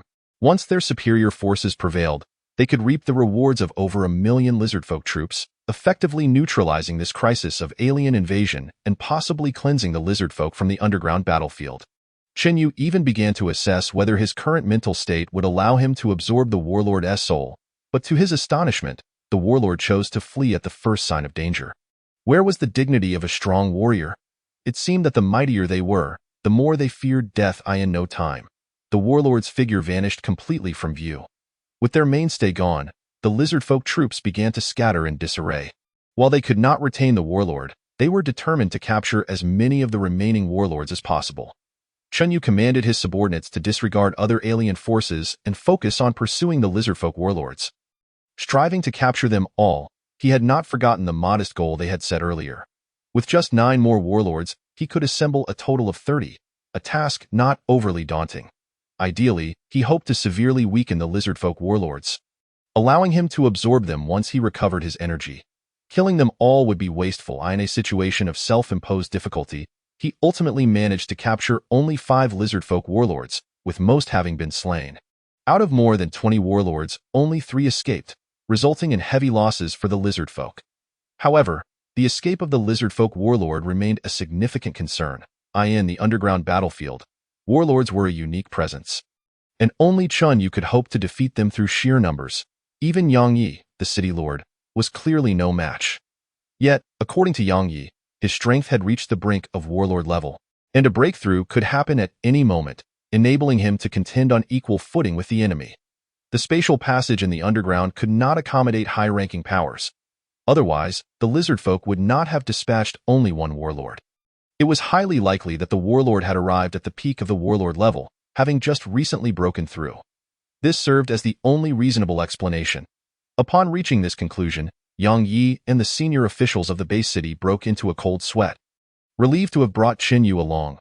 Otherwise, they would undoubtedly have suffered a crushing defeat, and not just in the underground. The base city itself might have faced collapse. Thank goodness for Qin Yu. Thank goodness for his S-level talent and formidable strength. After this battle, the base city clearly held the advantage in high-ranking combat power. However, in terms of available combat strength, they still lagged behind the enemy. At the onset of hostilities, the lizardfolk had amassed approximately 180,000 troops, leaving over 90,000 behind, while more than 80,000 fled. The base city fielded 50,000 combatants, sustaining nearly 5,000 losses. Without the protection of fortified defenses, taking the initiative against an enemy several times their number led to substantial casualties, despite the assistance of soul servants to draw fire. Nevertheless, the achievements were remarkable. They only needed to ascertain the lizard folk's movements before launching another offensive to eliminate the remaining combatants and take down the warlord, which would decisively resolve the crisis of this alien incursion in the underground. This would provide the base city with several years of stability and peace for recuperation and strength accumulation. However, that was a matter for another time. After such a prolonged battle, everyone was in dire need of rest. Adhering to the principle of not wasting resources, Chen Yu approached the corpse of a lizard folk warlord, stifling his fatigue as he transformed its soul into a soul servant. He subsequently absorbed over 1,000 lizard folk souls to replenish his losses among ordinary soul servants before gracefully succumbing to unconsciousness. Surrounded by 21 warlord soul servants and more than 20,000 soul servants, Chen Yu was thoroughly protected, leaving no opportunity for anyone to approach. Observing this scene, those nearby understood his intent and refrained from making a nuisance of themselves. They lacked the capability to pose a threat to Chen Yu and were entirely focused on their own tasks, consciously distancing themselves from his vicinity. Yet, their gazes would occasionally drift toward him. Filled with admiration and reverence, in less than half a year since awakening his talent, he had acquired the strength to influence the outcome of a war involving millions. Had they not witnessed it firsthand? Who would have believed that Chen Yu could progress so rapidly and possess such formidable power? Following this battle, everyone etched Chen Yu deeply into their memories. Meanwhile, over 5,000 kilometers above the northern base city, 3 male figures were soaring through the air at high speed.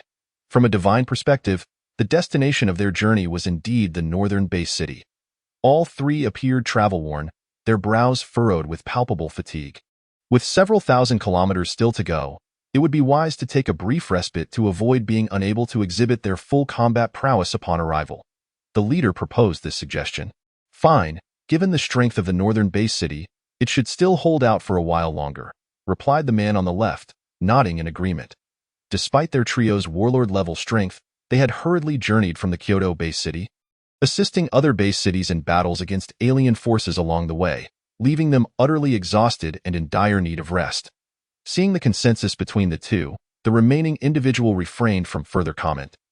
Pausing to express his perplexity, wasn't their intelligence suggesting that the surrounding base cities were likely to unite and march on the northern base city? Yet, we haven't seen any sign of alien forces along the way. Something feels amiss. Intelligence can be both true and false. It's unwise to trust it entirely.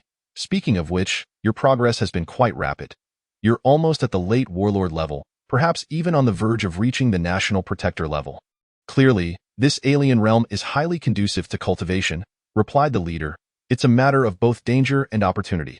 On Earth, we have comrades we can rely on, but in the alien world, we must depend solely on ourselves.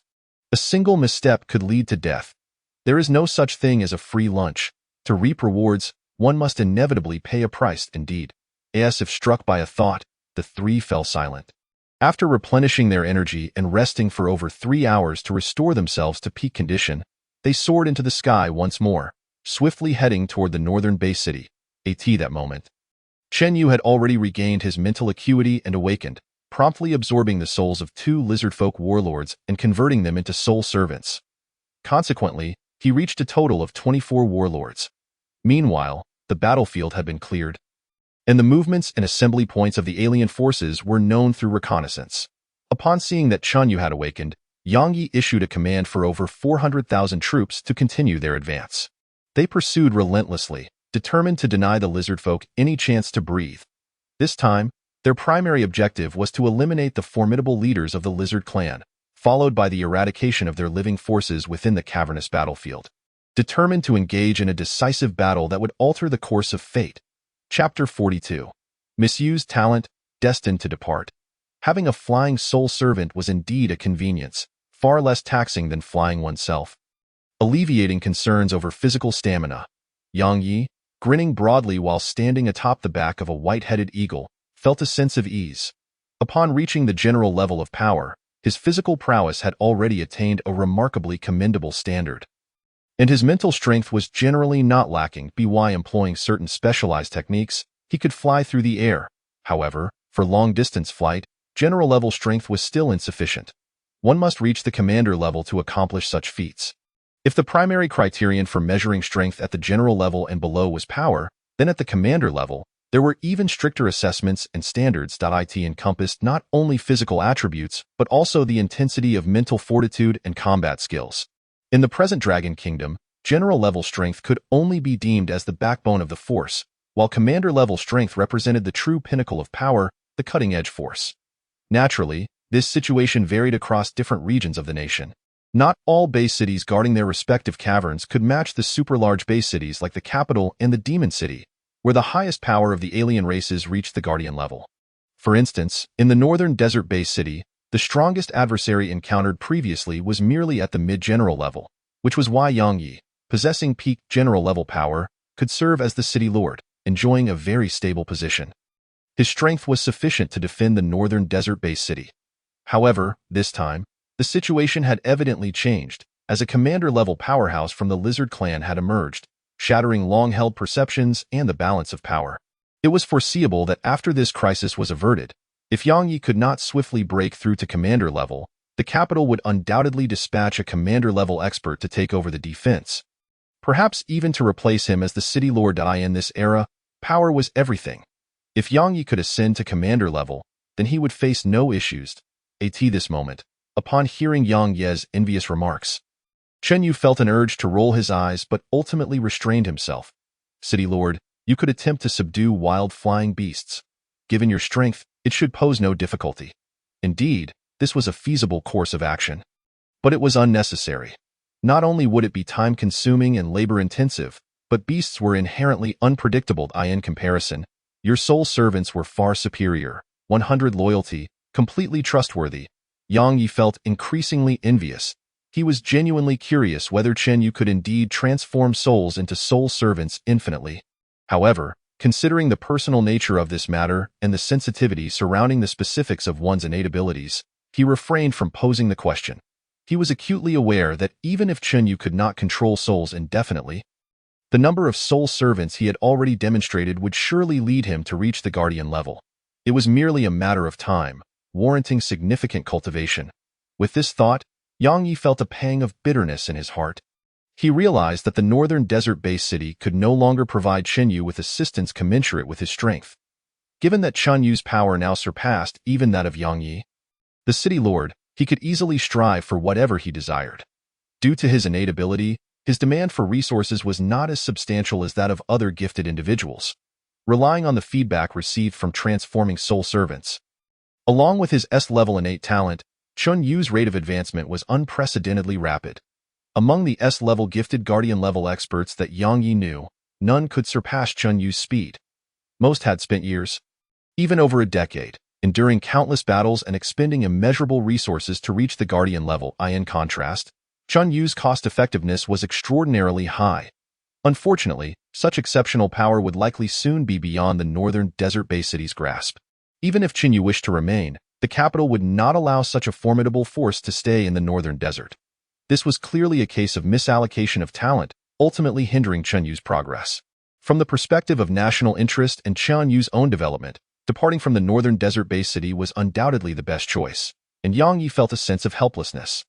Unaware of the multitude of thoughts swirling in Yang Ye's mind, Chen Yu was solely focused on repelling the Lizard Clan, promptly shifting his attention to the reconnaissance, flying soul servants traversing the depths of the cavernous battlefield to assess the surrounding situation. The area where the base city had previously detected the Lizard Clan's main forces was now entirely devoid of their presence. Hundreds of thousands of lizard warriors had vanished without a trace, which was simply unbelievable. Upon receiving this information, Chen Yu immediately dispatched flying soul servants to search everywhere. However, the vastness of the cavernous battlefield exceeded his expectations. It was simply too expansive. After several hours of searching, he still could not locate any signs of the Lizard Clan. Instead, he had managed to increase the number of general-level soul servants by one more, along with 2 severely injured lizard war generals captured by his soul servants, intending to convert them into soul servants once his mental energy was restored. This meant he now possessed a total of 27 general-level soul servants. Upon encountering a lizard commander again, it would be a straightforward 27 against 1. He had no doubt of victory. Yet, that was contingent upon finding the enemy first. You are Lizard Clan, not mere mice. How can you hide so effectively? He pondered, continuing his search. noticing that Chun Yu was not inclined to engage in conversation and appeared fatigued. Yang Yi chose not to disturb him, quietly standing guard nearby while casting his gaze repeatedly toward the large forces below. After the final battle, it was uncertain how many of the over 40,000 gifted warriors would remain. The northern desert-based city had relatively scarce resources, capable of sustaining at most 10 million. Exceeding that would lead to a resource crisis, and the supply of resources for gifted individuals would also face challenges. Unlike the base cities and resource-abundant regions of the Dragon Kingdom, where populations often reach tens of millions, if this battle resulted in heavy losses again, the time required to recover would be considerable. In the face of an increasingly severe alien threat, this was undoubtedly lethal. Yang Yi felt a profound unease, but knew he had no choice but to proceed. Otherwise, this crisis might prove insurmountable. After Qin Yu departed, he could only hope that the capital would dispatch powerful reinforcements to maintain order. Relying solely on himself was becoming increasingly overwhelming. It was a rare occurrence to encounter a super genius, only to see him destined to leave. How difficult it was! Just as Qin Yu and his companions sought the Lizard Clan's main forces, preparing for a decisive battle, 3 commander-level powerhouses from the capital arrived after a long journey. Upon revealing their identities and learning that Qin Yu and his team had taken the initiative to attack and achieved victory while searching for the remnants of the lizard forces to eliminate them, they all displayed expressions of astonishment, particularly upon discovering that the Lizard Clan possessed a commander-level warrior and that Qin Yu commanded over 20 general-level warriors. They were incredulous, yet they understood that such matters would not be fabricated by the northern desert-based city. As there was no need to deceive, their presence alone would render any falsehoods transparent. Recognizing that they had entered the final stage of the decisive battle, yet the periphery was likely to face an assault by the alien coalition, they left one individual to guard the outside while the other 2 commander-level powerhouses entered the cavernous battlefield to join forces. Simultaneously, they were immensely curious about Chun Yu. In less than half a year since awakening, his overall combat power was approaching that of a commander. Even for an S-level gifted individual, this was extraordinarily remarkable. Hearing was one thing, but seeing was believing. They felt compelled to personally engage with Qin Yu. Just as the 2 entered the cavernous battlefield, the over 100 flying soul servants dispatched for reconnaissance by Qin Yu finally located the traces of the Lizard Clan's main forces. After a thorough search, they finally found these elusive beings, yet the sight that met their eyes left Qin Yu momentarily stunned. Chapter 43. The Emergence of the Spatial Passage, the final showdown begins. What is that thing? In the plains surrounded by mountains, nearly 100,000 lizard warriors encircled a towering black portal, approximately 100 meters high and 1,000 meters wide, emanating an aura that seemed capable of devouring one's very soul. The scene was truly magnificent. Before Qin Yu could continue his observation, it appeared the lizard warriors sensed the gaze of the soul servants, abruptly unleashing a volley of arrows radiating an unusual brilliance that closed the distance in an instant, striking down the soul servants to the ground. Following this, several lizard war generals appeared within the scene, launching a barrage of attacks that caused the soul servants to dissipate, leaving Qin Yu bereft of vision and his expression darkened. Just wait. I shall slay you all and transform you into my soul servants, he thought, opening his eyes to glance at Yang Yi, relaying everything he had just witnessed. Sharing vision? What a practical ability. In admiration, Yang Yi's expression gradually turned serious. The portal you saw is likely the spatial passage within the cavernous battlefield, directly connecting to the realm of the Lizard Clan. They seem prepared to hold their ground. A spatial passage. Qin Yu, having suspected as much, was not surprised and inquired with curiosity. Since the Lizard Clan can traverse the spatial passage to reach our world, can we also use it to journey to their realm? Naturally, we can, but there are limitations. One cannot exceed the general level in strength, at least for now. However, as the spatial passage continues to strengthen, the threshold for passage should rise, Yang Yi explained. Since the emergence from the underground cavern, nearly a century has elapsed.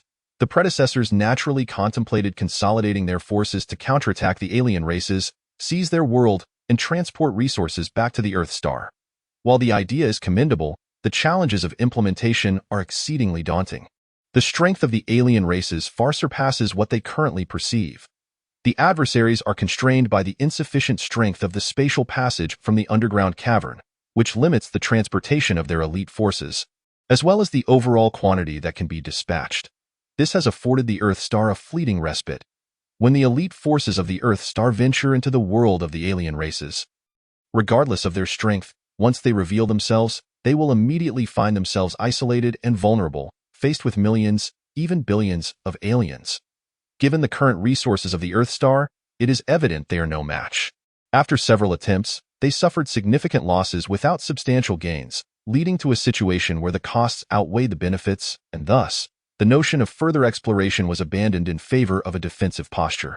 However, in recent years, this situation seems to have shifted. Yet, given Yang Ye's current standing, he does not possess the qualification to discern the specific details. Returning to the present. Now that the location of the main alien forces has been identified, and the spatial passage of this cavernous battlefield has been located, it is imperative to devise a means to control it. Without a doubt, the lizard race will not easily abandon the spatial passage. If the Beibei base city manages to secure the area surrounding the passage, the impact on the lizard race, which is intent on invading Earth Star, will be immense. It can be anticipated that the lizard race will staunchly defend the spatial passage. As time progresses, they will continuously transport forces from their own world, making it imperative to act swiftly. The longer they wait, the slimmer their chances of success become. Without further discussion, having obtained the specific location of the spatial passage and the lizard race's main forces from Chenyu, Yang Yi leapt down to rendezvous with the forces below, commencing their march towards the decisive battleground. Previously, due to uncertainty regarding the lizard race's exact position, the advance of the main forces had been sluggish. Now, upon gaining clarity of direction, their speed increased several-fold. With the exceptional physical prowess of the gifted individuals, a brisk march of 2 hours posed no concerns regarding stamina. Nestled among the mountains, where defense is easier than assault, it seems I am destined to serve as the vanguard once more. Aware of this situation, Chenyu felt compelled to further augment his elite forces. He promptly instructed his soul servants to deliver the remaining lizard warrior, which he swiftly dispatched, and after expending some effort, transformed the foe into a soul servant. During this period, having continuously drawn souls without fully recovering, Chun Yu's mental state had remained in a state of extreme fatigue. Initially, it was quite uncomfortable, but over time, he grew accustomed to it. One could say he had become numb to it. Nevertheless, the rewards were considerable. His subordinate's combat power had now reached a total of 27, rendering him unafraid of ordinary commander-level adversaries. While his own strength still remained at the commander level, when factoring in the combat power of his soul servants, he had undoubtedly reached the commander level of strength. This power should suffice for self-preservation in the impending grand conflict. Moreover, he typically remained at a distance, directing and observing the battle, rather than entering the fray himself, as long as he was not deliberately targeted and his side did not exhibit defensive vulnerabilities. Safety should not be an issue. With the great battle about to commence, Chenyu refrained from dwelling on other matters, focusing instead on restoring his energy. The 2-hour journey took them a total of 3 hours to complete, allowing for a 1-hour rest to ensure they faced the imminent conflict in optimal condition. The lizard race was clearly prepared, with both sides poised in a standoff across the mountainous terrain. Accessing the area would require either flight or navigating a roughly 20-meter-wide mountain path, making it impossible to deploy all forces at once, thus significantly complicating offensives. Understanding this, Chun Yu did not hesitate or falter. He retained 3 commander-level soul servants to guard him, while dispatching the rest as vanguards, seemingly prepared to withstand a hail of arrows and penetrate the enemy ranks. This prompted the lizard race to prepare for a long-range assault. In this context, the 5,000 soul servants who had stealthily approached the central mountainous region, under the command of 10 commander-level soul servants, initiated a sudden attack, disrupting the formation of the lizard race's ranged units. While the airborne soul servant army launched a swift counteroffensive at an opportune moment. 13 commander-level soul servants, along with Yang Yi, swiftly closed in on the lizard race's commander-level powerhouse. The two sides soon clashed fiercely. Beyond the mountains, over 400,000 gifted troops also advanced directly. The decisive battle had commenced. Chapter 44. Targeted Frenzy, secured. Facing more than dozens of times their own number of enemies, over 20,000 soul servants exhibited no fear, displaying not a hint of hesitation as they, under the leadership of 10 commander-level soul servants, relentlessly assaulted the lizard race's battle formation. They pierced the lizard race's heart like a sharp dagger, directly penetrating all obstacles in their path. Especially targeted were the lizard race's rear-ranged units, rendering them incapable of launching long-range attacks and delaying the advance of the base city's main forces. Due to the outstanding performance of this Soul Servant army, the overall formation of the lizard race had become disarrayed, clearly diminished. Their battle effectiveness likely plummeted to only 70%. Simultaneously, the lizard race forces stationed at the entrance of the plains clashed with the vanguard of the base city. The sounds of battle echoed as both sides suffered casualties. After a brief stalemate, the seemingly balanced situation was disrupted. Under the leadership of 5 commander-level gifted individuals, the base city's forces wielded 5 indomitable blades, gaining a clear advantage, swiftly forcing the lizard race into retreat. Following the previous battles, the number of lizard commander-level warriors had drastically dwindled to 5, while the Bebe side boasted a staggering 33 commander-level warriors. The disparity in elite forces was glaring. Even if the mid to lower-tier forces of the Bebe base city were at a disadvantage in numbers, the overall situation still favored Bebe. This once again demonstrated the decisive impact of elite forces on the outcome of a battle, far surpassing that of mid to lower-tier combatants. Chunyu became increasingly resolute in his strategy to seek quantity in addition to quality. Observing the current state of the battlefield, with the lizard commander-level warrior besieged and unable to provide support, and unable to approach Chinyu, victory for the Bebe base city was merely a matter of time. The only variable was how many forces the lizard race would transport through the spatial passage and whether any elite forces would arrive. Chinyu had no means to influence this. He could only strive to conclude the battle as swiftly as possible and subsequently fortify defenses around the spatial passage. It was fortunate they arrived in time. Otherwise, this battle would likely have been far more challenging. Through shared vision, observing the continuous influx of lizard forces through the spatial passage, Chenyu felt immense relief. Yet, he did not let his guard down. Consciously distancing himself from the lizard commander, in the current battlefield, the only entity that could pose a significant threat to him was the opposing commander. Even without relying on his soul servants, his own strength rendered the lizard warriors incapable of inflicting substantial harm upon him. After all, he possessed not only superhuman physical attributes, but also a mental prowess that surpassed even his physical capabilities. Aside from a deficiency in combat experience, he currently had no apparent weaknesses. The equipment he carried was of exceptional quality, ensuring that ordinary commander-level combatants stood no chance against him. Moreover, he was flanked by 3 commander-level soul servants, greatly enhancing his safety. Without rushing to enter the battlefield to draw souls, Chinyu awaited the opportune moment. He intended to wait until the enemy's elite forces were subdued before contemplating soul extraction. Given his current mental state, he knew he could not complete the absorption and transformation of a commander-level warrior's soul, thus requiring some rest and recovery. During the previous battles, Chunyu had already been anticipating the prospect of acquiring a commander-level soul servant. This time, it seemed unlikely the opponent would escape, as long as he could wear them down. A commander-level soul servant would be within his grasp, but of course, this was contingent upon his ability to successfully extract the soul. The gap in strength between commander-level and elite-level warriors was immense. Without personal experience, Chunyu could not ascertain whether he would succeed. The battle raged on in the battlefield, with both sides fully entangled. In the lower-tier army engagements, thanks to the leadership of elite forces, even when significantly outnumbered, the base city's side managed to gain a certain advantage. Currently, all troops had entered the plains nestled between the mountains, allowing their formations to unfold and fully unleash their combat potential, which was indeed positive news. The remaining 5 lizard warriors were besieged by 10 commander-level soul servants. One-on-one, they were no match, let alone a 2-on-1 scenario. And they were being ruthlessly suppressed, unable to hold out for much longer. The critical battlefield was situated in the mountains, with only one exit now controlled by Chinyu and his forces. Unless they could fly over the mountains, their only option was to attempt to break out. Chinyu deliberately stationed 1 commander-level soul servant at the exit to prevent the enemy's escape. The objective was clear. It was evident that the lizard race could not fly. Thus, aside from fighting to the death, they had no alternative for survival. This, to some extent, bolstered the lizard race's combat strength, posing a considerable threat to the Bebe forces. Witnessing the continuous loss of comrades, or those incapacitated by injuries, Yang Yi felt both fury and anxiety. The offensive grew increasingly ferocious, with a singular focus on swiftly eliminating the formidable warrior of the lizard clan.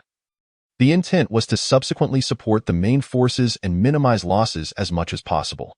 Should the casualties become excessive, the recovery time, given the current state of the Beibei base city, would be exceedingly prolonged. In light of the increasingly frequent alien invasions, this predicament was undoubtedly critical. As Yang Yi launched his desperate onslaught, the surrounding battle generals, known as soul servants, intensified their offensive. Wukong, who had already transformed into a giant ape, once more unleashed his berserk ability, albeit in a directed manner. This limited the area of effect, resulting in a significant expenditure of energy, thereby restricting its use to a select few allies within a confined space. In larger formations, to preserve energy and enhance the efficacy of buffs, indiscriminate berserk abilities remain the more effective and reasonable choice. Under the current circumstances, with few allies in close proximity, directed berserk abilities were undoubtedly the preferred option. Confronted by the increasingly ferocious assaults of the berserk soul servants and the relentless Yang Yi, the beleaguered lizard clan warrior began to falter, sustaining more injuries while his offensive capabilities dwindled. At the present rate of combat, it was likely that he would be defeated within an hour. Chen Yu, clearly unwilling to wait that long, summoned 5 additional general-level soul servants to join the fray, forcing the lizard clan's warrior into a position of passive defense, rendering him incapable of counterattacking. Observing this situation, the surrounding lizard warriors were filled with anxious urgency, yet their insufficient strength rendered them unable to intervene. Even the residual shockwaves of the battle were sufficient to injure them.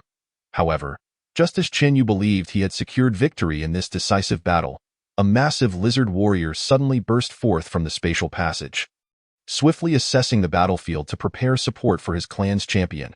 Following closely behind were thousands of well-equipped lizard warriors. What a nuisance, Chen Yu muttered, furrowing his brow. He could not allow the opposition to disrupt the battle.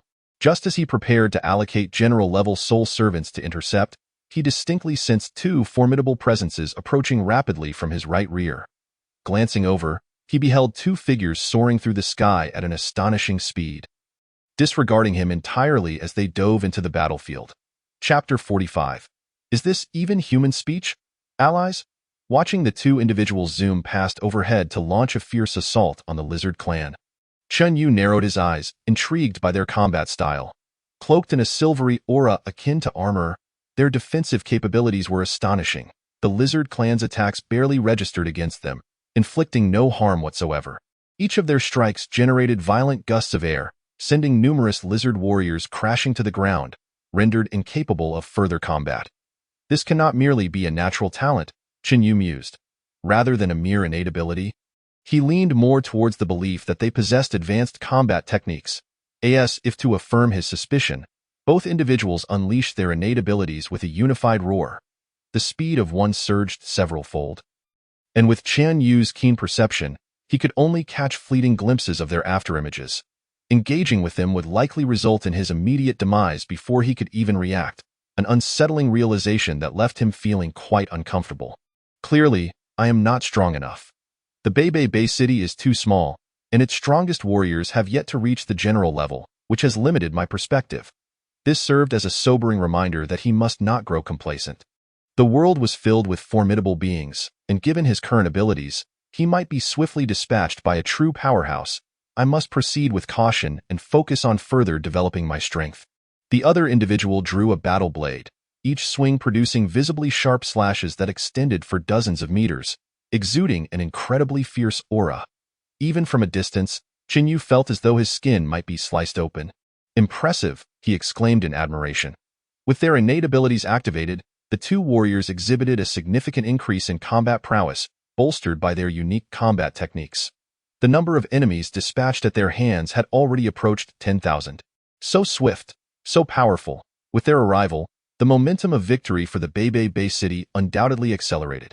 It was clear that neither possessed strength limited to the general level. Their identities were likely those of elite reinforcements dispatched from Kyoto. Noticing the shift in the battle, the lizard clan's remaining warrior, still stubbornly resisting, was now gripped by trepidation, contemplating retreat. Yang Yi, having sensed the arrival of allies, displayed a clear expression of delight. They have arrived just in time. This truly secures our position. With renewed confidence, Yang Yi had no intention of allowing the lizard clan's general-level combatant to escape, remaining locked in a fierce struggle. Shortly thereafter, The two reinforcements from Kyoto discerned Yang Ye's predicament. Their keen eyes quickly noted that, apart from Yang Yi, the other general-level combatants were no longer viable threats. This realization, coupled with prior intelligence, led them to connect the dots back to Chen Yu. Yet, now was not the time to dwell on such matters. Eschewing futile skirmishes, they soared into the air, rapidly closing in on the Lizard Clan's general. In response, Chen Yu remotely instructed his sole servants to withdraw from the battlefield and support the main forces, thereby reducing losses. With two general-level combatants plus Yang Yi, the odds were decidedly in their favor. Yang Yi advised, "I recommend you maintain a sense of decorum." The ensuing battle became increasingly clear. The Lizard Clan's general, having only recently broken through, was overwhelmed by the coordinated assault of two seasoned general-level warriors, compounded by Yang Ye's strategic hindrance. Ultimately, he barely withstood the onslaught for less than 5 minutes before being rendered incapable of further combat. Had Yang Yi not intervened at a crucial moment, he might have been executed by the two powerful warriors from Kyoto. Witnessing this scene, Chen Yu's admiration for Yang Yi grew significantly. This man is reliable. He understands the importance of preserving lives. With the defeat of the elite warrior, the collapse of the remaining lesser foes became merely a matter of time, especially as they found themselves trapped in the central plains, surrounded by mountains. After 2 hours, the entire lizard army, numbering in the millions, was either slain or rendered incapable of fighting. Chen Yu also acquired 2 additional general-level soul servants, bringing his total to 29. If not for his overwhelming fatigue, he would have sought to collect a complete set. However, the anticipation of facing a general-level combatant soon brightened his spirits considerably. While seated atop the back of a toothed elephant, recuperating, Chen Yu was suddenly addressed by a voice. "You must be Chen Yu." Had he not reacted swiftly, he would have inadvertently commanded his general-level soul servants to attack the newcomer. Turning to face the man who had unexpectedly appeared beside him, Chen Yu's expression shifted to one of caution. He had completely failed to detect the individual's arrival. Nodding, he responded, "I am indeed Chen Yu. You're quite formidable, ha ha ha. I am merely average. At your current rate of progress, it won't be long before you surpass me," Lu Jin remarked, regarding Chen Yu with a mix of admiration and surprise. From Yang Yi, he had gleaned insights into Chen Yu's current capabilities, nearly 30,000 soul servants, with 29 at the general level, over 1,000 at the captain level, and the remainder possessing at least soldier-level strength. Even Lu Jin, with his mid-tier general-level prowess, found the situation exceedingly daunting. One misstep against such a multitude of foes could lead to disaster. If not for the implementation of decapitation tactics, it would be an uphill battle. "Then I shall take your words to heart."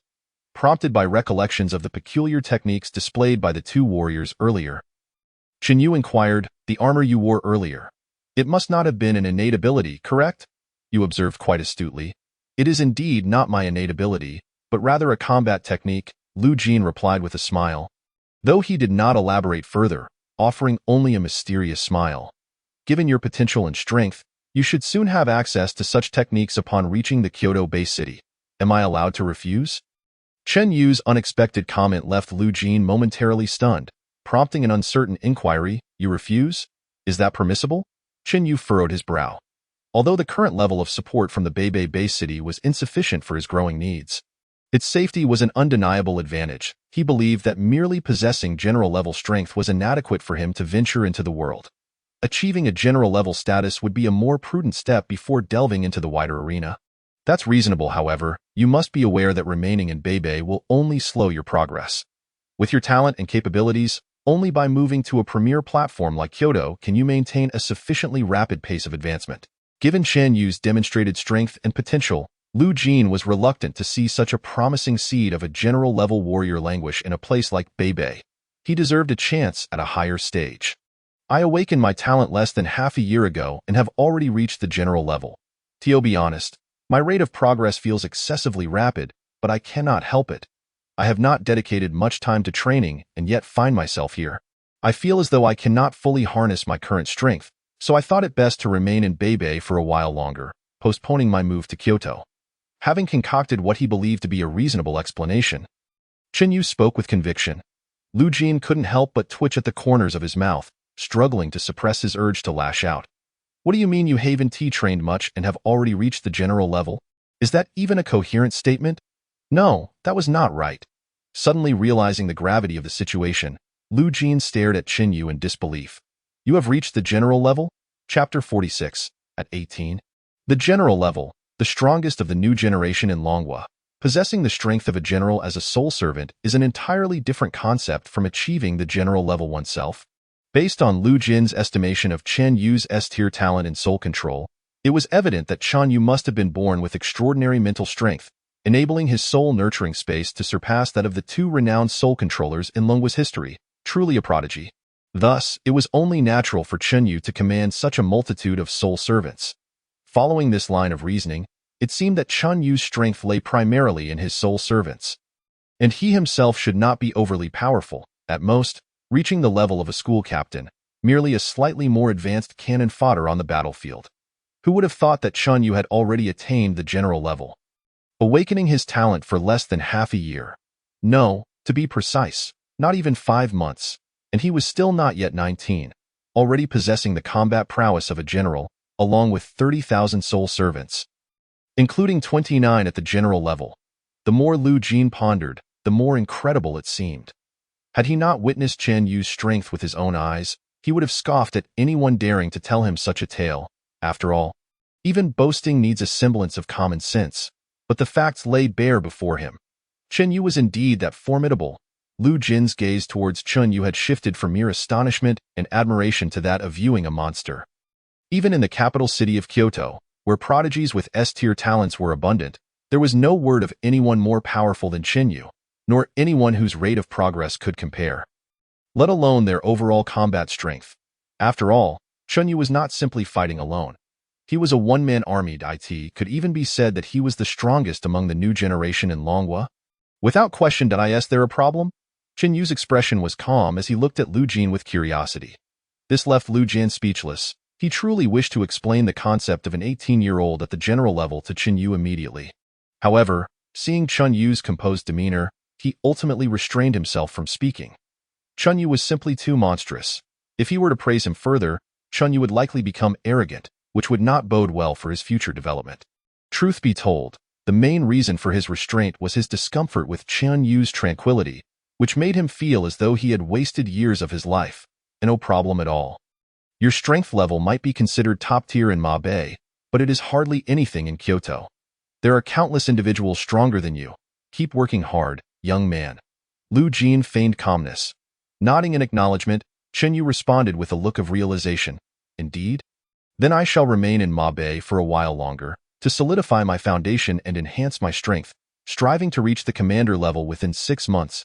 By that time, I should possess a degree of self-preservation capability. Lu Jin opened his mouth but ultimately refrained from countering. Your thinking is commendable. After speaking, without waiting for Chen Yu's reply, he turned and swiftly departed. He simply did not wish to be further demoralized. The prospect of achieving commander level within 6 months, at just 19 years old, given Chen Yu's rate of advancement, was genuinely plausible. Lu Jin felt increasingly disheartened, even beginning to contemplate violence. Yet, surrounded by so many general-level soul servants, he knew he would not stand a chance, which was quite frustrating. This fellow was too insidious, having concealed his soul servants right under his nose. Lu Jin mused. With his perceptive abilities, how could he not have sensed that he had nearly been attacked just moments ago? The murderous intent that felt as though it could crush him was impossible to conceal. His mind then turned to the second task he had in coming to the Ma Bei base city, ensuring Chen Yu's safe arrival in Kyoto. He realized that the information regarding Chen Yu in Kyoto was severely outdated. The difference between the school captain and general levels was monumental. Simultaneously, he felt a deep hesitation about whether to bring Chen Yu to Kyoto. This kid was too extraordinary. His presence might cause all the prodigies there to question their own worth, especially those arrogant S-tier talent holders. Though they also held S-tier talents, they were still hovering around the captain level, with only a few having just reached the school captain level, thanks to abundant resources. Yet Chen Yu had already reached the general level. The disparity was staggering. Perhaps it's best not to overthink it. Chen Yu's affairs had surpassed my capacity to manage. From here on, it was up to him to make his own choices. Regardless, even without my protection, he would still safely arrive in Kyoto. With this thought, Lu Jin felt considerably lighter. Observing the other party's hasty departure, Chen Yu found it somewhat perplexing but paid it no mind, continuing to restore his energy. After all, the commander-level lizard man would not perish anytime soon. He intended to absorb the remaining two severely injured lizard warriors first, of course. Considering his current state of energy, he was evidently not up to the task, so he would focus on recuperating. Half a day later, the number of general-level soul servants increased by 2. Habitually rubbing his temples, Chun Yu's face revealed an unmistakable weariness. He had been engaging in high-intensity soul absorption continuously, and all he desired now was a good sleep. Observing those still cleaning the battlefield and setting up simple defenses around the spatial passage, he opted not to join them, leaving 10 general-level soul servants and 10,000 soul servants to assist with the defense before entering the newly constructed tent. Collapsing onto his bed, when he awoke, it was already noon the following day. After a solid sleep, he felt as if he had returned to his long-lost peak state. I wonder if, with my current mental strength, I can absorb the soul of a commander-level entity? Without further thought, Chen Yu stepped out of the tent, only to find Yang Yi approaching him. What a coincidence, Chen Yu smiled. Yang Yi's lips twitched. He had been waiting here for quite some time, yet he still responded with a smile. Indeed, quite a coincidence. Remembering Lu Jin's words from yesterday, he inquired with anticipation. I heard you do not plan to go to the Kyoto Bay City? Who said that? I will definitely go to Kyoto. Upon noticing Yang Yi's visibly disappointed expression, Chen Yu swiftly changed his tone, but not right now. Are you trying to mess with me? Yang Yi realized what was happening. Chen Yu chuckled. I just thought your expression was too serious, so I wanted to lighten the mood. Should I be thanking you then? Not at all. Were it any other newcomer in the Bay City, Yang Yi would have ensured they understood the authority of the city lord. However, with Chen Yu, it was different. Even though Chen Yu was only 18, Yang Yi had already placed him on an equal footing with himself, a matter unrelated to age but purely based on strength. This was a world that valued power. If it weren't for his daughter being too weak to match Chen Yu, he might even have sought to introduce them. Yang Yujing, are you planning to absorb that commander-level lizard? Yang Yi inquired. Indeed, after a day of rest, my mental state has finally fully recovered, and I wish to give it a try. Chun Yu candidly revealed his intentions. As he spoke, he pulled out an energy potion from his trousers and downed it in one go. Having not eaten all day and seeing the surroundings devoid of any meal provisions, he had no choice but to consume the energy potion. The taste was lacking, but it was quite filling. Then let's go together. With that, Yang Yi also produced an energy potion, drank a bottle, and smacked his lips in evident dissatisfaction with the flavor. Chen Yu naturally did not refuse, and the two quickly made their way to the location where the commander-level lizard was held captive. Lu Jin was stationed there, and upon seeing the two approach, he was about to greet them when a piercing sound sliced through the air and a figure hurtled toward them from afar. Looking in the direction of the sound, Chen Yu recognized it as the commander-level powerhouse who had arrived with Lu Jin earlier. Within a few breaths, the newcomer reached them, his expression grave. Something has happened. Chapter 47. A feigned attack, the cavern falls. Has the alien coalition arrived? Yang Yi was the first to inquire. The newcomer shook his head. They haven't come here. We've been deceived. The alien coalition's target is not Ma Bei, but Qinghe Bay City. Without allowing Yang Yi or Lu Jin to interject, the newcomer continued. We just received news from Qinghe. In addition to the 100,000 alien coalition forces outside, the number of alien armies in the underground battlefield has reached over 2 million, and an unspecified number of commander-level entities have appeared. Their underground has already fallen. What? The underground has fallen? Lu Jin's expression turned unprecedentedly serious. This was a grave situation, the newcomer nodded. While I deeply regret witnessing such a scenario, the underground of Qinghe Bay City has indeed fallen. However, they have preserved some fighting forces, now retreating to the Bay City for defense. Zhou Wei has already gone ahead to provide support. Since the crisis in Ma Bei has been resolved, we should head over directly, understood. There was no time for hesitation or further contemplation. Every second was precious and could sway the situation. Lu Jin immediately turned to Yang Yi and Chen Yu. We will proceed ahead. Once you finish your affairs here, if you have the capacity, please do come to support us, of course. Yang Yi nodded. All base cities in Longhua were interdependent. If they had the ability, they would certainly provide assistance, not just to save their compatriots, but also to save themselves. As Lu Jin's gaze fixated upon him, Chen Yu remained resolute in the face of significant moral dilemmas. He nodded affirmatively, stating, I too am a citizen of the Dragon Nation, and I shall not stand idly by in the face of peril. Lu Jin was notably pleased with Chen Yu's stance. Compared to Yang Yi, he harbored a greater hope that Chen Yu would proceed to support the Qinghe Bay city, for Chen Yu's potential impact on the battlefield far surpassed that of Yang Yi, his command-level strength being ample. Should they successfully absorb the soul of the lizard tribe's commander-level powerhouse, Chen Yu would gain a formidable ally in the form of a commander-level soul servant. Although merely at the nascent stage of commander level, it would still represent a significant elevation in power compared to the general level, greatly influencing the forthcoming battle. Satisfied with the desired response, Lu Jin and his companions swiftly departed for Qinghe Bay City. The alien forces had evidently come prepared. It was unexpected that their typically straightforward approach had shifted to a more deceptive strategy. If they failed to reclaim control of the subterranean realm beneath Qinghe Bay City, dire consequences would ensue. Yang Yi felt an overwhelming burden.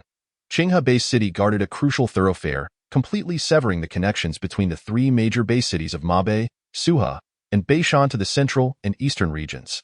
Should they allow the alien forces to solidify their foothold in Qinghe, the three cities would effectively become their prey, which would spell catastrophic ramifications for the Dragon Nation and the Earth. With national-level powerhouses required to defend strategic locations and unable to be easily mobilized, only commander-level forces could be dispatched from larger base cities.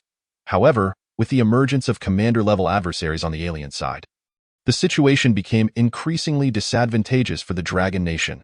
It was indeed troublesome. Just as things had quieted for a day, new complications arose.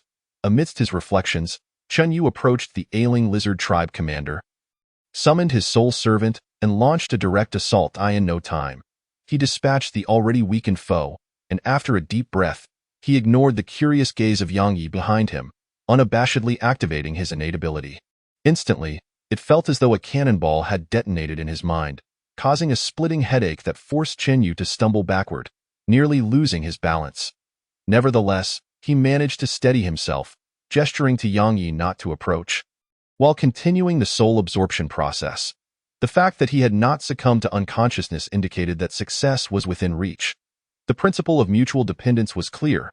He would undoubtedly proceed to support Qinghe Bay City. Should he acquire a commander-level soul servant, his self-preservation capabilities would be significantly enhanced. Thus, he was determined to exert every effort to transmute the enemy's soul into a servant. The disparity between general and commander levels was undeniably vast. Chen Yu felt an unprecedented pressure. Within mere seconds, he was drenched in sweat, as if his very soul were on the verge of fracturing. This was the first time since awakening his abilities that he had felt such a desperate need to absorb a soul to the point of near exhaustion. Yang Yi, a few steps behind, could not help but display concern, contemplating numerous times whether to intervene. If Chen Yu were to sustain severe injuries, or even fall victim to backlash, it would represent a tremendous loss for Mabei Bay City, the Dragon Nation, and humanity as a whole. He could not afford to remain indifferent. Yet, suddenly, a commander-level soul servant surged forth from the ground, preventing Yang Yi from approaching further. He had reason to believe that if he drew any closer to Chen Yu, he would likely be attacked immediately. At that moment, Chen Yu had no time to consider Yang Ye's predicament. As the soul absorption continued, the image of the lizard tribe commander materialized in his mind, incessantly shouting, cursing, and casting malevolent spells at him. Ignoring it all, Chen Yu gritted his teeth until they bled, his expression fierce, yet his resolve unwavering. He bore the agony as though his soul were being rent apart. Refusing to cease the invocation of his abilities, Yang Yi, observing from behind, was filled with admiration, his heart stirred by Qian Yu's formidable willpower. It was no wonder Qian Yu's strength had progressed so rapidly. Absorbing souls beyond one's level was indeed a formidable challenge, yet the rewards were equally substantial. Just as Chen Yu was resolutely drawing in the commander-level soul, Lu Jin and another commander-level individual, Zhao Fei, had already departed from the Mabei subterranean battlefield, equipped with the latest specialized positioning instruments, navigating swiftly toward Qinghe Bay City. Even so, it took them a full day and a half to reach their destination. Upon arrival, they found Zhou Wei, who had come ahead to provide support, valiantly battling against 4 alien commander-level adversaries, yet being steadily forced back. Numerous alien forces had already breached the walls of Qinghe Bay City. The battle was brutal, and Qinghe Bay City found itself at a distinct disadvantage, teetering on the brink of collapse. Without further hesitation, the two quickly joined the fray. The addition of two commander-level fighters began to shift the tide of battle. Lu Jin, possessing late-stage commander-level strength, held his ground against three alien commander-level forces without faltering, while Zhao Fei engaged one of the alien commanders. Zhou Wei, battered but resolute, hesitated briefly before deciding to assist Zhao Fei in taking down the isolated alien commander. However, the enemy denied him that opportunity, retreating from the engagement. The remaining three alien commanders followed suit. The 200,000-strong alien army ceased their assault, gradually withdrawing toward the subterranean battlefield. The aliens are retreating. Have we held our ground? The defenders atop the walls expressed relief, their expressions reflecting a sense of survival after calamity. Moments ago, despair had enveloped them, and they had not anticipated Lu Jin and his companions' timely arrival. Hovering above, observing the retreat of the alien forces under the cover of four commander-level fighters, Lu Jin and his companions wore grave expressions. They understood that the aliens were merely regrouping, consolidating their forces to defend the subterranean realm and gather strength for future assaults. Without reclaiming the subterranean realm, their efforts would amount to failure. However, relying solely on their trio and the forces of Qinghe Bay City was evidently insufficient. Seeking assistance from the Kyoto Bay City was, at this juncture, unrealistic. The magnetic field had undergone significant alterations, rendering communication devices inoperative. With no means for long-distance contact, the journey was perilous, and by the time a messenger arrived, it was possible that everything here would have already fallen. Contemplating this, Lu Jin's expression grew increasingly somber, and the image of Chen Yu surfaced in his mind. If we could secure one more commander-level fighter, along with several dozen general-level warriors, our odds would improve dramatically. I only wonder if that extraordinary young man has succeeded. Chapter 48. Cultivating strength through battle, 70,000 soul servants unbeknownst to them, 5 days had slipped by unnoticed. The defensive fortifications surrounding the spatial passage at the Mabe subterranean battlefield had been completed, instilling a profound sense of security, alleviating fears of sudden lizard tribe incursions. The city lord, Yang Yi, personally led 5 general-level fighters and a force of 200,000 gifted individuals to maintain a constant watch against potential lizard tribe invasions.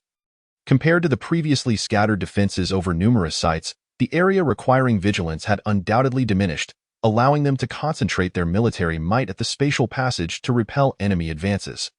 The difficulty of defense had significantly decreased. Nevertheless, to remain cautious, Chen Yu had dispatched flying soul servants during this period, and the Bay City had also deployed numerous individuals with enhanced perception and vision capabilities to thoroughly scout the entire subterranean battlefield. They confirmed that no secondary spatial passages existed. Thus, they could focus on fortifying their defenses here. The fact that Chen Yu was still able to dispatch flying soul servants for reconnaissance indicated that he had indeed succeeded in subjugating the soul of the lizard tribe commander. The process had been exceedingly arduous, as it involved soul absorption across significant realms. After nearly an hour of extreme tension, struggle, and expenditure, Chen Yu finally extracted the soul of the lizard tribe commander, Ian, from his lifeless body and transformed it into a soul servant, nearly collapsing from exhaustion. Following 2 consecutive days of rest, he had fully recuperated, and the rewards were substantial. Not only had he acquired a formidable commander-level fighter, but Ian's strength had also increased by at least 50% due to the enhancement of his soul. As a result of the soul's nurturing, Chen Yu experienced a marked improvement in his mental prowess, advancing significantly closer to the commander level. However, the enhancement to his physical attributes was relatively modest. Upon reaching the general level, Chen Yu could clearly perceive that the soul's nurturing effects on his body were diminishing, while the improvements to his mental strength remained considerable. To avoid becoming overly specialized, he dedicated daily time to practicing the 17th unified breathing technique of the Dragon Nation, absorbing the ambient energy to bolster his physical constitution. As for mental cultivation, due to the inefficiency of the techniques and the consumption of his mental energy during practice, it directly impacted Chen Yu's plans for soul absorption and transformation into soul servants. Consequently, the mental techniques that Yang Yi had solemnly entrusted to him were relegated to a shelf, having only been practiced once. Ever since he began absorbing souls in large quantities to enhance his mental strength, he had not revisited them, as it was simply unnecessary. The mental power gained from soul absorption far surpassed that of traditional cultivation, and Chen Yu was certainly not foolish enough to engage in fruitless endeavors. He resolved to forsake direct practice, opting instead for cultivation through combat, which proved to be a sound strategy. With the continuous enhancement of his mental strength, Chun Yu could now absorb and transform over 10,000 soul servants daily, provided he did not absorb souls of general-level strength or higher, or large quantities of thousands of souls from lower levels. This figure was undoubtedly impressive. Excluding the 2 days of rest and recuperation, within a span of 3 days, Chun Yu amassed approximately 45,000 soul servants from the lizard tribe who had lost their combat capabilities but were still alive, coupled with the 25,000 he had previously possessed after suffering a loss of several thousand. He now commanded an impressive army of nearly 70,000 soul servants. Among them, there was one commanding level warrior, 31 general-level warriors, and 3,678 school-level warriors.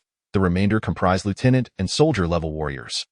Despite incurring some losses during the fierce battles, he undoubtedly emerged stronger with each conflict.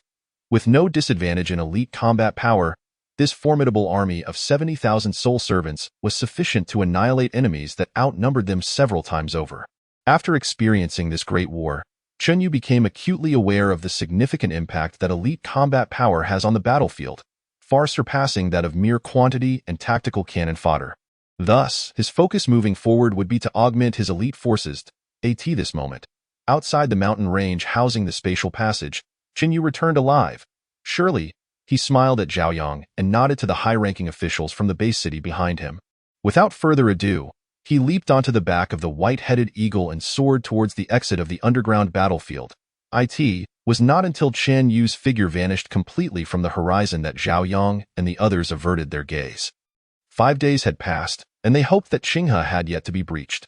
Lu Jin and the other two had long since gone to provide support. Given their strength, it was assured that they could hold out for a few days in Qinghe. Currently, they were entirely uninformed about the situation in Qinghe. Everything remained uncertain. However, the absence of Lu Jin and his companions indicated that the city had likely not fallen yet. If Chun Yu could arrive in time, he would undoubtedly provide substantial assistance. Indeed, that young man was as powerful as a monster, now possessing a commanding level warrior, over 30 general-level warriors, and tens of thousands of soul servants, granting him the capability to alter the tides of battle. As they whispered amongst themselves, the group expressed their admiration for Qian Yu's strength and eagerly anticipated his performance in the upcoming battle for Qinghe Base City. Due to recent conflicts, the forces in the northern desert had sustained significant losses and were unable to dispatch troops for support. Chen Yu was the only reinforcement sent, representing the pride of the base city, and thus their expectations were high. Of course, this was primarily because Chen Yu possessed formidable strength. Had he merely been an ordinary general-level warrior, their hopes would have been far more subdued. "Young man, you must return alive," Zhao Yang murmured, his voice barely audible, as he gazed in the direction where Chen Yu had disappeared. He then led the others back into the defensive fortress. Wary of any potential surprise attacks from the lizard tribe. 2 more days passed, and outside Qinghe Base City, over 3 million alien troops had amassed, their malevolence evident, causing the faces of some defenders on the city walls to pale. The population of Qinghe Base City exceeded that of the northern desert Base City, reaching 18 million, after excluding the elderly, women, children, and those unable to fight due to injuries or illnesses, and accounting for the losses sustained in previous underground battles. The total number of combat-ready personnel was barely 70,000, a stark contrast to the 3 million alien forces. If the disparity had been solely in numbers, it might have been manageable. After all, they had sturdy, towering city walls for protection, which still provided a reasonable chance of victory. However, this time, the alien forces not only outnumbered them but also boasted 5 commanding-level warriors, one more than before. Seeing this, Lu Jin and his companions felt a slight sense of relief, as it was still within a bearable range. Yet, their expressions darkened upon noticing the 30 alien warriors, all exuding a formidable aura. Standing behind the 4 commanding-level warriors, these were all general-level warriors. Among them, 5 had reached the pinnacle of general-level strength, while 10 were at the mid-stage. In contrast, their side had only 13 general-level warriors, 4 of whom were at the initial stage, 6 at the mid-stage, and 2 at the late stage, with the city lord Wang Tian at the pinnacle of general level. The overall disparity in strength was substantial. In terms of both quantity and quality, they were at a disadvantage, making this battle exceedingly difficult. The aliens wasted no time in allowing them to ponder, directly charging forward, with their elite warriors rushing straight into the fray.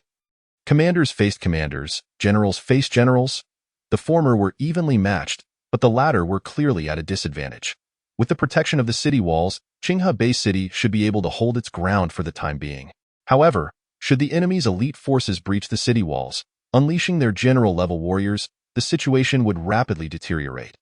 The most concerning scenario soon unfolded. Not long after, several initial stage talent warriors from Qinghe Bay City, heavily targeted, were struck back violently, spitting blood. Yet each rose immediately to re-enter the fray. It was evident to all that Qinghe Bay City was in peril. Lu Jin and the others wore anxious expressions.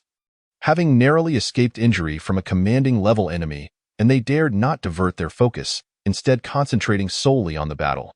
Just as the fierce conflict raged on in Qinghe Bay City, through the vision of a reconnaissance soul servant, Qinyu spotted a massive stone door guarded by hundreds of thousands of alien forces. He raised an eyebrow. Where is Qinghe Bay City? How did I end up in the underground? Before leaving the underground of the northern desert Bay City, Zhaoyang had specifically provided Qinyu with an ancient-looking compass-style locator that could accurately pinpoint the location of Qinghe Bay City. It resembled the permanent record pointers from pirate manga. Otherwise, in the event of significant magnetic field changes rendering electronic positioning devices useless, Qinyu would have been utterly lost, unable to find the direction to Qinghe Bay City. As for the seemingly rudimentary compass locator, its working principle and why it could function without relying on magnetic orientation, Zhaoyang was clueless. Observing Zhaoyang's genuine demeanor and recalling Lu Jin's previous cryptic remarks, Qinyu had reason to suspect that the Dragon Kingdom might possess many unknown powers and technologies, likely linked to the alien forces and the underground. Given Qinyu's current status, he was not yet privy to such matters and had no time to dwell on them. Presently, his attention was entirely captivated by the hundreds of thousands of aliens outside the entrance to the underground. Unlike the lizard tribe he had previously battled, this time, he was confronted with multiple races. There were the catfolk, sporting feline ears, the black feather tribe with their black wings, the spiked tribe, encased in spiked armor, and the serpent folk, resembling humans but with serpentine tails. After observing the diverse formations of these four distinct races, he realized they were each arranged in battle lines, ready to defend against the impending threat. Reality, however, did not afford him the luxury of continued observation. A figure appeared with lightning speed before the reconnaissance soul servant. With a fist the size of a sandbag, imbued with mysterious energy fluctuations, it struck, obliterating the soul servant in an instant. Losing the visual feed, Qinyu furrowed his brow. Although it was merely a flight-type soul servant of soldier level, the ease with which the enemy dispatched it, without even revealing their appearance, underscored their formidable strength, particularly their astonishing speed. Be cautious. Qinyu directed Ian to lead 30 general-level soul servants to a distance. Intending to probe the enemy's strength with his elite forces first, should the enemy prove too powerful, he would withdraw immediately. Otherwise, they would launch a direct assault. The distance was a mere 20 kilometers. And with Ian and the others' speed, they arrived in just a few minutes. Without further ado, they prepared to dive into the ranks of the aliens from the air. Before they could land, a figure surged forth from the Black Feather tribe's formation. Colliding head-on with Ian, the speed was extraordinarily swift. That must have been the very individual who had just annihilated my soul servant, Qinyu thought, while maintaining a shared vision of the battlefield. However, contrary to expectations of a fierce clash, the enemy was merely brushed aside by Ian's punch, plummeting from the sky and disappearing into the ground amid a cloud of dust. The surrounding aliens within a kilometer radius were blown away by the terrifying shockwave. Most of them losing their combat capabilities in the arena of top-tier warriors, mere cannon fodder had no right to participate. Seizing the advantage, Ian charged into the dust cloud, with the 30 general-level soul servants following closely behind. Joining the fray. Despite the overwhelming number of aliens, they were clearly no match for such elite forces. Before long, tens of thousands of aliens found themselves incapacitated. At this point, Qinyu gleaned the composition of the enemy's forces. They lacked commanding-level warriors and had only a handful of general-level warriors stationed, presenting no significant threat to him. However, just as he prepared to personally oversee the battle and deploy his soul servants, a formidable black shadow surged forth from within the stone door, intercepting Ian, who had just dispatched the Black Feather warrior, and the two engaged in an intense clash. For a moment, The conflict reached a stalemate, with neither side able to gain the upper hand in the short term. I had suspected that such a crucial location would be guarded by a commanding powerhouse. Halting my advance towards the battlefield, Qin summoned 10,000 soul servants to protect him, dispatching the rest to the front lines. Even though the enemy had a commander-level warrior, we still possessed a superior edge in elite combat strength, and it was a significant advantage at that. After observing for another 10 minutes and confirming that no additional commander-level warriors had appeared on the opposing side, there was no longer a reason to hesitate. We would march forth with our forces. Tens of thousands of soul servants soared through the skies, a vast, dark mass, quickly detected by the alien coalition. Faced with such overwhelming commander-level strength and their own commander being occupied, it appeared that their own capabilities were slightly inferior. They could only rely on their numerical advantage to fend off the formidable foe. Now, with the sudden emergence of tens of thousands of enemies, the tide of battle had turned severely against them. As the aerial soul servant army prepared to join the fray, the alien coalition was poised to launch their assault. Suddenly, the rear ranks of distant aliens were caught off guard by soul servants emerging from below, suffering significant losses and unable to maintain their formation. This tactic of underground ambush had proven unfailingly effective, hitting the mark every time. Qin smiled. In his eyes, victory was merely a matter of time. The only variable lay within the underground battlefield behind the stone gate. If reinforcements arrived from the aliens, the commander level and below would pose little threat. However, should another commander-level warrior make an appearance, Qin felt he would have no choice but to flee. Fortunately, after an hour had passed, all of the enemy's commander-level combatants had either been slain or incapacitated. Nearly 70,000 soul servants, led by 10 commander-level soul servants, began to clear out the remaining alien forces. Meanwhile, the already wounded alien commander was besieged by Ian and 20 commander-level soul servants, who had effectively blocked his escape route. Determined to keep him there, from the moment the enemy appeared, Qin had resolved to convert him into one of his own soul servants, having previously endured 2 days of recovery after a cross-level soul absorption. Qin mental strength had significantly increased. He believed that absorbing a commander-level soul now would not require such an extensive recovery period. Yet, considering the urgent need for support at Qinghe Bay City, which was likely engaged in battle with the alien coalition, he hesitated over whether to immediately absorb the alien commander's soul or to settle for the souls of the commander-level warriors first. In the midst of his thoughts, the battle had already entered its final phase, granting Qin a clearer understanding of his soul servant's overall combat power. A single commander-level warrior was capable of contending with 300 school-level warriors. While the lieutenant and soldier levels could not breach the defenses of a commander-level warrior, their effectiveness was entirely dependent on the physical condition of the commander-level combatants. With 31 commander-level soul servants fighting together, their combined strength was undoubtedly terrifying, capable of facing over 10,000 school-level warriors, and in peak physical condition, they could truly slay as many as they faced. Moreover, Qin not only commanded 31 commander-level soul servants, but also possessed over 3,000 school-level and tens of thousands of lieutenant and soldier-level warriors. He felt confident in confronting the alien coalition's million-strong army. Qin alone could triumph over a million-strong army. Of course, this was contingent upon the enemy's elite forces not matching his own.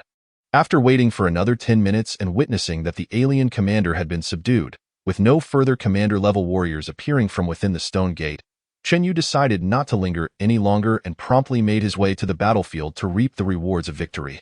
Chapter 50. At last, they have arrived. I have waited so long that I am nearing exhaustion. Hold the line. We must not let these beasts ascend. Have they all gone mad, launching reckless assaults without regard for their lives? It's over. It's all over. Instructor Qian and Captain Lei have been defeated, and those monsters are coming for us. What is there to fear? Death is but a consequence. The moment I awakened my talents, I prepared myself for the possibility of dying in battle, relying on the tall, sturdy city walls, and despite the significant numerical disadvantage, the alien coalition still had flying forces capable of launching aerial attacks. The gifted defenders of Qinghe were determined to fight to the death, and the battle remained fiercely contested. If this stalemate continued, the city would surely hold for a while longer. However, as several commander-level warriors within the base city were defeated, the balance of elite combat power shifted.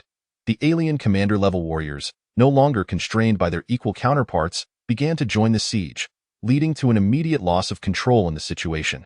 The defensive walls of Qinghe Bay City trembled precariously. On the brink of collapse, where the alien warriors passed, the defending soldiers fell like dominoes. Realizing the gravity of the situation, the city's lord, Wang Tianya, clenched his teeth until they bled, his eyes bloodshot from extreme fury. These were the backbone of the Bay City, many of whom were promising young talents yet to fully mature due to their age. Their deaths at the hands of the aliens effectively extinguished the future of Qinghe Bay City, leaving no room for his anger to dissipate. Damn it! You all deserve to die. In a reckless surge, Wang Tianya unleashed his assault, exuding a desperate and unyielding determination. He managed to hold off 2 peak-level alien commanders and 3 mid-tier commanders single-handedly. Yet, the overwhelming numerical superiority of the alien coalition meant that despite his extraordinary efforts, he could not alter the tide of battle. Lu Jin and his 2 companions faced 5 mid-tier alien commanders, managing to maintain a tenuous balance, but they could not hope to overcome their opponents, as they witnessed their fellow compatriots falling one by one. The losses for Qinghe Bay City mounted alarmingly. It would take over a decade, perhaps even longer, to recover from such devastation. A portion of the black-feathered aliens had already breached the air defense network, infiltrating the urban area and commencing indiscriminate slaughter. The 3 were filled with rage but felt utterly powerless, forced to watch as they could do nothing to intervene. This sense of helplessness was the most despairing and infuriating of all. The battle raged from noon until dusk, the sky dimming with the setting sun. Yet the alien coalition showed no signs of retreating. Rather, emboldened by the prospect of victory, they pressed on even harder.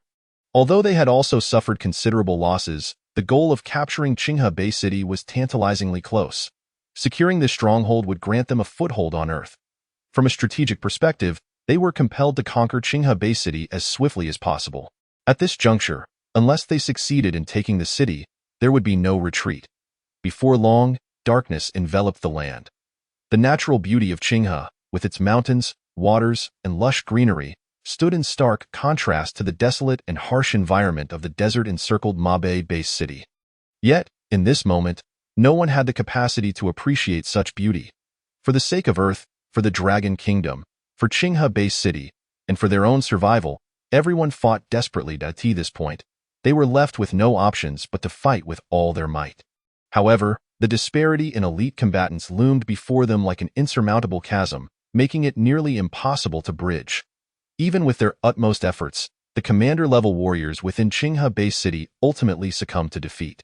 Of the 13 commander-level warriors, only the strongest, Wang Tianya, remained alive, though he too had lost the ability to fight, while the others had already perished. The Bay City was thrown into chaos by the invading black-feathered forces.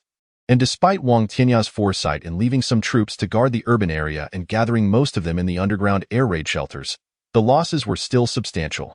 Meanwhile, high above in the eastern part of the Bay City, Lu Jin and his 2 companions, still entangled with the alien commander, wore grim expressions. They had become acutely aware of their dire predicament, noticing the approaching alien forces that were closing in on them. Initially, they had managed to gain some advantage relying on Lu Jin, the only late-stage commander-level fighter on the battlefield.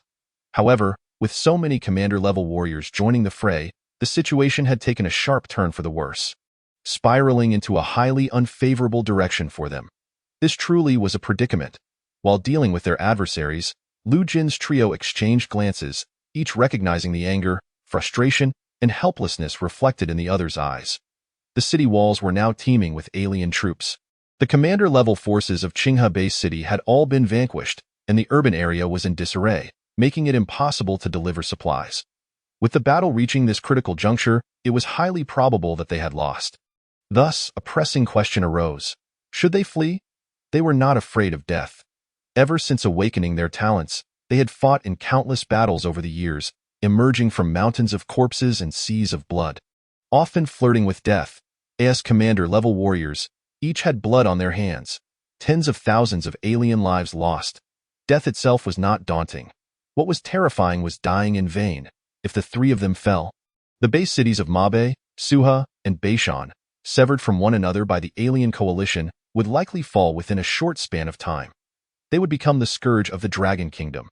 Even if their combined strength still fell short against the aliens, they could at least buy time, awaiting reinforcements from larger base cities like Kyoto and Modu, where powerful warriors could be dispatched. With but a flicker of hope for survival, the three of them, Lu Jin and his companions, resolved in an instant. They could not perish here.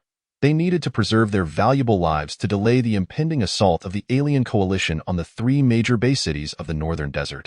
As for the Qinghe base city, despite their deep reluctance, they understood that its fate was likely sealed. Having fought together as comrades for over a decade, words were unnecessary. A mere glance conveyed their collective decision, prompting them to seek an opportunity for escape. However, before they could enact their plans, an array of familiar presences emerged within Lu Jin's perception. Not only he, but the formidable alien leaders also sensed it, their attention drawn downward. This aura kicked aside their adversaries, granting Lu Jin a fleeting respite. His brow furrowed as the visage of someone he had longed for materialized in his mind, and his expression transformed into one of ecstatic joy. That brat has finally arrived. I was beginning to think I would perish waiting. In an instant, dozens of figures radiating a terrifying murderous intent surged forth from below, their speed chilling the very air around them. Chapter 51. Dark clouds over the city. Once again resisting the tide, the tumultuous highs and lows of life are indeed exhilarating. Observing the formidable reinforcements arriving, Lu Jin and his companions, who had been contemplating a retreat, swiftly altered their course of action. Resolved to remain and fight to the death against the aliens. They were acutely aware of the immense power wielded by Qinyu, recognizing its potentially decisive impact on the current battle. Moreover, Chunyu's arrival signified that he had successfully transformed the alien leader into a soul servant. The mere presence of his legion of soul servants was sufficient to turn the tide in favor of the Qinghe base city, not to mention the addition of a commanding force. With victory seemingly assured, the notion of retreat became utterly inconceivable. They would charge forward with determination. Meanwhile, 30 kilometers away in the sky, Chenyu sat cross-legged atop the back of a white-headed eagle. Maintaining a steady course, through his shared vision with the soul servants, he surveyed the dire situation unfolding at the Qinghe base city from a vantage point above. The walls had been breached, and the enemy was poised to enter the city and engage in urban warfare. An utterly grim scenario. Releasing a sigh of relief, Qinyu muttered to himself, "It appears I have arrived just in time." The advance party led by Ian, commanding 35 general-level soul servants, had already engaged in the fray, offering formidable support to Lu Jin and his companions. They not only intercepted the alien warriors who were preparing to encircle them, but also assisted Lu Jin in swiftly turning the tide of battle.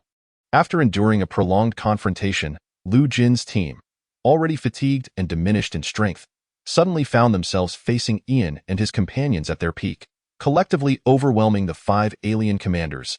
In an instant, the tables had turned. Observing the rapid shift in battle dynamics, the alien forces, who had just breached the walls and were ready to wreak havoc, paused in disbelief, unsure of how to proceed. Their previously advantageous position had crumbled before their eyes, leaving them bewildered. What are those dark figures with glowing green eyes? Where did they come from? They wondered, their confusion palpable. Simultaneously, the remaining defenders of the Qinghe base city sensed the unexpected transformation of the battlefield, feeling as though they were caught in a dream. Just moments ago, they had steeled themselves for death, and now victory appeared within grasp. Look, what is that? One of the vision-enhanced supporters, stationed at the rear of the formation, pointed towards the sky with a look of terror, as if he had witnessed something utterly horrifying. Following his gaze, the others beheld a dark mass descending from above, resembling ominous storm clouds, instilling a profound psychological pressure upon them. Upon closer inspection, they realized that it was not a mere cloud but a multitude of beings resembling the newly emerged formidable figures, numbering in the tens of thousands, gathering together like a shadowy tempest. The identity of this army was unmistakably clear. It was the legion of soul servants dispatched by Qinyu to provide support. Without affording the onlookers further time for speculation, the soul servant army surged downwards, colliding with the nearly 1 million alien troops that had ascended the walls. In terms of sheer numbers, the soul servants were significantly outmatched, comprising only a tenth of the alien coalition. Yet, their combat prowess far surpassed that of their opponents. Under the leadership of 5 general-level soul servants and nearly 4,000 elite-level soul servants, the army of soul servants descended like a swarm of locusts, annihilating all alien forces that dared to stand in their way. What are those creatures? They're incredibly strong. The aliens are no match for them. Despite their smaller numbers, the soul servants exhibited overwhelming strength, leading to the rapid reclamation of the city walls. The morale of the alien coalition began to crumble as they faced devastating losses, prompting a retreat. Chen Yu, unwilling to let them escape so easily, ordered the soul servants to pursue relentlessly. In this bizarre spectacle, the defenders of the city witnessed something extraordinary. The smaller contingent of soul servants was actively chasing down an enemy force that outnumbered them by a factor of 10. Remarkably, the enemy dared not retaliate. On the battlefield, the soul servants under Chen Yu's command achieved a resounding victory. The alien coalition's general-level forces had all been left behind, and of the 5 commanding leaders, only one remained. The others had fled. Given the overwhelming strength of the commanding leaders, the scattered retreat necessitated selective interception. Securing even one was a feat in itself, especially considering Lu Jin and his companions were currently diminished in capability and could offer little assistance. Relying solely on Chen Yu's soul servants, at least they had managed to capture one, and with another alien commander barely clinging to life from the earlier skirmish at the cavern's stone gate. Chen Yu now possessed 2 commanding forces ready for transformation into soul servants. He felt immense relief at having chosen to absorb the souls of general-level beings within his capacity and promptly come to this location for support. Had he arrived even a moment later, the Qinghe Bay city might have succumbed to its fate. As the battle drew to a close and the threat subsided, Chen Yu decided not to linger in the distance. He flew directly to the vicinity of the base city, seeking a place to rest and prepare for the absorption of the 2 commanding souls. Chapter 52. 200,000 Soul Servants.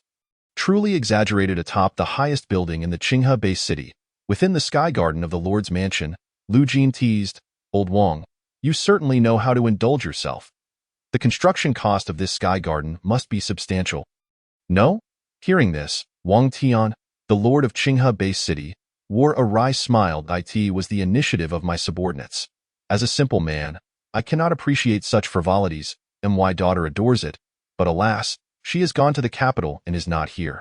Casting a regretful glance at Chen Yu, who appeared haggard and unwell, Wang Tian expressed his gratitude. "Young friend Chen, I cannot thank you enough.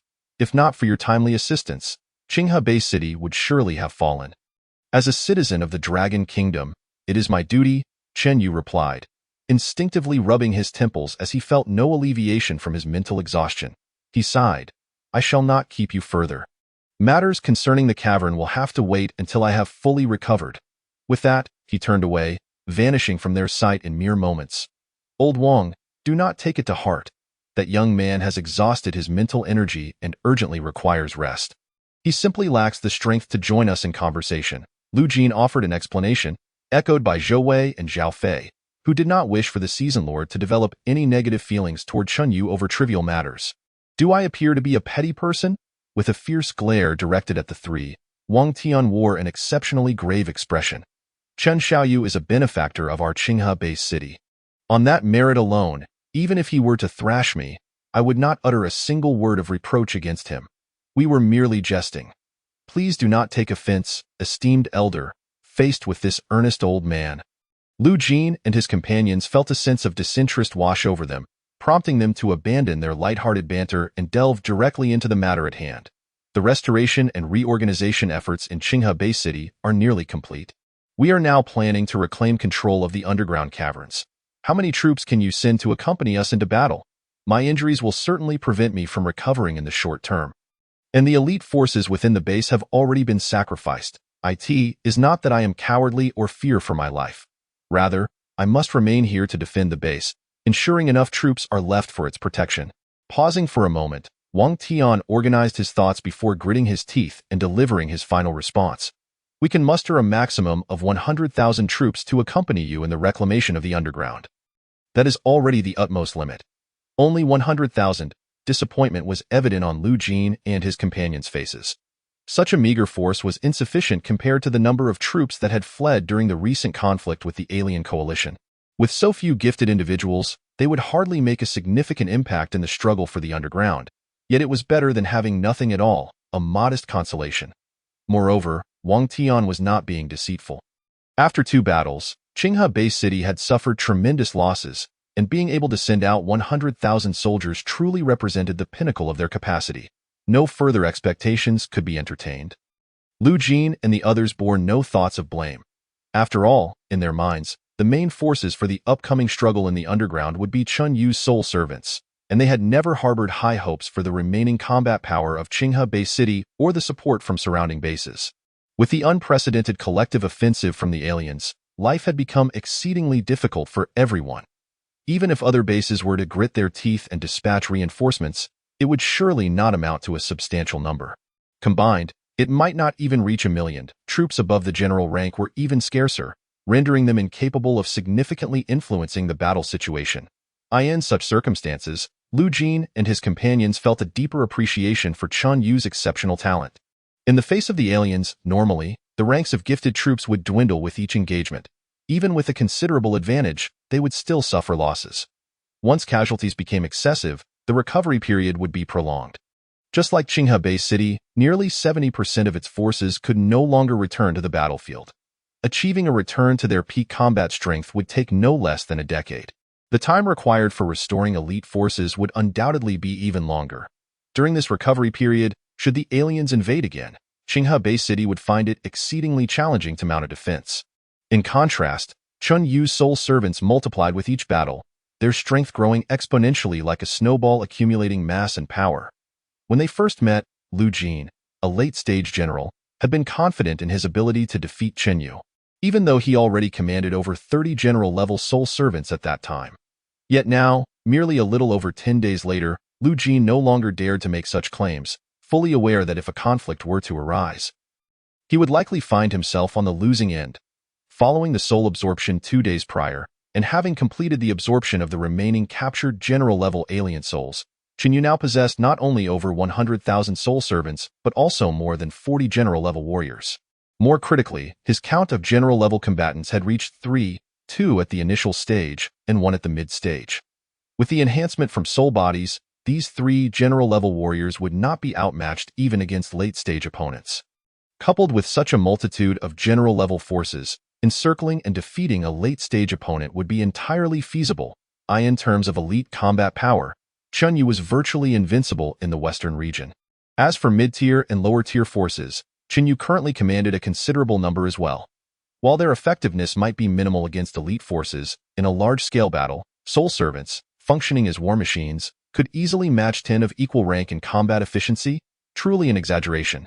This meant that while elite forces were preoccupied with one another, to obliterate Chun Yu's army of soul servants, the number of opposing troops would need to be at least tenfold, equating to 1,000,000 soldiers.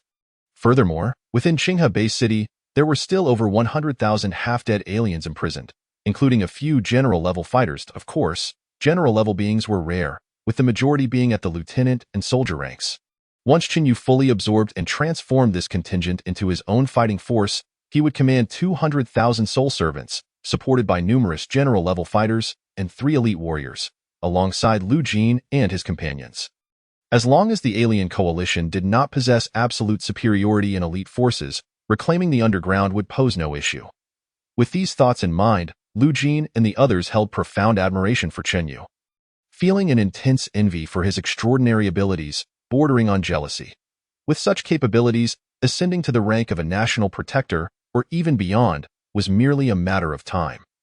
Unaware that he would be considered the main force in the reclamation of the underground, Chun Yu returned to his quarters, arranging for the elite and general-level soul servants to guard the vicinity, before promptly falling into a deep slumber. Chapter 53. The Mighty Wang Tian, appointing Chun Yu as the city lord? Finally, it is over. Converting the last alien soul into a soul servant left Chun Yu utterly exhausted. A week of intensive soul absorption had nearly driven him to madness.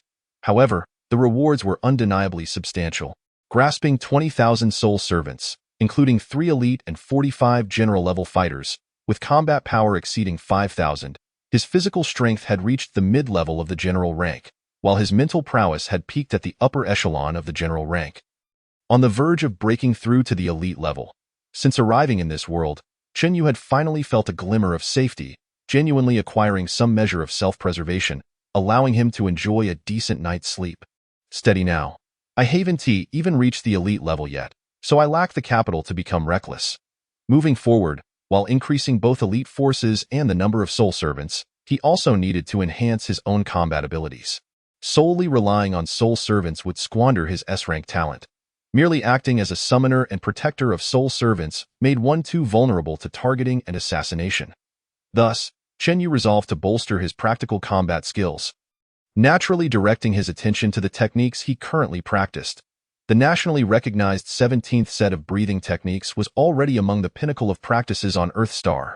There was no need, nor condition, to replace it.as for mental power. There was no need to specifically refine it through techniques. Simply absorbing souls was enough to elevate him to the peak. The Blood Shadow Blade technique, being a first-rate combat style, was certainly worth mastering. Due to his S-rank talent, Chen Yu's training efficiency was extraordinarily high. The breathing technique he practiced most had already reached great success, nearing perfection. In contrast, the Blood Shadow Blade technique, due to insufficient practice, was still at the familiarity stage, with a ways to go before achieving small success. By increasing his training intensity, he should soon reach great success.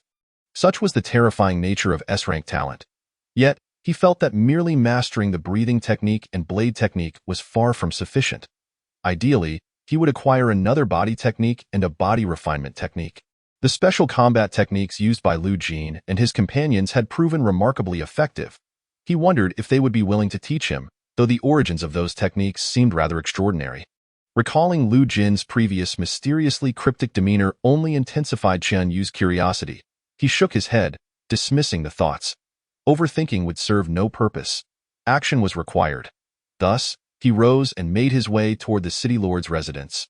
Along the way, he encountered no hindrances or disruptions. Every gaze directed at him carried emotions of admiration, respect, infatuation, and fervor. They understood that had it not been for Chen Yu's timely support, they would all have perished or fallen into the hands of the aliens. Living a fate worse than death, as Wang Tian, the city lord, had previously stated, Chen Yu was the great benefactor of Qinghe Bay City. They had no choice but to show him respect, thus refraining from approaching to engage in conversation. However, many attractive young women cast him flirtatious glances, their intentions crystal clear. Unfortunately, Chen Yu was wholly focused on his training and paid them no heed, much to their disappointment, though they quickly reconciled with the situation. A young man of such exceptional talent was beyond their reach.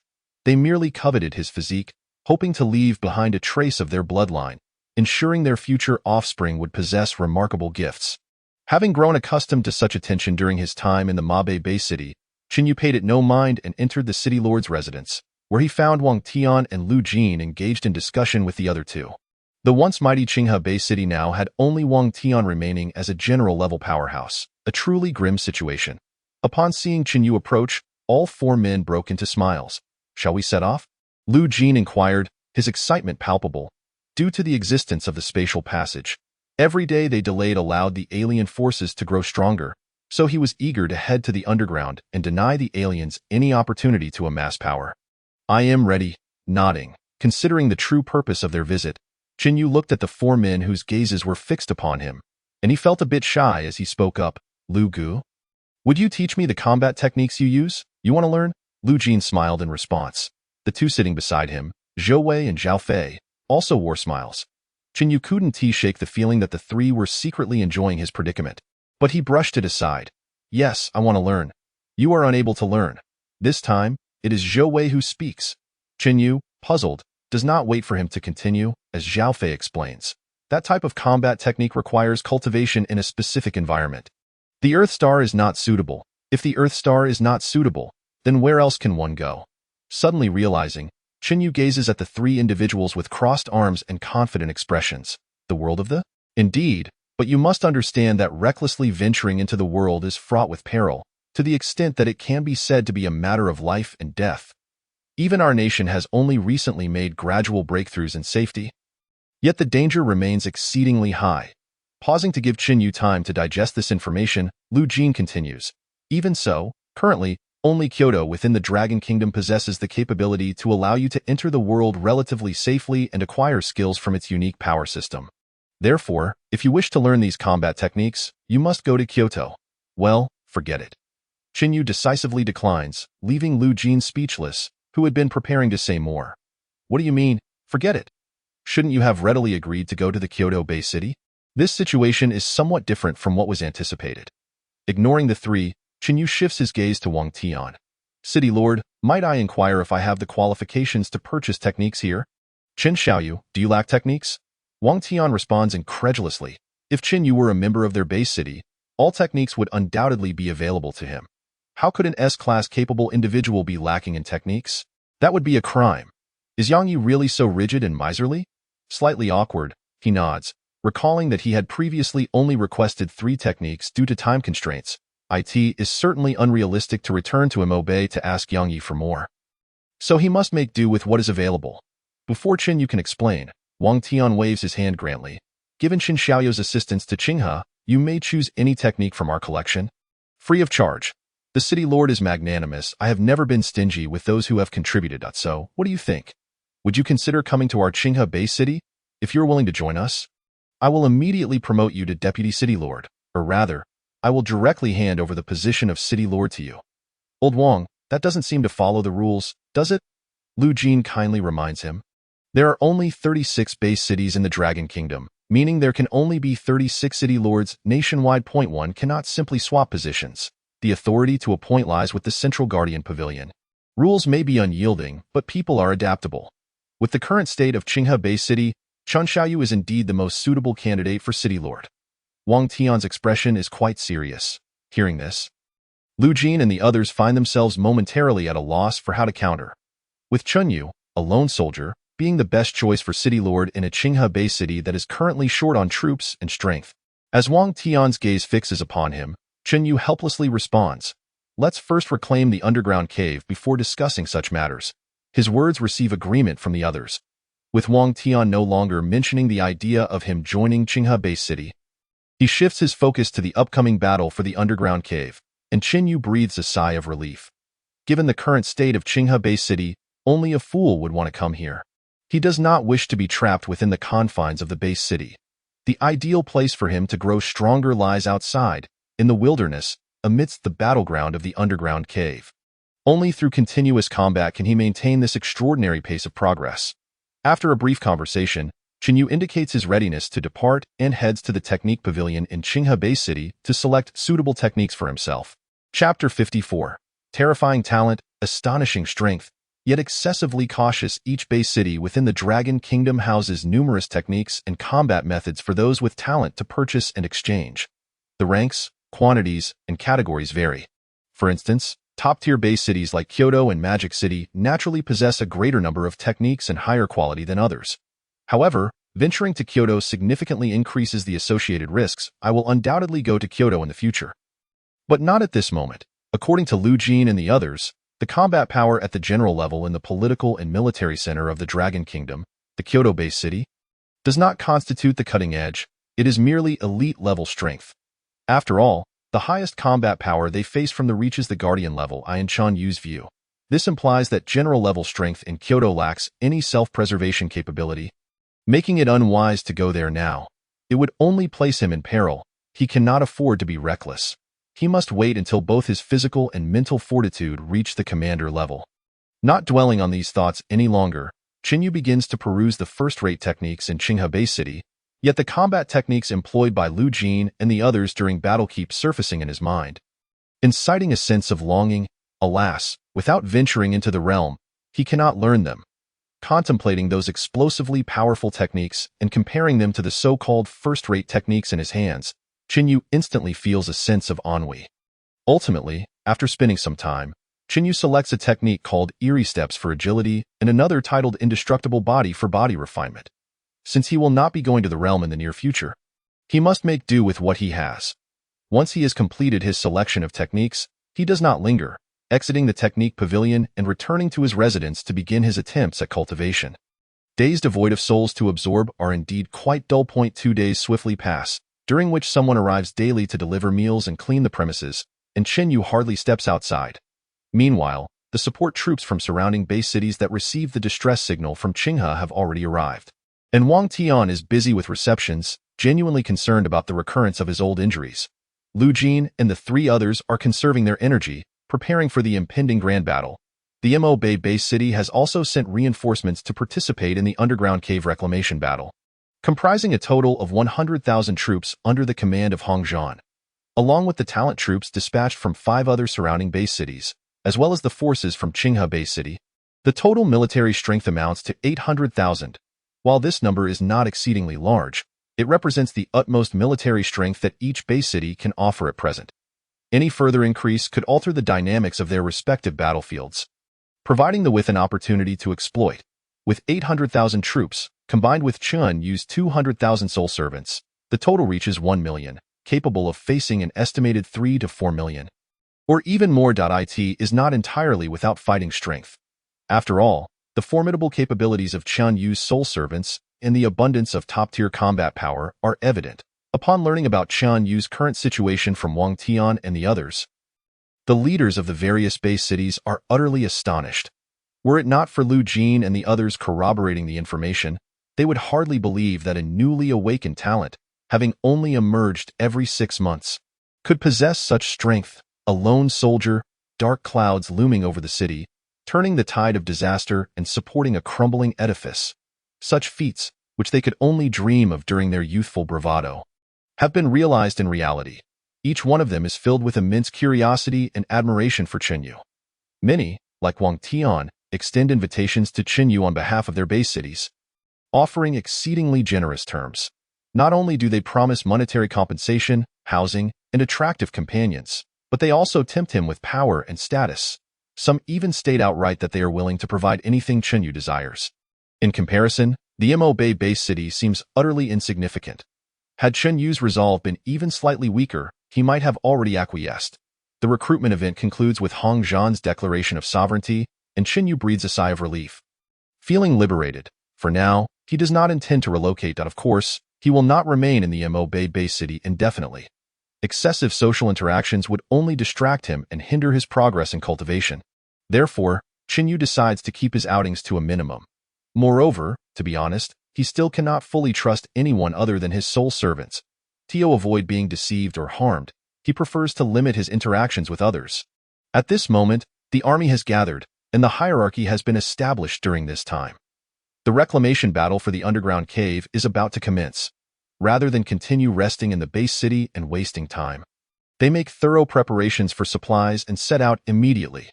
Once again alone in the high skies, watching the Qinghe base city recede into the distance, Chunyu murmurs, "I should not return here again." Retracting his gaze and focusing ahead, where the underground battlefield lies, he cannot help but hope for a smooth operation in the upcoming battle. May everything proceed as planned. What Qinyu does not know is that at the very moment they depart from Qinghe base city, they, which has been monitoring the situation there, is already aware of it and has begun fortifying the entrance to the underground battlefield.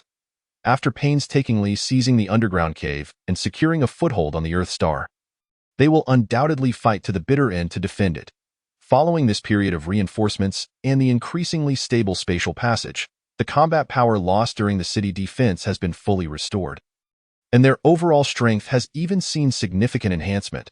The Alliance is exceptionally confident about the upcoming battle. Of course, they do not naively believe they are assured victory. Nearly a century has passed without successfully conquering the Earth Star, which speaks volumes. The more critical the moment, the more one must avoid impulsiveness. Upon receiving news that Qinyu and his group are advancing toward them, the commanders of the Alliance promptly convene to discuss the impending grand battle. I never anticipated that what appeared to be a seemingly insignificant and easily manipulated weak race would, after nearly a century, still fail to establish a base on Earth. In the past, the circumstances were entirely different. This time, however, as long as we can secure our hold on this cavern and continuously send reinforcements, the conquest of Earth will merely be a matter of time. We were on the verge of victory last time. But regrettably, if my observations are correct, those individuals appear to be our compatriots. Unlike us, humanity possesses a diverse array of innate talents. This must be the extraordinary ability of a certain human powerhouse. Those entities are clearly not living beings, lacking breath, and resemble more like souls. Undeniably, these beings in their spectral form possess terrifying strength, presenting a significant threat. We must devise a means to locate their controller. I concurred, and I also agree. Unbeknownst to him that he has already caught the attention of formidable alien beings, Chen Yu, upon approaching within 100 kilometers of the cavern, ceased his advance, allowing his soul servants to engage alongside the main force. He retained only 10,000 soul servants and 5 soul servants of general rank by his side. Of course, there were soul servants scouting the surroundings.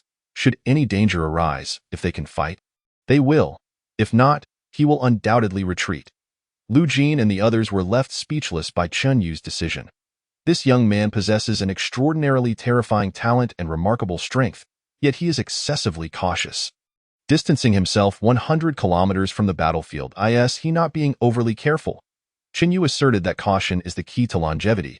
He is not invulnerable, especially with so many formidable alien forces present this time. It is prudent to exercise caution. Chapter 55.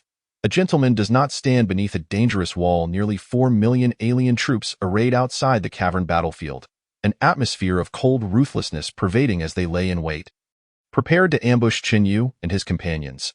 Backed against a cliffside stone gate, over 100,000 members of the Black Feather clan dominated the skies, unafraid of a surprise attack from behind. At the forefront, 6 powerful leaders stood in a row, their expressions cold and indifferent. This spatial passageway connects to the Serpent People's world. 3 out of the 4 alien leaders belong to the Serpent People.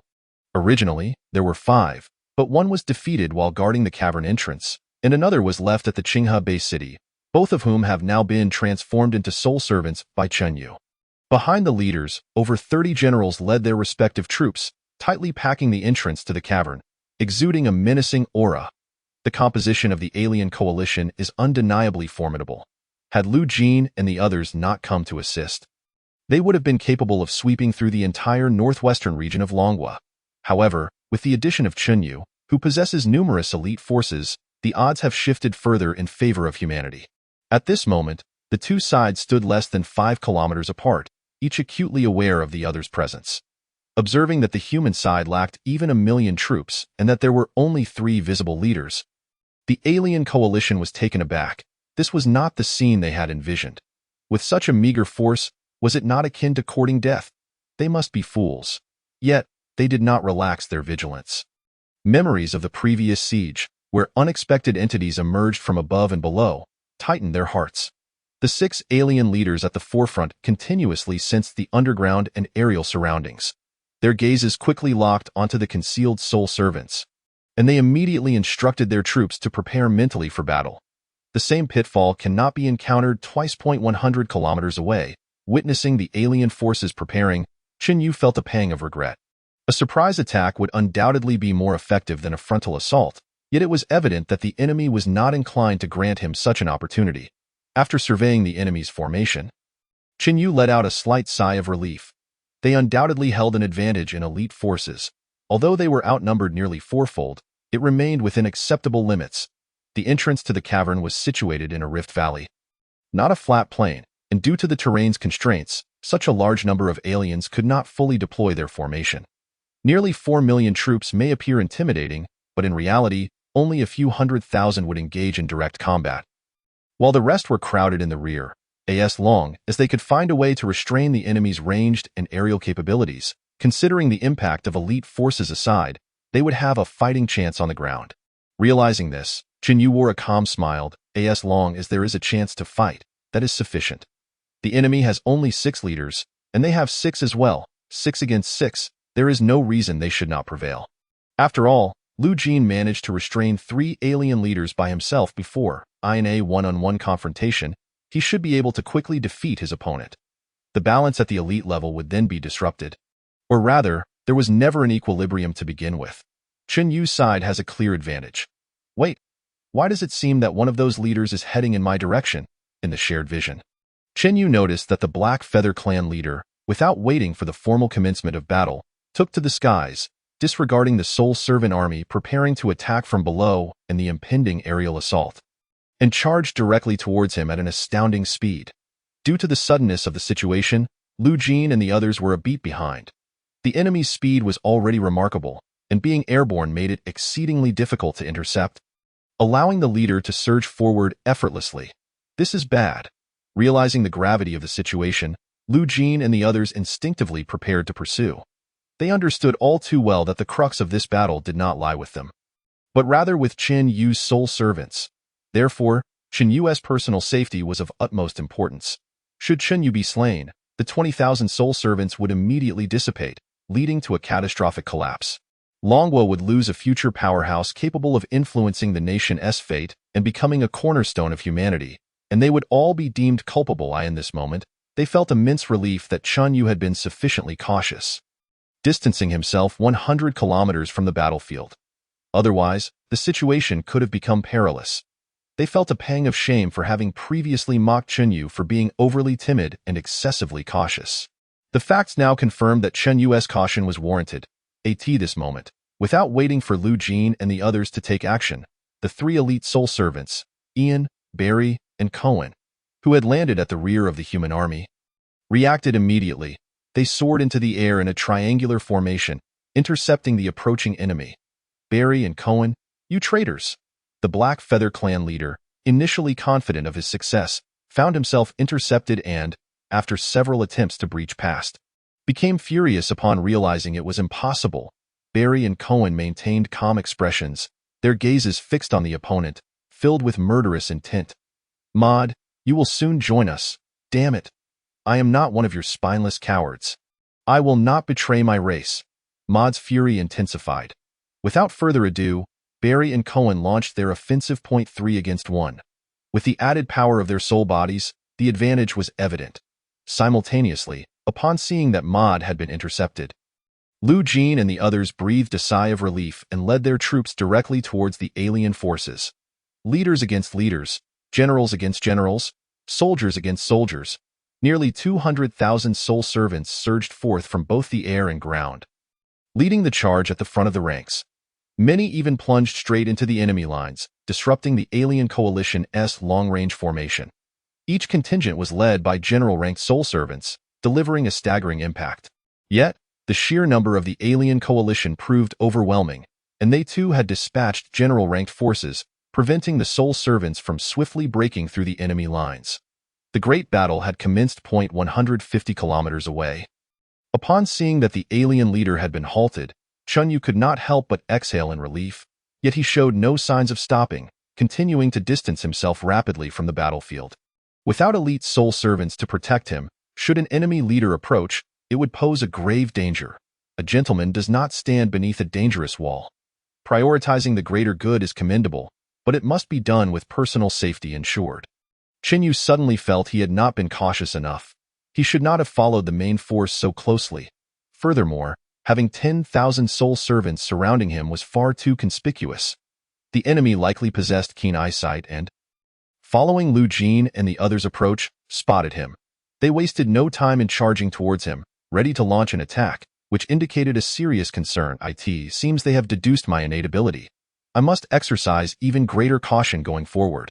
Qin Yu resolved to retreat an additional 300 kilometers before finally halting, continuing to observe the battlefield situation and dispatching soul servants to scout the area in preparation for any potential ambush. Soon, a scene unfolding 100 kilometers to his right caused his brow to furrow. Chapter 56. A single man can hold the pass, while hundreds of thousands must not advance. Could these creatures be coming for me? Observing the sudden emergence of several thousand Spike Clan troops, Qin Yu felt a sense of being underestimated. With such a paltry force daring to seek him out, was it not akin to delivering experience points directly to him? While he could not contend with elite leaders at present, could he not handle these small fries? He immediately dispatched 2 of his 3 general-ranked soul servants while decisively distancing himself another 50 kilometers from the enemy. Caution is the key to longevity. Being prudent is undoubtedly wise. Should the enemy be laying a trap, and he foolishly approached, only to have an elite leader spring forth, it would spell immediate disaster. Therefore, it is imperative that he remains cautious and survives. Before long, the battle commenced with fervor. Was there only one general-level warrior? Qin Yu squinted his eyes, having nearly confirmed the absence of other formidable opponents. Subsequently, he dispatched 7,000 of his 10,000 soul servants. The mere 30,000 or so members of the Spike Clan were swiftly overwhelmed, with only a small remnant of just over 100 troops managing to escape under Qian Yu's deliberate control. Before long, they were intercepted by Qin Yu and his team. The soul servants concealed themselves underground, making it appear as though Chun Yu stood alone against the oncoming tide. Observing that only he stood in their way, the alien forces recklessly charged forward. They were too slow. The peak mental acuity granted to Chun Yu endowed him with an extraordinarily keen perception. The strongest among the enemy ranks was merely at the mid-level of the academy tier. Within his line of sight, their every action seemed to occur in slow motion, posing no threat whatsoever. There was no urgency to eliminate these aliens. Chun Yu danced nimbly among them, his movements so deft that not even the hem of his garment was grazed. As time passed, his proficiency in this peculiar footwork escalated dramatically, practicing through battle with astonishing efficiency. However, the disparity in power was too great, and these aliens could not exert much pressure on him. Soon, the practice lost its effectiveness, and his footwork remained at an incomplete level of mastery. Yet, the gains were substantial. Chun Yu, not one to be overly greedy, promptly drew his blade, ready to taste blood. With each swing, he claimed the lives of several aliens, their seemingly robust spiked armor offering no resistance to his blade whatsoever. In less than 2 minutes, he had dispatched over 100 of them. With a flourish, he flicked the blood from his blade before sheathing it, surveying the severed limbs strewn around him. Observing the gruesome scene up close made Chun Yu feel a twinge of nausea, but he quickly composed himself. After all, he was no stranger to carnage, having witnessed the chaos of millions engaged in battle, a sight far more brutal and repugnant than the current one. Strictly speaking, this marked Chun Yu's first time personally vanquishing aliens with his own strength since arriving in this world. The sensation was peculiar, entirely distinct from watching his soul servants engage in combat. Instead of fear or anxiety, he found himself remarkably calm, even savoring the sense of control over life and death that combat bestowed upon him. Perhaps this was the thrill of overwhelming the weak. He had no inclination to seek out opponents of equal or greater strength. While it was possible, it was unnecessary in the face of life and death. Human potential can indeed be greatly unleashed, resulting in a qualitative change in strength. Yet, he had no need for such extremes, as his primary combat power lay with his soul servants, at least for now. Chun Yu merely needed to avoid appearing too fragile, ensuring he would not be easily vanquished. The desperate tasks were left for his soul servants. His only objective was to survive. Understanding this, Chun Yu did not linger, transforming the surrounding alien forces into soul servants before swiftly moving on to the next group of aliens that had slipped through. With the blood of the aliens, he continued to refine his combat techniques and accumulate battle experience. During this time, through inquiries with the Spike Clan soul servants, Chun Yu learned that their purpose in this location was not to besiege him, but rather to launch a surprise attack on the Qinghe Bay city. This was not limited to their group alone. A total of 10 battalions of the Spike Clan had been dispatched, led by 10 general-level warriors, comprising a force of 300,000, equipped with the innate ability to burrow underground. They planned to stealthily assault the Qinghe Bay city, unbeknownst to anyone. Upon learning of this situation, Chun Yu was resolute in preventing the aliens from executing their ambush. He immediately devoted all his strength to eliminating the Spike Clan in this area, converting them into soul servants.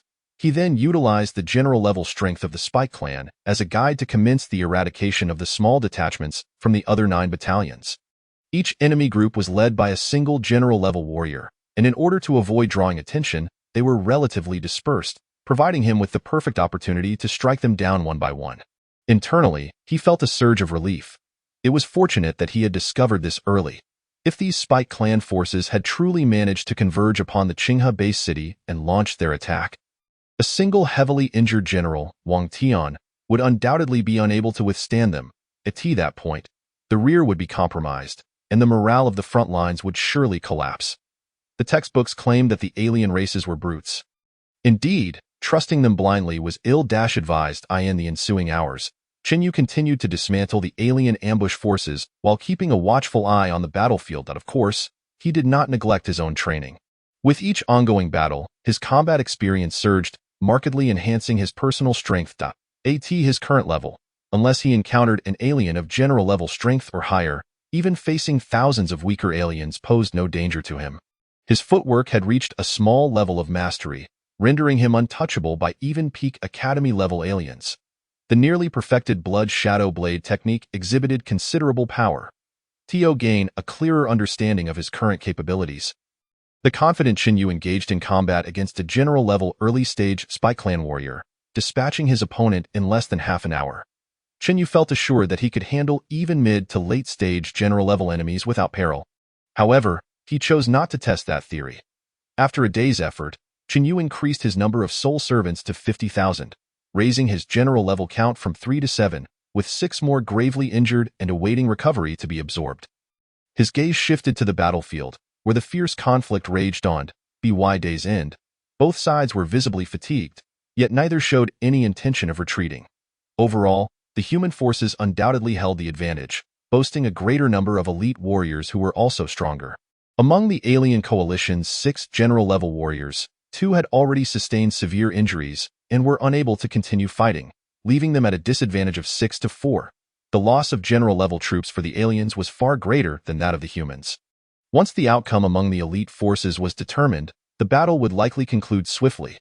The lower-tier troops simply could not contend with the generals and the elite, which explained why top-tier base cities like Kyoto and Modu often witnessed national-level warriors single-handedly battling against hundreds of thousands, shattering the enemy ranks or holding strategic positions against millions.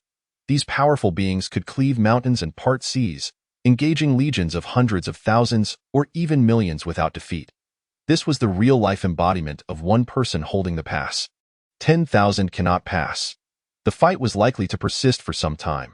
As these thoughts crossed his mind, Chen Yu took a moment to rest, preparing to restore his energy before transforming the 6 alien generals beside him into soul servants, after which he would proceed to offer support. Indeed, the soul servants would go. He would not.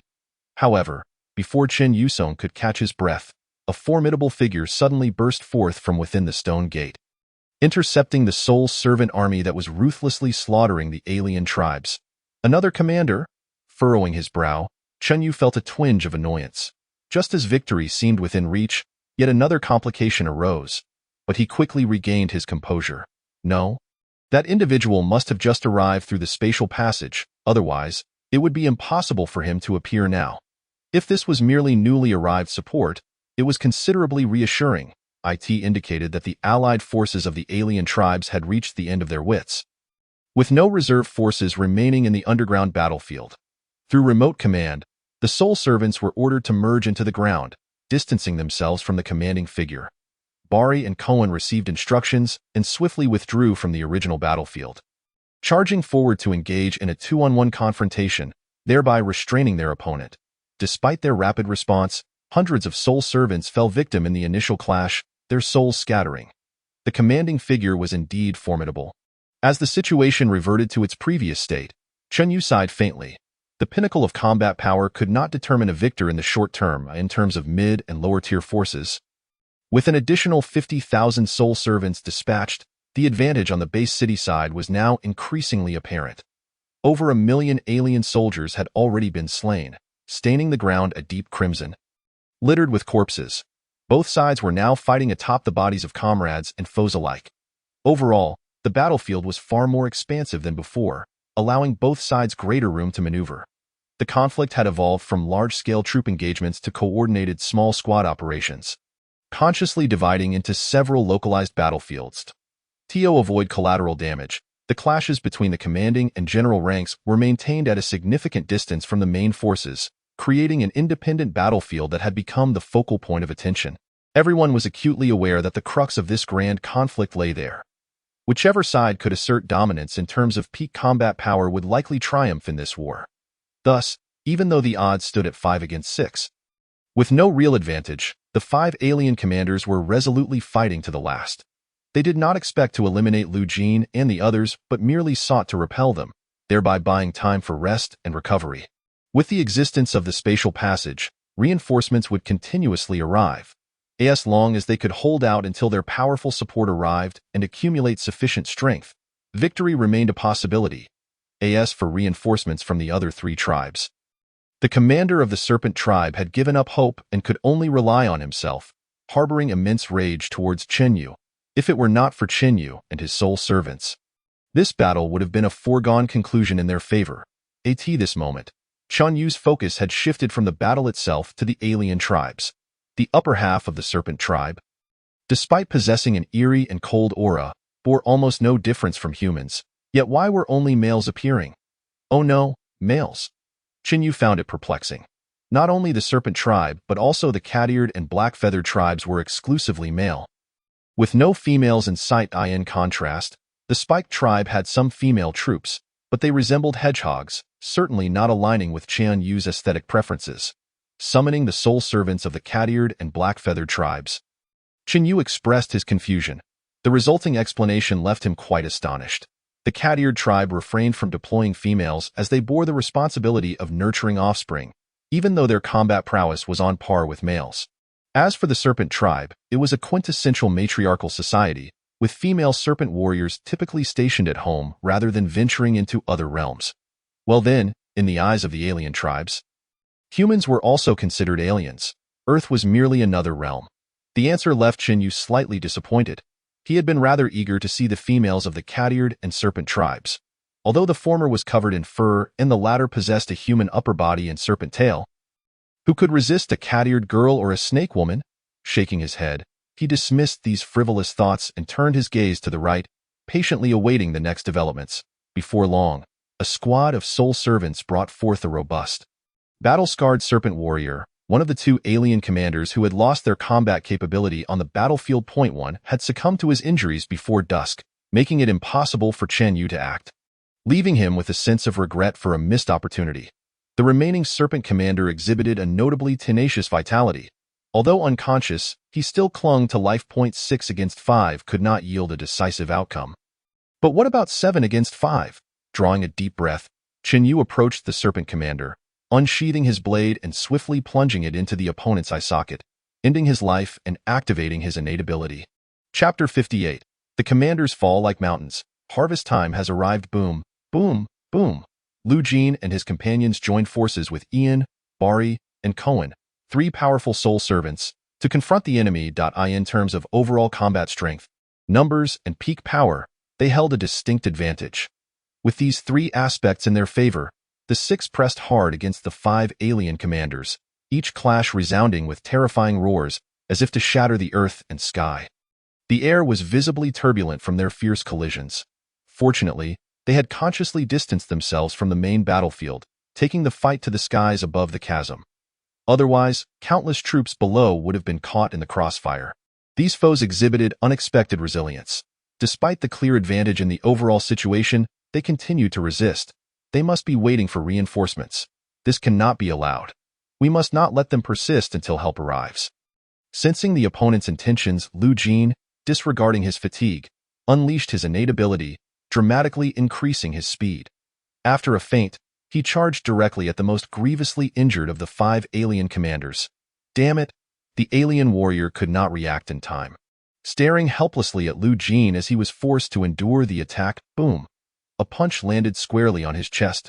Rod's entire form plummeted from the air, crashing heavily into the ground.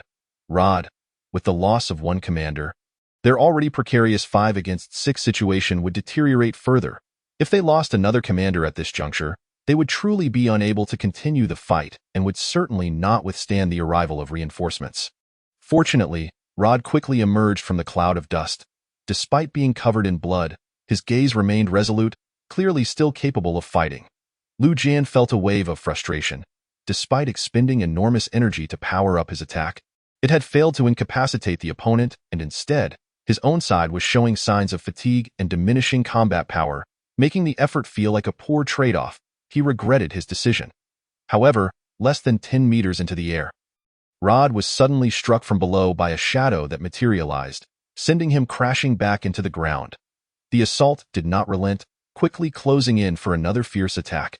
Unaware of the enemy's approach and having lost the initiative, Rod, already severely injured, found himself in a dire situation, utterly unable to retaliate, and cried out in agony. Witnessing this turn of events, the remaining alien commanders in the air were visibly alarmed. Simultaneously, they recognized the identity of the newcomer. Francis, you too have turned traitor. Damn that innate ability. It truly deserves to be cursed. A traitor. I am already dead. What kind of traitor can I be? Furthermore, it won't be long before you all share my fate. At which point you might even have to address me as your elder. These thoughts crossed his mind. Francis did not cease his assault. as long as he could swiftly eliminate Rod or render him incapable of fighting. They would shift to a 7 against 4 advantage, a significant boon. Lu Jin and his team naturally recognized this as well, straining to engage the enemy and prevent any chance of reinforcements. It must be admitted that the life force and defense of this commander named Rod were extraordinarily formidable. He endured over half an hour of relentless assault before finally being slain. Francis pressed on without pause, joining the aerial battlefield. 7 against 4. The alien side was already on the verge of collapse, in terms of general combat strength, with Chun Yu having sufficient soul servants at the general level. The advantage was similarly pronounced on the ground. The presence of general-level soul servants now led the base city forces to exhibit a momentum of pursuit. The phrase "the commanders fall like mountains" aptly described the current plight of the alien alliance. Defeated yet again, I refuse to accept this. Why must we lose? It is all because of that bastard. Had it not been for him, we would not have been defeated. I will fight to the death. I must take him down. Yes, eliminate him. That fellow will undoubtedly become a lingering threat. The facts lay bare. After long and intricate plotting, exchanging numerous benefits, even having meticulously planned the post-war distribution of territories and spoils, they ultimately found themselves vanquished. What awaited them next, besides death, was no other path. The alien commanders were consumed by despair. Their hatred for Chun Yu was profound. Ha ha ha, it won't be long before you change your minds. Come and serve our master. The mortal body is truly fragile. The soul is the strongest. If you wish to kill the master, I'm sorry, but you will never have that chance. Sensing the palpable despair emanating from the alien commanders, the 4 powerful soul servants intensified their assault, surrounding them to deny any chance of escape while simultaneously launching a verbal onslaught. Upon hearing these words, Lu Jin and his companions exchanged furtive glances, their minds involuntarily conjuring the formidable combat prowess of the soul servants. A bold idea began to take root in their hearts. If they were to tragically perish in future battles, could they not request Chun Yu to transform their souls into soul servants? This would essentially grant them a second life, significantly enhancing their combat capabilities while allowing them to continue serving their nation. It was not just them. It seemed that other fallen warriors of the Dragon Kingdom could also undergo such a transformation.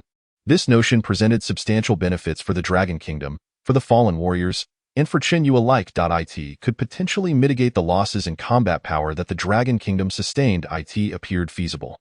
Of course, this was merely a preliminary thought. To implement it, they would need to consider numerous implications. When it came to the souls of alien races and ferocious beasts, there would undoubtedly be no issues. However, once human souls were involved, the situation would become considerably more complicated. Not everyone would be willing or able to overcome their inner barriers. They decided to proceed cautiously and soon immerse themselves back into the fray. Nearly 3 hours later, all the alien war commanders had been vanquished. 3 of the 5 commanding figures were killed, while the other 2 were left in a severely weakened state. The battlefield for the generals had reached a conclusion an hour ahead of schedule. With the main forces already engaged in combat, the fighting had mostly ceased, with only sporadic skirmishes remaining, where a handful of aliens still resisted. The outcome was already irrevocable. The coalition of the base city had emerged victorious. The eastern dawn slowly arose, illuminating the darkened earth. The darkness would inevitably dissipate, and light would surely prevail. Next, they merely needed to regain control of the subterranean battlefield, ideally establishing control over the spatial passages akin to the situation in the Mo Bay base city. To the best of their ability, retracting their forces for defense and strengthening their fortifications. At this moment, Chun Yu arrived on the scene, making his way directly to the recently deceased alien war commander S-Corps. The time for harvesting had come. Chapter 59. The Assembly of Talents, Super S-Class Talent. In the blink of an eye, half a month had passed. The sky was clear and the breeze gentle, with no trace of the cataclysmic battle that had recently unfolded in the chasm. Undoubtedly, Chun Yu and his allies had achieved ultimate victory. Following the conclusion of the battle at the entrance, the coalition of alien forces had been nearly annihilated. Most were slain, with only a small fraction spared under Lu Jin's special consideration. But they had all lost their ability to fight. These were the rewards bestowed upon Chun Yu. One could only say that Lu Jin was an open-hearted and accommodating individual. The subsequent circumstances unfolded as anticipated. There were no remaining alien backup forces within the subterranean battlefield.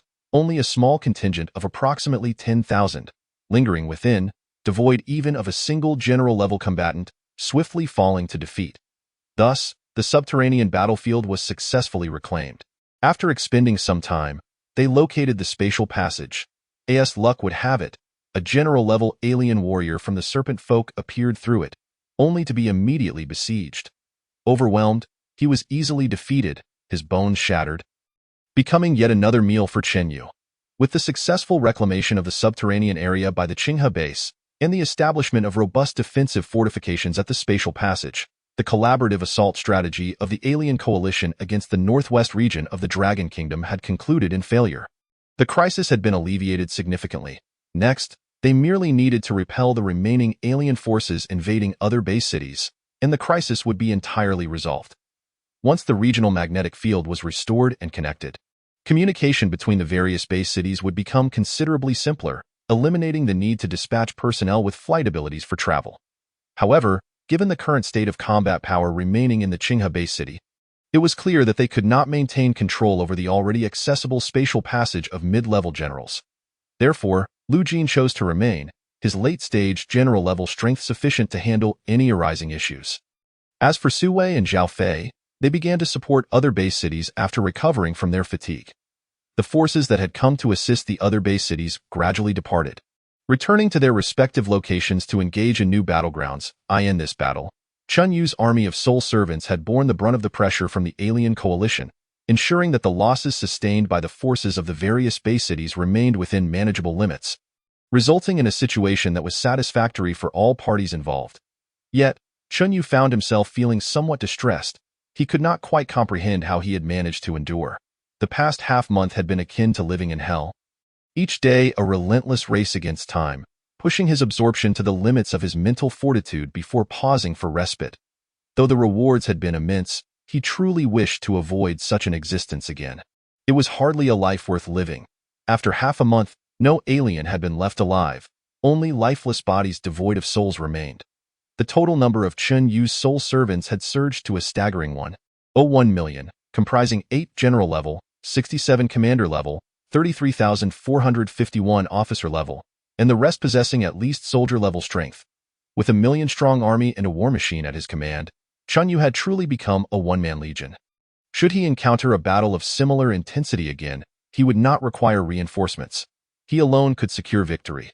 What delighted Chen Yu immensely was that ever since he awakened the derivative ability of shared vision, upon surpassing the 1 million soul servants mark, he had finally awakened a second derivative ability. Talent Assembled. As the name suggests, it allowed him to gather the talents of his soul servants into his own being, thereby enhancing his own talent level. It was a passive ability that could augment Chen Yu's innate gifts without diminishing those of his soul servants. Currently, the strongest known talent level among humans was S-Class. Yet after assimilating the talents of 1 million soul servants, Chen Yu could distinctly sense that his own talent level had undoubtedly surpassed S-Class, as his cultivation speed had increased by more than tenfold. Presently, he had no information regarding assessments for talent levels beyond S-Class, hence he could only provisionally designate his talent level as Super S-Class. Despite receiving such an influx of souls, the strength of Chen Yu's physical body had yet to reach the late stage of commander level, which posed a challenge. However, with the backing of his Super S-Class talent, each session of practicing his breathing techniques yielded significant enhancements. Relying solely on his training, his physical attributes should soon see considerable improvement. As for the current intensity of his mental power, it had naturally escalated to the level of a general, even making substantial progress toward the mid-level. Nevertheless, his overall combat strength had yet to reach the general tier. The current strength of his mental power primarily enhanced his perception. He lacked offensive mental techniques or methods. Thus, this mental power had not provided him with significant combat power augmentation point. One could say that Chen Yu now possessed formidable mental strength. Yet, he had not been able to fully unleash its potential in terms of combat efficacy. It was akin to the early stage of Su Zhu from Tianlong Babu, possessing immense internal energy yet lacking martial skills. However, neither the Qinghe Bay City nor the Mo Bay Bay City, nor indeed the entire northwest region of the Dragon Kingdom, possessed offensive mental techniques or methods, as they were exceedingly rare. The vast majority of talent wielders in the Dragon Kingdom had physical strength that surpassed their mental strength, with only a scant few possessing superior mental strength. Thus, the number of mental techniques was limited. Most were focused on cultivation and support, with offensive techniques being exceedingly scarce and precious.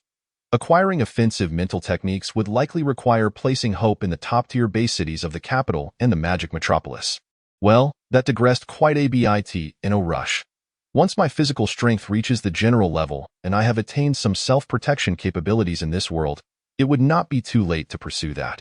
Chen Yu mused, striving to suppress his yearning for adventure.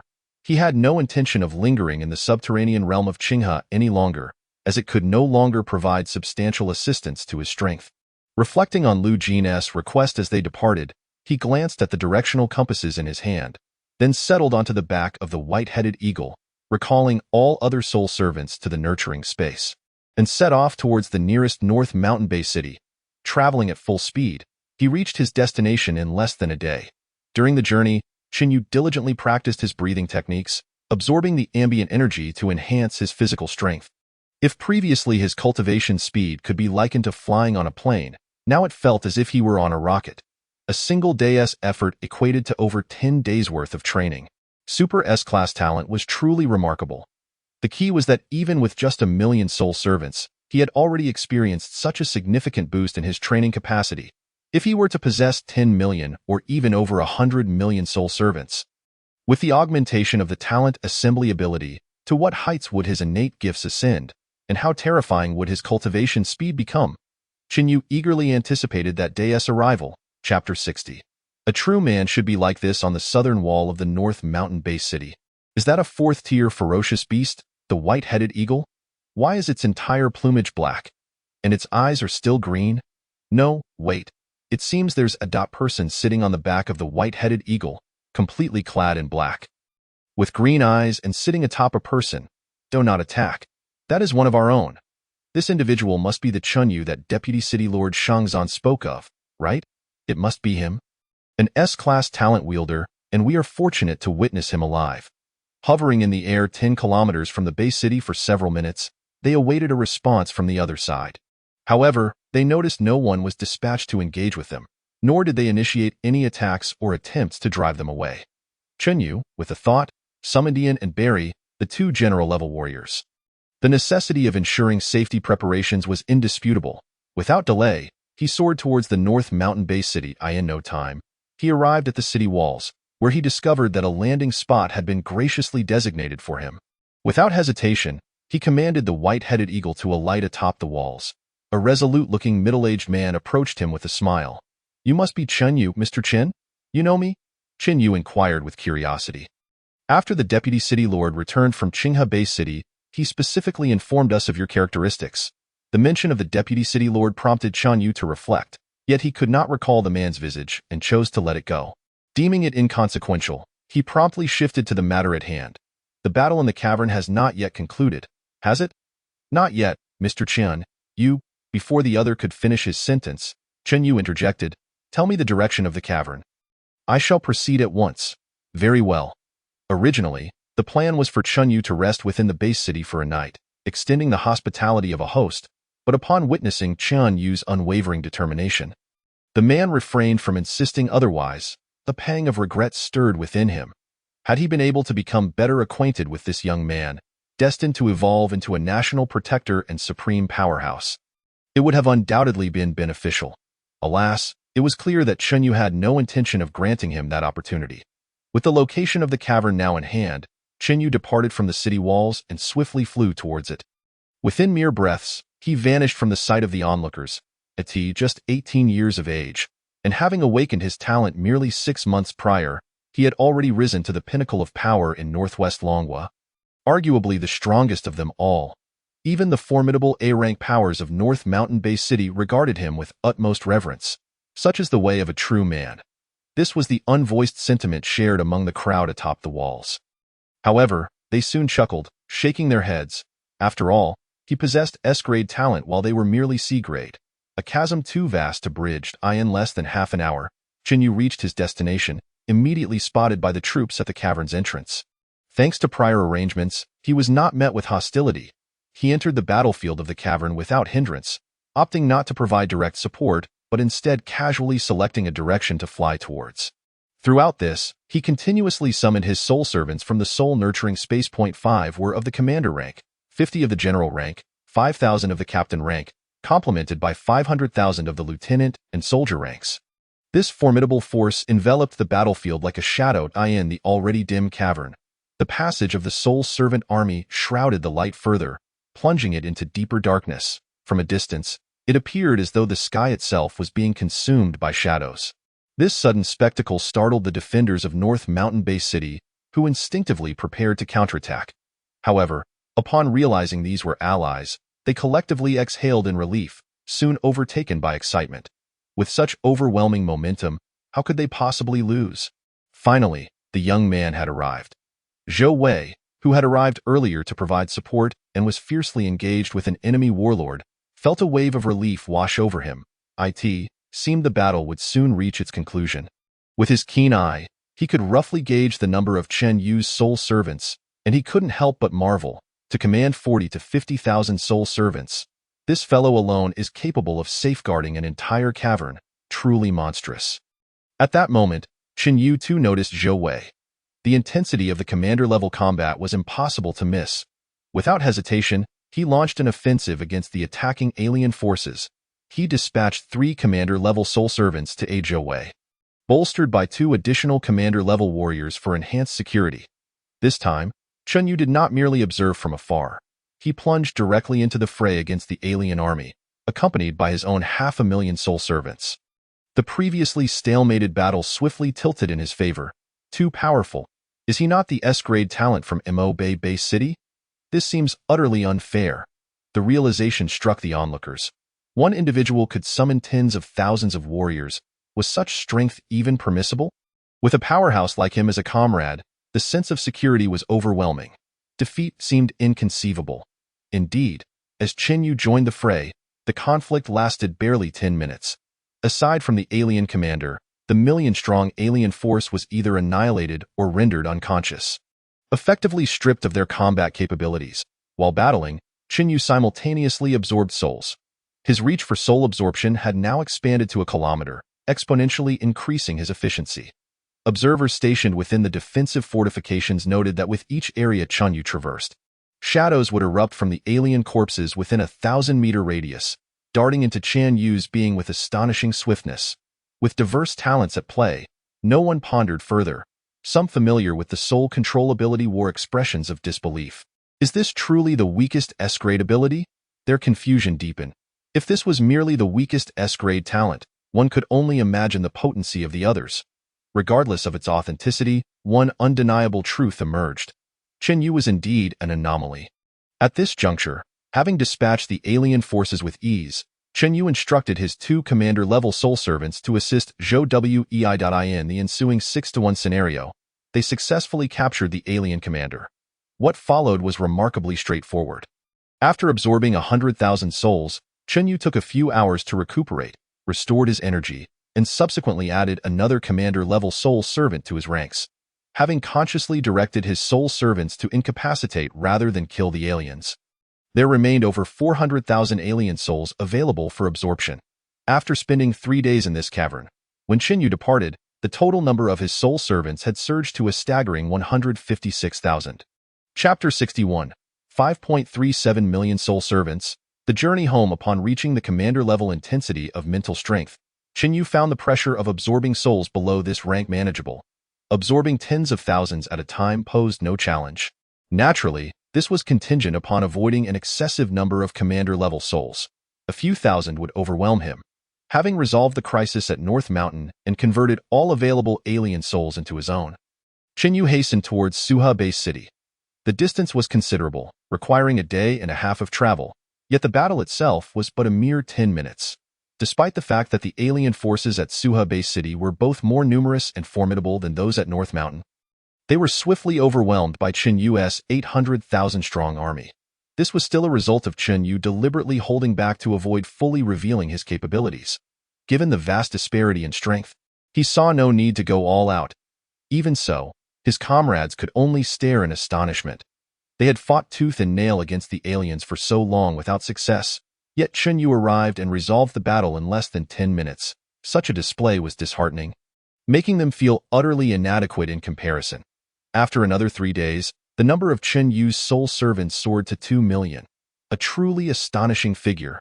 For Earthlings, awakening their talents at 18, without considering familial circumstances, achieving a foundational combat strength of lieutenant rank typically took at least a year, unless one possessed a B-grade talent or higher.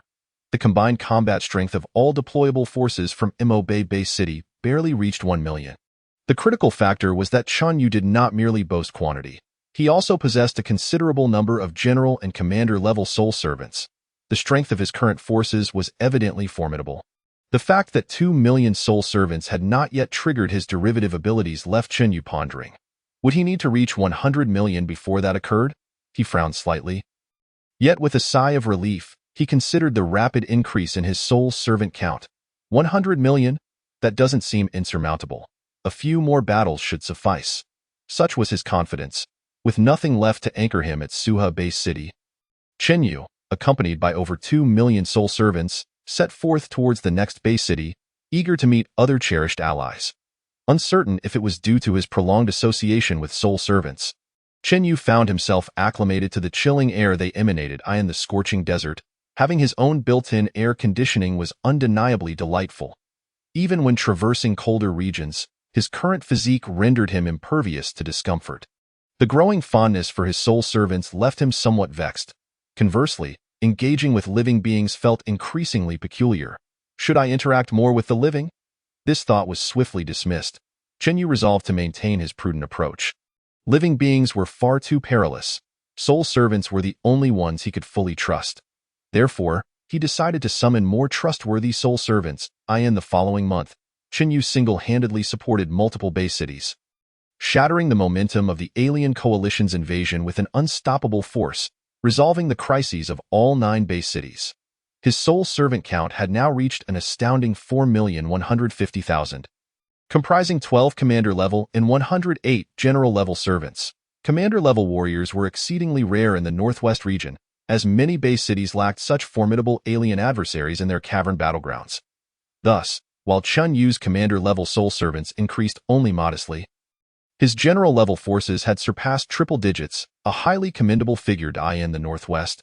The combined military prowess of the 9 major Bay cities pales in comparison to the singular strength possessed by Chen Yu.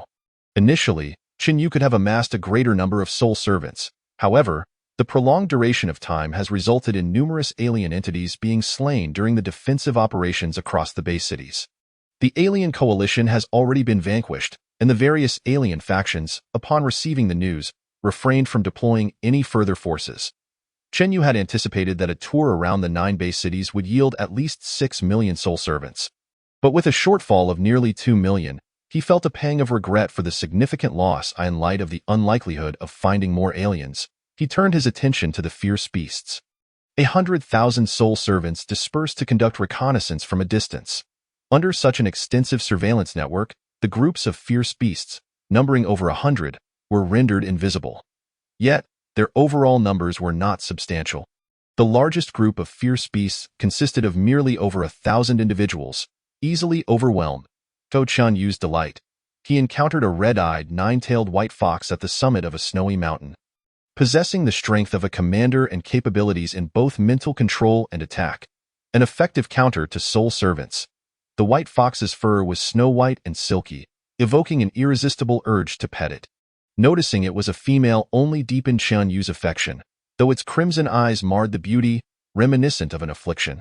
After traversing to Earth's star, this was his first encounter with a fierce beast of commander-level strength, one that could counter soul servants. Chen Yu, eschewing arrogance, promptly dispatched all 12 of his commander-level soul servants, accompanied by 108 of his general-level soul servants, to encircle the battlefield. Faced with such a multitude of powerful beings, the white fox displayed a remarkably human-like expression of bewilderment. This game beyond my means. Had I known you were this formidable, I would have refrained from appearing. Alas, there exists no remedy for regret. Despite the white fox's commendable strength, it ultimately succumbed to the siege and became one of Chen Yu's soul servants. Eagerly, he summoned it, only to behold a green-eyed, 9-tailed black fox before him. leaving Chen Yu momentarily speechless. The black fox lowered its gaze to assess its current state, equally at a loss for words. The master and servant exchanged a glance, a silent understanding passing between them. With a mere thought, Chen Yu confined the black fox to his soul-nurturing space, opting for solitude to collect his thoughts. After a brief respite, he resumed his purge of fierce beasts. It was not until the lord of a nearby base city approached. Visibly embarrassed, representing the surrounding lords, pleading with Chen Yu to cease the slaughter of fierce beasts, that he reluctantly halted his rampage. Through over a month of relentless effort, Chen Yu had decimated a significant portion of the fierce beasts within the jurisdiction of several base cities. Had he not been interrupted, he could have transformed 80% of them into soul servants, to ensure that future novice awakened individuals could continue their training outside the city. The lord of the nearby base city was entrusted by other lords to implore Chen Yu to cease his onslaught against the fierce beasts. Being a reasonable individual, Chen Yu, having grown weary of the killings and planning to return, readily acquiesced. Ultimately, the count of his soul servants stood at 5,370,000, a number poised to snowball rapidly henceforth. This endeavor yielded over 1,000,000 fierce beast soul servants, though it felt somewhat insufficient, merely equivalent to 2 waves of beasts. Resources in the northwest region and its surroundings remained scarce. The population of fierce beasts was low, and without the occurrence of beast tides, significant gains were hard to come by in the short term. The alien factions in the northwest region were unlikely to invade again in the near future, and the efficiency of capturing fierce beasts was disappointingly low.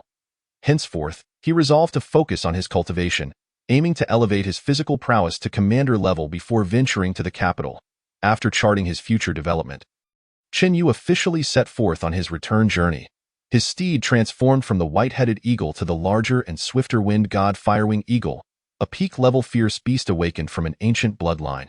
Well, Soul Servant.in the Kyoto base city, at the National Defense Pavilion. The number of soul servants under personal command exceeded 1,000,000, among which at least 5 possessed commander-level combat strength, and over 50 were at the general level, with the weakest boasting soldier-level strength. This formidable power was not to be underestimated, even in their ranks. Not only did the sheer number of soul servants and their combat capabilities astonish, but according to reports from Liu and others, Chen Yu's personal strength had also reached the general level, making him unparalleled among awakened individuals in the same period. Comparing him to those novice awakened individuals seemed a bit unfair. Under his current circumstances, he certainly couldn't join the elite training camp. Perhaps the prodigy class would be more suitable for him. We shall see when he arrives, but that so-called prodigy training class is rather overrated. Collectively, they might not stand a chance against that young man. 1,000,000 soul servants, such a staggering number. Is the ability to control souls truly this potent? The evidence is clear, with little room for debate. Yet, I heard that this young man is overly cautious and reluctant to come to Kyoto, seemingly preferring to remain in the northwest. Given his pace of advancement and potential, staying in the northwest would be a sheer waste. Only by coming to Kyoto could he truly realize his worth. He must make the journey. Such words were easy to utter, yet with his strength, even regular commanders would struggle against him. If he is resolute in his refusal to come, there is little we can do. Should we really send a national defense-level envoy? If we apply too much pressure, he might just flee, resulting in a significant loss. Upon hearing this, the high-ranking officials in the conference room fell into silence, uncertain of how to proceed, until one of them, a square-faced man with a resolute demeanor, seemed to have an idea. Observing this, the man raised his hands in a gesture of surrender.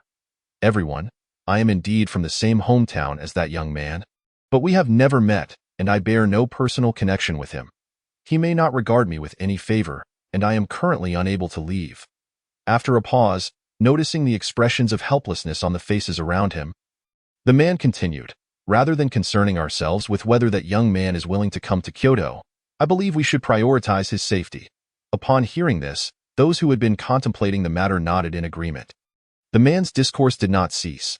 The alien factions must be aware of his abilities by now. If he encounters them on the battlefield, they will undoubtedly target him, just as they once did me. Moreover, our enemies are not limited to the aliens. As he spoke, the man's gaze turned sharp. The others present shared his sentiment. They held a genuine disdain for those traitors and parasites, considering Chen Yu's potential to become a pillar of the nation. or even a stronger superpower, his untimely demise would be a tremendous loss for Long Kingdom, necessitating heightened vigilance regarding his safety. After a moment of contemplation, the elder presiding over the meeting decisively proclaimed, "Elevate Chun Yu's confidentiality level to the highest tier and instruct the Lord of the Northern Wilderness Bay City, Yang Yi, to expedite his transfer to us. Kyoto requires talents like him, and only here can we provide him with adequate support and protection." Upon hearing this, the assembly nodded in acknowledgement. The man who had spoken earlier bore a smile, internally relieved, thinking, "Young man, hurry over. With your talent, you will not take long to truly grow. If you arrive soon, you might even catch up to that significant event. With your strength and potential, you should be more than qualified." If Chin Yu were present at that moment, he would undoubtedly recognize the identity of this man. He was a figure known throughout the Northern Wilderness Bay City, even more popular than the esteemed officials of the National Defense Pavilion. For he was a superpower who had emerged from the Northern Wilderness, one of the 10 pillars of Long Kingdom, Li Qing. A chew on his way back, Chin Yu sneezed inexplicably. "With my physical constitution, it can't be a cold. It seems someone is speaking ill of me." Unfazed, he acknowledged that having slain so many aliens and disrupted their meticulously planned ambush strategy, it was only natural to be criticized, as his adversaries could not eliminate him. With the alien crisis resolved and the magnetic field in the region restored, electronic devices were once again operational, eliminating the need to rely on a spinning wheel. Utilizing positioning instruments, Chin Yu practiced his breathing techniques while swiftly making his way toward the Northern Wilderness Bay City. Not long after, on a dark and windy night, he returned to the Bay City. As he did not conceal his presence, he was instantly recognized. The inhabitants of the Northern Wilderness Bay City were well acquainted with Chin Yu. There was no alarm raised, but it was evident that news of his arrival would reach the upper echelons in no time. Successfully returning to his villa, Chin Yu, having cultivated throughout the journey, maintained an excellent mental state. He entered the training room and delivered a powerful punch to the testing apparatus. Boom! A thunderous sound erupted in the air as Chin Yu's fist, resembling a sandbag, struck the device, causing the display to fluctuate wildly before settling at 2,177 tons. Adding his power techniques into the mix, Chin Yu unleashed his full strength, the deafening roar ringing in his ears as the testing apparatus emitted a mournful wail. As if on the verge of shattering, 2 seconds later, the display read 2,780 tons. Once he reached a foundational punching power of 3,000 tons, his strength would indeed attain the commander level. Chin Yu had already achieved commander-level mental strength long ago. As for speed, it should be comparable to his current strength attributes. With the cultivation of breathing techniques and the enhancement of physical fitness, both speed and strength will naturally improve, albeit perhaps not as significantly as strength itself. Given the current rate of improvement, Chin Yu believes that his strength attribute will soon reach 3,000 tons, while his speed must attain a level of 100 meters per second to be considered truly remarkable. Of course, not all remarkable individuals excel in all 3 core attributes. True versatility is indeed rare. Some possess extraordinary strength, others exhibit exceptional speed, and a select few boast considerable mental prowess. Take Lu Jin, for instance, who possesses an exceptional talent for speed, with innate abilities that enhance his velocity, and his cultivated combat techniques and methods all benefit his speed attribute. On the other hand, Zhou Wei amplifies his strength attribute across the board. They both strive to maximize the enhancement of their advantageous attributes. The goal of improving combat power is clear and efficient, yet it inevitably exposes certain vulnerabilities. Human energy is finite, making it impossible to excel in every aspect. However, Chin Yu is different. His cultivation talent can be infinitely enhanced with the increase in the number of soul servants. As long as his cultivation efficiency remains sufficiently high, he need not worry about energy constraints and can achieve comprehensive improvement. Chin Yu is determined to eliminate any weaknesses in his abilities, for should he encounter a situation that necessitates his intervention, facing a targeted assault from an opponent would be exceedingly difficult. Thus, he aspires to be a polymath, a versatile warrior, leaving no gaps in his prowess. Chin Yu, have no weaknesses. Chapter 63, Departure. The strong are always alone with the moon shining and the stars sparse. The evening breeze caresses his face. Chin Yu perceives that the concentration of energy in the air is notably denser than during the day.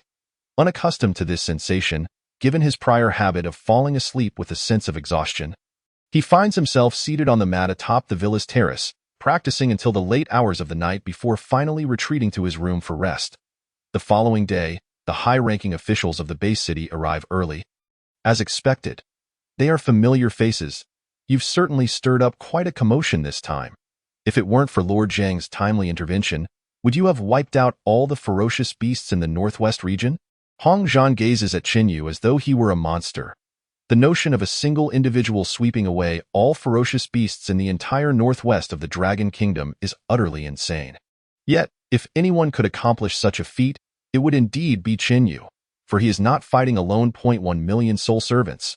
The thought sends shivers down Hong Zhan's spine. He has lost count of how many times Qin Yu has shattered his understanding of the soul control ability. In comparison, the two predecessors in the Dragon Kingdom who also possess soul control abilities since the new era are utterly incomparable. Human potential varies immensely. Qin Yu is undoubtedly gifted. If possible, I would very much like to create a 100 safe training environment for my compatriots. But regrettably, reality does not permit such a luxury, so I must concede. Qin Yu shrugged, a look of helplessness crossing his face. Hong Zhan couldn't help but twitch his lips. A 100 safe environment? What would be the point of training? After a moment's hesitation, Hong Zhan ultimately refrained from voicing any criticism and stated directly, I won't waste time chit-chatting. The Lord asked me to inquire whether you'd be willing to go to Kyoto? Why not? Qin Yu replied with a smile. Although he anticipated a positive response, hearing it directly from Qin Yu still left Hong Zhan feeling a twinge of disappointment. However, reason told him that the Mabe Bay city was no longer suitable for Qin Yu to remain. Yang Yi was on the verge of a breakthrough, and soon a remarkable warrior would be stationed in the base city, ensuring safety. Under such circumstances, having 1 million soul servants, including several with remarkable combat power, would be a waste of resources if Qin Yu remained here, detrimental to his continued growth. Understanding this, Hong Zhan slowly asked, when do you plan to leave? I don't know. Well, we need to, Hong Zhan, lost in his own thoughts, suddenly realized, you don't know?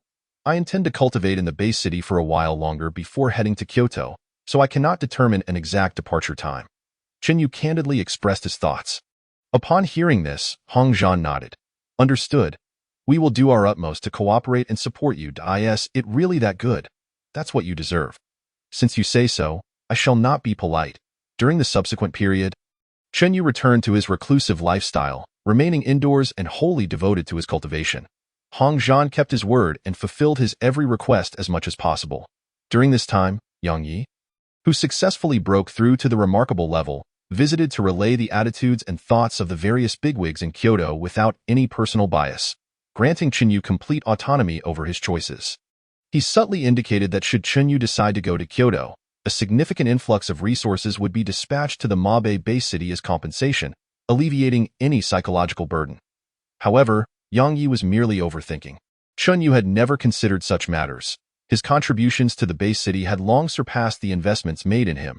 Without further discussion, even though the alien threat had just been repelled and there should not be another invasion in the near term, Yang Yi hurriedly returned to the underground battlefield and, before departing, requested that Qin Yu look after his daughter in Kyoto.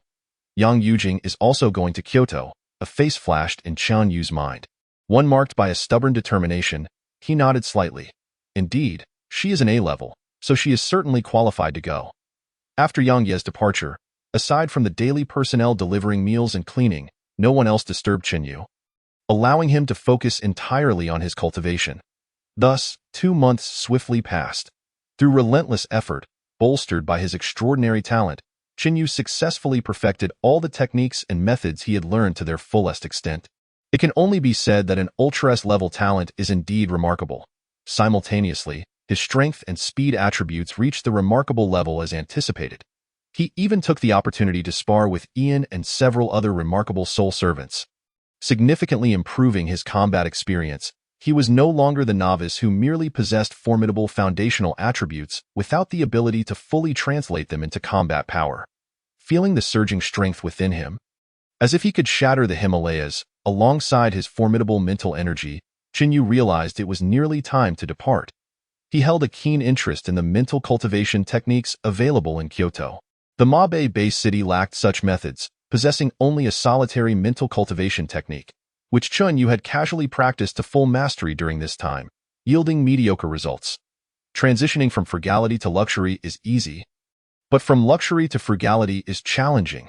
Acclimated to the rapid ascent of his mental energy akin to a rocket during soul absorption, he found it difficult to persist with the slow and steady accumulation of training.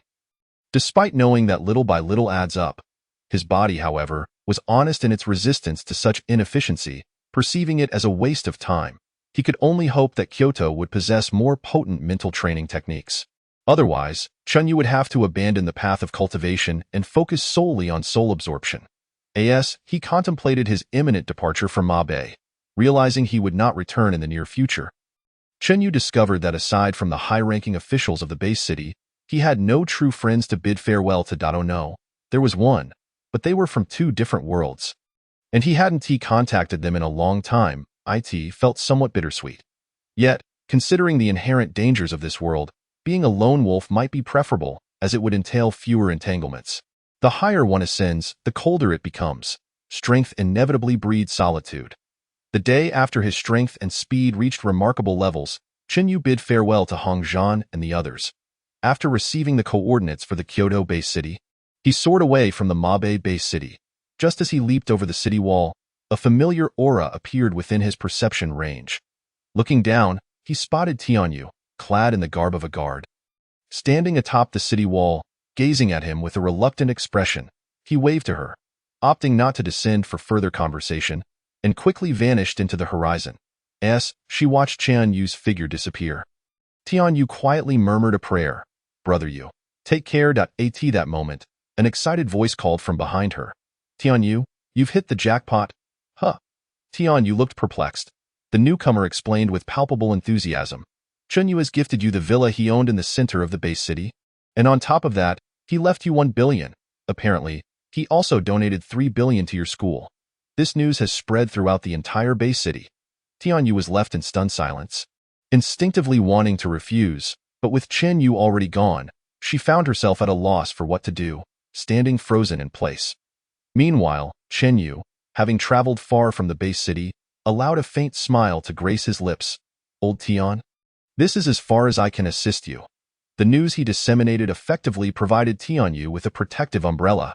Anyone daring to threaten the gifts he bestowed upon her would have to weigh their own strength. Unless Chinyu were to perish, Tianyu's newfound wealth would remain exceptionally secure. Once one's power reaches a certain level, money becomes the least valuable asset. Chinyu eagerly anticipated his forthcoming journey to Kyoto. Chapter 64, Deceptive Growth. This darkness is not that darkness traveling eastward. He departed from familiar surroundings, leaving behind his comfort zone. In comparison to the northwestern region, the danger level in the central and eastern parts of the Dragon Kingdom rises sharply. According to Yang Ye's introduction, the strength of the city lords in the central region is at least at the mid-tier commander level, with some even possessing national protector-level combat power. While the northwestern area's caverns contain only a single spatial passage, those in the central and eastern regions boast multiple passages, with the caverns near the capital housing as many as 5. The strength of these passages is also remarkably high, allowing foreign races to dispatch formidable national protector-level warriors. However, the number of such foreign entities remains limited and manageable.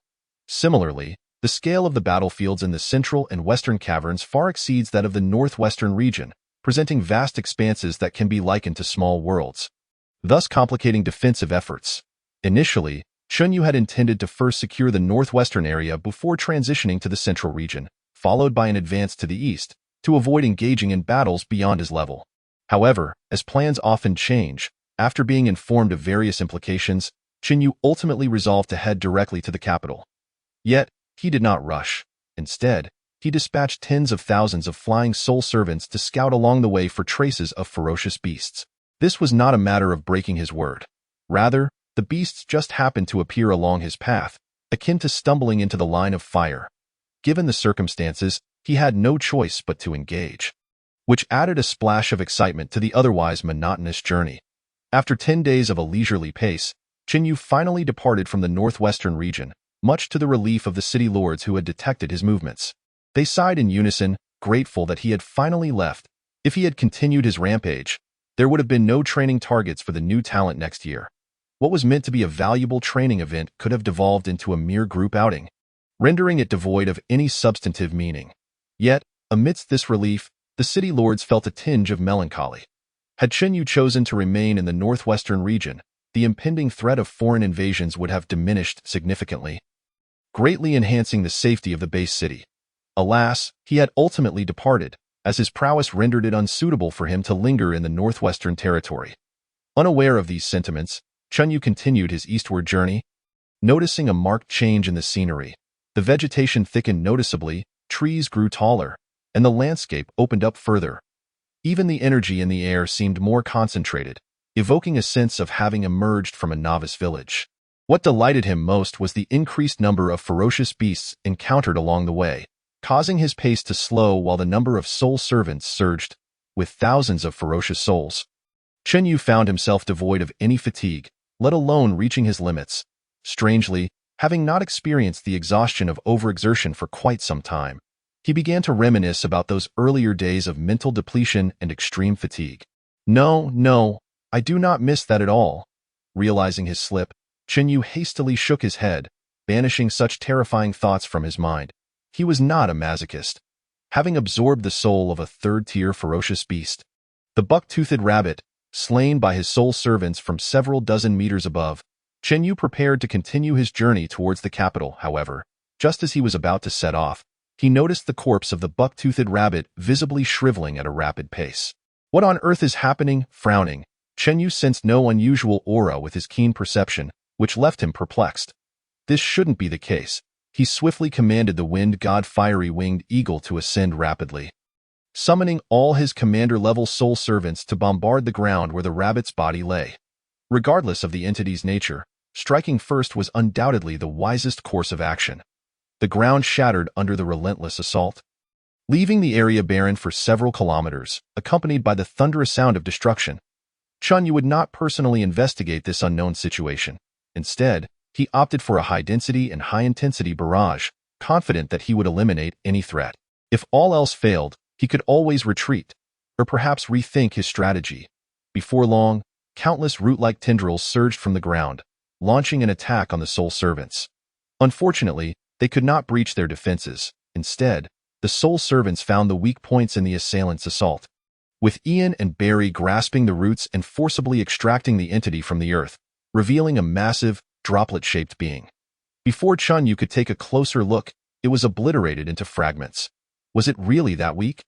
Confirming the absence of danger, Chen Yu descended from the sky, protected by his 13 commander-level soul servants, and approached the pile of verdant debris. It was evidently a plant-like entity.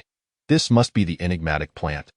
Indeed quite peculiar, hidden underground to absorb corpses. After a few grumbles, Chen Yu attempted to activate his innate ability, causing a small, dark droplet-shaped soul to emerge from the remnants, instantly drawn into his palm.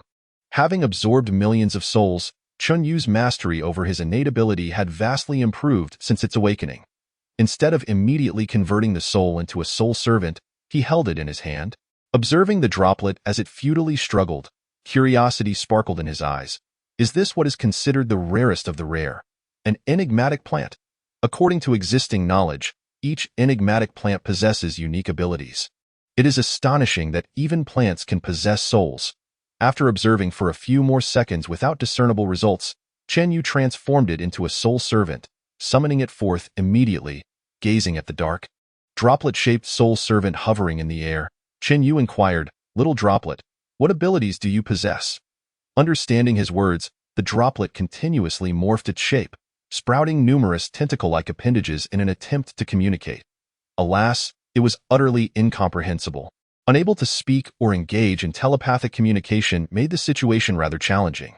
Not wishing to expend mental energy unnecessarily, Chen Yu decided to store the little droplet in his soul-nurturing space, then turned his gaze to the green-eyed, nine-tailed black fox lying beside him.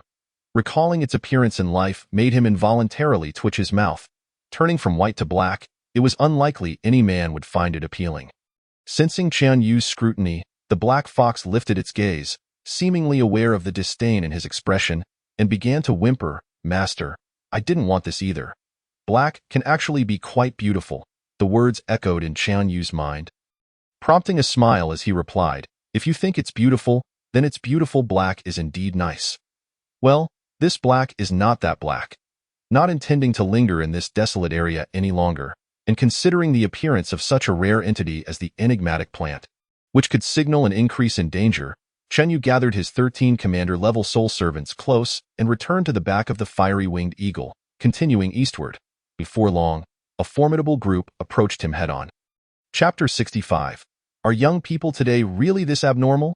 Having been out for so long, it was a rarity to encounter fellow compatriots in the wilderness.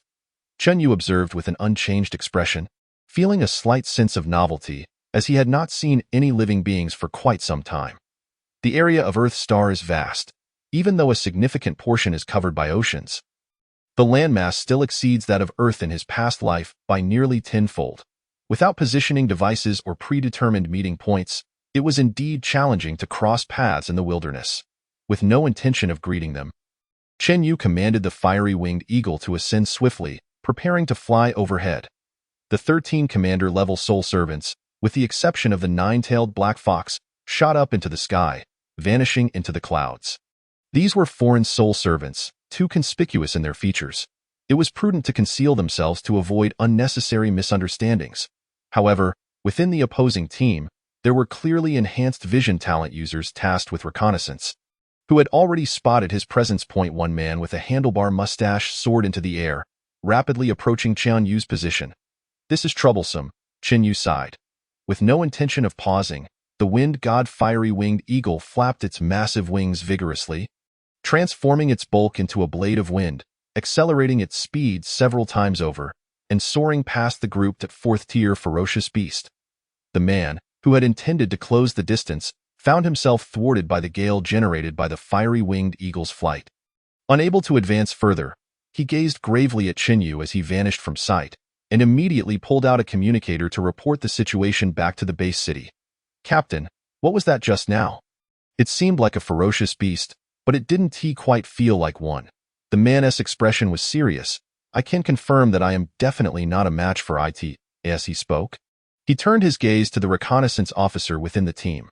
The latter retracted his eyes from the direction Chen Yu had left, replying, it appeared to be a fourth-tier ferocious beast, the wind god fiery winged eagle.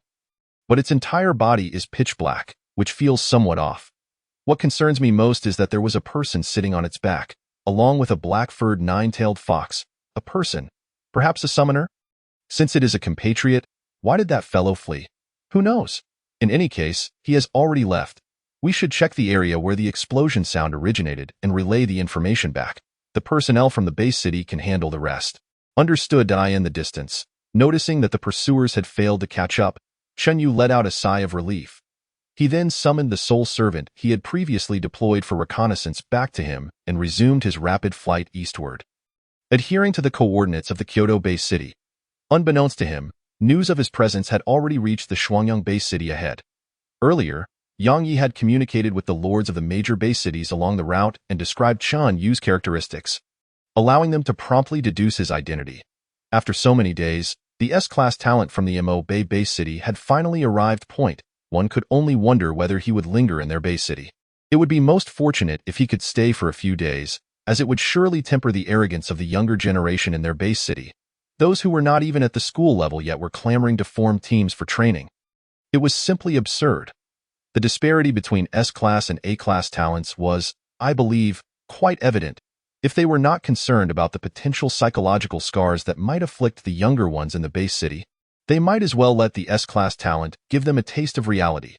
To be allowed to travel alone to the Kyoto base city, his strength must be formidable, likely having reached the general level. And being a newcomer who had just awakened his talent this year, such a gap in ability was better left unprovoked. Having been sheltered for so long, they would never truly grow strong.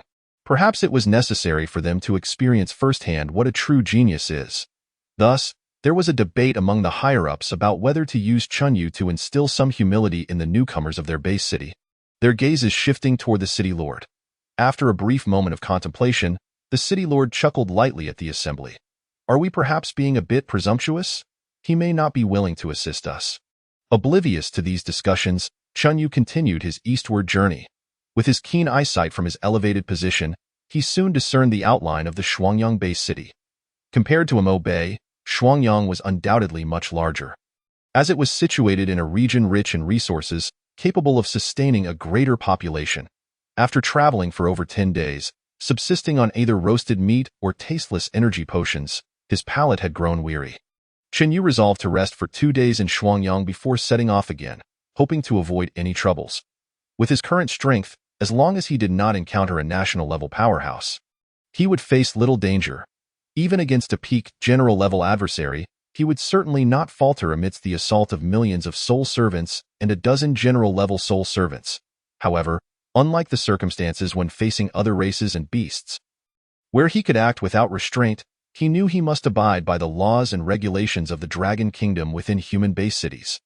Naturally, given his strength and potential, as long as he did not overstep, he would not encounter any issues.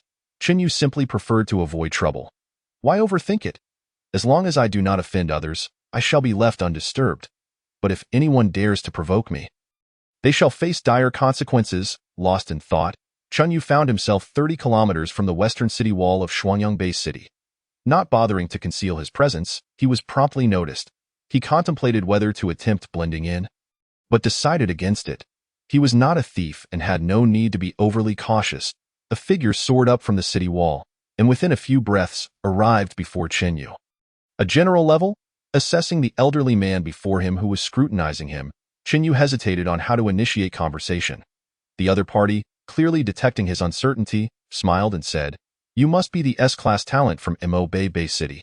I am Xiao Zhan, the city lord of Shuangyang." As he spoke, his gaze fell upon the wind god firewing eagle beneath Chen Yu, and his eyes slightly narrowed.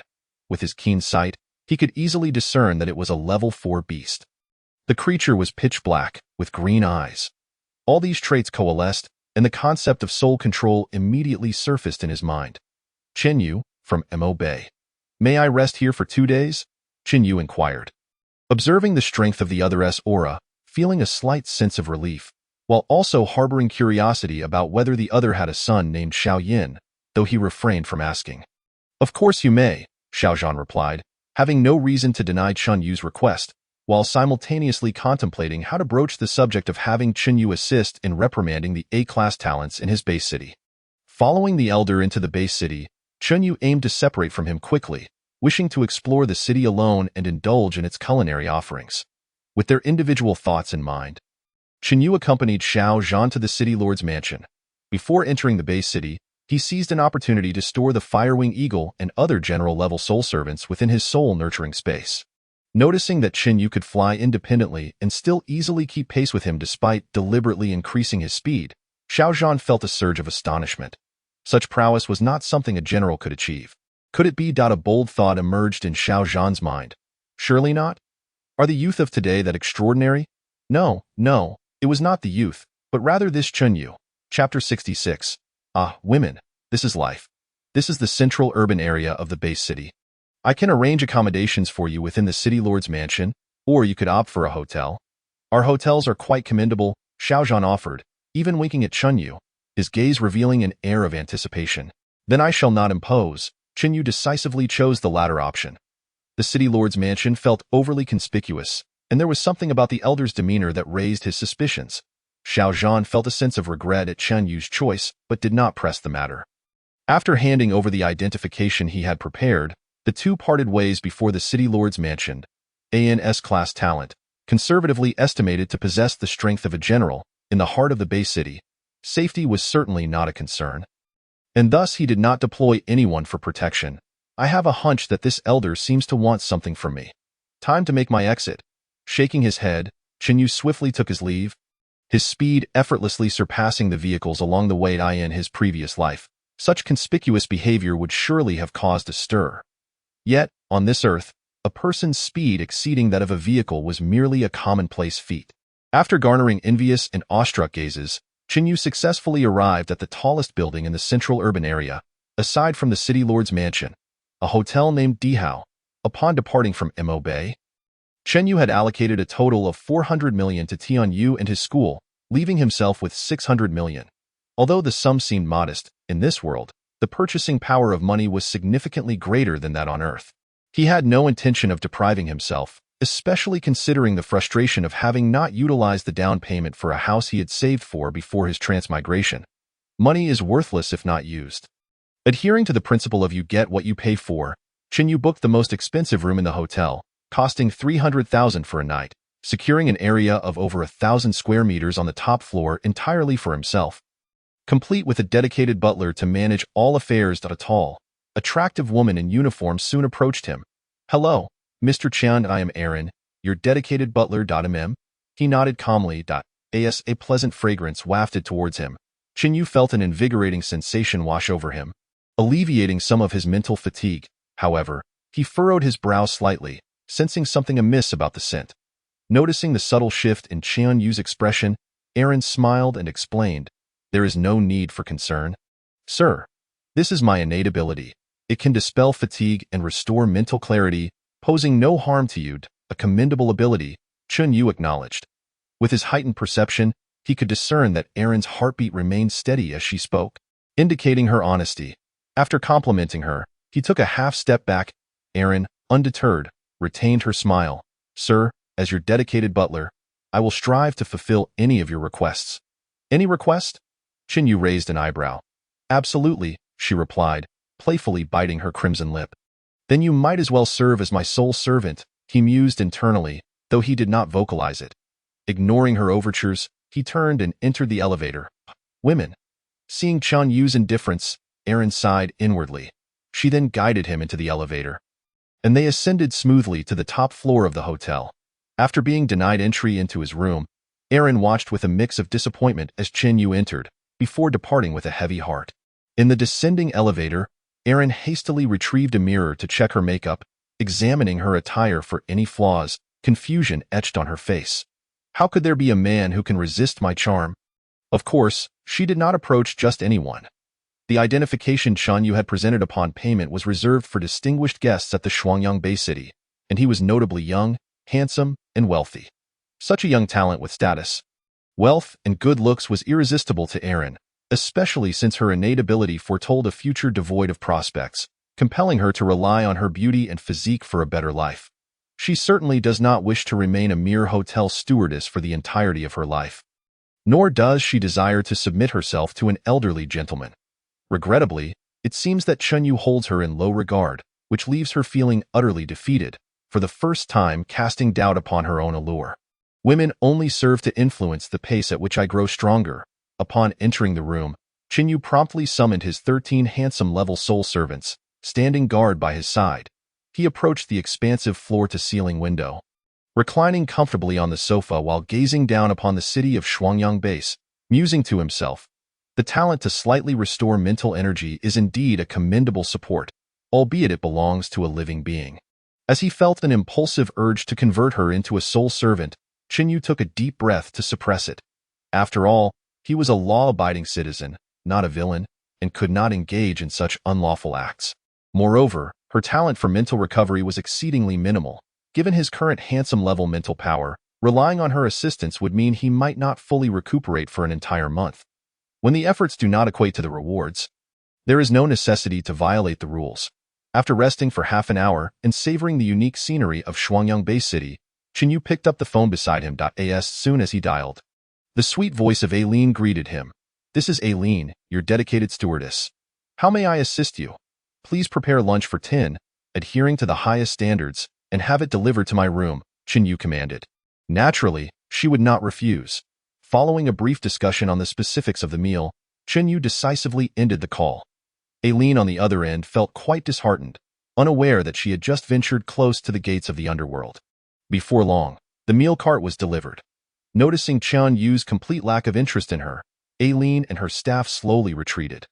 Situated within the Bay City, enjoying exquisite cuisine while overlooking the picturesque views of Shuangyang Bay City, accompanied by 13 handsome-level soul servants for protection, Chin Yu finally felt a sense of relaxation.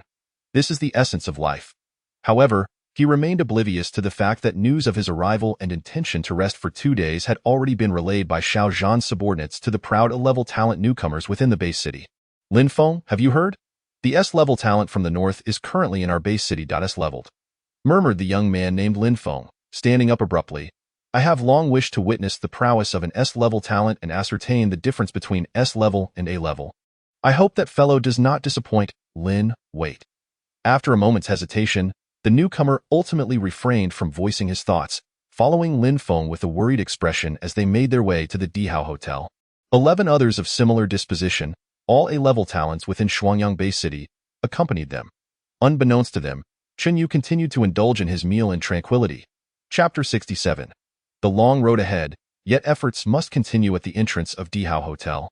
Lin Feng, I did not expect you to arrive as well. I heard you are on the verge of breaking through to school level. Your family must have provided you with ample resources?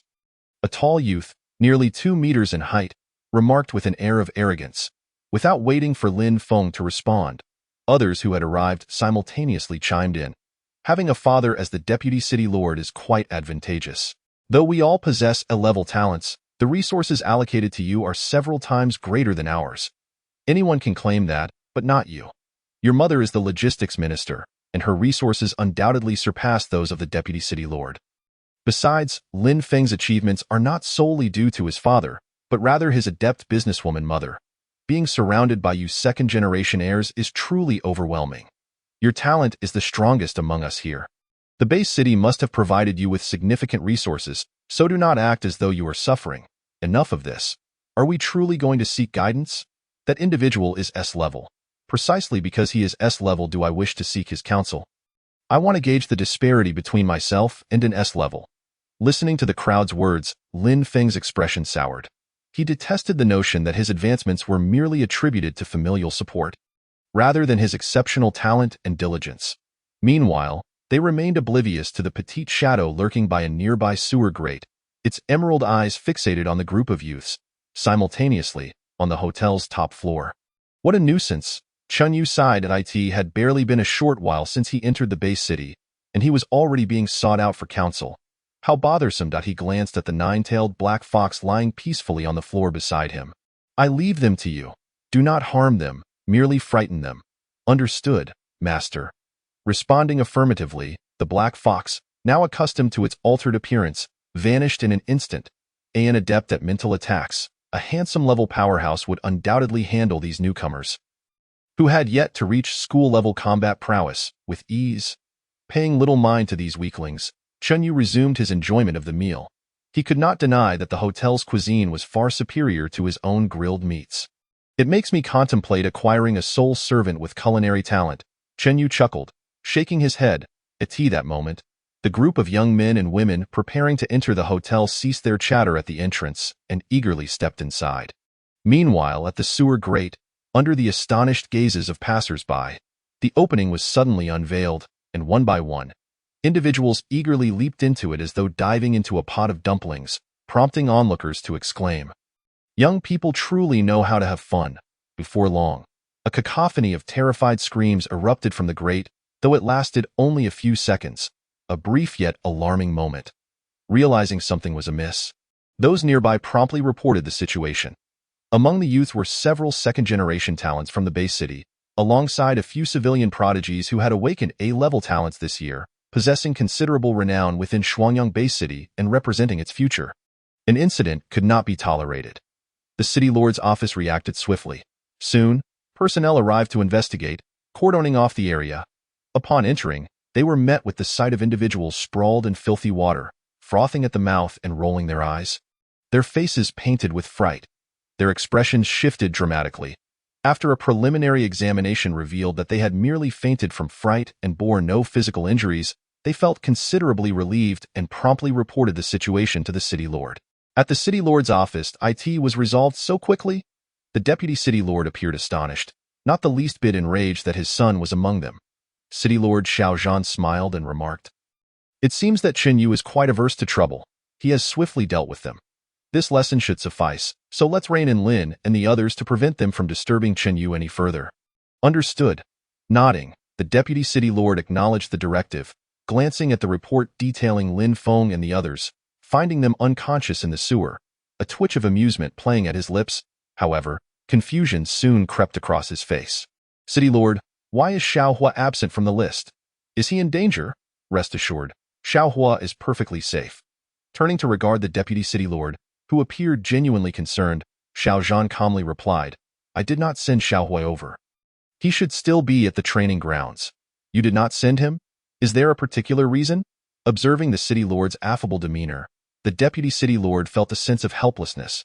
No reason. The weight of authority loomed heavily. Ultimately, he could not contend with the elder before him and had to concede. What had been agreed upon was to send the younger generation to seek guidance. Yet this cunning old fox had evaded the task, failing to send his grandson. I wouldn't dare send my own juniors to someone whose information I cannot access.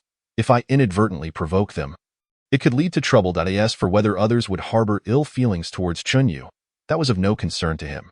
Meanwhile, Chunyu had finished his meal, having consumed all 10 portions. With his physical attributes elevated to the handsome level, his appetite had increased exponentially. Unless consuming energy potions, he required vast quantities of food to feel satisfied, even if the ingredients were beast meat. As a lover of gourmet cuisine, Chunyu truly preferred not to resort to energy potions unless absolutely necessary. Sigh, once I enter the wilderness, I shall have to endure hardships once more. It is rather disheartening. Having dined and reflected, Chunyu left his room, declining Eileen's offer of accompaniment, and set off to wander through Shuangyang Bay City. He feared that should he venture out alone with Aileen, he might succumb to the temptation of transforming this eager young woman into a sole servant in a secluded corner.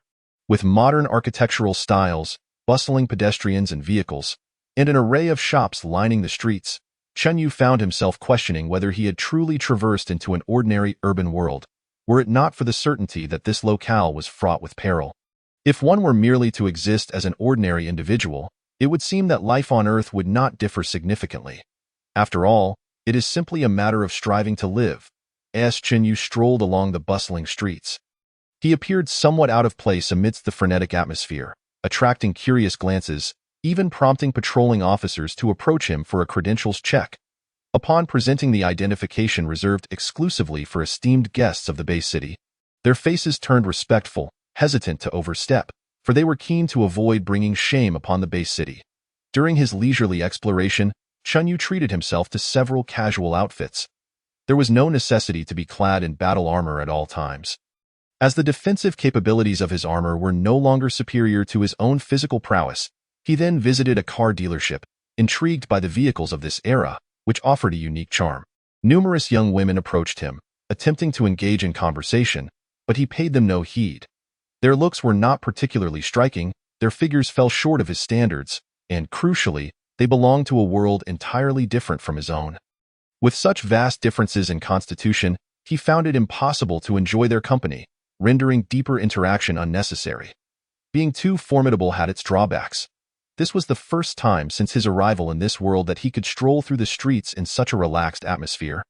Free from the burdens of cultivation, the anxiety of personal safety, or the looming threat of alien crises, it felt wonderful. After several hours of exploring the commercial district of the central city, savoring the unique cultural landscape of the Earth Bay City, Chunyu decided it was time to return. Initially intending to extend his stay for a couple more days, he found that after a few hours, his interest had waned. The allure of indulgence paled in comparison to the importance of becoming stronger. Ultimately, he was still at the initial level of strength, not yet capable of guaranteeing his own safety. The road ahead was long, and he needed to exert more effort. With this realization, Chunyu deemed it unnecessary to linger any longer. He would depart the following day. Chapter 68. The beast tide approaches? This has certainly piqued my interest. There is no turning back. For over half a year, he had either been cultivating to grow stronger or battling ferocious beasts and alien races, leading Chunyu to discover that he could no longer blend into ordinary life as an average person. The essence of this world is survival of the fittest. He had yet to attain the strength necessary to fully dictate his own fate, making it impossible to return to a carefree existence, as there always remained a tension within his heart, as for societal, national, or even human civilizational responsibilities. While he acknowledged their existence, they were not deeply felt. As a traveler from another world, Chunyu held gratitude for those who had aided him, but to claim a profound sense of belonging to this world would be sheer nonsense, of course. He adhered to the principles and humanity inherent to being human, which was why he had never actively sought to absorb human souls. The ethical dilemmas involved were sufficiently daunting, and one misstep could lead to being branded a heretic. His strength still fell short. Had he been the most powerful being in the world, such concerns would be irrelevant. Returning smoothly to the hotel, he found the female steward, Eileen, as gentle as ever, her alluring gaze and fragrant presence invigorating. It was evident that during his absence, she had prepared meticulously, presenting her best self to him. Unfortunately, Chunyu was in a state of single-minded focus, intent only on strengthening himself, dismissing her invitation to accompany him, and ascended the elevator alone. Eileen stood there, her smile slightly stiffened, questioning her own worth. Witnessing this, a girl with a doll-like face approached from the front desk. "Lin Jie, it seems your charm is lacking." He barely glanced your way. "Humph." Ignoring the girl, Eileen walked away, preparing dinner for Chinyu, feeling quite dejected, pondering where she fell short, wondering if it was her age or some other unknown reason that made him disregard her. She felt she was on the brink of despair. That night was destined to be sleepless, of course. She was not the only one experiencing insomnia. Those boys and girls who had fainted from fear of the nine-tailed black fox awoke, their minds haunted by terrifying images, feeling a chill enveloping them. This night would be one of wakefulness for many. After several hours, Chinyu had long forgotten Lin Feng and the others. Following a delightful dinner in his room, he did not immediately rest but instead meditated and practiced until 3 in the morning before finally falling asleep. With his current mental fortitude, just 2 to 3 hours of sleep each night sufficed to keep him invigorated, provided he had not expended excessive mental energy absorbing souls that day. The night passed without incident, and under the protection of his soul servants, Chinyu slept soundly. The next morning, as the first rays of sunlight filtered through the curtain seams, warming his face, he awoke leisurely. "It has been a long time since I slept so well. The soundproofing in this room is commendable, and this bed is quite comfortable." Controlling his strength, he gently pressed on the mattress. A look of satisfaction gracing his features. If only he had spatial equipment, he would undoubtedly take this bed with him. Perhaps, if conditions permitted, acquiring an entire house would also be a splendid option. Freeing him from the hardships of sleeping outdoors, after calling Eileen to instruct her to deliver breakfast to his room, Chinyu rose to wash up. He donned his inner armor underneath a fitted battle suit. Fortunately, both were tailored well, otherwise, he would not have been able to wear the casual clothes he had purchased and freshly laundered the previous day. Although the defense of the inner armor and battle suit was not exceptionally formidable, the psychological reassurance of wearing them was markedly different from not wearing them at all. Once dressed, breakfast arrived promptly, a seamless transition that pleased Chinyu immensely. Though Eileen's attraction made him slightly uncomfortable, her work ethic was undeniably impressive. Another day of contemplating converting Eileen into a soul servant lay ahead. To his surprise, this time not only Eileen and the hotel staff arrived, but also an unexpected visitor. "You are from the Lord's mansion, correct?" Chinyu observed the newcomer with a calm demeanor, internally hoping for no troublesome matters, as he was a resident of the Beibei base city and not under the jurisdiction of the Shuangyang base city. Thus, they had no authority over him. If it became too bothersome, he would simply withdraw. Having made up his mind, Chunyu began to consider how to decline the visitor's overtures. "Indeed, Mr. Chen, your powers of observation are quite keen." The visitor complimented before getting straight to the point. "A large-scale beast tide has emerged from the northern Ming Kingdom, a portion of which is expected to enter our territory. The Lord has sent me to inform you that it would be wise to avoid leaving the base city for the time being." At the mention of the beast tide, Chunyu's interest was instantly piqued. "What is the estimated quantity?" Seeing Chunyu not only unfazed but somewhat excited, the visitor was momentarily perplexed, yet continued to relay the information. "The Ming Kingdom is vast but sparsely populated. Thus they can only consolidate their forces to defend against the subterranean alien races. Consequently, over 70% of their territory is overrun by ferocious beasts. Although this beast tide will only affect the southern region, we cannot ascertain the exact number, but it will undoubtedly exceed 10 million ferocious beasts." A flash of fervor ignited in Chan Yu's eyes as he raised his gaze, looking earnestly at the visitor. "Do you know the specific location from which the beast tide will enter our territory?" The visitor, caught off guard by Chun Yu's sudden enthusiasm, nodded, albeit hesitantly. "It is certain that we will be involved. Our base city lies directly in the path of the beast tide's southward advance, making it a disaster zone." "Disaster zone? How splendid." "What did you say?" "Nothing." Chinyu quickly diverted the topic. "Have you eaten? If not, let us have breakfast together before heading to the Lord's mansion." He gestured to Eileen, instructing, "Prepare a breakfast for this gentleman." "Understood," Eileen responded with a smile. The visitor instinctively wanted to decline, but upon glancing at the sumptuous breakfast before him, and considering that Shan Yu was a distinguished guest of the base city who had extended such a warm invitation, he felt it unwise to refuse. Thus he decided to stay. The two enjoyed their breakfast together before making their way to the Lord's mansion. As Chen Yu contemplated that once he learned the current location of the beast tide, he could directly engage in battle and efficiently increase his number of soul servants, his mood lifted, and his steps became lighter.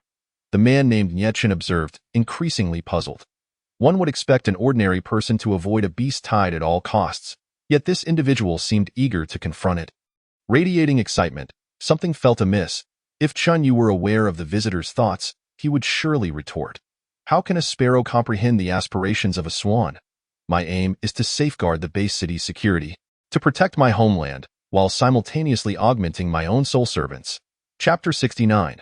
The coward dies of hunger, the bold dies of gluttony. At the observation deck atop the city lord's mansion in Shuangyang Base City, with hands clasped behind his back, Xiao Zhan stood resolutely against the wind, gazing towards the northern horizon. His expression was tranquil, yet his eyes betrayed a complex array of emotions. City Lord, are you truly at ease allowing Chen Yu to scout the beast tide alone? He is an S-class talent, one of only 4 S-class newcomers in our entire Dragon Nation this year. If anything were to happen to him under our watch, the responsibility would be immense. Rest assured, he will be fine, Xiao Zhan replied, his demeanor still calm. Within his mind, he recalled the display of power Chen Yu had showcased not long ago. 5 commanders and 50 generals at his command. With such formidable forces, even he might struggle to prevail against them. Initially, he had opposed the idea, but with Chen Yu wielding such potent strength, he found himself unable to refuse, ultimately providing him with the necessary coordinates. After all, it was merely a reconnaissance mission to assess the beast tide situation. Young people often possess an insatiable curiosity, especially prodigious talents like Chen Yu. Upon witnessing a beast tide of millions, he would likely retreat swiftly upon realizing the perilous nature of the endeavor. Given the power Chen Yu currently commanded, as long as he did not foolishly engage the beast tide head-on, he would essentially be safe. Moreover, Xiao Zhan mused, could what Chen Yu had displayed be his full power? At this thought, the seasoned commander felt a pang of frustration. Just 18 years of age. Chen Yu wielded commander-level power, while at 63, he had merely reached the pinnacle of commander strength. It was inevitable that he would be surpassed. From a national perspective, this was undoubtedly a positive development. The stronger the younger generation, the brighter the future of the nation, enhancing its capacity to face threats from foreign entities. Yet on a personal level, Xiao Zhan felt a deep sense of unwillingness. Alas, those aware of their own circumstances know all too well that, given his current age and physical condition, further advancement was unattainable. Maintaining his existing level of strength was already an arduous task. One must yield to age, he thought. As I grow older, the future of Dragon Nation will rest in the hands of the youth. While I still possess some strength, I shall stand guard for a few more years. A newfound determination flickered in Xiao Zhan's eyes. Having lived through chaotic times, he understood the preciousness of the current relative peace. It was precisely for this reason that he felt compelled to safeguard this tranquility with even greater diligence. Unbeknownst to him, his assistant remained unconvinced regarding Chen Yu's safety. Yet, witnessing Xiao Zhan's calm and confidence, the assistant refrained from voicing further concerns, silently hoping for Chen Yu's safe return. After all, it was merely a distant reconnaissance of the beast tide. Surely, nothing would go awry. Young people tend to lose interest quickly, likely returning within a few hours. Meanwhile, Chen Yu soared towards the northern border between the Dragon Nation and the Mongol Nation, summoning soul servants capable of matching his current speed as he flew.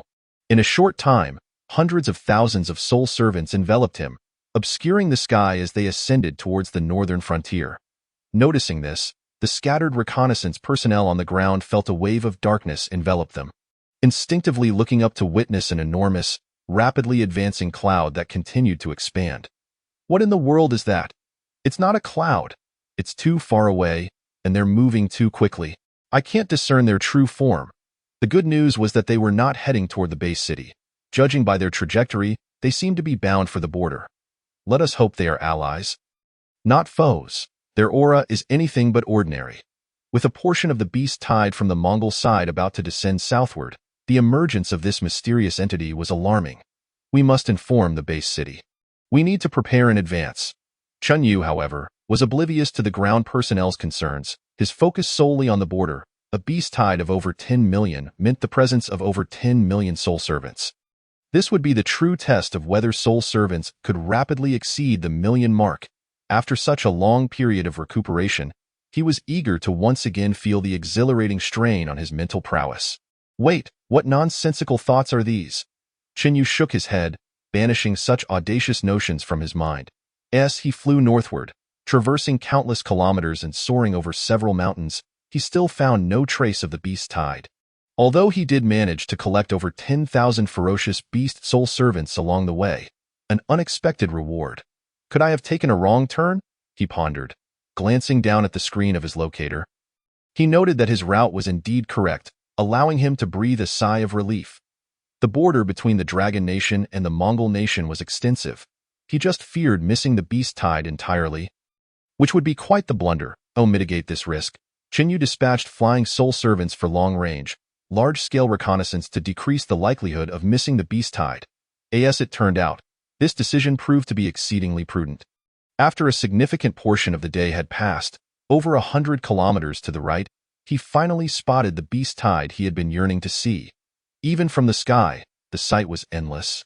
With a dense mass of creatures blanketing both the ground and the air, those afflicted with acrophobia would surely be unable to bear such a sight. The numbers were staggering. This was the true beast tide. In comparison, the one at Mabe Bay City seemed like a mere child. No, a grandchild. In awe, without hesitation, Chen Yu summoned all 500,000 of his soul servants, retaining only the nine-tailed black fox of commander-level strength, along with 300,000 soul servants to protect him. The remaining 500,000 soul servants were organized into several waves based on their species, each led by a general-level servant. Unlike the foreign entities categorized by different races, the ferocious beast soul servants were simply divided into two major factions, Heaven and Earth. Ferocious beasts do not utilize formations. Once Wukong activated a berserk buff, they would charge forward with unrestrained ferocity. The foreign entities, however, were different. Those dispatched to Earth possessed at least soldier-level strength, with commendable tactical acumen, augmented by the combat prowess of their soul bodies. Under the leadership of their respective general-level forces, they could unleash several times, even tenfold, the combat strength relative to their numbers. Thus, even faced with a beast tide of millions, Chen Yu chose to take matters into his own hands rather than resorting to the guerrilla tactics employed previously in Ma Bay, which had relied on the base city's support to ultimately vanquish the enemy. Now armed with over 500,000 soul servants, his astonishing frontline combat strength endowed him with the capability to resolve such a level of beast tide independently. At this moment, gazing towards the location of the beast tide, he could still distinctly feel its terrifying momentum despite the distance of over 100 kilometers. The coward dies of hunger, the bold dies of gluttony. This time, I shall seize a bounty, aiming for over 10 million soul servants. Without any delay, fixating on the beast tide's position, Chun Yu declared in a low voice, "Attack." Chapter 70. Striking midway, 3 million soul servants acquired from north to south. The beast tide surged towards Shuangyang Base City with a momentum akin to a mountain avalanche, its presence overwhelming, sprawling horizontally for dozens of kilometers, with no visible end. Despite commanding an army of over 500,000 soul servants, Chen Yu did not recklessly engage the beast tide head-on. Instead, he opted to launch a flanking assault from the underground beside the beast tide. The soul servant army swiftly positioned themselves, concealing themselves dozens of meters beneath the surface on the side of the beast tide. Refraining from immediate attack, given the sheer number of ferocious beasts, caution was warranted, and Chen Yu awaited the opportune moment. Reality did not keep him waiting long. Within about 10 minutes, a river several hundred meters wide appeared ahead. The beast tide did not halt but charged directly into the river, preparing to force its way across. The river was deep and the current swift, yet the ferocious beasts could swim and, in sufficient numbers, made it across effortlessly.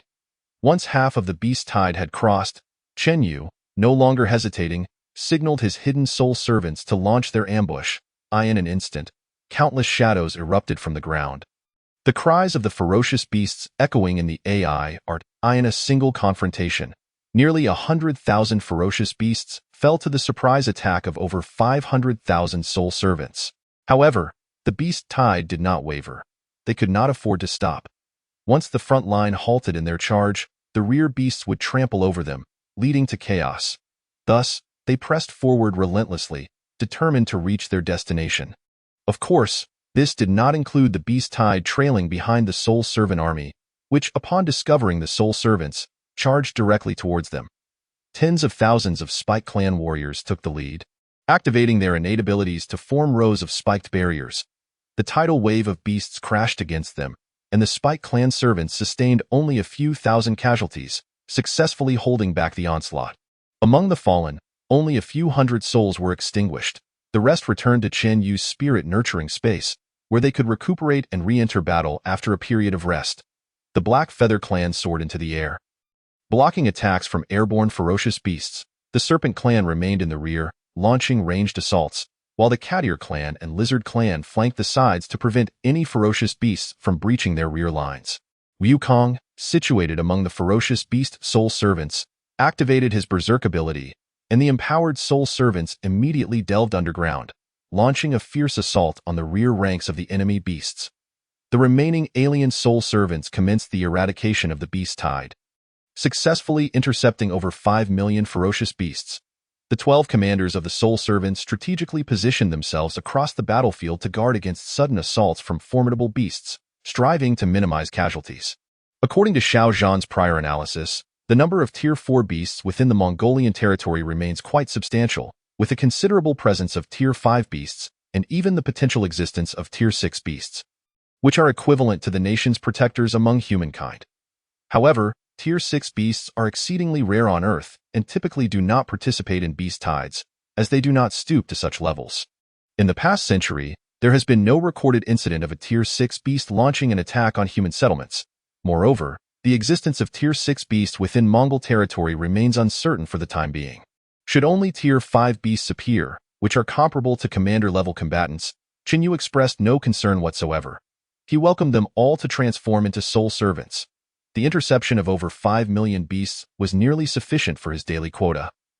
And this was merely a fraction of the beast tide, which could potentially exceed 30 million. Tears of frustration nearly slipped from the corners of his mouth, but soon Chen Yu's attention was drawn to dozens of imposing beasts charging towards him. However, he was granted no opportunity for close observation, as these beasts were swiftly dealt with by the commander-level soul servants. The rank of these beasts posed no significant threat to the commanders, who effortlessly vanquished them. With a mere thought, the nearby soul servants transported the corpses of these Tier 1 beasts to him. Observing that the battle was progressing exceedingly well, Chen Yu advanced from a distance of 100 kilometers to 50 kilometers.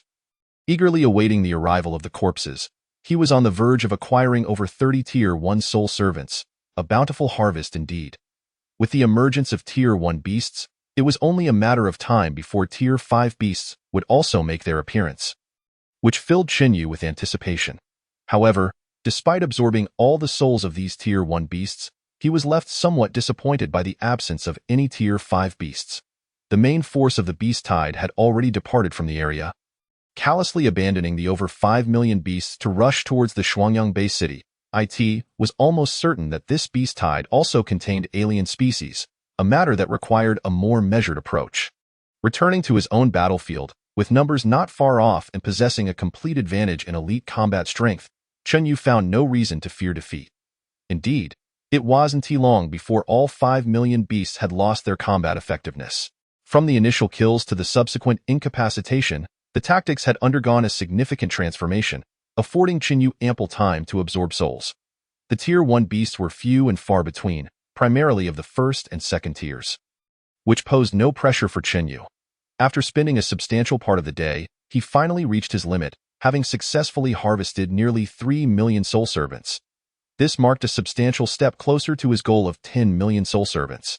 Observing the river and land stained a deep crimson with the blood of the ferocious beasts, Chen Yu suddenly recalled the peculiar plant soul servant he had previously captured before entering the Shuangyang base city, which he had named Little Water Drop. It was now isolated in the soul-nurturing space. Upon its summoning, numerous tendrils emerged from its body, gesturing towards Chen Yu once more. "All right, still incomprehensible. However, once Little Water Drop sensed the countless beast corpses surrounding it, it became inexplicably excited, nearly drooling. Though, it seemed soul bodies could not actually drool, and continuously gazed in Qian Yu's direction. "These corpses are entrusted to you," he declared. Previously, when Little Water Drop had absorbed the corpses of the beasts, it had piqued Qian Yu's curiosity. He wondered if the now transformed soul servant could still absorb the corpses of the beasts and what benefits it might gain from doing so.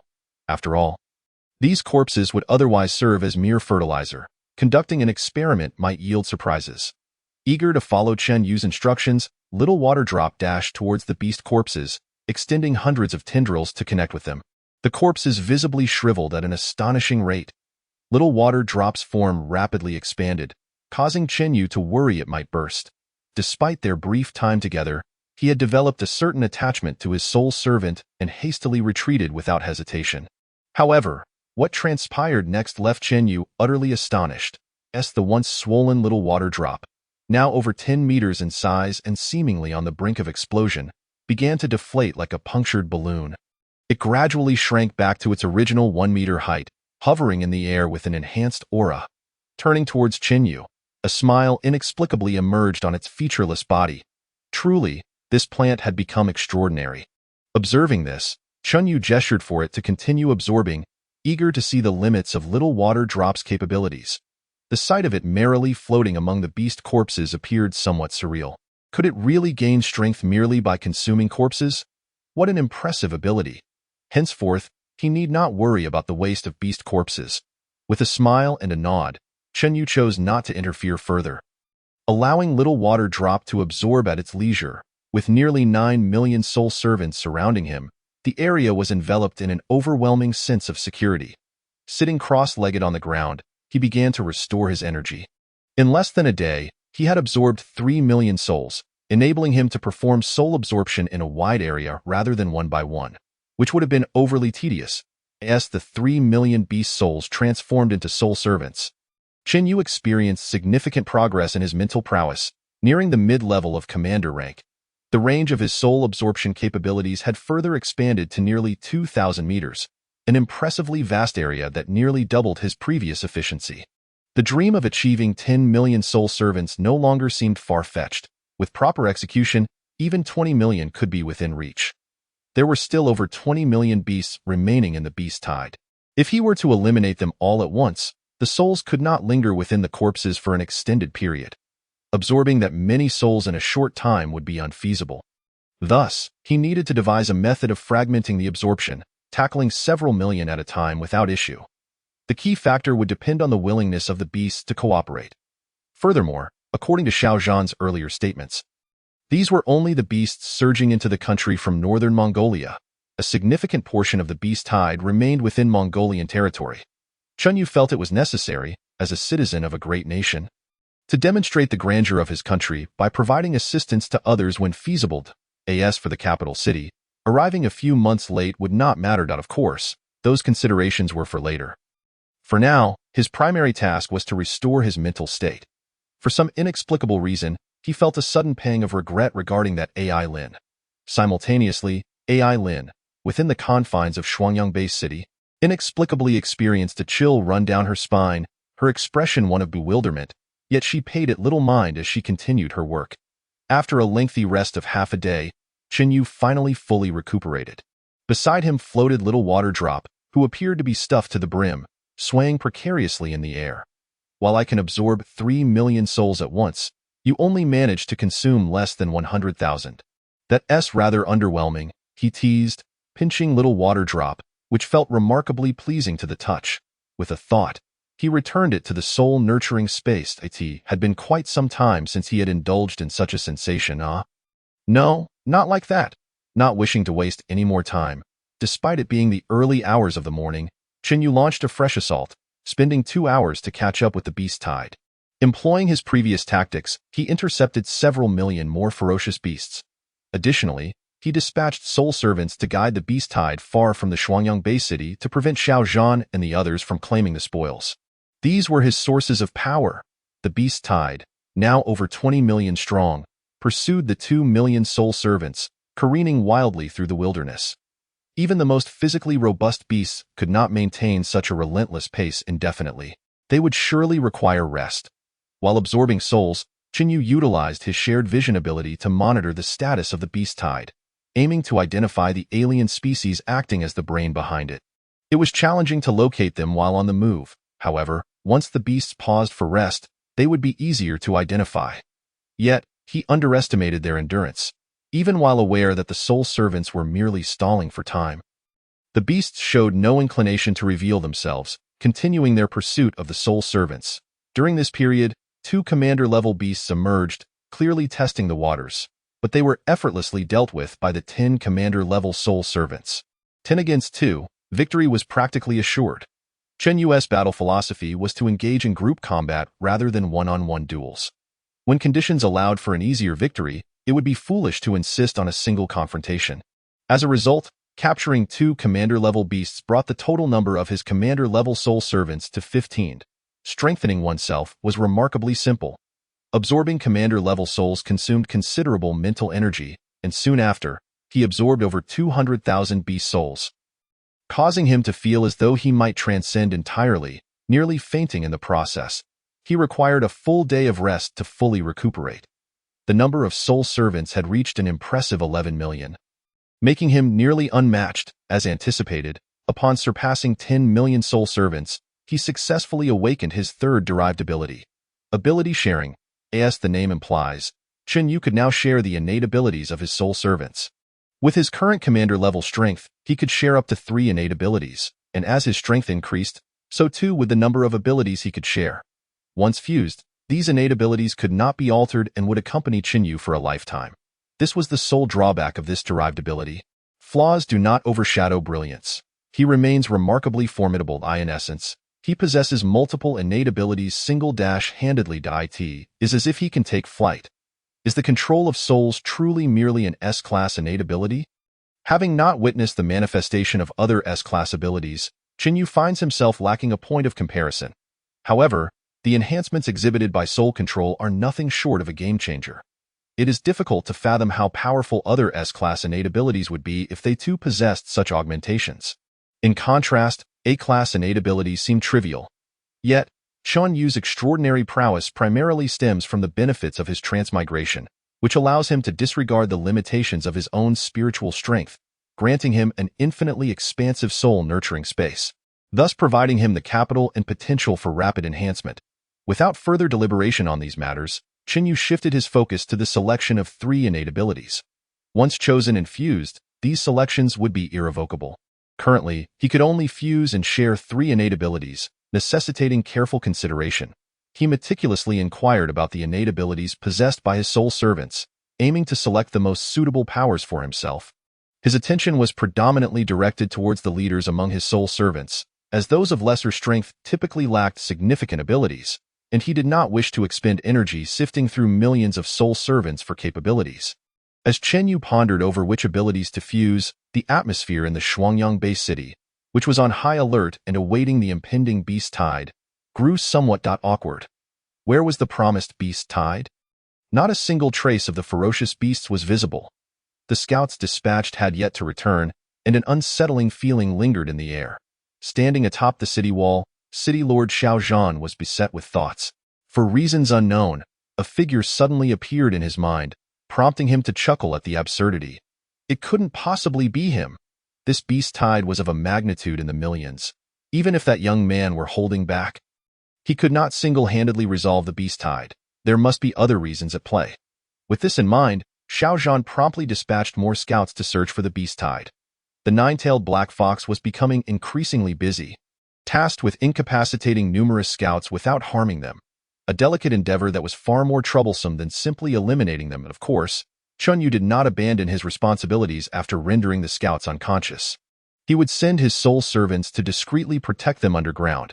He simply wished to keep the location of the beast tide hidden from his fellow compatriots, not wanting to inflict harm upon his own kind.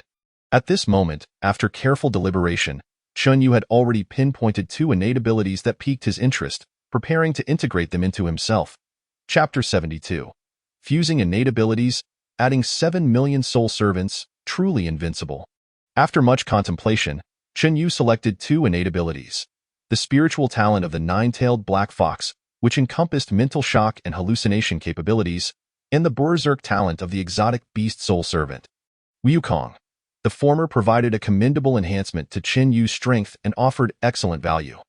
This innate ability boasted two distinct applications and attack methods, allowing Chen Yu's formidable spiritual power to be transformed into combat strength, no longer relegated to idly guarding untapped potential mental attacks. Distinct from feeble strikes, combined secrecy, penetration, and offensive power, often inflicting substantial harm on foes invisibly.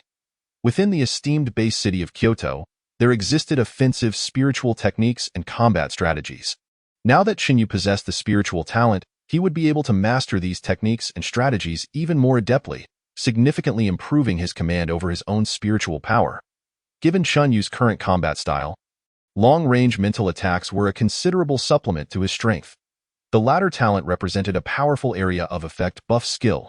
The number of soul servants surged dramatically, relying solely on Wukong, who was at the level of a leader, was evidently insufficient for buffing. To evolve into a level 5 ferocious beast.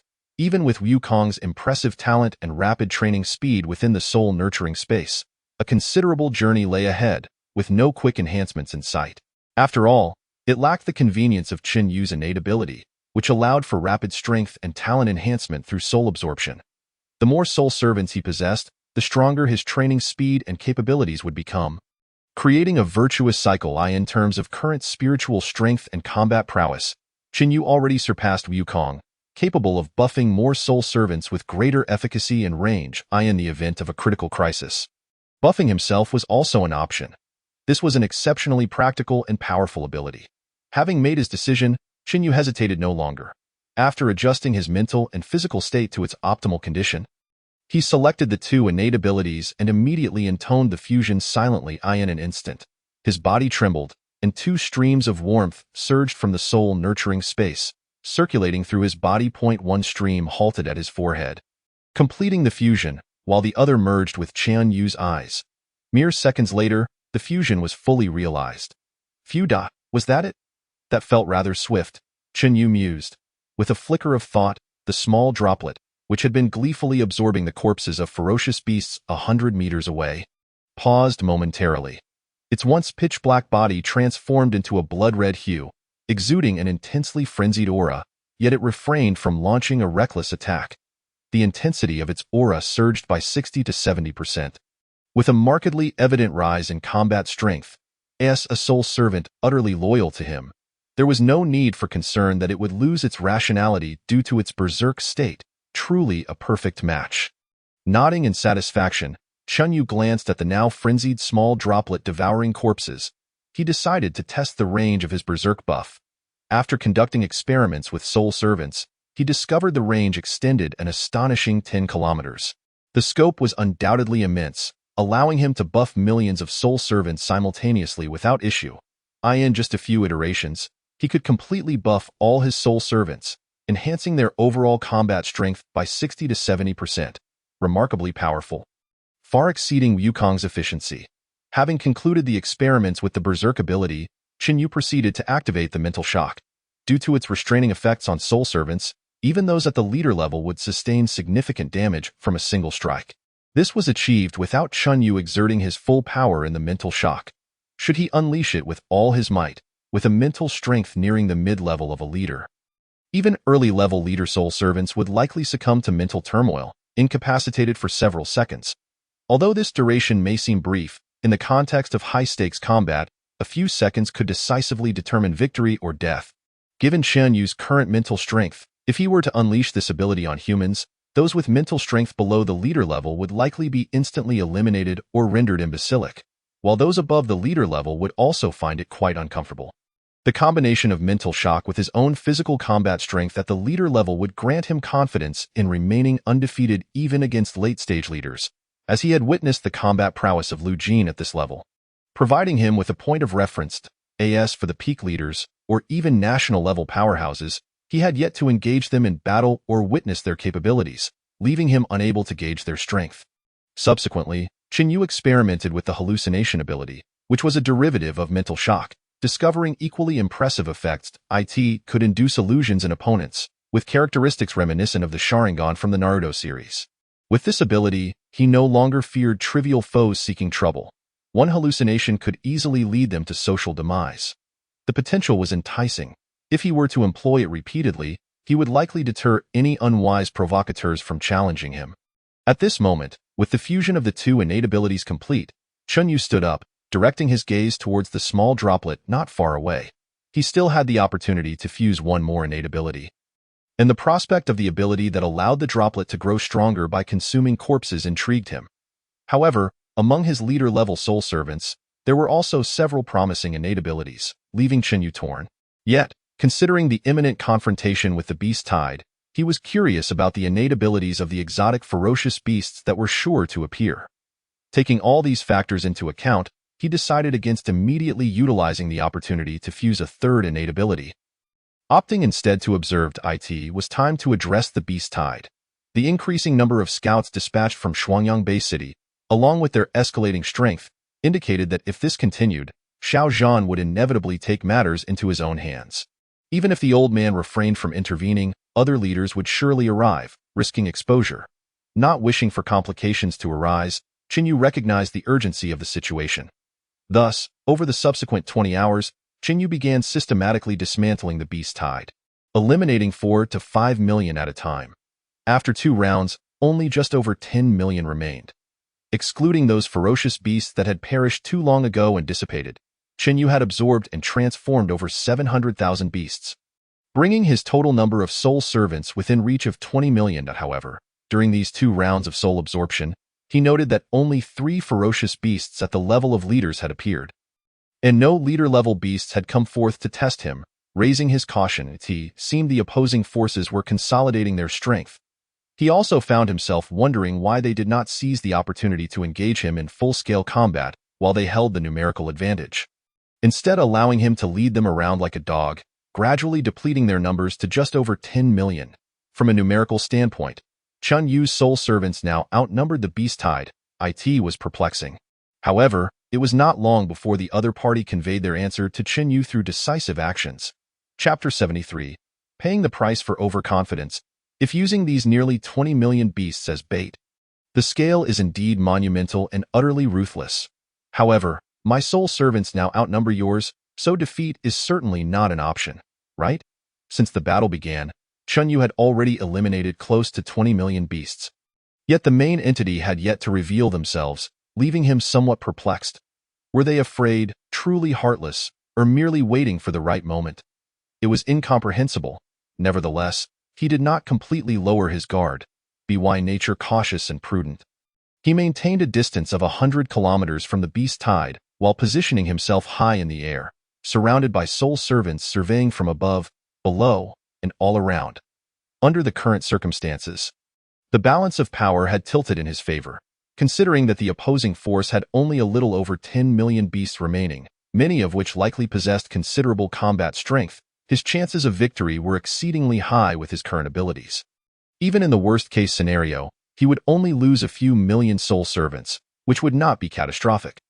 Thus, this time, Chunyu decided against minor skirmishes and instead took the initiative to have his strongest soul servant, a serpentine warrior named Chris, lead 5 million foreign soul servants to converge with the 2 million soul servants that had been luring the beast tide ahead, forming a battle formation to completely block the beast tide.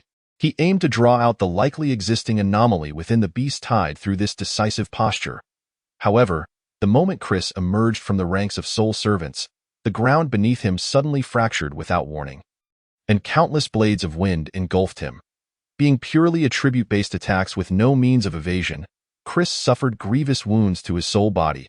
Even though he had not lost his combat capability, his strength would undoubtedly be significantly impacted, and full recovery would be impossible in the short term. What astonished Chunyu even more was that numerous high-ranking beasts, which he had previously been completely unaware of, suddenly appeared around the army led by Chris, including 13 with commander-level strength, charging directly toward Chris's position in conjunction with the millions of beasts, presenting a terrifying advantage. The 13 commander-level beasts remained within a controllable range. Chunyu's expression remained calm. Indeed, The ability to blend seamlessly into the surroundings and conceal one's presence is somewhat troublesome. However, now that they have revealed themselves, there should be no issues. That vast array of wind blades must be the anomaly. He then issued an attack order to the 10 million soul servants hidden underground behind the beast's tide, preparing to formally initiate a decisive battle. Time no longer permitted him to engage in a protracted war of attrition, as the beast's tide must have already revealed its trump card. If he truly could not win, he could always flee. He was far enough from the battlefield that he should not. Suddenly, Chun Yu's expression changed. For all of his flying soul servants used for reconnaissance were simultaneously annihilated. Shock coursed through him, and he instinctively ordered the wind god Flaming Wing Eagle to retreat swiftly. However, the opposing force clearly had no intention of granting him this opportunity. Overwhelming murderous intent surged from all directions, accompanied by countless biological presences. Although their individual strength was not high, their sheer numbers were staggering, reaching over 100 million, rapidly closing in on his position. Those who frequently walk by the river will inevitably get their shoes wet. This time, I had been overly presumptuous and had not taken my opponent seriously. It turned out that you had been biding your time, allowing me to divide the beast's tide, all to locate my position.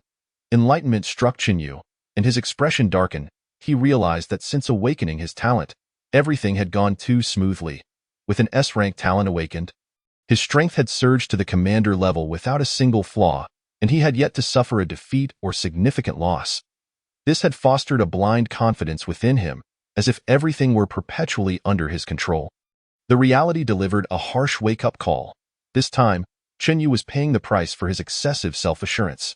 Yet, he remained composed. With a thought, he summoned the 3 million soul servants stored in his soul-nurturing space, encircling him as he gradually descended to the ground. Compared to being high in the air, the solid ground beneath his feet brought him a sense of security. Just as he landed, the soul servants surrounding him came under attack. Chinyu was finally able to discern the nature of the entities attacking him. They were locusts, over 100 million locusts. What appeared before his eyes were green locusts, generally 30 to 40 centimeters in size, surging from all directions like bullets, recklessly crashing into the formation of soul servants surrounding Chinyu in an attempt to breach their defenses and attack him. Individually, these mutated locusts were not particularly strong, with the most powerful among them being merely at the school level, but their overwhelming numbers were nearly incalculable, and they attacked with suicidal fervor. Beside Chinyu stood only the nine-tailed black fox, a soul servant of commander-level strength, along with 30 soul servants of general-level strength. Judging by the current situation, he certainly had the upper hand in terms of elite strength, but the opponent was not engaging him in one-on-one combat. They were employing a swarm strategy. The fact that so many could go undetected by him suggested they possessed the ability to conceal their presence and form. Chinyu thought to himself. Surrounded by soul servants, under the frenzied assault of the enemy's 10-to-1, dozens to 1, even hundreds to 1 tactics, the front line was quickly breached, and millions of mutated locusts surged through the gap as if they had caught the scent of fish. The nine-tailed black fox instantly positioned itself in front of Chinyu, its eyes turning crimson as it activated its talent, unleashing a massive mental shockwave that knocked down swathes of locusts, causing them to faint and collapse to the ground. Their mental resistance was indeed poor. After all, they were just insects, and one should not expect too much from them. Calmly scanning the area within a radius of several thousand meters, Chinyu found no particularly powerful presences. He squinted. It appeared that the big fish was not yet ready to show itself and wished to remain hidden. Thus, he would have to force it out. No sooner had he finished speaking than, with a thought, the eyes of the million soul servants surrounding him turned blood-red, and their aura became exceedingly violent, their offensive capabilities intensifying, frenzy, at the same time. A tremendous mental shockwave enveloped the area within 1,000 meters around Chinyu, causing all the mutated locusts to be stunned, falling like rain to the ground. Compared to the nine-tailed black fox, Chinyu's mental shock had a broader range due to its greater intensity. However, to maintain precise control over his targets, the area of effect could only be limited to 1 kilometer. Nonetheless, that was sufficient. While the mutated locusts appeared frightening in their overwhelming numbers, from Chinyu's perspective, they posed no threat. After all, they could not even get close. Even if they did, they would not be able to breach his defenses. So he remained entirely unperturbed. Soon, after Chen Yu's fifth consecutive mental shockwave rendered all mutated locusts within a kilometer unconscious, a powerful aura suddenly emerged several thousand meters behind him, rapidly approaching his position. With a smirk, Chen Yu turned around, his gaze fixed on the approaching entity. Unable to hold back any longer, let us use you to test my current strength. Let us engage in a vigorous battle. His face radiated confidence as he looked at the nine-tailed black fox and the 30 general-level soul servants. You all go first. Chapter 74. The Wind Element, Truly Enchanting in Merely 2 breaths. A translucent sphere enveloped by barely visible blades of wind appeared in Chen Yu's line of sight with a piercing howl as it approached at an astonishing speed, creating a deafening sonic boom. What on earth is that? Chen Yu's expression froze. Without him needing to issue any commands, the nine-tailed black fox instinctively positioned itself in front of him, launching a full-scale mental assault that a vast, intangible mental shockwave struck the entity head-on, momentarily halting its forward momentum. Even the blades of wind surrounding it became less tightly coiled. The effect seemed promising. Seeing this, Chen Yu did not hesitate. With a thought, he unleashed a powerful mental shockwave towards the entity. Almost simultaneously, the 30 general-level soul servants sprang into action, surrounding him to form a protective barrier. Chen Yu's mental shockwave struck home. A wave of mental force far stronger than that of the nine-tailed black fox crashed into the entity's mental realm like a colossal hammer, causing the wind blades enveloping it to visibly dissipate. Clearly, this strike inflicted significant harm upon it. Its nearly transparent, elemental body must indeed be a rare elemental anomaly, even more elusive than the beasts themselves. It was unexpected to encounter such a being here. It could withstand physical attacks but not mental ones, so I bear no responsibility for this. Connecting the dots from Chris's prior encounter with the wind blades and combining that with his school knowledge, a glimmer of realization flashed in Chen Yu's eyes as he deduced the entity's identity. Hidden within the beast tide was a wind elemental. For other commander-level combatants, this would undoubtedly be a challenge. Unfortunately for the entity, it was now facing Chen Yu, who possessed mental attack capabilities. Having endured 2 mental shockwaves, the wind elemental was evidently injured, its rage surging as countless wind blades, sharp enough to slice through the air, sped towards Chen Yu's position. Ignoring the swiftly approaching blades of wind, Chen Yu continued to unleash mental assaults against the wind element, while the soul servant ahead willingly acted as a shield, persistently blocking these wind blades with its own soul body. After enduring a relentless barrage of mental strikes, the wind element swayed precariously in the air, seemingly on the verge of collapse. It was evident that its endurance would not last much longer. Just as Chen Yu prepared to command his soul servants to encircle and capture it, the recently subdued mutated locusts recklessly surged forward once more, forcing Chen Yu to unleash his abilities. Stunning wave after wave of the mutated locusts. However, when he turned his gaze back to the wind element, he found it had vanished without a trace. It fled so decisively, narrowing his eyes in frustration.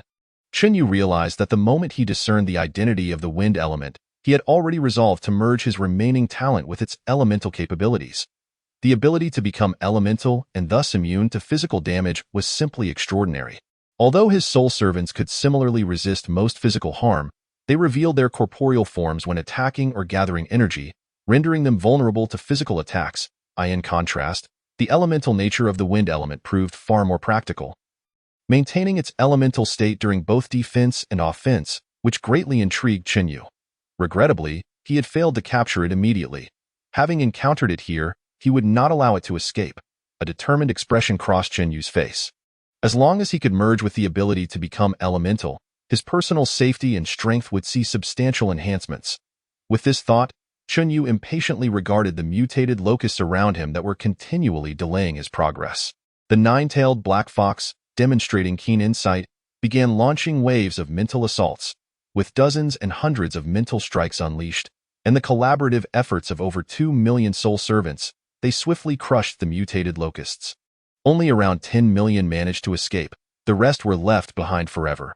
Having expended considerable mental energy, the exhausted nine-tailed black fox was placed into the soul-nurturing space, while Chen Yu dispersed 1 million soul servants to scout the area.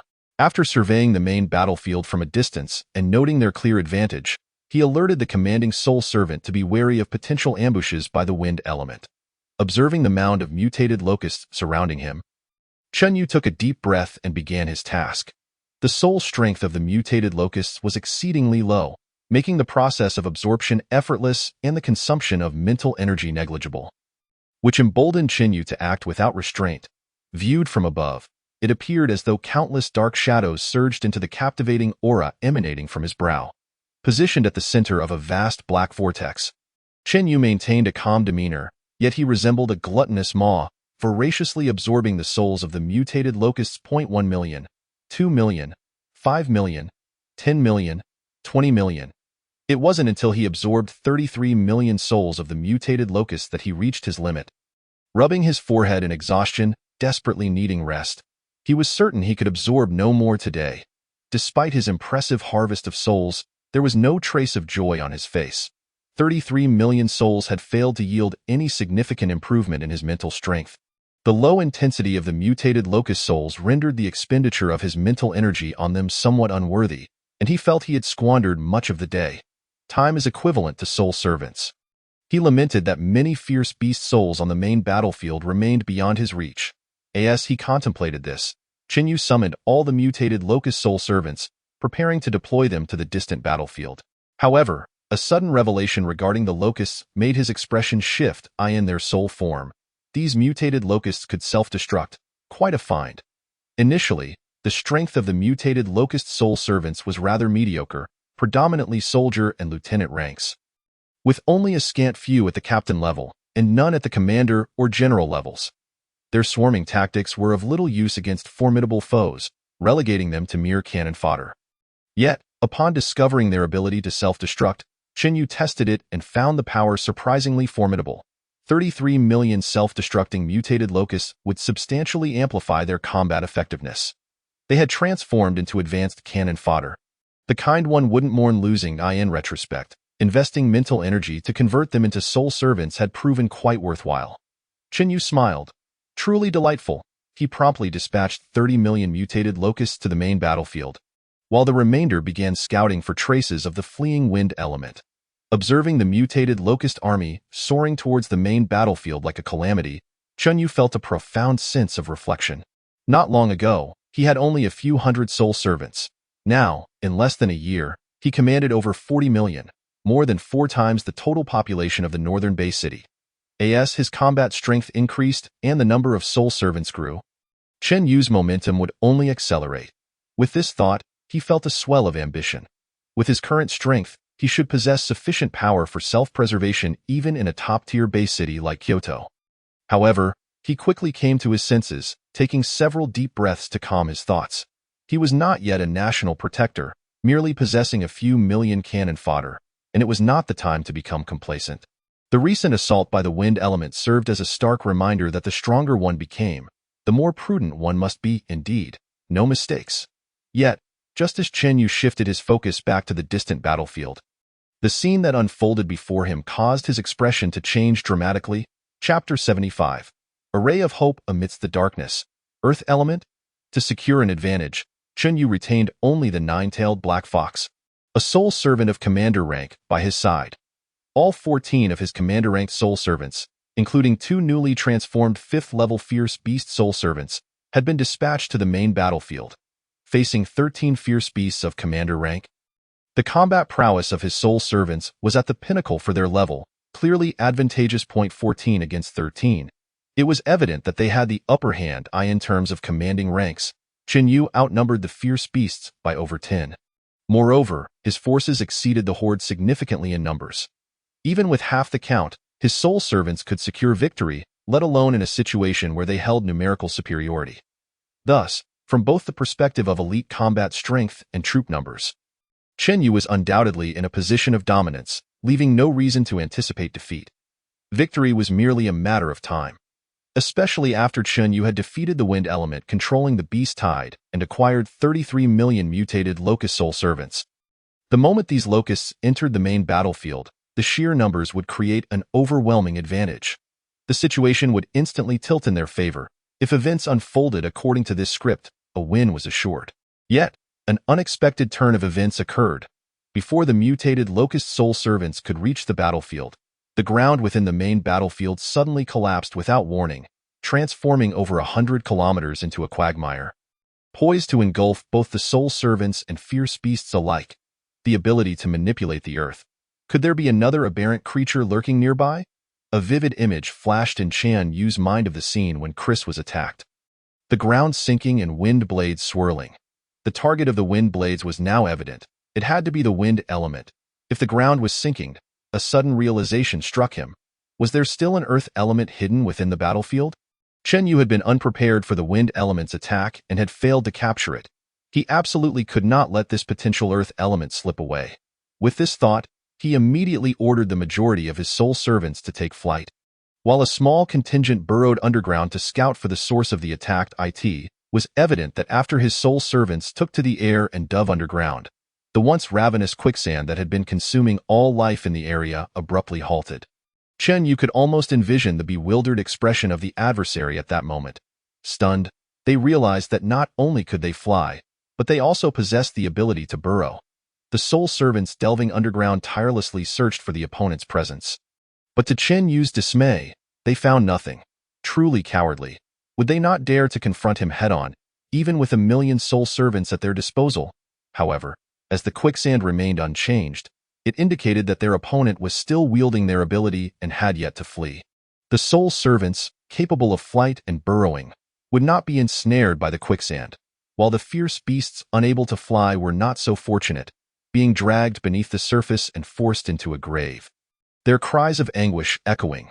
The adversary was indiscriminately attacking without regard for friend or foe. Whether this was due to a lack of control over their abilities or sheer ruthlessness, it was evident they held no regard for the lives of the fierce beasts. Of course, this had no bearing on Chen Yu. He was solely focused on swiftly uncovering the opponent's location to capture them. The earth element's abilities were also promising, and if he couldn't capture the wind element, it would do just fine. He was not picky. He would secure it first and discuss later. If he could eventually capture the wind element, there was a chance to acquire its talents after his strength had increased. However, the search yielded disappointing results. Hundreds of thousands of soul servants scoured the entire quicksand region, yet not a single trace was found. This was unexpected. For some reason, Chen Yu felt he was overlooking something. Before he could comprehend it, the flowing quicksand began to contract sharply, and spikes surged and stabbed from within, threatening to transform the entire area into a field of thorny soil. Upon perceiving the situation, Chen Yu immediately signaled the lurking soul servants beneath the ground to withdraw.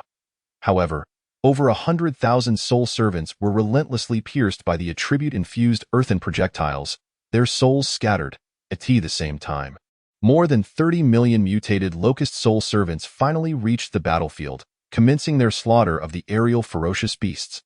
They attacked without self-detonation, deeming their foes unworthy, with a significant numerical and strength advantage. Over 2 million flying beasts were swiftly rendered incapable of combat, plummeting from the skies like raindrops. Some crashed into the thorny ground, directly impaled, while others fell to the outskirts, their fates uncertain. At this moment, the only remaining combat-capable beasts were the 13 elite-level ferocious beasts, all heavily wounded and surrounded by elite and general-level soul servants. It was evident that they could not hold out for long. Had Chen Yu not considered the value of preserving elite combat power, commanding the soul servants to capture them alive rather than executing them outright, the battle would have concluded even more swiftly. Even so, faced with the onslaught, these 13 elite beasts could barely endure for less than an hour before succumbing to their injuries, clinging to life. Given their vitality, however, it was likely they could last a few days. Chen Yu felt a sense of satisfaction at not wasting the hard-won elite combat power, certain that they were eager to become his forces. Indeed, it must be so. Subsequently, the elite and general-level soul servants, along with over 40 million soul servants, converged, floating in the air, casting a shadow over the entire sky, which was shrouded in darkness. Sunlight pierced through the gaps between the soul servants, resembling golden swords stabbing into the earth. Exercising caution, Chen Yu, having relocated, did not enter the battlefield. Instead, he surveyed the land through shared vision, witnessing countless soul servants merging into the underground edges of the thorny terrain, while millions more positioned themselves on the surface. ready for any eventuality. The aerial soul servants formed a tactical formation, enveloping the entire region from all directions. Although there was currently no movement from the opposing side, Qinyu harbored a lingering sense of unease. Suspecting the earth element still lingered, perhaps hiding within the thorny expanse. Based on his previous experience with the wind element, he knew that its presence would be revealed upon movement. Since no such energy had been exposed, it was highly probable that the opponent remained stationary, waiting for the soul servants to depart. Chunyu had no intention of competing in patience. With a mere thought, he commanded the over 40 million soul servants capable of ranged attacks to unleash a full-scale assault on the thorny region below. In an instant, the earth trembled, the very ground shaking with the force of their onslaught. The entire thorny area was obliterated, leaving behind a bottomless chasm. The assault did not cease, spreading further into the surrounding territories. Just as the attack was about to reach the hilly outskirts of the original thorny domain, an inexplicable aura surged forth, rapidly breaking through towards the right, the very direction where Chenyu stood. His gaze sharpened, having finally located the enemy. At last, I have found you. Chapter 76, 50 million. Great Tremor. Having discovered the foe's whereabouts, Chenyu wasted no time, immediately issuing commands to the soul servants to encircle the earth element, preparing to capture it and await the recovery of his mental strength before converting it into a soul servant. The earth element held a higher priority than the 13 elite ferocious beasts. Being a unique entity capable of controlling a horde of millions, an elemental being. In comparison, the wind element seemed trivial. Wukong. I'm heartbroken. He pondered the whereabouts of the wind element. As an adult, Chunyu did not relish making choices. Having encountered both the earth and wind elements, he desired them all, leaving none behind. Should fortune favor him with encounters of other elemental beings in the future, his benevolent nature would gladly embrace them. The prospect of amalgamating diverse elemental abilities within himself was a tantalizing one, promising formidable strength, whether through individual prowess or the synergy of multiple attributes. Just imagining it painted a beautiful picture in his mind. Returning his focus to the present, Chenyu continued to observe the rapidly approaching earth element. Why was it not fleeing in another direction but charging directly towards him? Was it mere coincidence? Or was there a deeper strategy at play? Suppressing his mental fatigue, he remained attuned to the surroundings within a 1,000-meter radius, yet detected no unusual auras. However, recalling the wind element's ability to conceal its presence, he considered the possibility that it might be lurking nearby, observing his movements and waiting for the opportune moment to strike. To counter this, he positioned the still fatigued, nine-tailed black fox and the surrounding general-level soul servants to shield him. Forming a protective barrier, he remained vigilant, unwilling to relax. Having painstakingly elevated his own strength to the elite level, and with nearly 50 million soul servants at his command, Chunyu's personal talent level had received a significant boost. Accelerating his cultivation speed, it was reasonable to anticipate that his ascension to the Guardian level would occur sooner than expected. With the knowledge that the strongest combat power on Earth was the Guardian level, Chenyu found himself only one major realm away from the pinnacle. Once he achieved the Guardian level, coupled with the vast number of soul servants, he would not only be formidable within that tier but likely stand among the upper echelon. At that point, he could afford to relax and enjoy life, no longer burdened by relentless training and soul-draining efforts. The prospect of brighter days lay ahead, and Chenyu was determined not to falter. However, the anticipated crisis never materialized. It was not until the earth element approached within 10 kilometers that he still had not faced any attacks, nor had he seen a trace of the wind element. Could it truly be mere coincidence? Chenyu mused. Meanwhile, the earth element, which had been bombarded relentlessly, exhibited signs of disarray in its aura. Yet, its prolonged concealment underground had obscured its true form. Nevertheless, the essence could not lie. With over 40 million soul servants in pursuit, it was denied any chance of escape.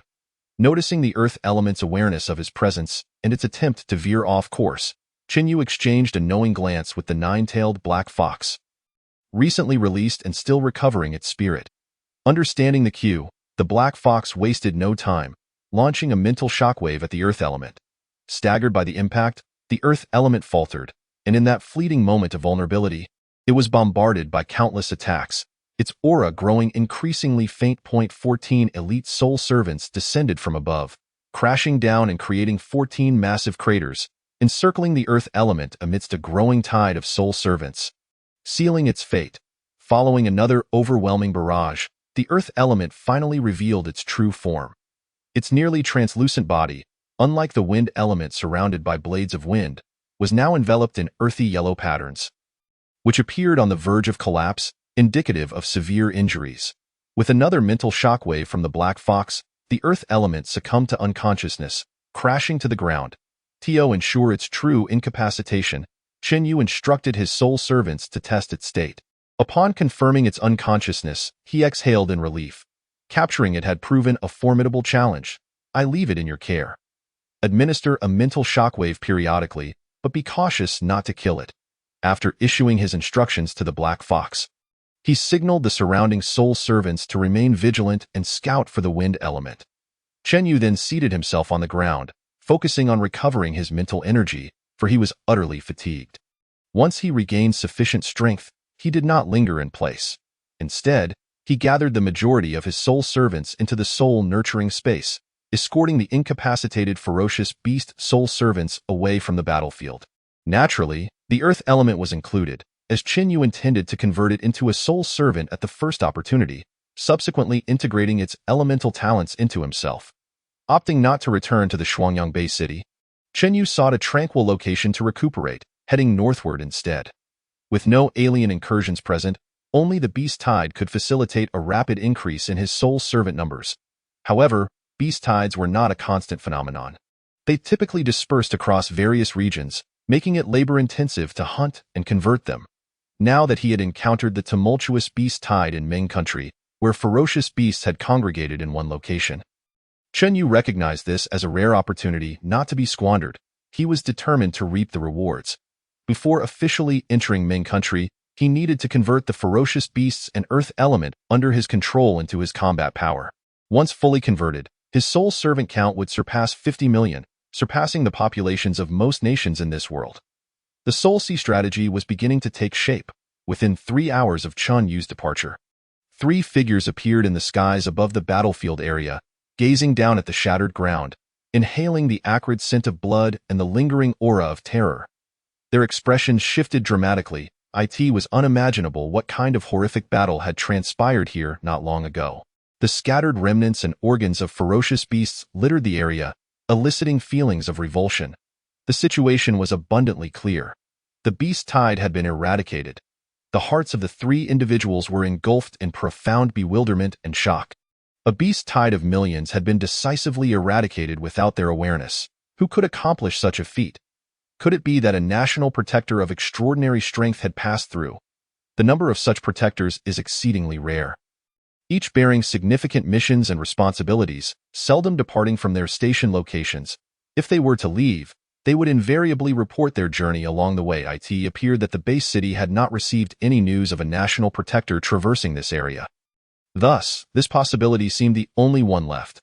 Unable to comprehend the situation, they decided not to dwell on it further and promptly reported their findings, as they were merely scouts. Such intricate matters could be left to the higher-ups.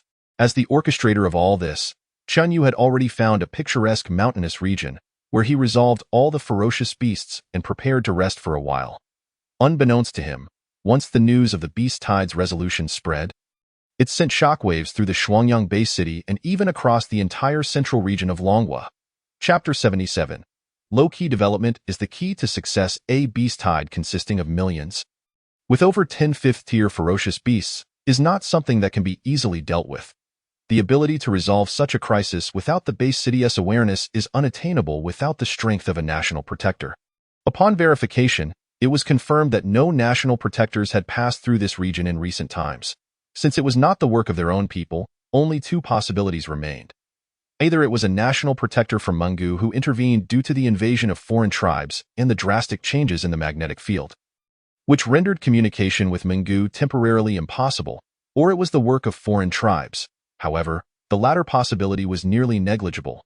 A national protector from a foreign tribe would be capable of single-handedly obliterating the entire Shuangyang Bay City, making stealth unnecessary. Even if they wished to conceal their presence, resolving the beast tide would only draw more attention from Longhua.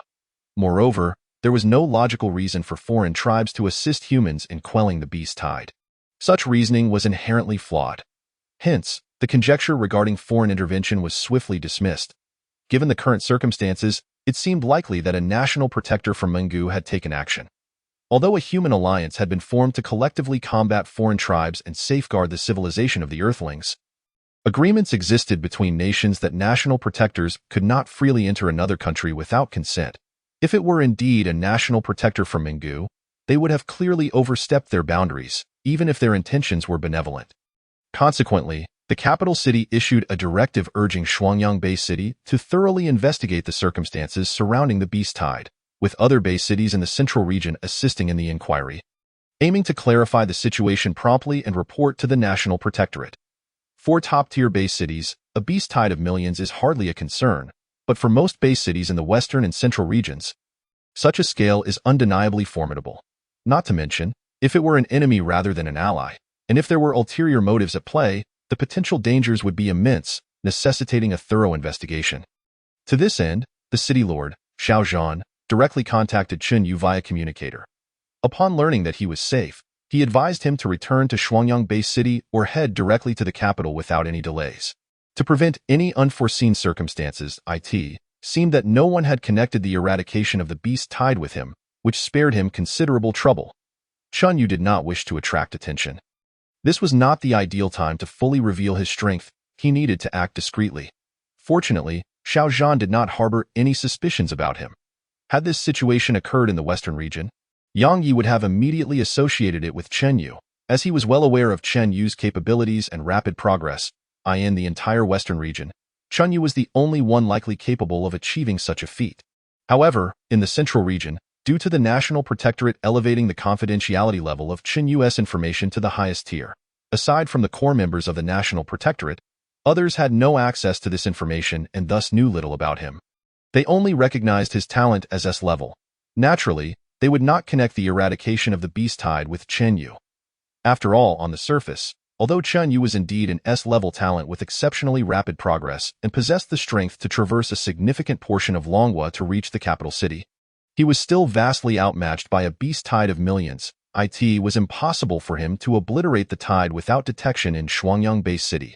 This ingrained mindset was precisely the effect Chen Yu sought to achieve. In the western region, where the Ma Bay Bay City was located, he had already been sufficiently conspicuous, even to the point of being somewhat ostentatious. However, at that time, he had no other choice.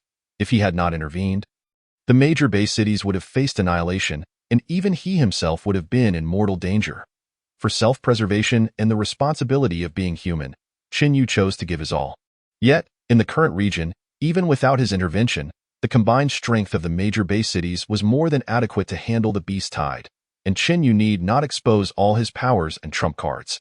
After all, it is always wise to keep something in reserve. Being overly conspicuous can easily attract unwanted trouble. Low-key development is indeed the true path to success. Once he arrived at the capital city, he could not afford to be too ostentatious. That would only invite trouble. 2 days swiftly passed, and several thousand kilometers north of Shuangyang Bay City, in a hilly area, the originally undulating terrain suddenly appeared as if drawn by some irresistible force, transforming at a visible speed into a flat plain. The plain then crumbled, morphing into a treacherous quicksand zone that devoured everything that entered.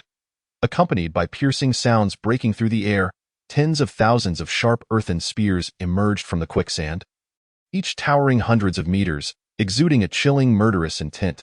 Within mere seconds, the earthen spears shattered, rapidly converging and reshaping into a colossal lion's head, charging toward a low hill that stood 100 meters tall.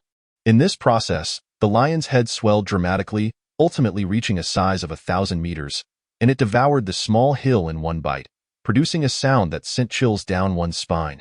Moments later, everything returned to tranquility. The former hilly terrain had transformed into a barren plain, with a small hill completely bitten through, its original visage now unrecognizable. To manipulate the earth with such precision, and to reshape it according to one's desires, even altering its properties to enhance its lethality, while expending minimal physical and mental energy, allowing for prolonged combat. This was the power Chen Yu had successfully fused with the earth element. It felt as though he had consumed the earth fruit, enabling him to transmute into earth and control the ground and, of course, The Earth must be composed of Earth elements. Otherwise, control would be impossible. The mere ability to be immune to physical damage is formidable enough, and the capacity to manipulate Earth elements is truly remarkable. Chen Yu was exceedingly pleased. He glanced at the Earth element hovering beside him, clad in black, recalling its previous fervent declarations, and playfully inquired, "Atu, are you certain you can help me locate that fleeing wind element?" "It is my honor, master," Atu replied. Images of the wind element flashed in Chen Yu's mind. And before he could speak, Atu continued, "Since Afeng and I came into existence, we have always been together, and we understand each other very well. The places it can reach are limited. I can easily find it, and I believe it would be more than willing to serve you alongside me." "That's good to hear." Considering that he would inevitably need to journey to Mungu, Chen Yu chose to trust Atu's. Furthermore, even if the wind element could not be located, having Atu, who was familiar with the Mungu environment, as a guide would undoubtedly save considerable time during the subsequent operations against the beast tide in Mungu. He was confident he would not incur any losses.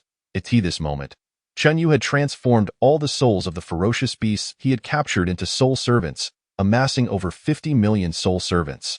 Among them, the number of commander-level soul servants had surged from the original 15 to 28.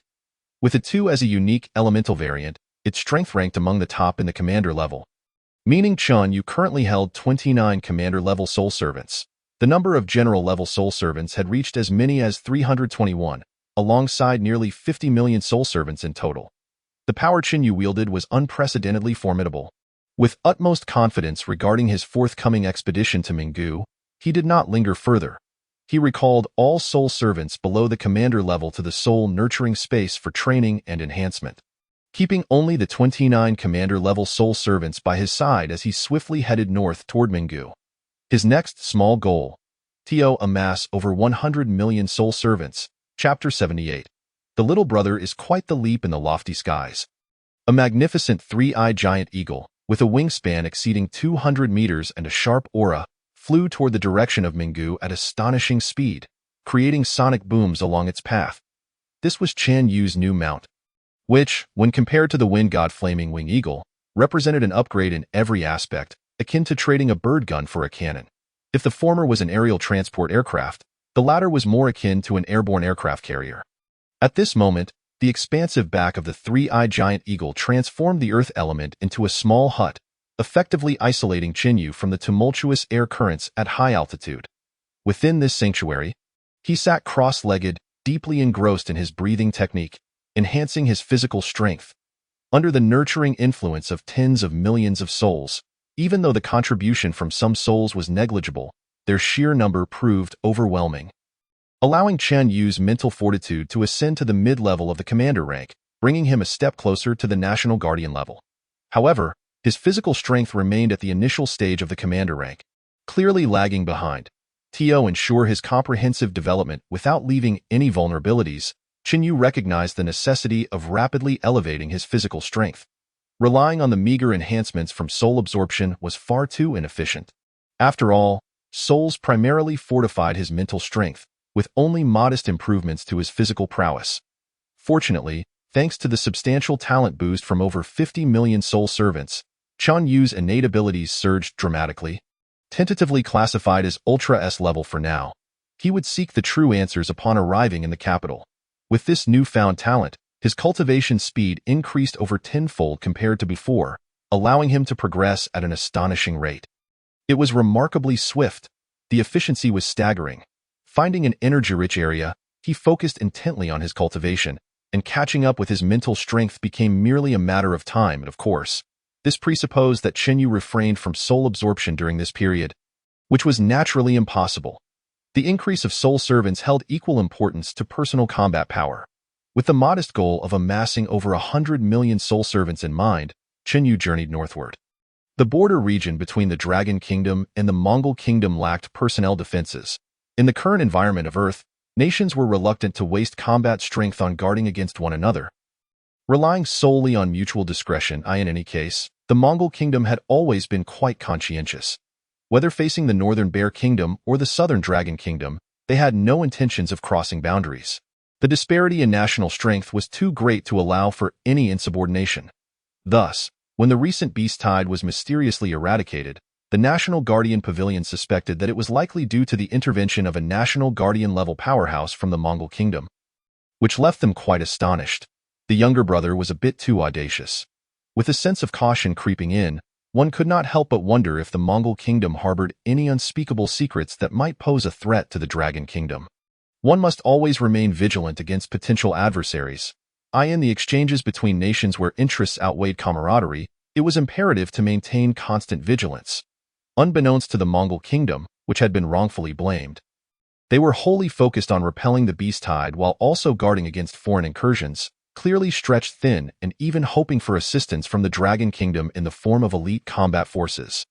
Unfortunately, the invasion of foreign entities had drastically altered the magnetic field, and the beast tide had severed the passage to the south, making it impossible to send reinforcements, leaving them to rely solely on their own resources. Despite the vast expanse of the Mongol kingdom's territory, its total population was barely over 50 million, with their combined combat strength falling short of 10 million. The land was rife with ferocious beasts, and the three major underground caverns frequently faced invasions from foreign entities, resulting in a severe shortage of combat power. It was only due to the constant presence of strong forces from the Dragon Kingdom and the far northern Bear Kingdom that this nation had survived. Otherwise, it would have long since ceased to exist. However, this situation effectively ended a decade ago when the Mongol kingdom suddenly revealed three National Guardian-level powerhouses, leading to the complete withdrawal of the stationed forces from the Dragon Kingdom and Bear Kingdom. With their own top-tier combat power, the Mongol kingdom was now capable of fending off crises.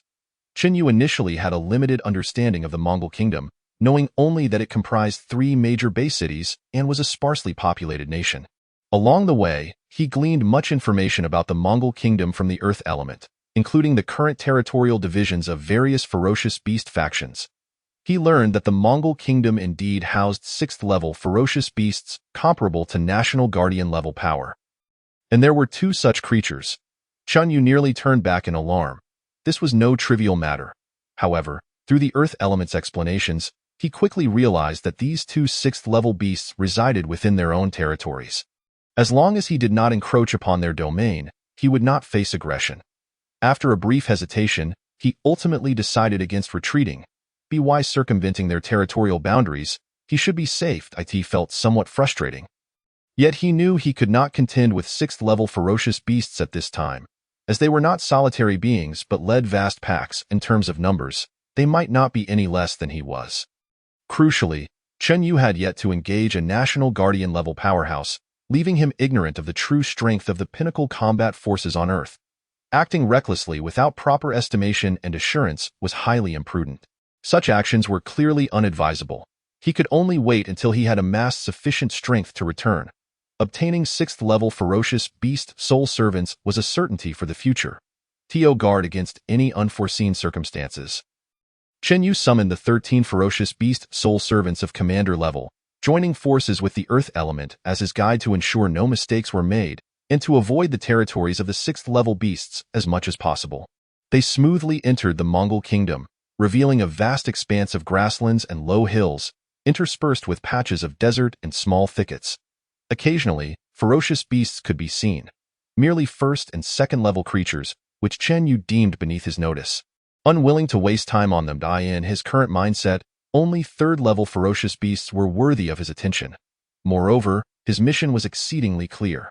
The beast tide and the wind element, especially the latter. Following the Earth element's guidance, Chen Yu ventured to several areas of intense wind pressure, yet encountered no trace of the wind element, with ferocious beasts being a rare sight as well. The conditions were exceedingly harsh. With the Earth element's abilities fused, Chen Yu's perception of elemental attributes had risen several levels, allowing him to distinctly sense the presence of wind attribute energy in these regions, which was indeed highly conducive to wind element cultivation. Regrettably, it seemed the entity had not returned. 3 days swiftly passed, with Chen Yu remaining in a state of cultivation. The three-eyed giant eagle had already traversed 1/3 of the Mongol kingdom's territory, while another third was claimed by the two 6th-level ferocious beasts, which he could not enter. The impending beast tide loomed ahead, and he wondered whether that wind element would manifest.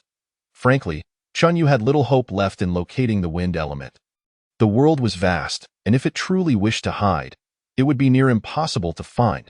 He had mentally prepared for this eventuality prior to his arrival, so he did not feel too disheartened, instead redirecting his focus to the beast tide.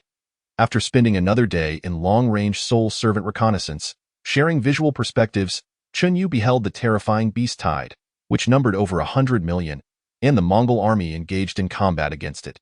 He found himself in a quandary: how to avoid being detected by the Mongol kingdom while making his move without revealing himself. It was not feasible to eliminate both sides. Soon, a figure emerged at the forefront of the Mongol army, capturing Qian Yu's attention. A National Guardian-level powerhouse? Chapter 79. Truly losing a fortune of 100 million initially, due to the overwhelming numerical disadvantage, the Mongol army found itself in a precarious position. Suddenly, a remarkably imposing figure soared from their ranks, muscles rippling and towering at an alarming height of 5 meters, more akin to a beast than a man. He plummeted from the sky like a free-fall missile, crashing into the beast tide and generating shockwaves like razor blades, sending surrounding ferocious beasts flying in all directions.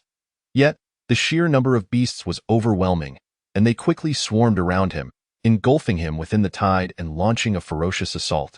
However, every attack that landed upon him inflicted not a scratch. At most, sparks flew, and he did not even flinch. Conversely, with each punch and kick, this mighty man unleashed devastating force, as if attempting to shatter the very fabric of space itself. The air rippled and exploded. The sheer force of his strikes was astonishing, annihilating all ferocious beasts within a kilometer radius, saturating the area with a mist of blood that rained down. Within a mere moment, over 100,000 ferocious beasts were vanquished, in absolute defense coupled with overwhelming power, truly terrifying. Even from a considerable distance, Chunyu, through the shared vision of his soul servants, could distinctly sense the formidable aura emanating from him. His combat prowess unprecedentedly powerful, causing his expression to shift to one of gravity. This individual is undoubtedly a national guardian. The power level of the commander rank could never reach such heights. They were simply outmatched.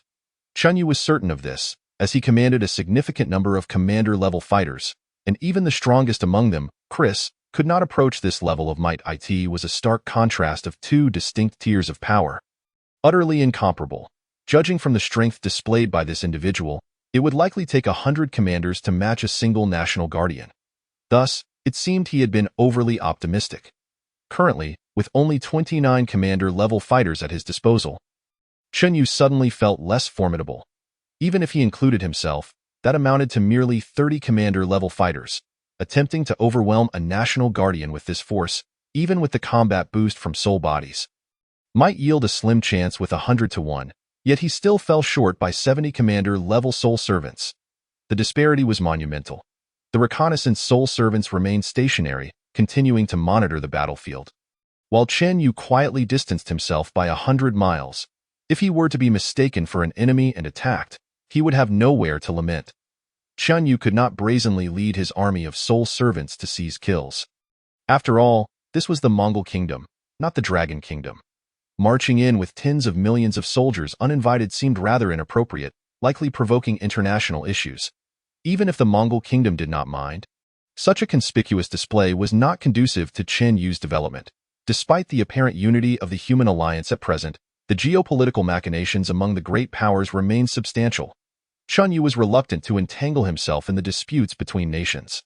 The prospect of deploying an army of 50 million soul servants was indeed excessive. Even a mere deployment of 1 million soul servants would be unprecedented and would surely provoke significant upheaval. Conversely, sending too few would render any effort ineffective. To send Chen Yu alone for support would be perilously reckless. Such a dilemma left him in a quandary. A gentleman does not stand beneath a precarious wall. Chen Yu considered himself a gentleman, and thus, he could not allow himself to fall into a dangerous predicament.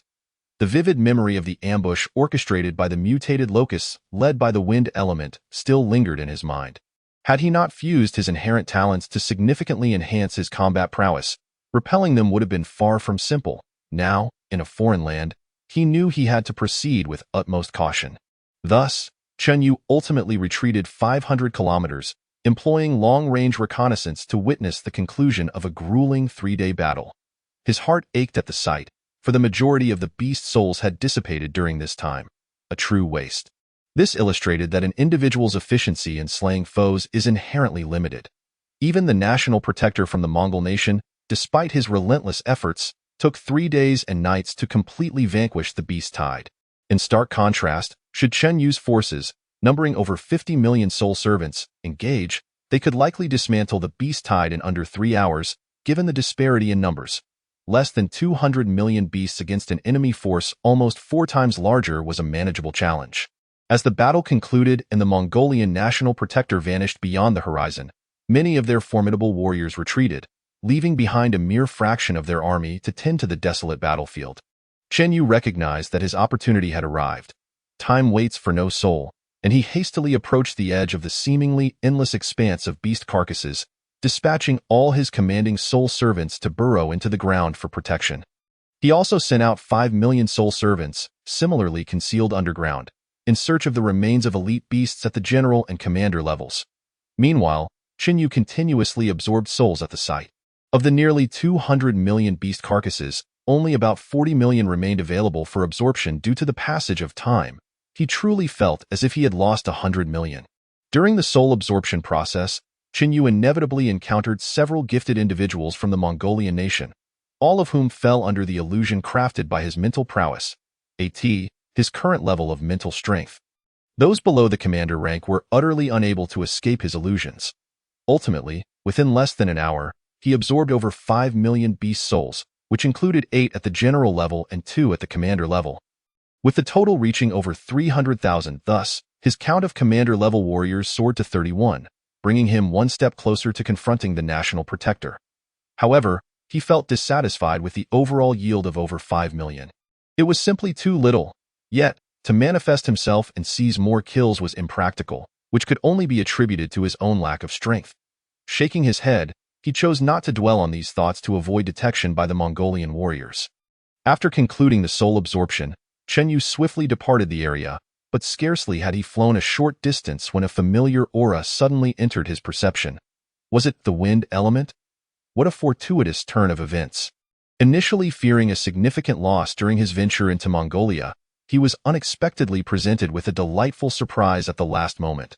Without hesitation, he hastened toward the direction of the wind element's aura, instinctively sending his flying soul servants ahead for reconnaissance, only to discover that the wind element was engaged in combat with 3 commander-level warriors from the Mongolian nation.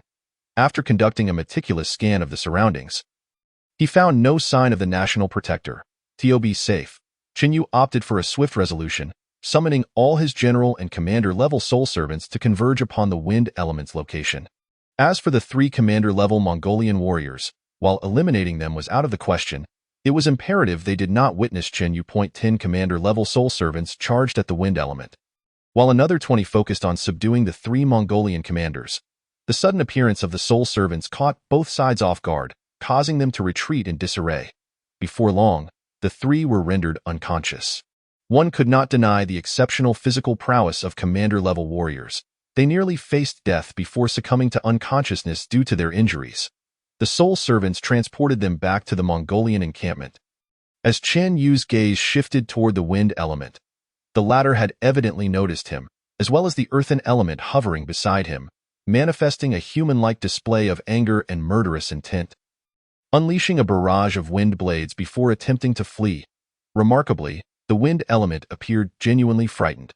However, confronted by 10 commander-level soul servants and surrounded by a formidable contingent of general-level soul servants, the wind element found no avenue of escape this time. As the other 20 commander-level soul servants arrived to encircle the wind element, the situation became exceedingly dire. Witnessing this, the wind element expressed visible frustration. After struggling for a few minutes, the overwhelming disparity in strength soon rendered it incapable of further combat. The wind element realized that it had secured the greatest harvest from this expedition to Mongolia. Without immediately absorbing the souls, Chen Yu seated himself upon the back of the 3-eyed giant eagle, instructing the 9-tailed black fox to tend to the wind element while quickly departing the area. Heading southward to return home, barely half an hour into their journey, Mongolian reinforcements arrived, only to find that Chen Yu had vanished and the wind element had also disappeared. Anger was etched upon their faces. Days later, at the border between the Dragon Nation and Mongolia, Chen Yu hastily journeyed southward without pausing even for a moment, subsisting solely on energy potions. Dusty and weary, his eyes fixated on the fleeting boundary marker below. He could not help but breathe a sigh of relief. At last, he was homeward bound. Having been in Mongolia, he had felt a persistent sense of insecurity, fearing he might attract the attention of a national protector at any moment. Fortunately, he had ultimately returned safely to the Dragon Nation. His gaze shifted to the earth element and the wind element floating beside him, who were now engaged in a petty dispute.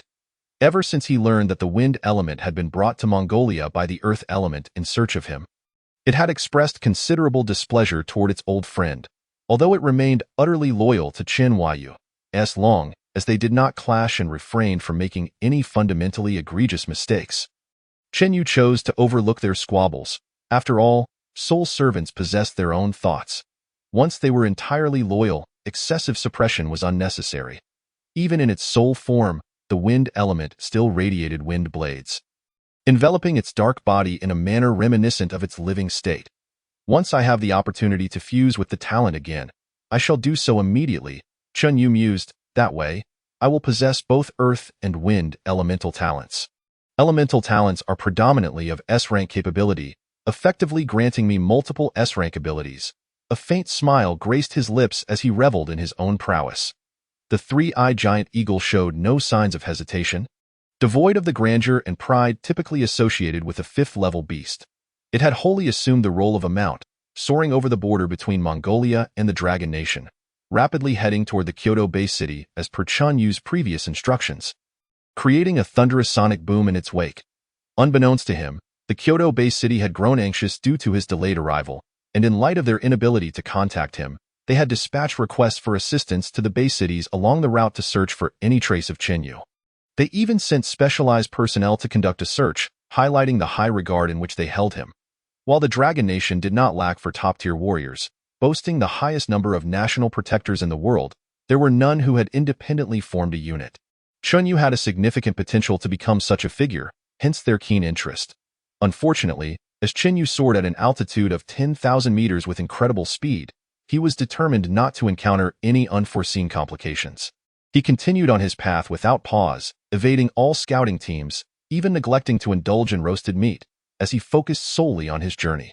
However, just as Chen Yu believed he could reach the Kyoto Bay City without further incident, on the 5th day of his return to the Dragon Nation, the flying soul servants designated for reconnaissance came under attack. Instantly sensing the situation, Chen Yu slowly opened his eyes, exiting his meditative state. Sharing his vision, he observed a hawk-like beast alongside its 6 human assailants, with 2 evidently leading the group while the other 4 appeared to be young novices, likely in their 20s. Noticing that the soul servants did not retaliate but instead attempted to flee, the adversaries urged their beast to pursue them, with one long-range talent user launching another attack on the soul servants. They relentlessly pursued for over 10 kilometers without relent. Even a clay figure retained some semblance of spirit, let alone a human. Had it not been for the fact that the assailants were unaware of the soul servants' true nature and were compatriots, Chen Yu would have undoubtedly obliterated them without hesitation. Nevertheless, being persistently chased was not a viable option. Selecting 100 flying soul servants from his soul-nurturing space, including 10 with general-level strength, he swiftly approached the assailants. Upon realizing the approach of so many soul servants, the adversaries ceased their pursuit, opting instead to maintain a distance while following along several dozen miles behind. Bring them down, Chen Yu commanded, deciding not to squander any more time as he ordered an offensive. The long, resentful soul servant immediately surged forward at full speed. Under the terrified gaze of the adversary, it effortlessly dispatched the avian beast, causing a group of 6 to plummet from the sky. Fortunately, with 2 individuals possessing the capability of brief flight among them, there was no concern about fatality from the fall. Dismissing this minor incident, Chen Yu retracted his soul servant and continued onward. The innate talent of beast mastery seemed to be directing them towards Kyoto as well. However, he thought to himself, what relevance does that hold for me? Shaking his head slightly, he chose not to dwell on trivial matters and pressed ahead. The others had now reached the ground, and with the assistance of the 2 individuals of commanding strength, they managed to halt their descent several dozen meters from the earth, landing gently. I told you not to initiate an attack or stir up trouble. Now look, The little eagle is gone, and we are miles away from Kyoto. Without any flying beasts, we surely cannot arrive on time. After a brief exchange, it was clear that the situation had unfolded, and further discussion was futile. They needed to focus on how to resolve the current predicament, as excessive tardiness could lead to disqualification from their training. What other solution is there but to walk? One retorted, exasperated. Over 10,000 kilometers, why don't you try walking it yourself? Amidst their argument, the four realized the gravity of the situation and felt a pang of regret. They hastily turned their gazes towards the two men leading their expedition to Kyoto. Now you decide to heed our words? Where were you earlier? Both men wore grim expressions, internally lamenting their earlier indulgence of that reckless youth's aggression. It was clear the adversary bore no ill intent. Otherwise, they would not have merely downed their mount without further assault. Let us head to the nearest base city and keep an eye out along the way for any suitable flying beasts. Wang Qian, what is the current limit of your beast mastery? As long as it does not exceed the school level, I have no objections, Wang Qian replied earnestly. Upon exchanging glances, the two leaders breathed a sigh of relief. Anything below the commanding level broadened their options significantly. They promptly set off towards the nearby base city while searching for potential flying beasts. Throughout the journey, they remained exceedingly cautious, fearful of another attack. The four young individuals trailing behind fell into silence, their minds replaying the earlier assault, each absorbed in their own thoughts and feelings of despondency. This sense of helplessness weighed heavily upon them. Yet, the prospect of advancing their skills in the Kyoto base city filled them with hope. As individuals with A-level talents, they were confident in their potential for rapid enhancement. If they encountered a similar situation again, it would not unfold as it had this time. If Qin Yu were aware of their current mindset, he might have chuckled. After all, they were merely A-level talents, incapable of making a significant mark. By the time they improved, he would have already surpassed the national defense level of strength. Later, they encountered more beasts. Even the smallest mosquito is meat, and the adversaries were delivered right to their doorstep, leaving no reason to decline. They bypassed the base cities along the route, cultivating their skills until they reached the eastern region of Long Country. The energy concentration in the atmosphere had increased significantly, and the environmental resources appeared far more abundant. They even observed individuals laboring in the wilderness, indicating a degree of safety beyond the base cities. It suggested that the dangers of the wild had been mitigated. This clearly illustrated the strength of the eastern region. After flying for over 10 days, they inevitably attracted the attention of personnel from the base cities along the way. Qin Yu encountered 5 national defense level experts upon entering the eastern region, a stark contrast to the solitary one he had seen in Ming Country. Upon learning of his journey to the Kyoto base city and possessing identification proof, he was allowed to pass smoothly. Though he felt a twinge of alarm, he was already over 10,000 meters in altitude and had been detected almost immediately. The three-eyed giant eagle's speed was extraordinary, yet it was consistently pursued. This indicated that the national defense level experts were perhaps not as simple as Qin Yu had imagined. All answers awaited him within the Kyoto base city, and he felt a surge of anticipation. Unbeknownst to him, those top-tier national defense experts were equally astonished by his presence. An 18-year-old prodigy, this world was indeed bewildering, and they found themselves at a loss. Continuing his eastward flight, Qin Yu soon beheld a massive base city sprawling over 100,000 square kilometers, coiled upon the earth like a colossal dragon. Before he could scrutinize it further, a figure approached with astonishing speed, and in the blink of an eye, a fist came crashing toward him. As the fist drew near, Qin Yu furrowed his brow.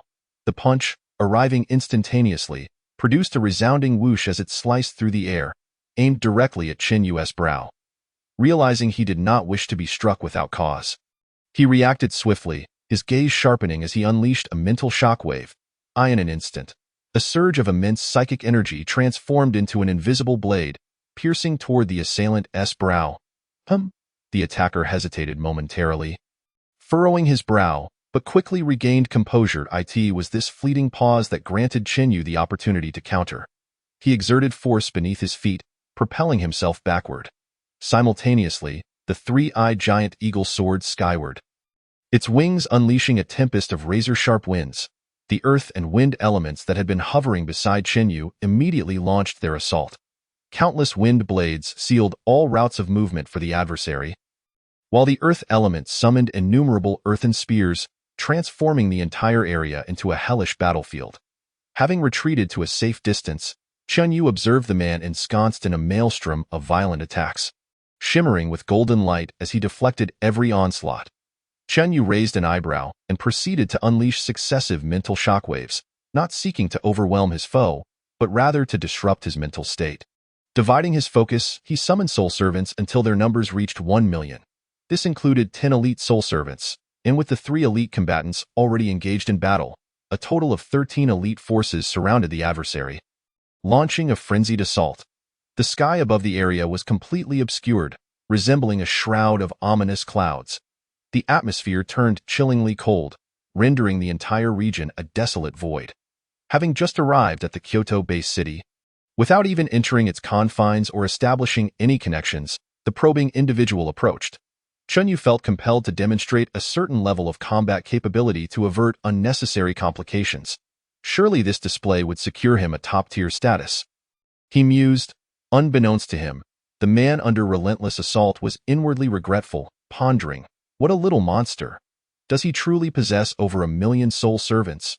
More than 10 elite ones, and 200 to 300 commanding level fighters?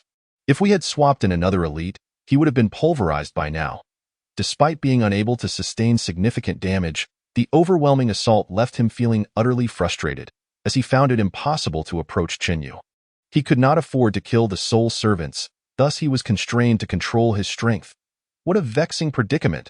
Had I known, I would never have taken this job. It's utterly infuriating. Meanwhile, upon the walls of the Kyoto-based city, 4 elders from the National Defense Pavilion, specifically gathered to welcome Chun Yu, were observing the unfolding battle. Initially, they had harbored intentions of teaching Chun Yu a lesson. After all, based on the information available, his strength seemed to surpass that of numerous local talents, consuming resources that were merely a fraction of what others at his level required. Among S-level talents, Chun Yu undoubtedly belonged to the most elite echelon. Such a prodigious talent, having risen without facing considerable crises, had surely grown quite arrogant, possibly even conceited.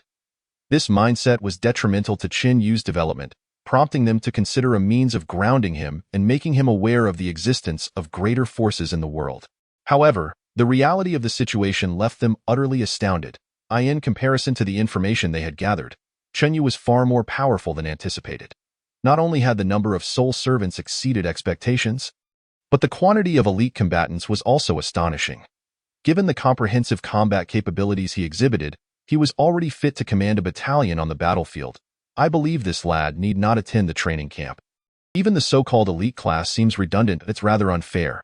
He should head straight to the battlefield. With his strength, he could play a decisive role in localized conflicts. Let us observe a bit longer. After all, he is merely an 18-year-old youth.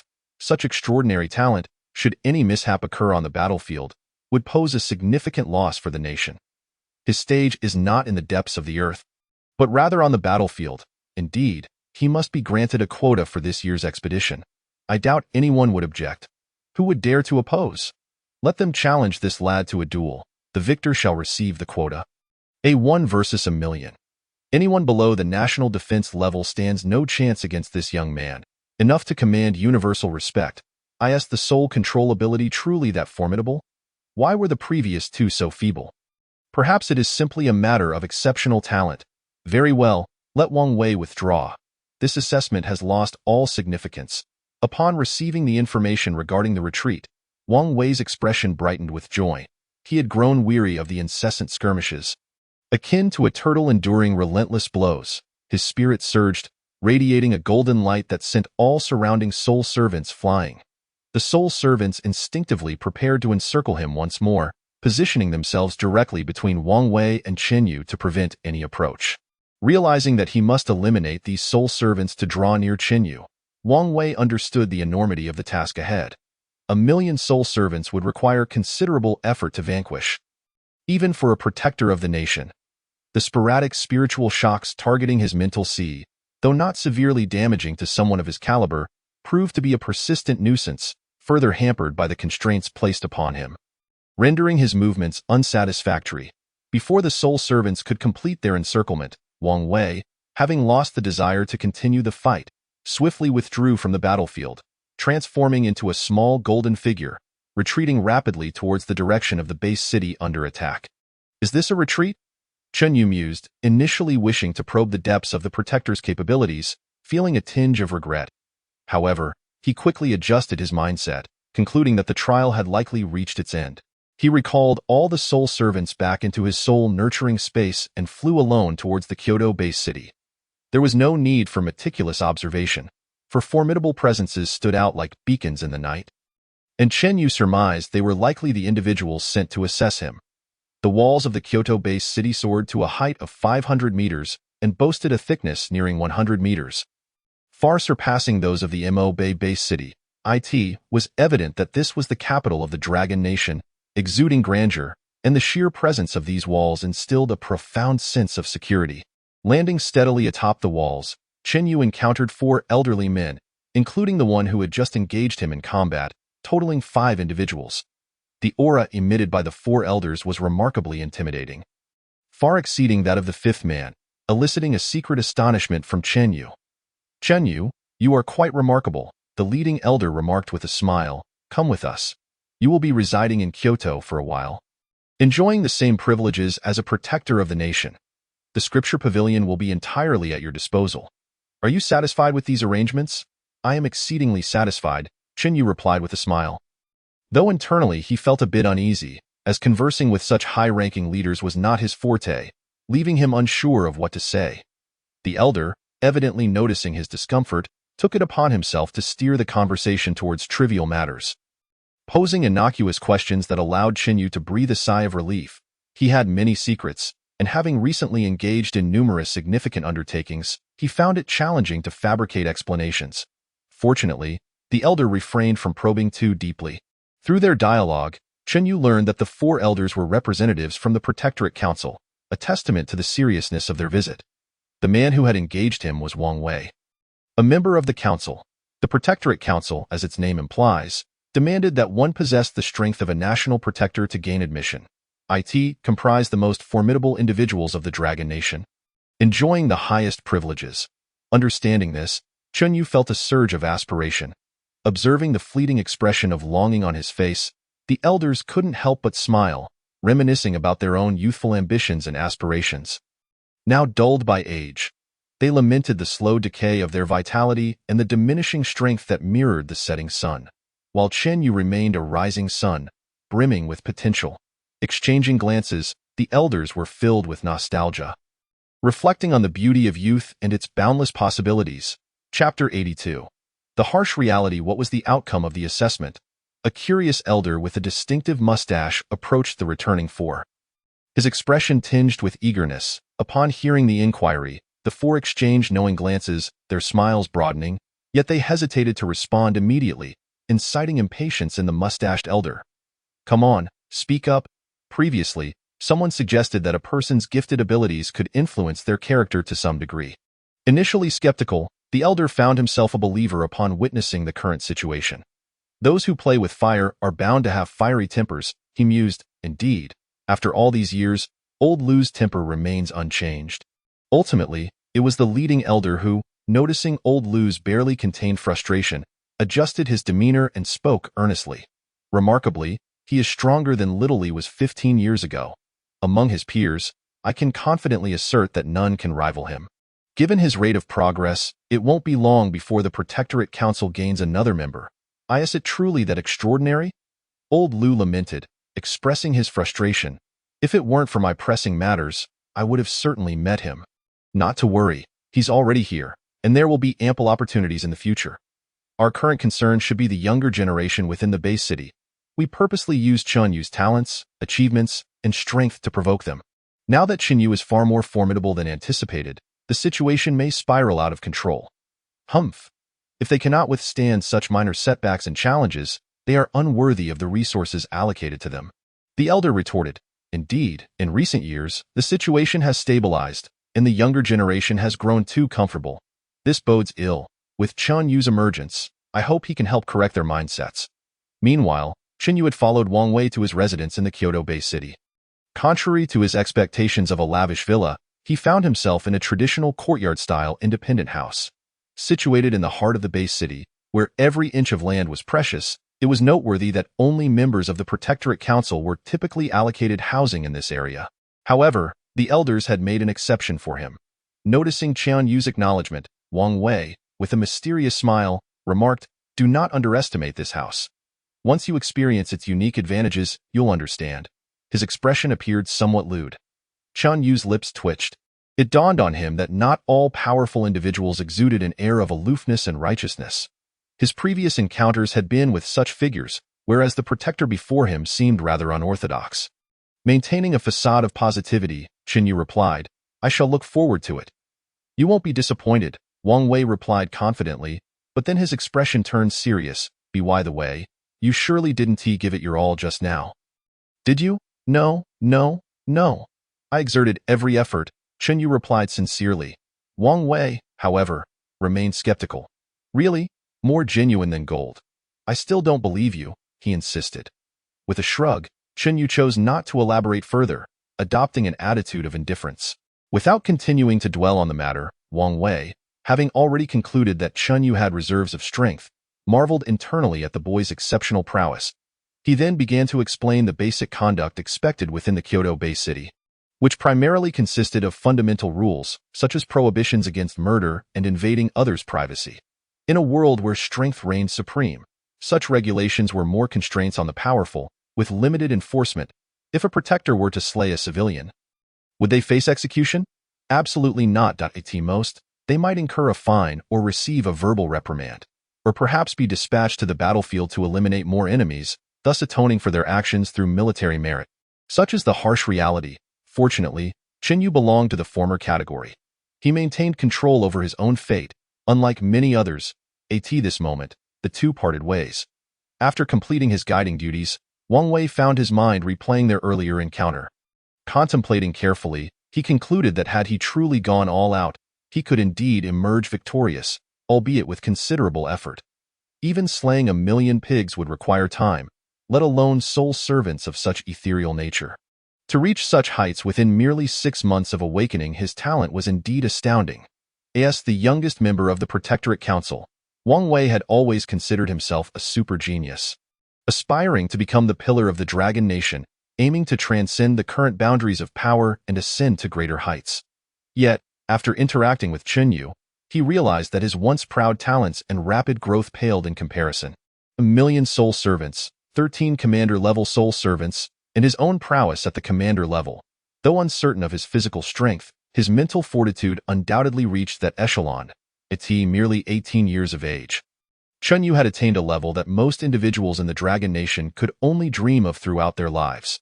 Given a few more years, it would be child's play for him to join the ranks of national protectors, with a substantial chance of shattering the existing limits of power. In contrast, Wang Wei felt unworthy of the title genius. The disparity was too vast. To still refer to himself as such felt like a mockery. Yet, being a seasoned protector, after a moment of daze, Wang Wei quickly regained his composure, a slight smirk of schadenfreude appearing on his face. Even he was nearly left in a daze by Qian Yu's astonishing presence.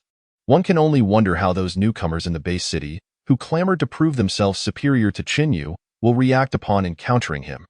It is indeed something to look forward to. At this moment, Qian Yu had already become quite familiar with the layout of the courtyard. Although it appeared to be a single story above ground, the underground was divided into several levels, all encompassing a vast area. Notably, the training room was equipped with top-tier facilities, and through some unknown means, the concentration of energy in the air had reached an astonishing level, nearly 100 times that of the outside world.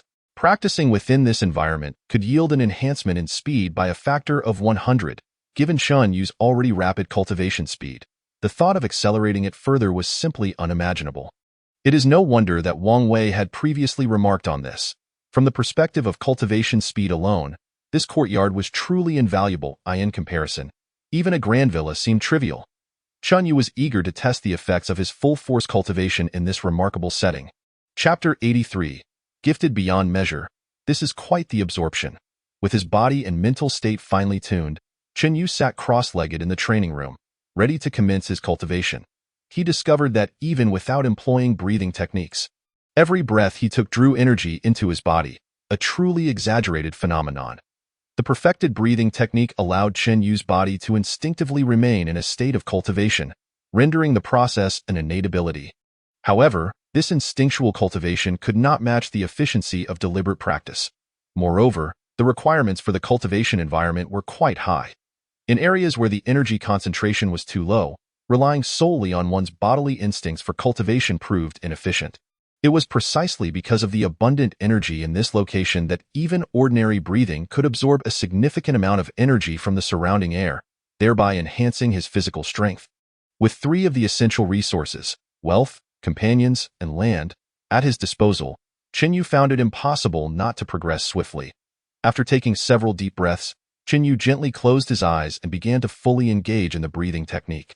In an instant, the air around him, saturated with energy, surged into his body like a flood, nourishing his physique and enhancing his strength at an astonishing rate.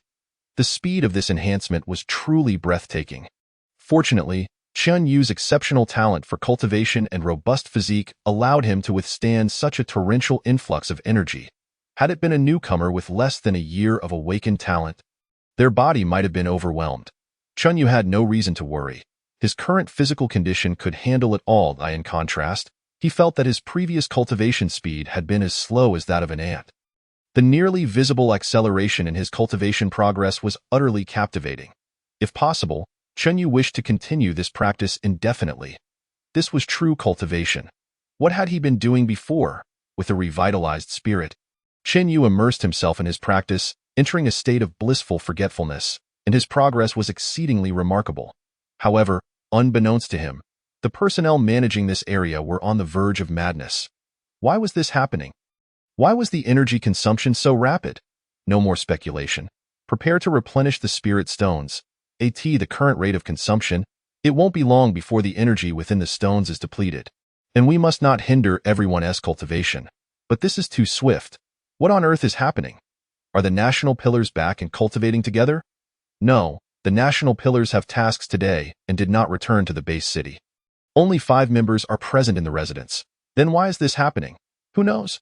We only need to ensure a normal energy supply and report the situation here. Indeed, the situation had already surpassed the control of the staff. And thus it was quickly reported to the elder in charge of the area. Do not react so strongly. Rapid spirit stone consumption is a good thing. Just ensure the energy supply remains uninterrupted. Such a rate of absorption shouldn't last long. Do not worry about it. Everyone return to your tasks. Understood. Elder Sunday, watching the respectful departure of the staff, Elder Sun shook his head. What a fuss over nothing. It's just absorbing a bit faster. How long can it last? It will surely return to normal soon. The youth of today are so inexperienced. An hour later. Elder Sun, the situation seems rather peculiar. The rate of energy consumption shows no signs of diminishing. Do not concern yourself. It should be coming to an end soon. Yes, 2 hours later. Still no decrease? Elder, we continue to replenish the spirit stones. I refuse to believe this. 3 hours passed, and the spirit stone consumption remained exceedingly rapid. Showing no signs of abating. 8 batches of spirit stones had already been exhausted, more than the total used in the previous week. 4 hours soon elapsed, and with no change in the situation. Elder Sun's expression shifted, instructing the staff to ensure an uninterrupted supply of spirit stones before initiating an investigation into the source of this anomaly. That night, only 5 members of the National Guardian Pavilion were resting in the courtyard. Making the investigation straightforward, it didn't take long to uncover their identities. While it was against regulations to act this way, the extraordinary pace at which the spirit stones were consumed necessitated an investigation, as it was highly irregular. However, the final findings left him puzzled, for all 5 members appeared perfectly normal. Although they were all cultivating, their rates of energy absorption were within the expected parameters. Could it be that a member returned without reporting? As this thought surfaced, it was quickly dismissed. Elder Sun furrowed his brow. Impossible. No one would make such a fundamental mistake. So what could the issue be? Surely, there couldn't be a malfunction. With this question lingering, Elder Sun reported the situation directly, garnering significant attention. Spirit stones, being a vital strategic resource for Longhua, were exceedingly difficult to obtain. Although there had been some storage accumulated over the past 2 years, it could not withstand such rapid consumption, especially under such mysterious circumstances. It was akin to suffering a silent loss. Unacceptable. The elders promptly dispatched personnel to conduct a thorough investigation of the courtyard.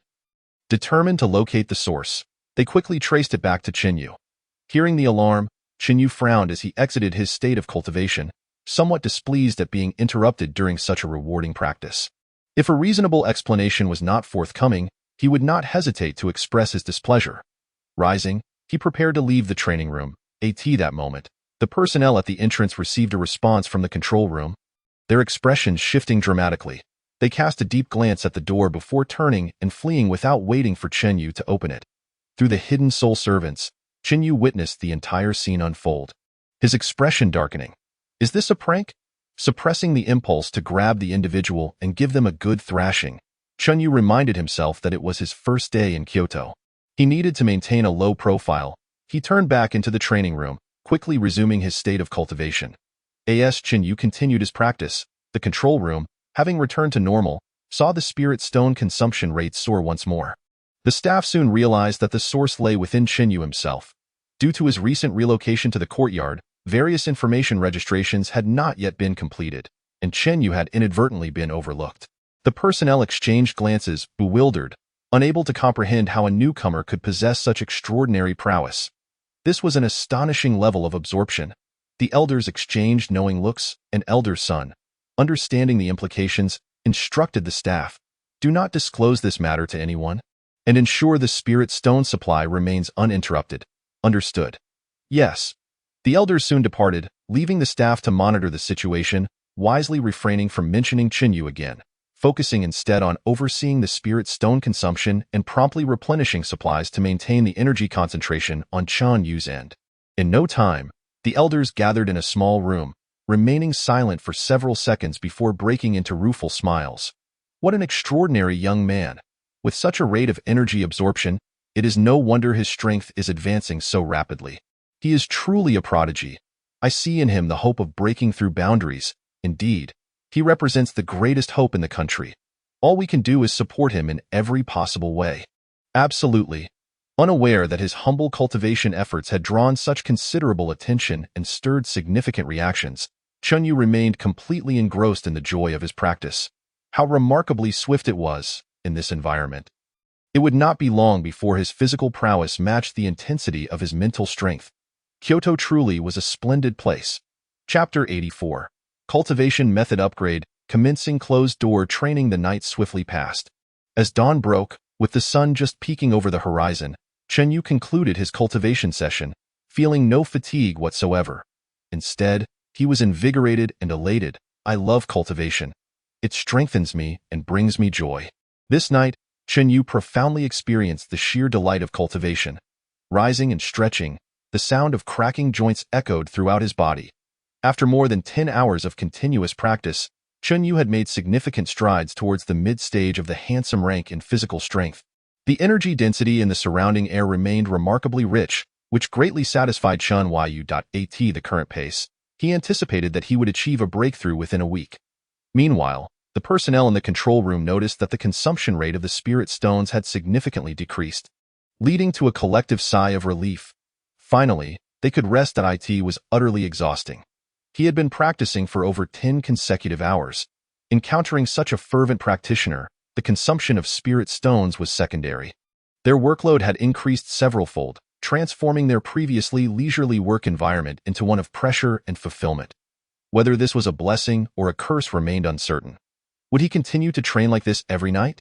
Was this truly sustainable? The expressions of the crowd reflected their unease. At that moment, Chinyu stepped out of the training room with a satisfied smile, his thoughts turning to the soul servants he had dispersed around the house for protection. Recalling them as he entered the garage, gazing at the array of luxurious vehicles, he casually selected a silver sports car and, after a brief period of familiarization, was able to operate it with ease.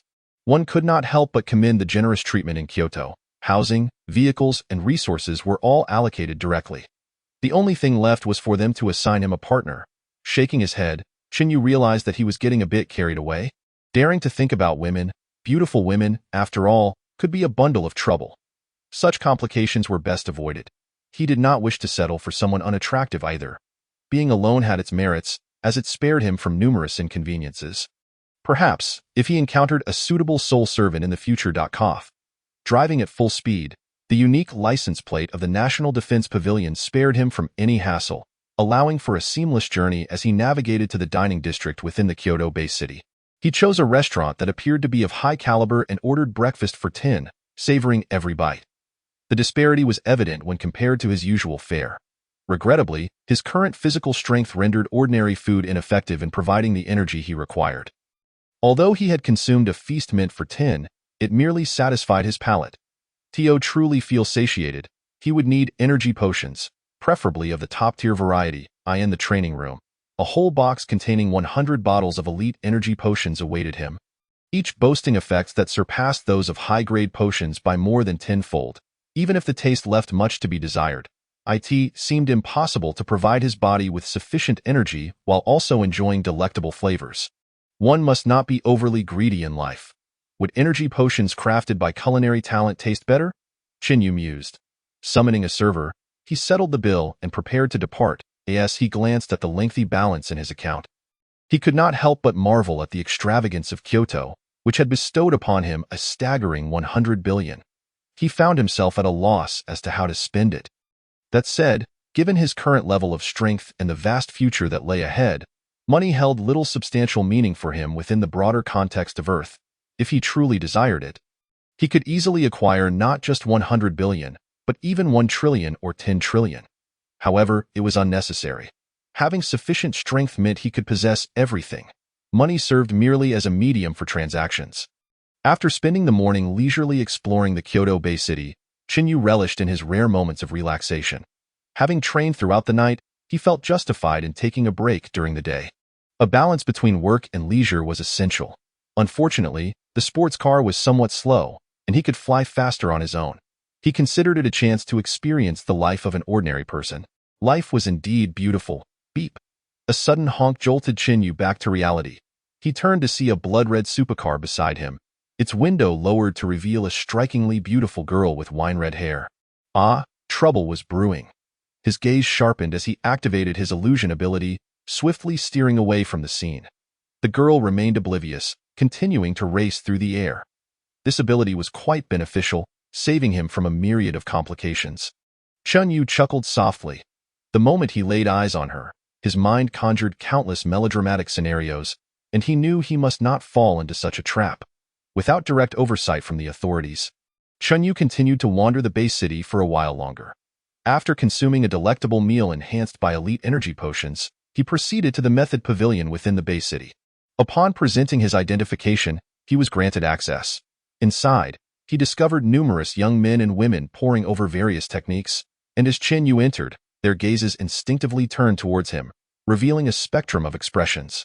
Soon, aside from a few girls captivated by his handsome visage who continued to stare, the rest returned their focus to selecting techniques and combat methods.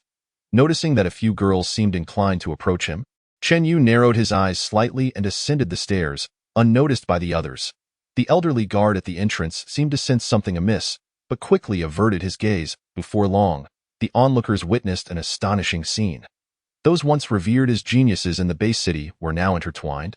Embracing one another, their faces pressed together in a display of camaraderie, while their expressions betrayed a blissful enjoyment as they uttered mortifying phrases. Spectators were left in shock, curiosity piqued. The crowd gathered, some even pulling out their phones to capture the moment on video. In the Kyoto Bay City, smartphones existed, functioning similarly to those from Chinyu's previous life, though due to signal limitations, they could only be used within the city. For the strong, their practicality was somewhat diminished, as managing and maintaining such devices required considerable resources and energy, leading to a disproportionate investment-to-return ratio. Thus, only top-tier base cities like Kyoto and Modu sold phones, while other areas did not. During his exploration earlier, Chinyu had been momentarily astonished to discover the existence of smartphones, but had refrained from purchasing one, as he did not wish to be constantly contacted by others.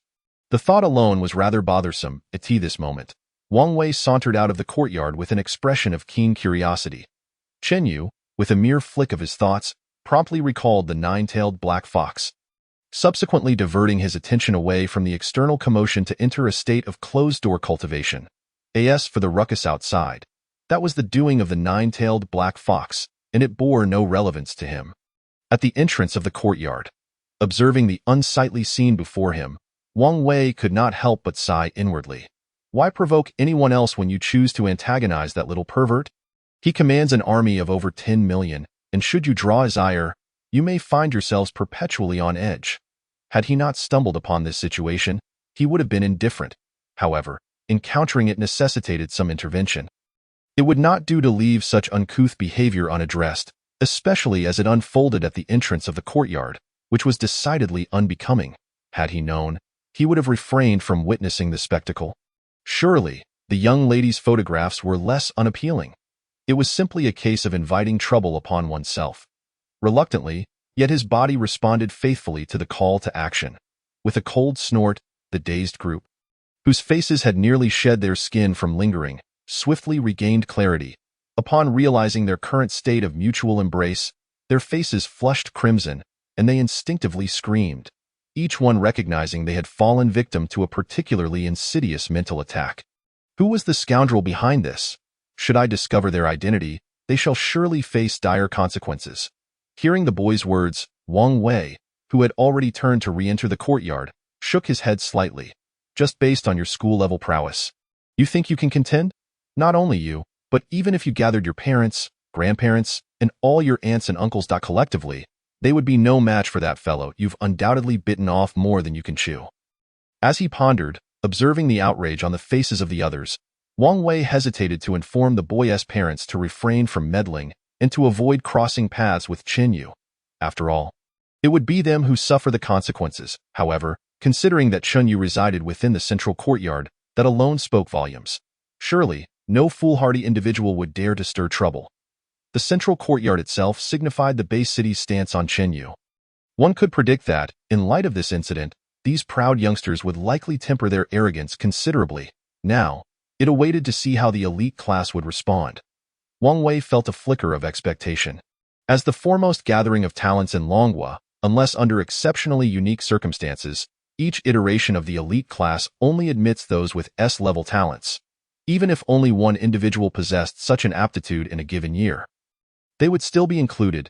If there were no S-level talents, no new students would be admitted that year.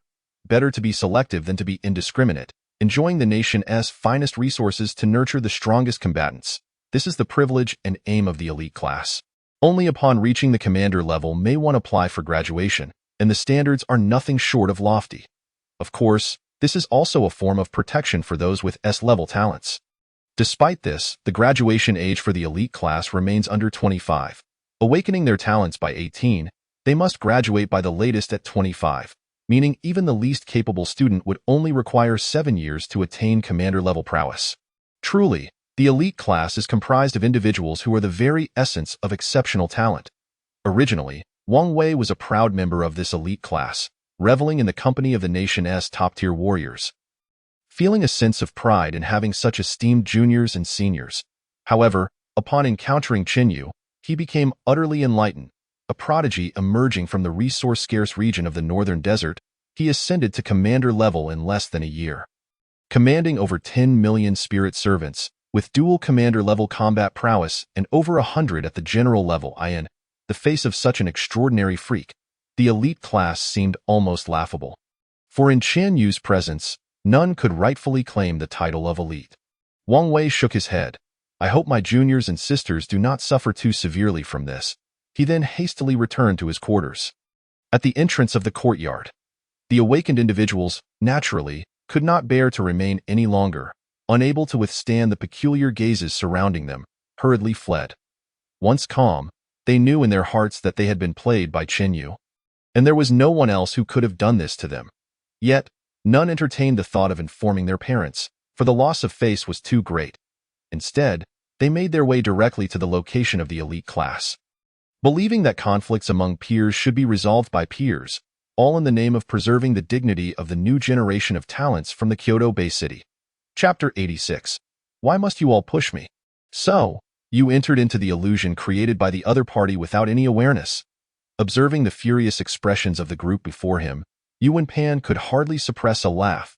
He wished he had been present at the scene. Missing such a captivating spectacle was truly a pity. Simultaneously, He felt astonished by Chun Yu's capabilities. Even for them, confronting such a mental assault would not be easy, given that they were not mental-type talent users and their spiritual strength was not particularly formidable. Upon hearing this, a worried-looking youth beside him raised an eyebrow. "So, you want us to help you retaliate? Brother Guan, this is not merely about regaining our honor. It is about defending the dignity of the Kyoto-based city. Indeed, this pertains to the dignity of our young generation in Kyoto. We cannot allow such rural upstarts to be so arrogant. Brother Pan, Brother Guan, that fellow just arrived and has already taken residence in the central courtyard, something neither of you have achieved. I refuse to believe he has reached the national defender level. It is simply unfair."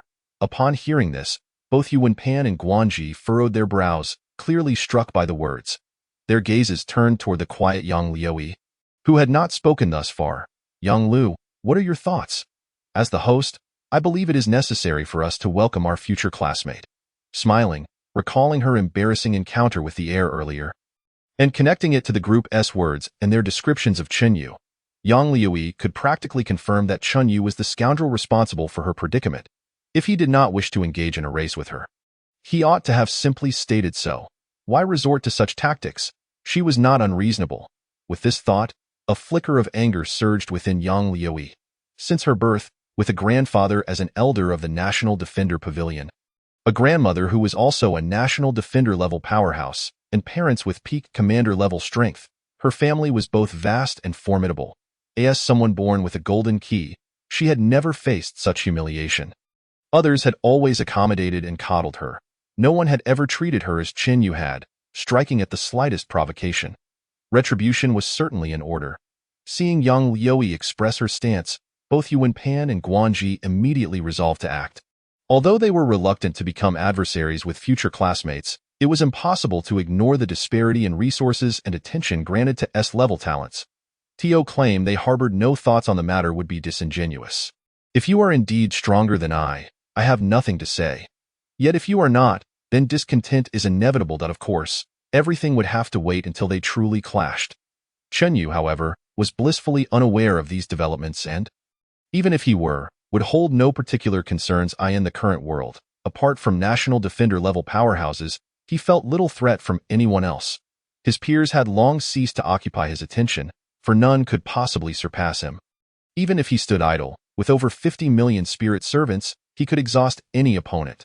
With such advantageous conditions for cultivation, Chen Yu had no desire to squander time, as he had numerous more powerful techniques and strategies to practice. He was genuinely busy, with no time to engage in the trivial disputes of children. At most, he would allow his spirit servants to handle such matters. He would not initiate trouble, however, should trouble come knocking. He would not hesitate to respond. The commander-level nine-tailed black fox alone should be sufficient to sweep aside all peers. Of course, if a shameless elder dared to bully the weak, Chen Yu would not shy away. He would ensure they understood the meaning of being outnumbered. If it came to a point where he could not prevail, he could always retreat. Without him, it would be a loss for Longhua. At most, his cultivation speed would simply slow down. Returning to his courtyard, Chen Yu spent 3 consecutive days without stepping foot outside the training room, attending to all his needs within. When hunger struck, he ordered food, and his spirit servants fetched it from the entrance, pairing it with premium energy potions, both delicious and filling. When fatigued, he would rest for a few hours before resuming his rigorous training. His schedule was meticulously packed day in and day out. Such a fervent commitment to cultivation, coupled with his extraordinary natural talent, allowed Chen Yu to progress at an astonishing pace. His physical strength was nearing the mid-commander level, and the newly acquired techniques and strategies were yielding remarkable results. He could clearly sense a dramatic enhancement in his self-defense capabilities, much to his delight. In stark contrast, Yang Liuyi found herself quite aggrieved. Enthusiastically arriving, she left in dismay.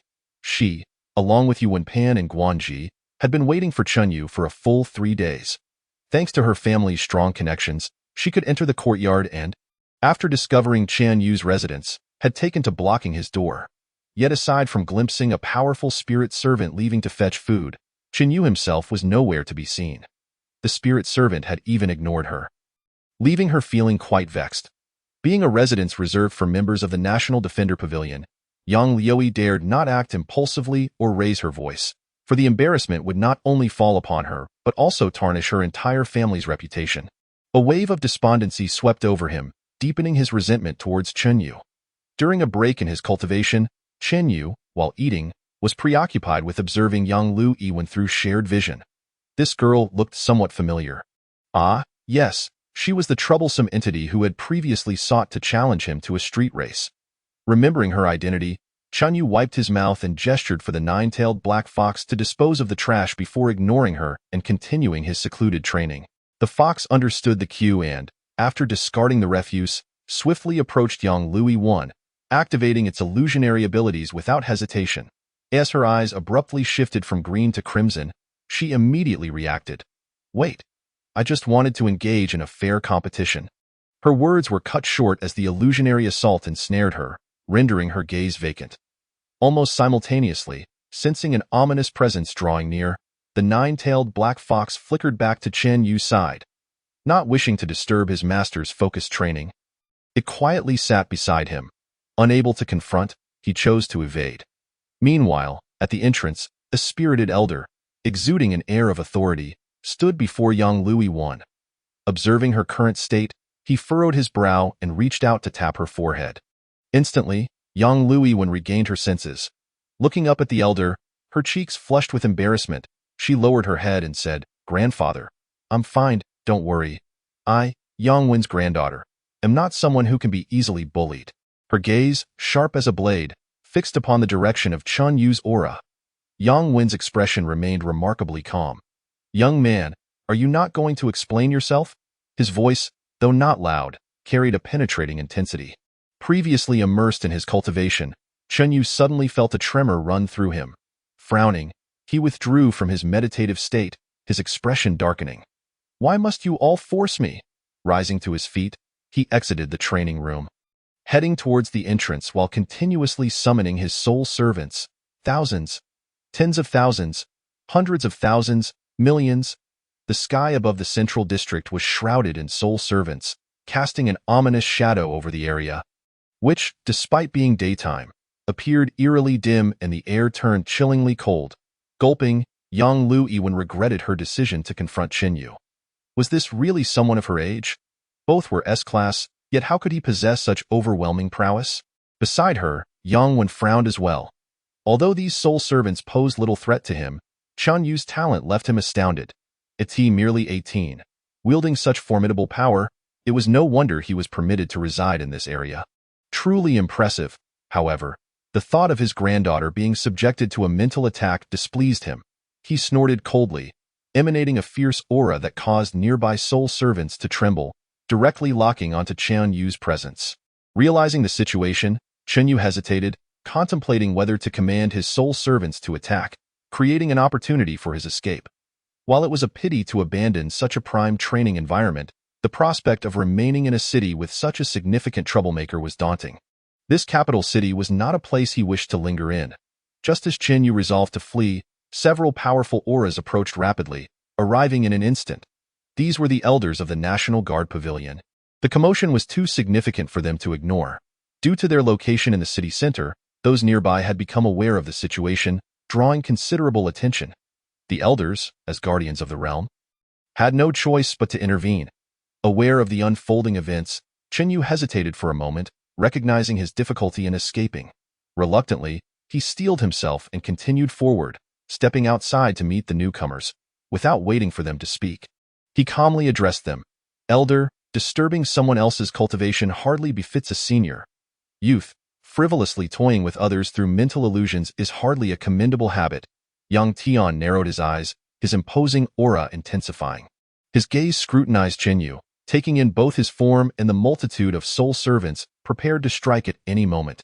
Internally, he acknowledged the young man's talent. His power far surpassed that of his granddaughter. Yet, this did not justify Chen Yu's actions towards her. Yang Tian's granddaughter, Yang Lu Yiwen, discreetly tugged at her grandfather's sleeve, her face flushed with embarrassment, unable to meet Chen Yu's gaze. She felt as though she had arranged a fair duel, only to have her parents intervene after her defeat, exerting their authority. As the leading figure among this year's new awakened ones, she felt utterly humiliated. I tend to focus intently on my tasks and dislike interruptions. This was merely a minor reprimand, Chen Yu remarked, casting a glance at the elders who had just arrived. His mind settled. It seemed he need not flee just yet. A small reprimand, you say? As a senior. Shouldn't I also dispense a little punishment to impart the lesson of decorum, teaching you not to bully the weak? Yang Tian's eyes narrowed, a grin on his face. Yet, Chen Yu sensed an overwhelming sense of impending peril. Maintaining a calm facade, he replied, of course, as a gesture of gratitude for your wise teachings, I shall visit your family at least 10 times a day. Are you threatening me? You were the one who threatened me first. Their gazes locked firmly. Chen Yu stood his ground, confident that his adversary would not escalate matters excessively, especially with other elders present. He felt a wave of relief. After all, it was Yang Tian who had instigated this situation, and he was merely retaliating passively, feeling no anxiety. Meanwhile, he held disdain for the elders' blatant double standards. Who was truly bullying whom here? At that moment, noticing a slight change in Yang Tian's expression as he prepared to speak again, the elders who had remained silent until now descended swiftly beside him. Enough, Yang Tian. Let the young ones handle their own affairs. We, as elders, should not interfere, and besides, Chen Yu has not placed your granddaughter in any real danger. It would be best to let this matter rest, the others chimed in, appearing conciliatory, while silently keeping an eye on Yang Tian to prevent him from harming Chen Yu. After all, he represented the future of Long Kingdom and could not be harmed by his own people. Yang Tian nearly rolled his eyes, but seeing that the other elders had offered a way out, he conceded, "Humph, young man, I shall remember you." With that, he turned on his heel, taking young Louis Wan with him. Eager to leave the scene without delay. Watching them depart, Chen Yu's gaze flickered before he refocused on the elders before him. Thank you, esteemed elders, for your assistance. I shall forever remember this kindness. Before they could respond, he continued, might I inquire if there are any suitable tasks available in the base city? Remaining here offers little opportunity for advancement. I wish to venture out and gain experience. Upon hearing this, the seasoned elders exchanged knowing glances, fully aware of Chen Yu's intentions, and began to explain. Young Chen, do not hold it against Yang Tian. He is notoriously known in the capital city for his doting on his granddaughter. He is extremely indulgent towards her, and the fact that he did not directly confront you after what transpired indicates he bears you no ill will. What do you mean by what transpired? Chen Yu's lips twitched, feeling as though he had become entangled with a significant annoyance. If he could defeat them, it would be one thing, but currently, he felt he could not overpower them. He resolved that he could no longer remain in this capital city. I truly wish to explore the outside world. Seeing Chen Yu's unwavering determination, the elders exchanged glances, realizing that any further persuasion would be futile. They struggled to respond, ultimately deflecting by claiming there were no suitable tasks available and promptly departing. With legs of his own, Chen Yu thought, if he truly wished to leave, they could not prevent him from doing so. As he contemplated this, retracting the soul servants from the external world, he returned to the courtyard, preparing for one final day of training before departing. However, his thoughts were consumed by the figure of the elder named Yang Tian, a member of the National Guard Pavilion, a devoted grandfather, and residing so close to him in the courtyard. If he truly set his mind to it, with Yang Tian's strength, he could strike in an instant, leaving Chen Yu no time to summon his soul servants. Even summoning over 50 million soul servants might not guarantee his victory against him.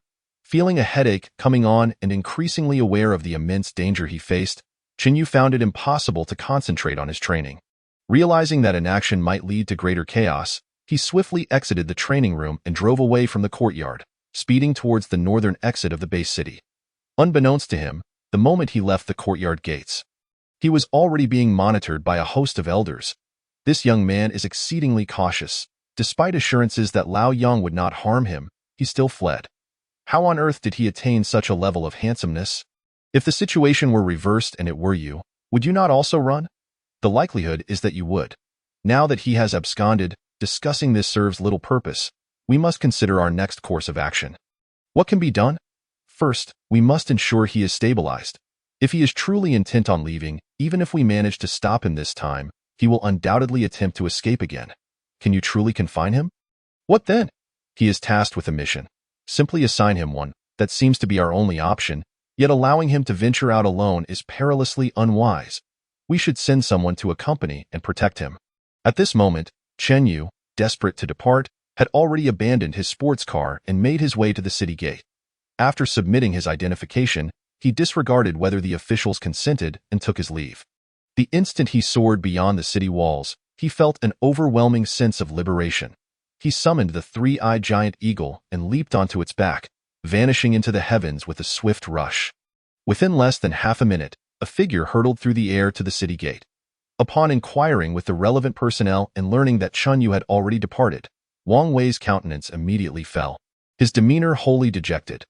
The newcomer was none other than Wang Wei, who had previously clashed with Chen Yu. After ascertaining the direction in which Chen Yu had fled, Wang Wei took to the skies, chasing after him with an expression of exasperation. As the youngest official member of the National Guard Pavilion, I find myself playing the role of a caretaker. To make matters worse, that fellow has eloped. And now it falls upon me to pursue him. Truly, my life seems to be one of endless toil. Unbeknownst to him, after flying a considerable distance, Chen Yu had altered his course. Such caution, although he had spent less than 2 days in Kyoto. Once he left, he was enveloped by an exhilarating feeling of freedom, prompting him to reflect. Is this the essence of freedom? Life within the confines of walls is undoubtedly ill-suited for me. 3 days passed in the blink of an eye. The Kyoto-based city, within the National Guard Pavilion. What did you say? You couldn't locate Chen Yu? The elder seated at the head of the table regarded Wang Wei with a solemn expression. The latter, resigned, replied, I followed the direction in which that boy departed all day and searched the surrounding area for another day, yet I found no trace of him, given his cautious nature. He must have changed his course at the last moment. The vastness of the world and his ability to fly leave no sign of his passage. It is genuinely impossible to track him down. The high probability is that he has altered his direction, completely consistent with the information sent by Yang Yi. He possesses extraordinary talent and progresses rapidly, yet he is plagued by a profound sense of insecurity, leading him to act with extreme caution. Such individuals typically grow into formidable beings, but it remains perilous to allow him to venture out alone. Whoever stirred this trouble should be the one to resolve it. Lao Yang is currently idle. Let him retrieve Chen Yu. Considering that old fellow's temperament, it may not be wise. Moreover, Chen Yu left the Bay City specifically to avoid him. If we send him on a search, misunderstandings could easily arise, and it would be difficult to explain later. After a brief discussion, the group appeared increasingly helpless, their gazes directed toward the elder at the head of the table. Sighing, the elder addressed Wang Wei. Young Wang, I appreciate your efforts over the past few days. Return and rest for a few days. There may be further matters requiring your attention. Pausing for a moment, he continued, given Chen's abilities, as long as he does not stray into forbidden areas, he should be safe. Allow him to hone his skills independently for a while. Perhaps this is the most suitable path for his growth. Upon hearing this, everyone nodded in agreement. They had been deliberating on how to arrange for Chen Yu but had struggled to find an appropriate solution. At 18, he was deemed too young for the battlefield, despite his remarkable talent, which could be considered the pinnacle of genius in the history of Longhua. Should any mishap occur, it would represent a significant loss for the nation. However, if Chen Yu were not deployed to the battlefield, there were few suitable opportunities for him within the base city. Training camps would be akin to child's play for him, as the instructors might not even be able to defeat him. As for the elite class, with Chen Yu's handsome level prowess, he was more than qualified to graduate. While experience, technique, and skill enhancement could be beneficial, most other aspects would be of little use. In fact, there was a high likelihood that it could undermine the pride of other young geniuses, making it challenging to strike the right balance. Ultimately, they were at a loss regarding what to do with Chen Yu. Now, however, the matter had resolved itself. He had left of his own accord.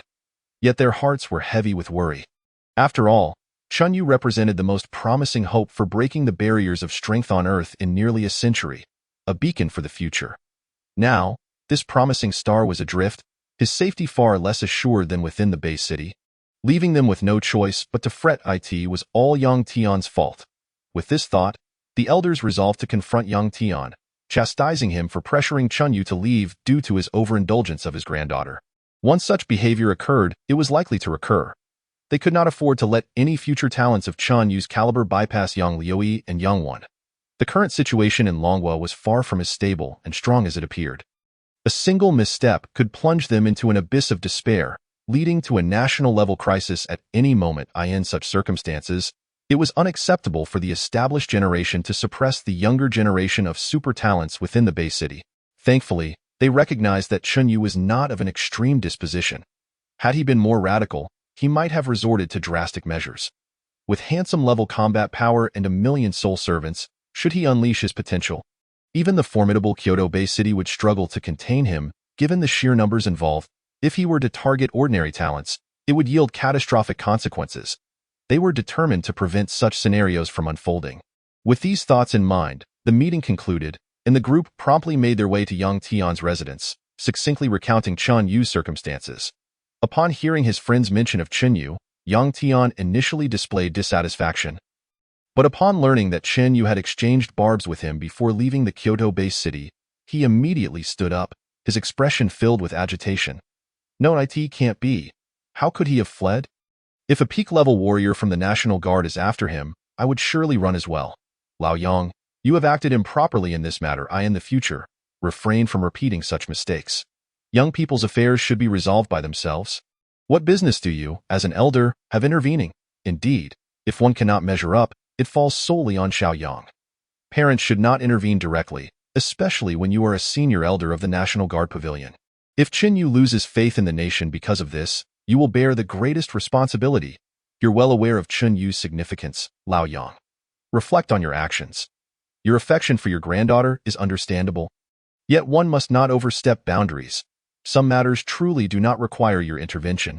Listening to the group chastise him, in contrast to his usual self, Yang Tian found himself unable to retort.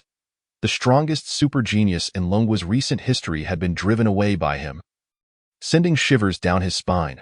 While everyone expressed trust in Chunyu, should he never return or, worse yet, ally himself with another nation and thrive, Yang Tian would be branded a traitor to Longhua.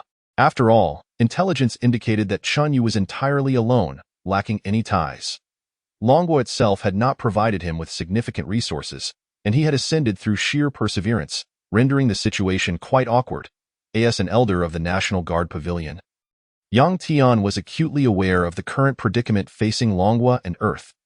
Everyone was trapped at the 6th tier, or National Guard level, unable to progress even slightly, while the strength of the spatial rifts in the underworld was steadily increasing over time. Sooner or later, entities surpassing the National Guard level would arrive on Earth, heralding an apocalyptic crisis. The strongest super genius in Longhua, Chunyu had awakened his talent and reached handsome-level strength within 6 months. It was likely that in a few years, he would become a top-tier National Guard warrior, potentially breaking through to even higher realms. He was an invaluable asset to Longhua, and yet, he had been pressured into leaving due to his granddaughter's influence. The more he pondered, the more discontented Yang Tian became, and he resolved to venture outside the Bay City to find Chunyu and persuade him to return. However, he was stopped by the others. If he were truly to search for Chunyu, it was likely that the latter would only flee faster and farther, perhaps never to return. Such extreme caution, was it a blessing or a curse? Achoo! Over 10,000 kilometers away, atop a snow-covered mountain rising more than 5,000 meters, within an artificially carved cave, Chunyu inexplicably sneezed. Which scoundrel is speaking ill of me? Shaking his head and dismissing such thoughts, he returned to his training. After a lengthy, winding journey northward, he finally discovered a location with a commendable concentration of energy and immediately began his retreat into seclusion. First, one must elevate their physical strength to the mid-tier of the Shuaiji level, and subsequently cultivate a series of techniques to their perfected state before contemplating the next destination. With sufficient power, everything falls into place. However, lacking strength necessitates a more cautious approach. As the saying goes, life is singular. Exercising caution is always prudent. The intricate relationships and formidable powers in Kyoto are staggering, and even with utmost vigilance, trouble tends to find its way to one. Departing is undoubtedly the wisest choice, even if it results in a temporary slowdown in one's cultivation speed, as the tranquility of an undisturbed and secure environment for training is what Chunyu currently seeks.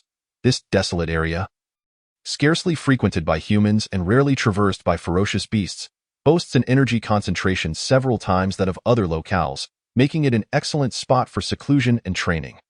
Thus, Days turned into weeks as Chen Yu remained steadfastly focused on his cultivation. Growing stronger by the day, meanwhile, the situation on Earth was far from tranquil.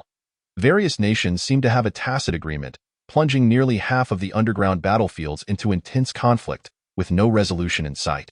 Alarmingly, far to the northeast of the Dragon Kingdom, the nation of Kaikai has fallen. Chapter 89. Pulling one thread affects the whole tapestry. Conclusion of Seclusion Kaikai, with a population exceeding 40 million and an expanse of 3.01 million square kilometers, exemplifies the common Earth phenomenon of vast territories with sparse populations. With only 2 underground sites nationwide, the highest combat power from invading otherworldly beings has only reached the pinnacle of the Shuiji level, making the task of defense relatively uncomplicated for Kaikai, which boasts 2 Guardian-level warriors. The region's high latitude contributes to its cold climate and low numbers of ferocious beasts. After undergoing several near-comprehensive extermination campaigns, the number of such beasts plummeted, leaving only those preserved for the training of new talents. Moreover, the beautiful nation has long stationed powerful warriors within Kaikai to prevent any unforeseen incidents, resulting in an exceptionally high security level.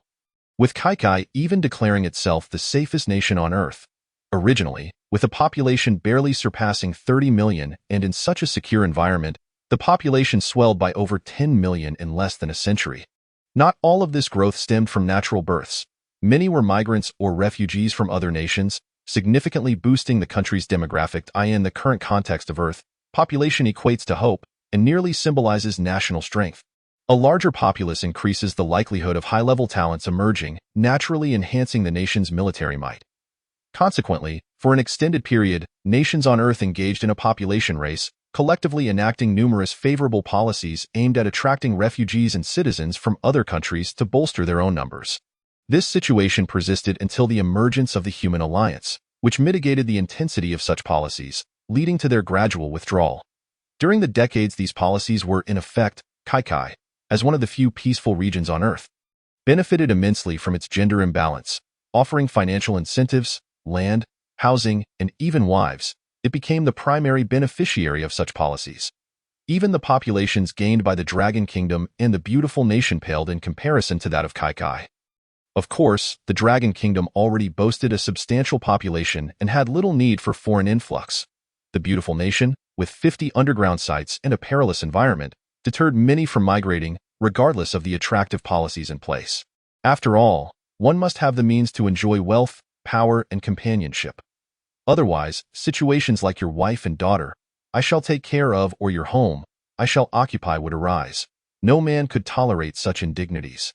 Now, the nation that had always prided itself on being the safest on Earth, Kaikai, has fallen, leaving neighboring nations like the Dragon Kingdom, Bear Nation, Beautiful Nation, and Island Nation astonished, hastily mobilizing forces to suppress the situation. Pulling one thread affects the whole tapestry. Should the otherworldly beings establish a foothold in Kaikai and channel sufficient forces, all nations on Earth would suffer.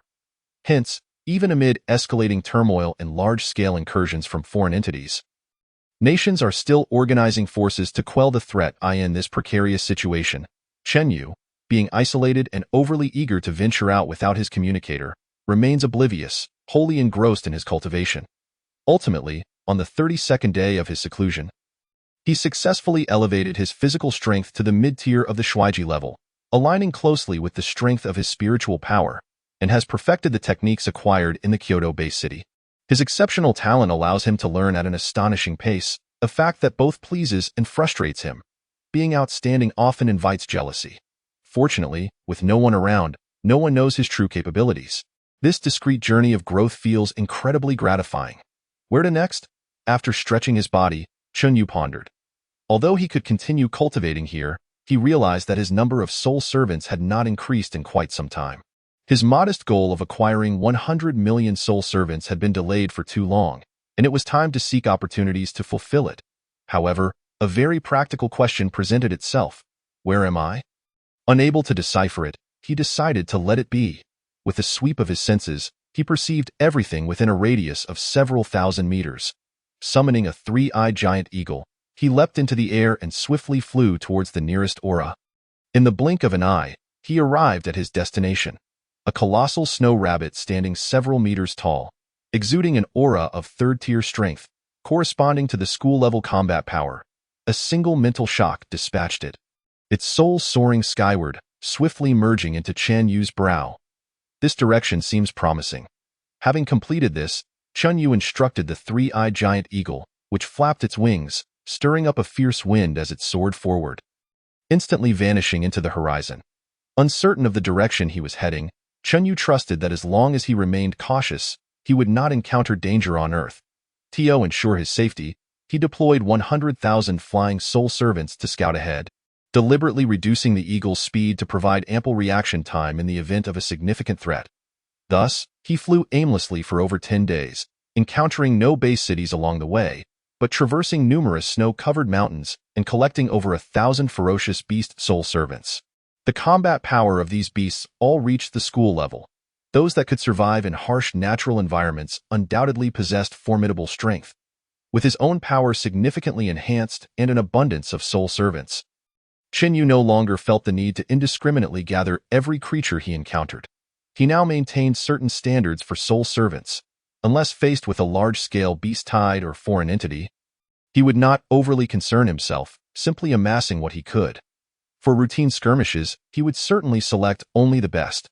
Beasts below the third tier would not be considered unless they were flying types.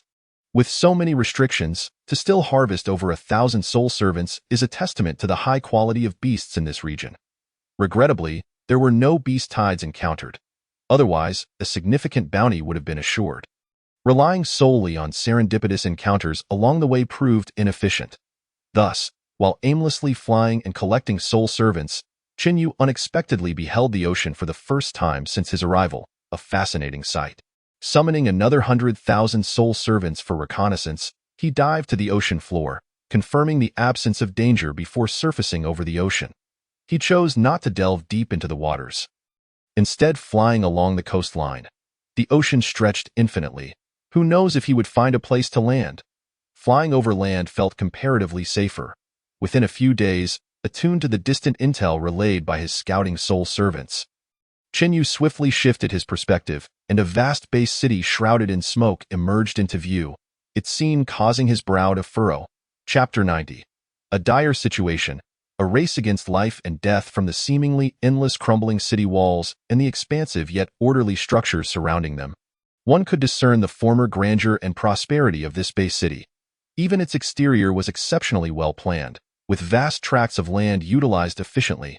Now, however, it lay in ruins. Rather than recklessly entering, Chen Yu dispatched a highly skilled earth elemental to burrow underground, swiftly reaching the outermost ruins to commence reconnaissance. Yet, upon nearing, he was abruptly attacked. Boom! A terrifying blade of air cleaved towards him, splitting the ground asunder and revealing a chasm nearly 1,000 meters long and unfathomably deep. Undoubtedly, he had been exposed. The earth elemental, moving swiftly beneath the surface, adeptly evaded the attack. Upon receiving Chen Yu's approval, it promptly counterattacked, preparing to probe the enemy's capabilities. Instantly, the ground within a 10-kilometer radius shattered, the ruins collapsing as the entire area transformed into quicksand, consuming everything within. With no cover remaining, a squadron of green-skinned, horned warriors wielding various cold weapons, approximately 1,000 in number, emerged into view. They quickly retreated to the edge of the quicksand, narrowly escaping its grasp. Among them, one particularly towering green-skinned warrior wielding a massive axe soared into the air, repeatedly slashing at the ground, unleashing visible waves of destructive force upon the quicksand. However, despite their relentless assault, the quicksand soon returned to its original state. Conversely, the ground beneath them suddenly erupted with countless earthen spikes, piercing through hundreds of the green-skinned warriors, who perished on the spot. It is evident that the adversary is seething with anger at this moment. However, instead of continuing their assault on the shifting sands, they turn away with the remaining members of their kind, preparing to retreat. Yet, the instant they pivot, they are confronted by an overwhelming number of soul servants, who swiftly encircle them. The previously mentioned giant axe warrior is struck from the sky, crashing down to the ground. 10 commanding soul servants seize the opportunity to relentlessly bombard him. After numerous coordinated attacks, the soul servants demonstrate an increasingly refined synergy, enhancing their collaboration during the beatdown. The giant axe warrior is rendered utterly defenseless and soon meets his demise. As for the remaining adversaries, they have long since been eliminated by soul servants, whose numbers vastly outnumber theirs, leaving behind lifeless corpses devoid of breath. After waiting for a while in the distance and observing no further enemy troops, Chinyu feels a sense of relief. It appears that this area harbors no more foes. Swiftly approaching, over 1,000 souls are effortlessly extracted and swiftly absorbed into Chan Yu's brow, instantaneously transforming into soul servants. Without further ado, he promptly summons the commanding green-skinned warrior. Master, haze shall become your sharpest weapon. With a scoff, the 30 or so commanding soul servants surrounding him let out cold snorts, the earth and wind elements emanating a terrifying aura. Among them, they regard Chris, who possesses late-stage commanding power, with a degree of respect. In a one-on-one scenario, he is indeed formidable. The wind and earth elements are exceptionally strong, with fierce attribute attacks, thus commanding a certain level of respect. However, the audacity of this novice in the commanding tier is intolerable, and the commanding soul servants feel compelled to instill a lesson, ensuring he understands the importance of respecting his seniors. Sensing the tension, Haze remains composed, his gaze unwaveringly respectful towards Chenyu. Chenyu has always adopted an encouraging stance regarding the healthy competition among his subordinates. Disregarding their current sentiments, as long as they do not cause any turmoil, he directly inquires, Haze, how did you come to be here?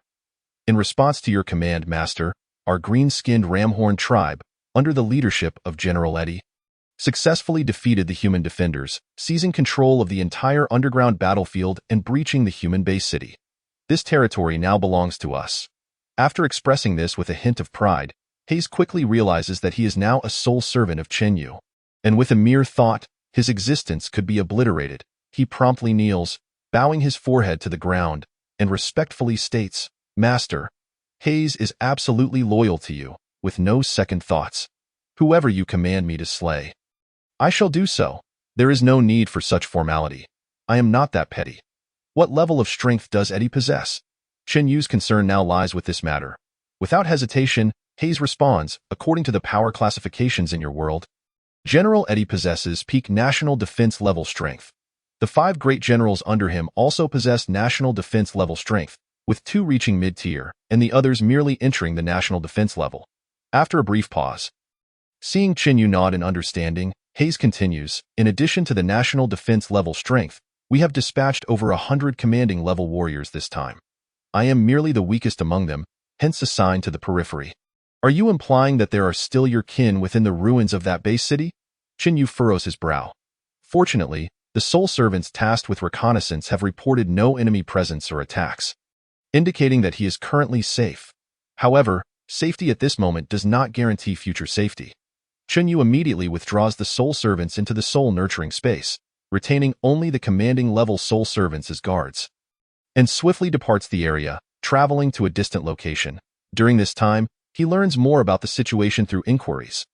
The Ramhorn tribe's preparations have been extensive, and their initial lack of an apparent offensive intention successfully lulled the defenses of the Kaikai Nation into complacency, ultimately leading to their downfall. However, the Kaikai Nation responded with remarkable swiftness. Upon realizing their defenses in the underground battlefield were utterly compromised, they recognized they could not contend with the invaders and immediately began relocating their populace to the nearest Bear Nation-based city.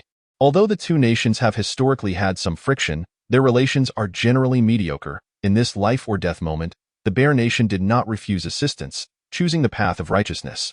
Originally, the invaders pursued the citizens of the Kaikai Nation all the way to the Bear Nation's base city.